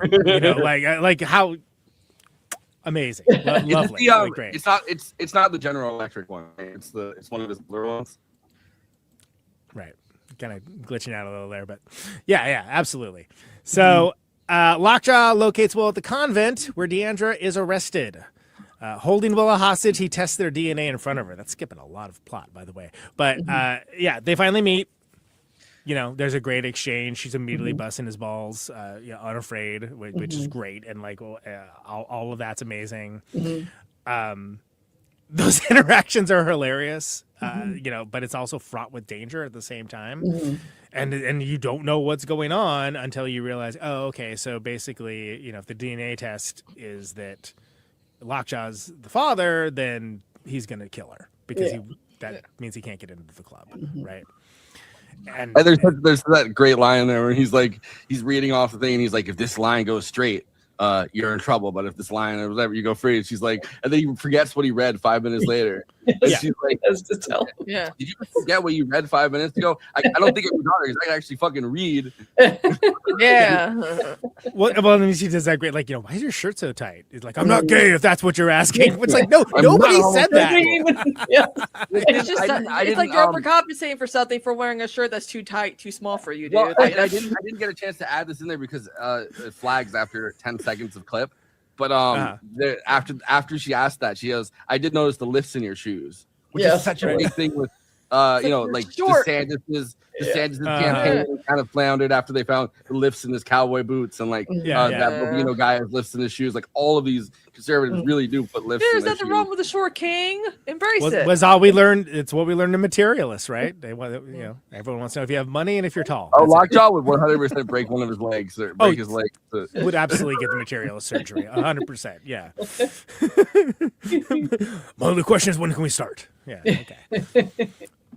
Confirming she is does a DNA test in front of her, confirming she is his daughter. Sergio arranges Bob's escape and drives him to the convent, throwing him out of the car when police begin to pursue them. Amazing.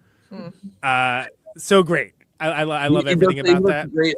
1, 2, 3. And he's like, slow the car down a little bit. He's like, Four. He also brings them a few small beers after he brings them out, which is great. Really fantastic. Sober for this. What are you doing? You don't see the beers that he brings out until he says on the phone, I'm a drug and alcohol fiend. Like, he's like, oh, that is the best way to calm this guy down is to give him some Modelo's.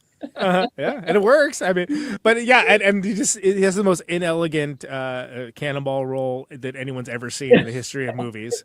Fantastic. Because again, remember the legend may be great, the man isn't, and that's what makes this so cool, right?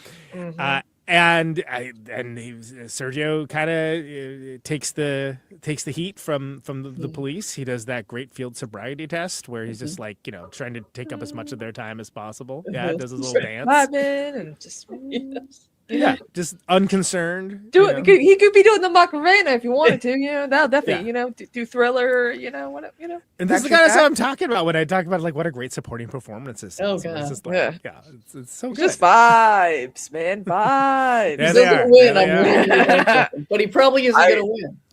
I love that they get they let him actually have a Modelo because usually they do they're gonna make a funny name for it, so it's gonna be like Modelito or something, like a funny beer name. But I wonder if Modelo was like, oh no, this is gonna be great for us. And it has been, yeah. So Bob steals another car and reaches the convent, unsuccessfully attempting to kill Lockjaw with Sergio's rifle. There's also the great thing where the Mexican day laborers tell him which way to go, and he does the whistle. He does the day laborer whistle at them, which is it's such a small detail, but it's yeah. They're like, oh, you're one of the good ones, dude. Yeah. We like you. Basically, yeah. I mean, you're a real good hombre, Bob. Lockjaw hires Avanti to kill Willa, but after refusing over her age, because the man has a code, right? Avanti is told to deliver to a far right militia instead. So we get the setup with the militia guys who. Yeah, the only difference between this government and our real government, no one in our real government would ever refuse over someone's age. Right. Well, yeah. Well, this guy's he's not. He's an outside contractor. Yeah. True. He can have honor. Then you get all the Native American insults that are quite inventive. You wagon burner. And of them that he just has to sort of take. I thought I was watching a John Wayne movie for a minute. I know, really. It's quite a throwback. Well, and the guy that he's going back and forth with has relentless tattooed on his forehead, which is such a like oath keepers kind of fucking shit that you would have as like these paramilitary turned Trump Trump. Oh, these tattoos on their heads. Yeah, and so it looks like things not going great for Willa at this moment in time, but so that's what's happening there. Tim tracks down Lockjaw again. This is the first of one of the many great desert chase sequences, and it's like this is a road rage incident gone bad, is what it looks like, right? Shooting him in the face, which is very jarring. It's very jarring when that happens, and it's and you see the car fly off of the side, and you're like, well, that's him dusted, I guess. Causing his car to crash and leaving him presumed dead. Bob finds the crash site while searching for Willa. So at this point we're thinking Lockjaw's gone, right? And there's no way that's not happening. Well, because you actually have Leo right after this scene, like he walks into the he walks up to the car and you see Lockjaw's body hanging upside down. Into the car. It's definitely nobody could have survived that horror movie logic, but anyway, we'll get to that. Avanti brings Willa to the you fucking double tap. You always double tap. Right. Exactly. No monster is truly dead until they explode. I mean, hello, soap operas. I've seen characters' brains being jars, right? And somehow they've come back better from the dead. We needed them for the ratings. You cannot kill Cesar Faison on General Hospital. Helena Castile cannot be killed until the actress is dead, and she's like 100. She's still kicking it. You would see Lockjaw walk back out with his brain in the jar. So meanwhile, back at the white supremacist, Avanti brings Willa to the militia, but after a change of heart, frees her and is killed in a shootout with the militia. Love that sequence. Great. But it's another moment where a man in this movie trying to help her does it in the least helpful way possible. Doesn't hand her keys, doesn't help her in any capacity, doesn't really unlock her hands are still tied together. So it's another man that his ego is fucked up and his sense of righteousness is kind of pulled up, but there's no sense of like, here's how to actually do something in a helpful way. It's just like, I'm gonna. But it seems like it's almost a snap decision, right? And he's so matter of fact about that, and I think that makes it interesting because you got to think about the history with that character and like these militia guys and Lockjaw and like all of like and that he's just like how much crap has he had eat over the years, and it's just like, all right, no, not this time. That's not what's happening. While being better, probably, I mean, not to like be all like, but while being better at this than probably any of those people, right? Like he's like an expert like tracker and bounty hunter, and it's like all these guys are like, thanks, Red. They're just busy talking into their phones and trying to talking about the liberals that have been locked up. You can just see it in a very Eddington kind of style, but you can just see the relentless guy with his phone out like this, and he's like making a video, and he's like, totally. Like just checking in from the because the place is called the 1776. It's like just checking in from the 1776. That was either 5 minutes before or 5 minutes after. He's got like probably 5 minutes before. He's got a congressional run going or something. He's like running for congressman of El Paso or something, and he's like, sure, yeah.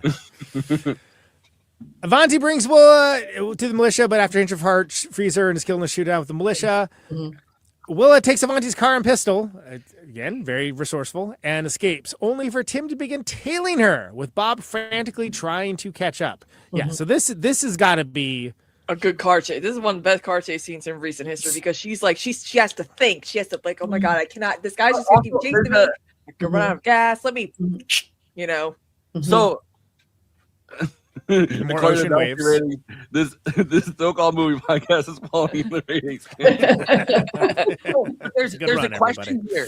There's a question here, which is it actually a car chase? And I think it's left up. I think this is completely up in the air. Like I don't think there's an answer to it because he's going in that direction and kind of hunting her down, but he doesn't necessarily know it's her in that car.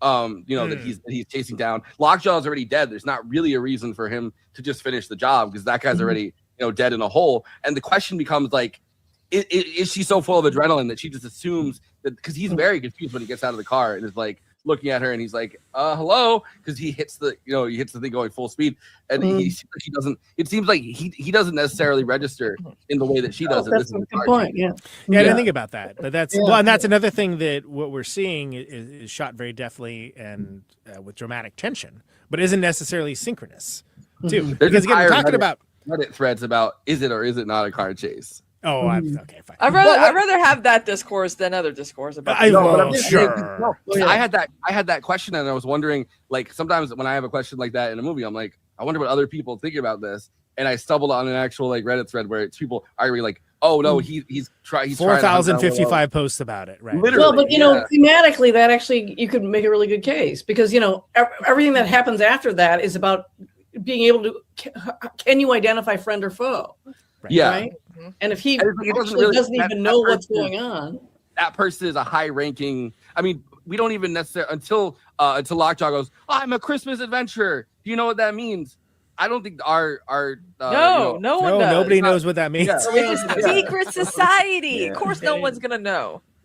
She wipes out in that moment someone that she has an automatic reaction to things where she's like, oh, this person no matter what is definitely and takes him out. But that's like one of their main, like that's the person they call in when things are like that's their bounty hunter, their white guy bounty hunter. That's but then it really spills over when it seems like she can't even recognize her father, even though he's standing in which front is the of next her. part, right? Yeah. So Willa turns Tim into a Crash by exploiting a blind summit. She shoots him dead when he fails to recite the revolutionary countersign. Bob arrives and finds Willa. Willa demands the countersign at gunpoint, but Bob convinces her to stand down. And what she yells is, "Who are you?" Who are you? Yeah. And But that's also- something I picked up more the second time.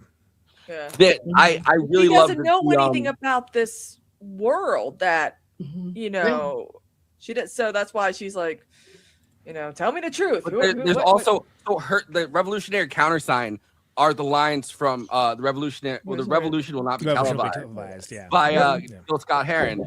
Green Acres, Beverly Hillbillies, and Hooterville Junction will no longer be so goddamn relevant, and we will not care if Dick got down with Jane because black people will be in the streets fighting for a better day. The revolution will not be televised, which is the same song that you hear on. They actually play the song on the phone line. That's like they're playing Gil Scott Heron as he's waiting for his Greyhawk 10 to go down.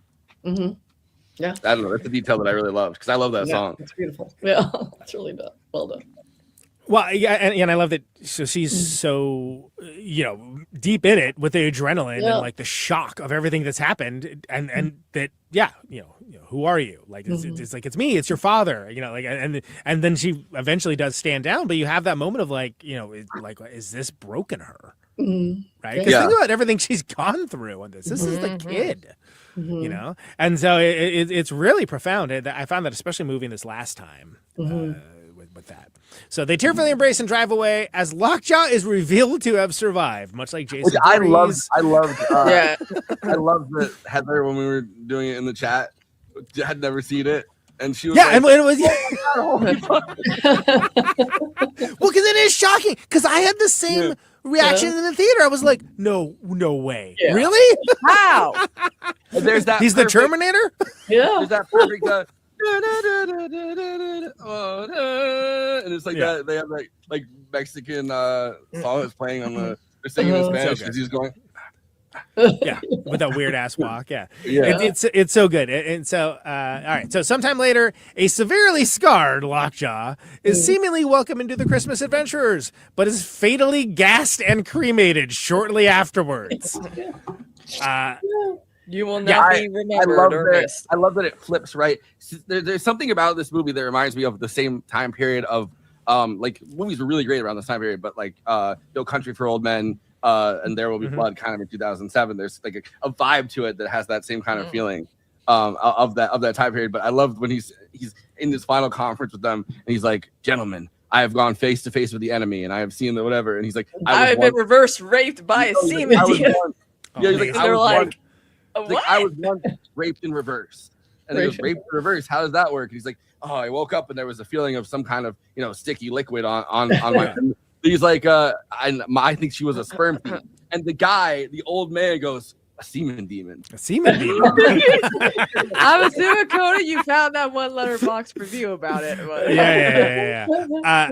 Very Doctor Strangelove in the best possible way, right? But and they're like, we're not buying this. But he's also like, he's got that phrase like at the jump, which has so many questions. There's so many questions about that. Yeah. But so Lockjaw gets got in the most mundane way possible, which is very fitting. And again, you gotta love the corollaries with certain parties that were demoted after certain activities in real life lately, and those memes were wonderful. I mean, and what he gets is like, you get this big boring office. I mean, it has windows, but there's nothing about the office to make you go, "Oh, hot damn!" Yeah, just a big office, right? And there's you're right. You're correct, because there's a different movie or a different story that just like, no, he's just like, that's what you're doing. That's like, congratulations. And I want to say it was the second season of Fargo basically ended like that, the TV show where it was just like, all right, yeah. And I was like, oh yeah, here's your office, man. And it's like, oh, I thought I was doing crime boss stuff. Oh, that's like, right. No, you're gonna be over here like with these like freaking file folder cabinets. It's Exactly. like, oh. And he's just sitting there at that sad desk. And no, it was really like that. But again, he doesn't know. Lockjaw's all blissed out. Like, yeah, exactly. I made it. I'm in this office now. All right. Home stretch, everybody. Returning home with Willa. Bob gives her a letter from Perfidia where she apologizes for her actions and vows to reunite with her family soon. Later, Bob gives Willa his blessing as he attempts to take a selfie. Poorly. And she departs for a protest in Oakland as American Girl by Tom Petty plays. Yes. One battle after another. Ending somehow divisive. I just thought it was badass. I don't understand. What was the divisive part? What was divisive? They're like, why isn't he going with her? It's like, because he's inept. Like, Exactly. I mean, like, it's not. This is like he should not be in his life. Yeah, he's letting her have her independence. I'm like, nah, that's not it. Well, it's not fully it, but Well, and then also, who's to say that like he doesn't go next time with her? Like maybe it's just like maybe they have a activism share board. Like a chore wheel, but it's like activism instead. She would be in more danger if he went with her. He's clearly like he's bumbled his way through everything. He can't be a revolutionary. He can't.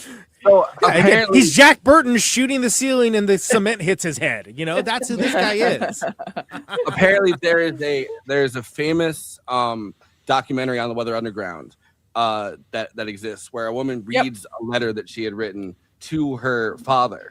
And the lines, hello from the other side of the shadows. I don't mean to shock you, but I've been contemplating writing you for a long time. And I often wake up and find it completely inexplicable how and why I am where I am today, disconnected from my family. Those two lines that are big are actually from a letter that was written by a Weather Underground member to her. Wow, to her parents. those are beautiful lines. Wow. Yeah.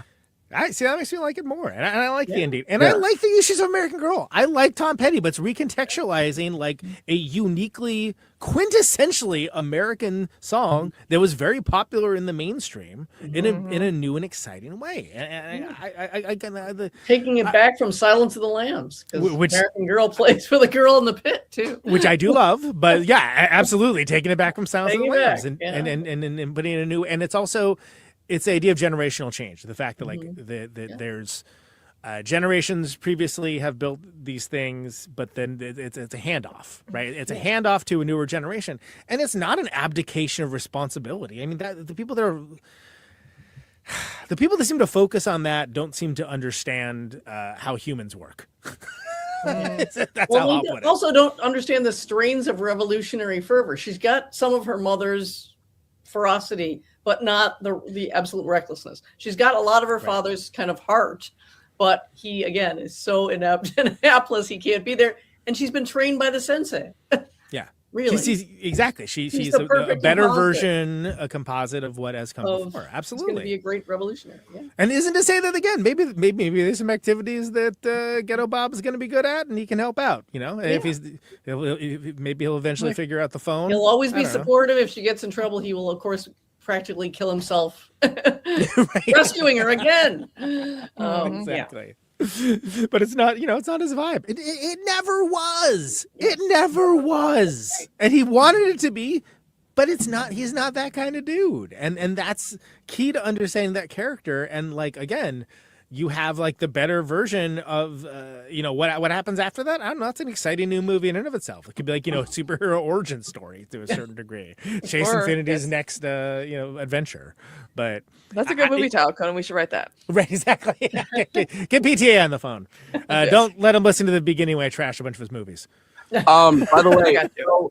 so the last thing that I wanted to say. So that James Ratterman guy that was Homeland Security was previously in a Emmy nominated. I guess it was nominated for 6 Emmys documentary series called The Trade that followed him around while he was working for Homeland Security before he was a private security officer. So I guess PTA had actually seen this documentary series, The Trade, and had gone like, "Oh, I'm gonna reach out to this guy because this is a person who I don't know what the fuck it has to do for you to win or get nominated for that many Emmys to be like a Homeland Security."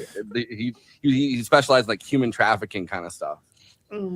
Well, and he's great in this, and he's great, as is the rest of the ensemble. Like, I actually love that this year we not only have this new Oscar category for best casting, right? But we have multiple contenders. Like, this and Sinners both are just like, oh my god, yes, it's like a family affair, right? This would be less of a movie if you didn't Warner have like Brothers is all of winning. these. If you didn't have all these people doing the things that they do, and he's one of them, which is to say him and his cop eyes both, somehow more terrifying than all of the mediocre white men in positions of power that are also in this movie.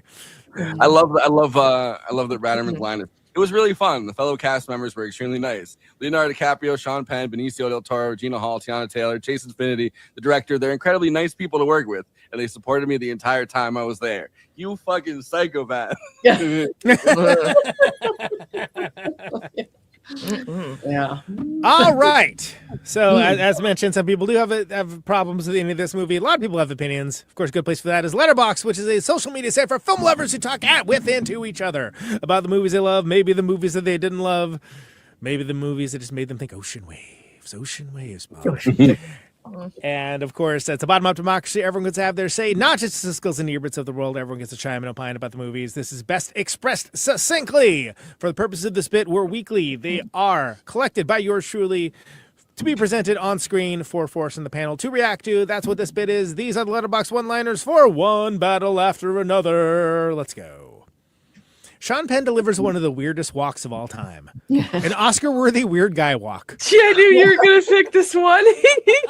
but how the fuck is it the actual same walk that the guy, like that Bovino guy does? Like, that's crazy. Dude, is it just a white supremacist way of walking? Yes, maybe there's a way. I think one of the things about it is he's clenching his ass unbelievably tight, which I do think is how a lot of military kind of people are taught to walk. Yeah, you need to relax. You men need to like unclench the puckered and just opening. Relax. When you think of like clenching your ass that tightly and then trying to walk, it creates like a waddle. It's kind of just a strange, duck-like situation. Yeah. That I would love to ask Sean Penn what he was looking at for research with that. Just, it doesn't have to be on the show. Just like I'm like, all right, because his politics are kind of like all over the place.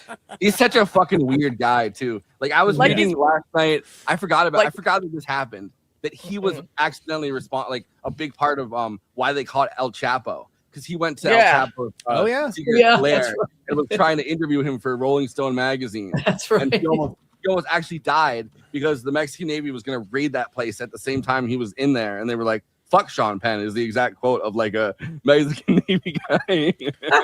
He also did that. Do you remember that Bob Honey Who Just Do Stuff book? Which is like, he wrote this book about a septic tank salesman who's a part-time assassin. It's like, what?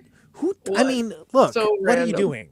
What? Well, there's the other famous thing where when Obama was president in the 2008 Haitian crisis happened with the earthquake and everything. He was in the boat. That's right. He was down in Haiti at one of those camps where they were keeping everyone. And famously, he had a gun strapped to him the entire time. So he was walking around with a gun in a holster, and he would sometimes just whip the gun out at people. All right. Can I just say, however he got there, this is one of my favorite performances of the year. Like, Yes. And it's an all-timer. And I say that as someone that I've been a fan ever since like Fast Times at Ridgemont High. Respect. Respect to this freaky guy doing a freaky guy. I forgot his performance in Licorice Pizza was also pretty good, where that's one of the few good parts. Like one of the few standout parts was him and Bradley Cooper were kind of the two standout scenes where he jumped over the fire on his motorcycle. Yeah. It's like Finding Nemo if the dad was a stoner, alcoholic, and woke. Although not too woke. He's on the perfect level. Yeah, exactly. Do you know how fucking hard you are to talk to? So good. Very funny. If the president sees this, he will either ban movies or kill himself. Maybe both. He's too busy with Rush Hour 4. I mean, I feel like the only movies he likes watching is like movie musicals. Yeah, crazily. Yeah. Like that's about it. So thank God. I wonder if he Not saw musical. Sinner. Just kidding, he didn't. No. Be careful what we say. Wicked either. Sean Penn coming back as the Terminator just to say he was reverse raped by a semen demon had me cackling. I knew it. It's so funny that the one guy clicks on, like the one guy who's so weird throughout it, the old man that is the one that finally kills him. Is also the one that's like a semen demon, and it's like, how do you know that? He's like, sir, why did you just have that ready? Yeah, I believe that she was a sperm thief. Yeah, semen demon. Everybody knows about semen demons. Yeah, exactly. The thing we all know about and talk about. All this because Sean Penn couldn't make that pussy pop. This pussy don't pop for you has to be one of the great breakup lines. Yeah, it's good. It's god tier stuff. I love it. Finally, a movie that normalizes getting high as fuck and watching the Battle of Algiers. Hell yeah. Really spoke to a lot of us, that did. Representation at last.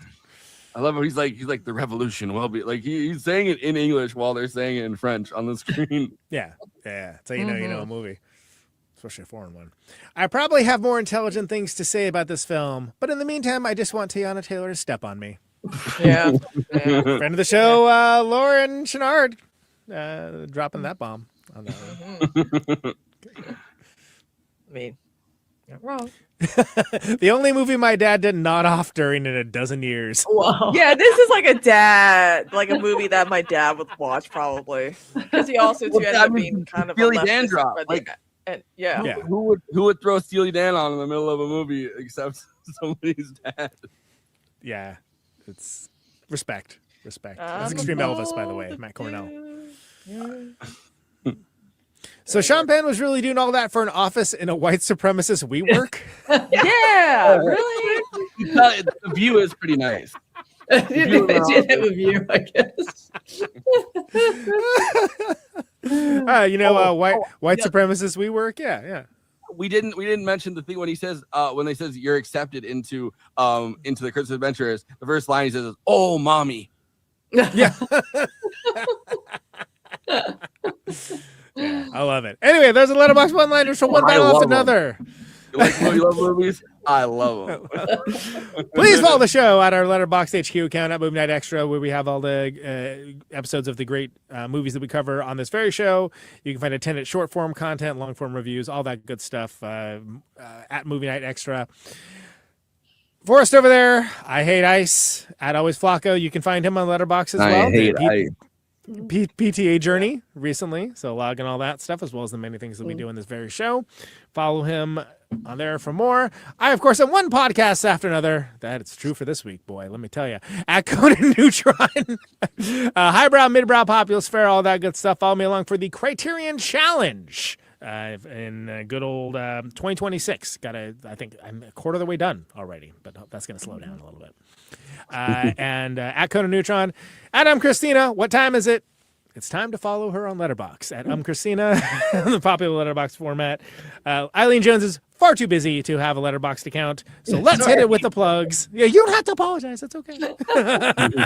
Let's hit it with the plugs. If you're watching us on YouTube, please like and subscribe, and then hit the bell to get notified whenever we're streaming. And we'd humbly request that you watch the video to the end, because it helps us with the algorithm and helps more film fans to discover the show.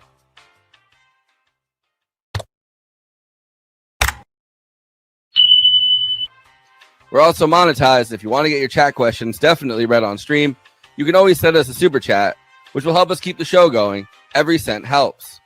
If you're watching on Twitch, you can gift us a free sub on Amazon Prime with your Prime membership, but getting subs on Twitch is always appreciated, and it helps to follow us on there as well.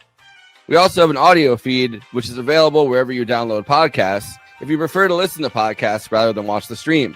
That's updated usually the same day we stream, but watching on YouTube and Twitch is the best way to get the show first, live as it happens.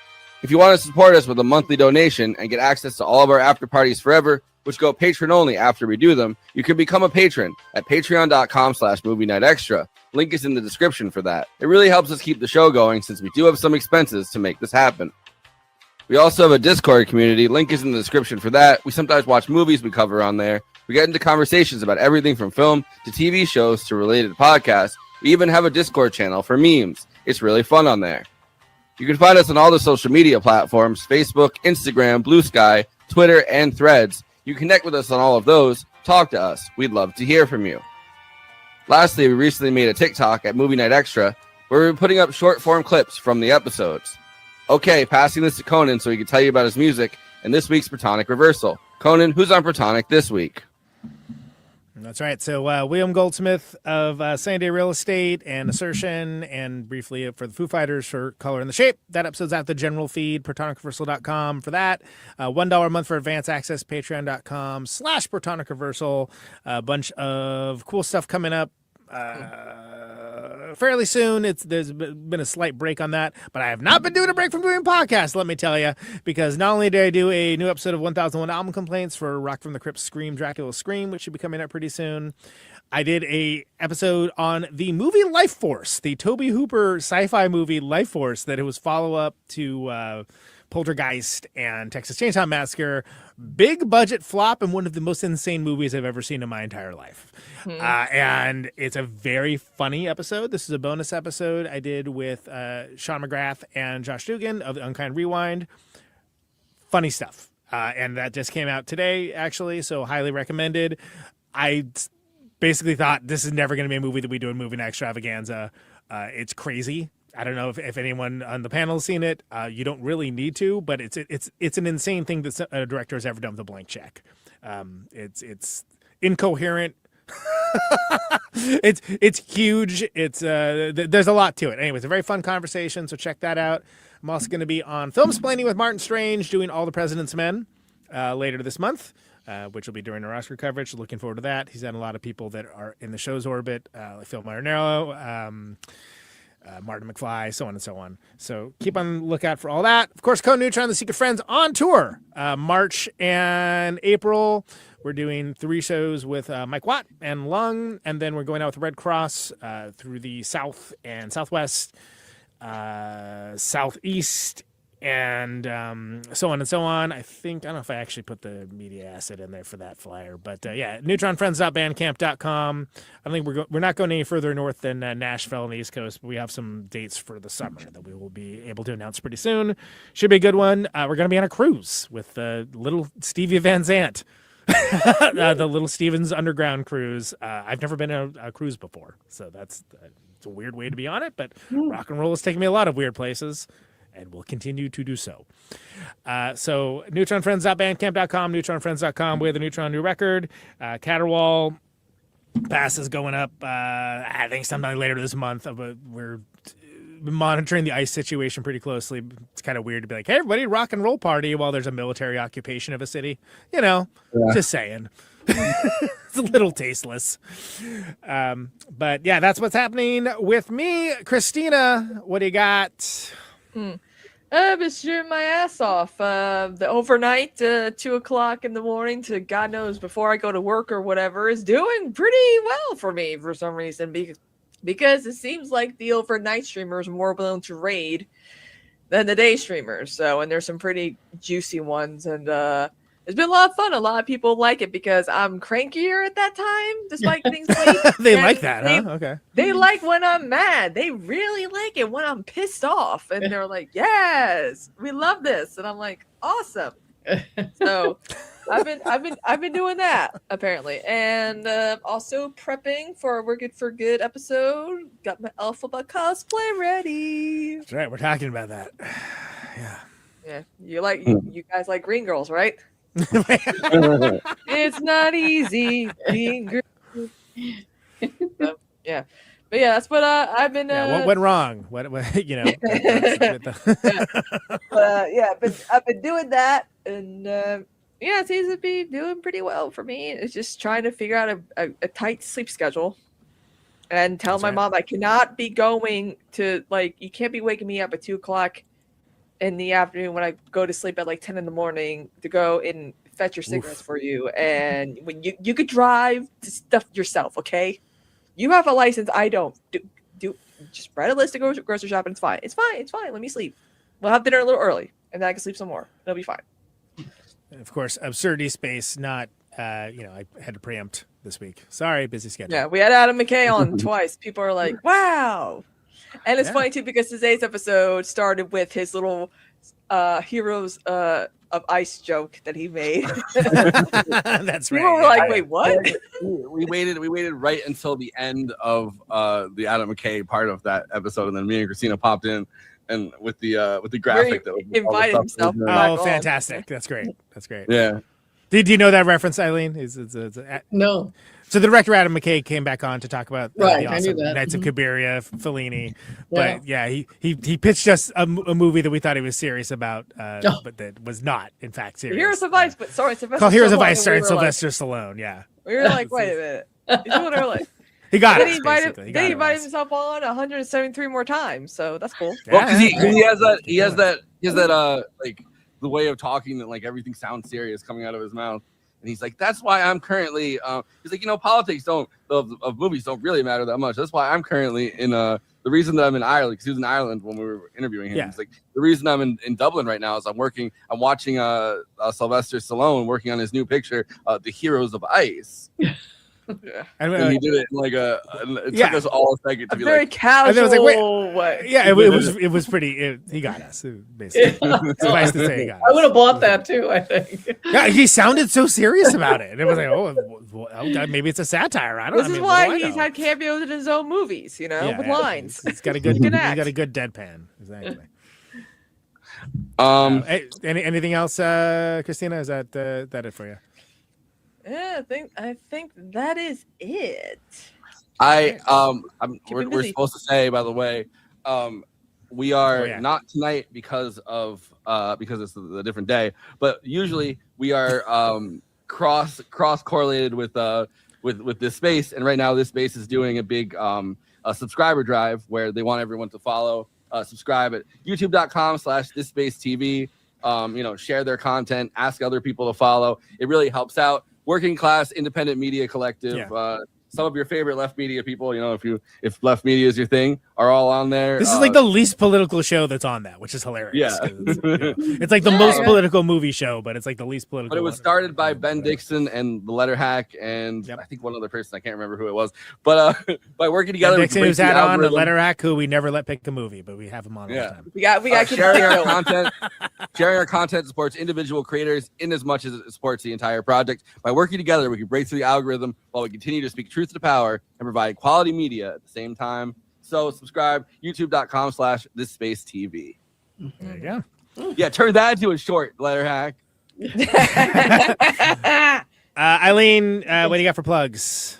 Actually, I'm going to be away for a while. I'm a panel member for Berlin, the Berlin Critics Week. It's a week-long event series that actually runs concurrently with the Berlin Alley, the Berlin Film Festival. Wow. And every night we showcase, I think it's virtually every night is going to be featuring a short. They're very wild, unique, We spent weeks and weeks, a couple of months, watching 9 million films, mostly art films. For me, this was a lot of pain, an intense amount of pain. a lot of misery porn. You know, I love films of all kinds, but I'm a little uncomfortable with ultra reverence for art films. Luckily, they said, yes, that's why we want you here. We also want some genre films. We want things that you don't usually see at film festivals. So we really, you know, broke our brains over this selection process. Are you going?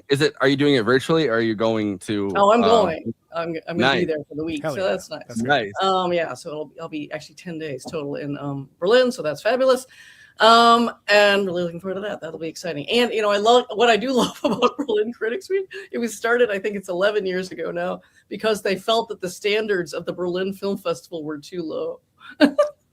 Wow. So initially a totally contentious relationship Love it. with the Berlin Film Festival. I'm trying to think. Like, it does feel like you see a lot of pictures of like kind of like the goofiest American celebrities at Berlin. Like, I feel like I've seen pictures of like celebrities I'm surprised about that are like. Oh yeah, now Berlin it's part of the Film Festival. rotation of the major, like the major film festivals like Cannes and, you know, Venice. Yeah. And you also go to And I feel like there's been movies that weren't nominated for anything else that I remember being nominated. Like, oh, this one at the Berlin International Film Festival. Right. Yeah, I think they the felt sad they orphan. pulled out. Okay, great. Yeah, awesome. So yeah. So anyway, and then while I'm away, so Loris and I have done an episode on the hated Hamnet, Conan's favorite movie. Not. I seem to be the only one that hates it. I don't know. That's but, why like, we did it, because not only is it up for a lot of Oscars, it's got this following. I mean, literally lines. There's still this thing's been playing a couple of months now in theaters, and it's doing gangbusters business. So we were just like, all right, I guess let's see what this is about. All right. For me, it's an old school, like what we used to call Oscar bait. Is kind of movie is what I think. Anyway, whatever. You know, it doesn't, my opinion of Hamnet is over represented on this show. You know, I went into about it feeling the same dread. I thought I really expected to hate it, all of it, and I was quite irritated with it for most of the movie.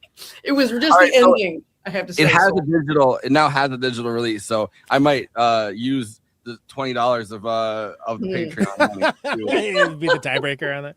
Yeah. I mean, yeah, okay. You know, I've said enough. Well, I look forward to checking that out. Yeah. You know, it could be something where when I revisit it, I like it. That has happened before, not super often, but I did enjoy your Film Sick episode on Testament of Ann Lee. Yes, So, yes. I thought Thank that was you. very good. You know what's the other day I missed this, but they did like a Testament of Ann Lee thing upstate, like at Upstate Films. Oh, they actually cool. had like, and I'm so mad I missed it because I've seen the advertisements that they've done since then where they're like Upstate Films, you know, blah blah blah. But they actually had like they had people from the cast come and talk about it.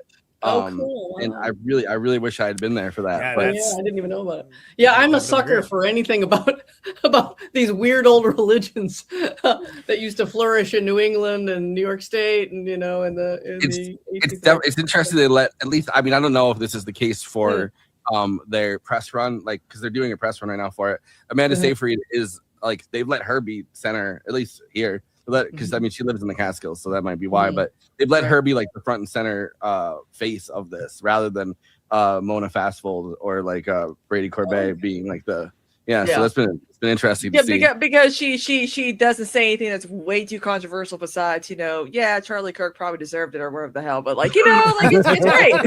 Well, that's the theory about why she got snubbed for the Oscar. She should have got an Oscar nomination. Oh yeah.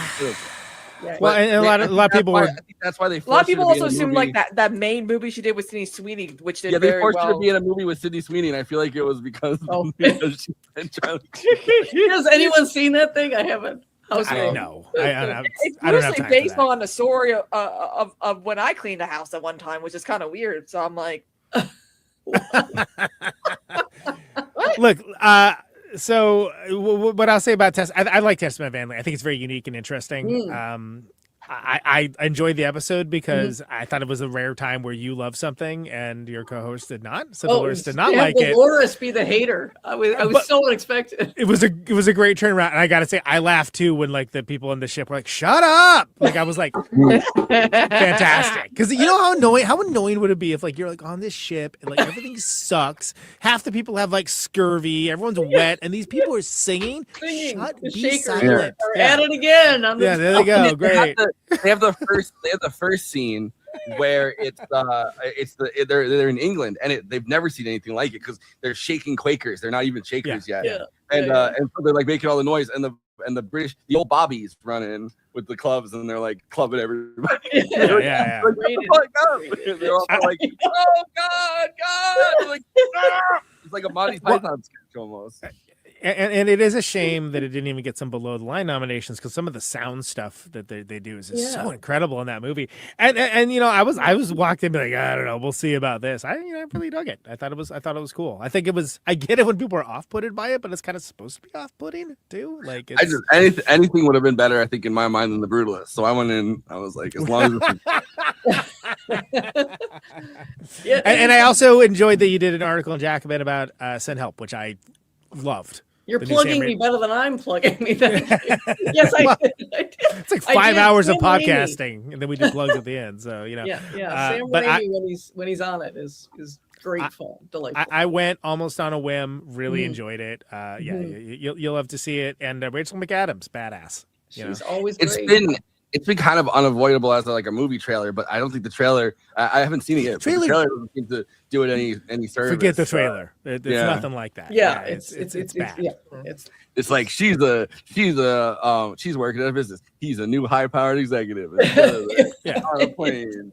It's like the trailer for Red Eye. Like, oh, this is like a little rom-com on an airplane. It's completely misleading. Yeah, exactly. Yeah. Maybe they need to have a new. Maybe they're just not good at movies that take place partially on planes. They're just not good at. Just refuse to go. Oh man. But starting with Eileen. Final thoughts on one battle after another. It took me a second. I was like, what movie are we talking about? Testament of Ann Lee, Send Help, whatever. Whatever. Have you seen a movie? I thought it was great the first time. I watched it again, and I was like, it's even better than I thought. Whatever quibbles, reservations I had are gone. This is the one that I'm totally rooting for the Oscars, I have to say. Though there's a strong bunch of film. Several of the films are quite. I would be rooting for them too, but I really want to see One Battle do incredibly well. And again, I have to rethink Paul Thomas Anderson, which I kind of curse. Yeah. But on the other hand, I really accept I could be totally wrong. So based on this film, watching There Will Be Blood for the first time and like whatever, man, like that movie goes hard. That's like his. I think besides this movie, that's like his best. Yeah, and I haven't seen that since it came out. And of course, Daniel Day-Lewis is great, but I just had problems with aspects of it. But maybe I'm totally wrong, so I'll go back. I think it's actually aged pretty well. That's one of the ones. So the ones that I really loved were Punch Drunk Love and that one, and I was kind of like mediocre to kind of not loving this on the rest of them. But I'm interested in going back on some of them and maybe thinking that I just was short selling them for that same reason. I mean, I thought Licorice Pizza was fine. It was fine. It's a fine movie. Boogie Nights goes really hard. I haven't seen Boogie Nights since it came out. So. Me either. I haven't, not since it came out. Yeah. So I wonder if Mark Wahlberg still has that fake penis that's been deteriorating since what, 97? Boogie Nights kind of blew me away with just how these like farcical kind of like dark but also farcical things could be so beautifully shot. And it's like you don't expect it in the course of that movie. But Kristina, final thoughts on One Battle After Another, I think. This is probably, I mean, Boogie Nights to me is my favorite Paul Thomas Anderson, and this is definitely, tied for it for me. So yeah, I mean, great directing, great camera work, the acting, the sequences, the score, the music choices, with dirty work. Jason Finney has a long career ahead of her, I believe. And I mean, it's kind of sad that I mean, it's Timothee's year. Apparently, they're going to give him a career Oscar at the age of 30. When I feel like Leonardo DiCaprio should totally get it. Yeah, it's either to me him or Michael B. Jordan at least. I mean, every 10 years since 2016, people, you gotta give Leo an Oscar once every 10 years. Come on, now, let's do it. Let's do it. Let's do it. Anyway, Conan, final thought. Yeah, look, this is some absolutely thrilling, incredible filmmaking. I think this is the one to beat for Best Picture. I think it's the most likely scenarios that's going to win Best Picture. It's the perfect movie for the moment. I love that there's aspects of Pynchon and the Weather Underground, Black Panthers, and so on and so on, but also evokes things like Heat and The Searchers in 2025. Amazing. And it's it's a 2000s leftist insurgent guerrilla warfare style activism movie. How am I going to be mad at this? And there's I mentioned so many of the locations, Humboldt County, the rolling hills in the desert. It's the cinematography, the framing, and the scene in VistaVision was badass. But even if you can't see it in that, it holds your attention the entire time, and is honestly really, really engaging. And this is a long movie, and we all know what I think about long movies. Oh no! Wait, what do you think about long movies? I did not know the runtime going into it, and I was like, oh yeah, I got to go on Dan's podcast right after I watch this, but it'll be fine. It's not, I'll have plenty of time between the two things because I went in. Wait, you were invited on Dan from the Web's podcast? Well, all the way back in September. Oh, back in September. Okay, for me, I was like, wait a minute. No, but I went on Dan's podcast. I realized by the time I got home, I did grocery shopping between. By the time I got home, it was 90 minutes before, and I was like, fuck. So I think it's very funny that in some of the trailers, it was sort of presented as a goofy Gen X conspiracy theory father comedy. Yeah. And it was like, well, there's a little bit of that, but it's not. That's not really what this is. But it is radicalizing Gen X men. Sure, because your generation needs some work. Just saying. They do. They should have followed my lead. They should not have been boomerification or whatever. Boomified. Like, what the hell? I blame Friends. It's very funny. This is a very funny movie, and that's something that every time I rewatch it, it's actually become funnier. Yes. And I am, as stated many times, not a Paul Thomas Anderson super fan, although I've generally liked most of his movies. This is tied as one of my favorites. Probably the other one would be There Will Be Blood, and it's. I think it's actually a modern classic. People say that all the time. And last thing I'll say is that all the performances are top shelf, and DiCaprio had a career highlight, as mentioned. Del Toro, amazing. Chase Infinity, relative newcomer to the movies. Specific shout out.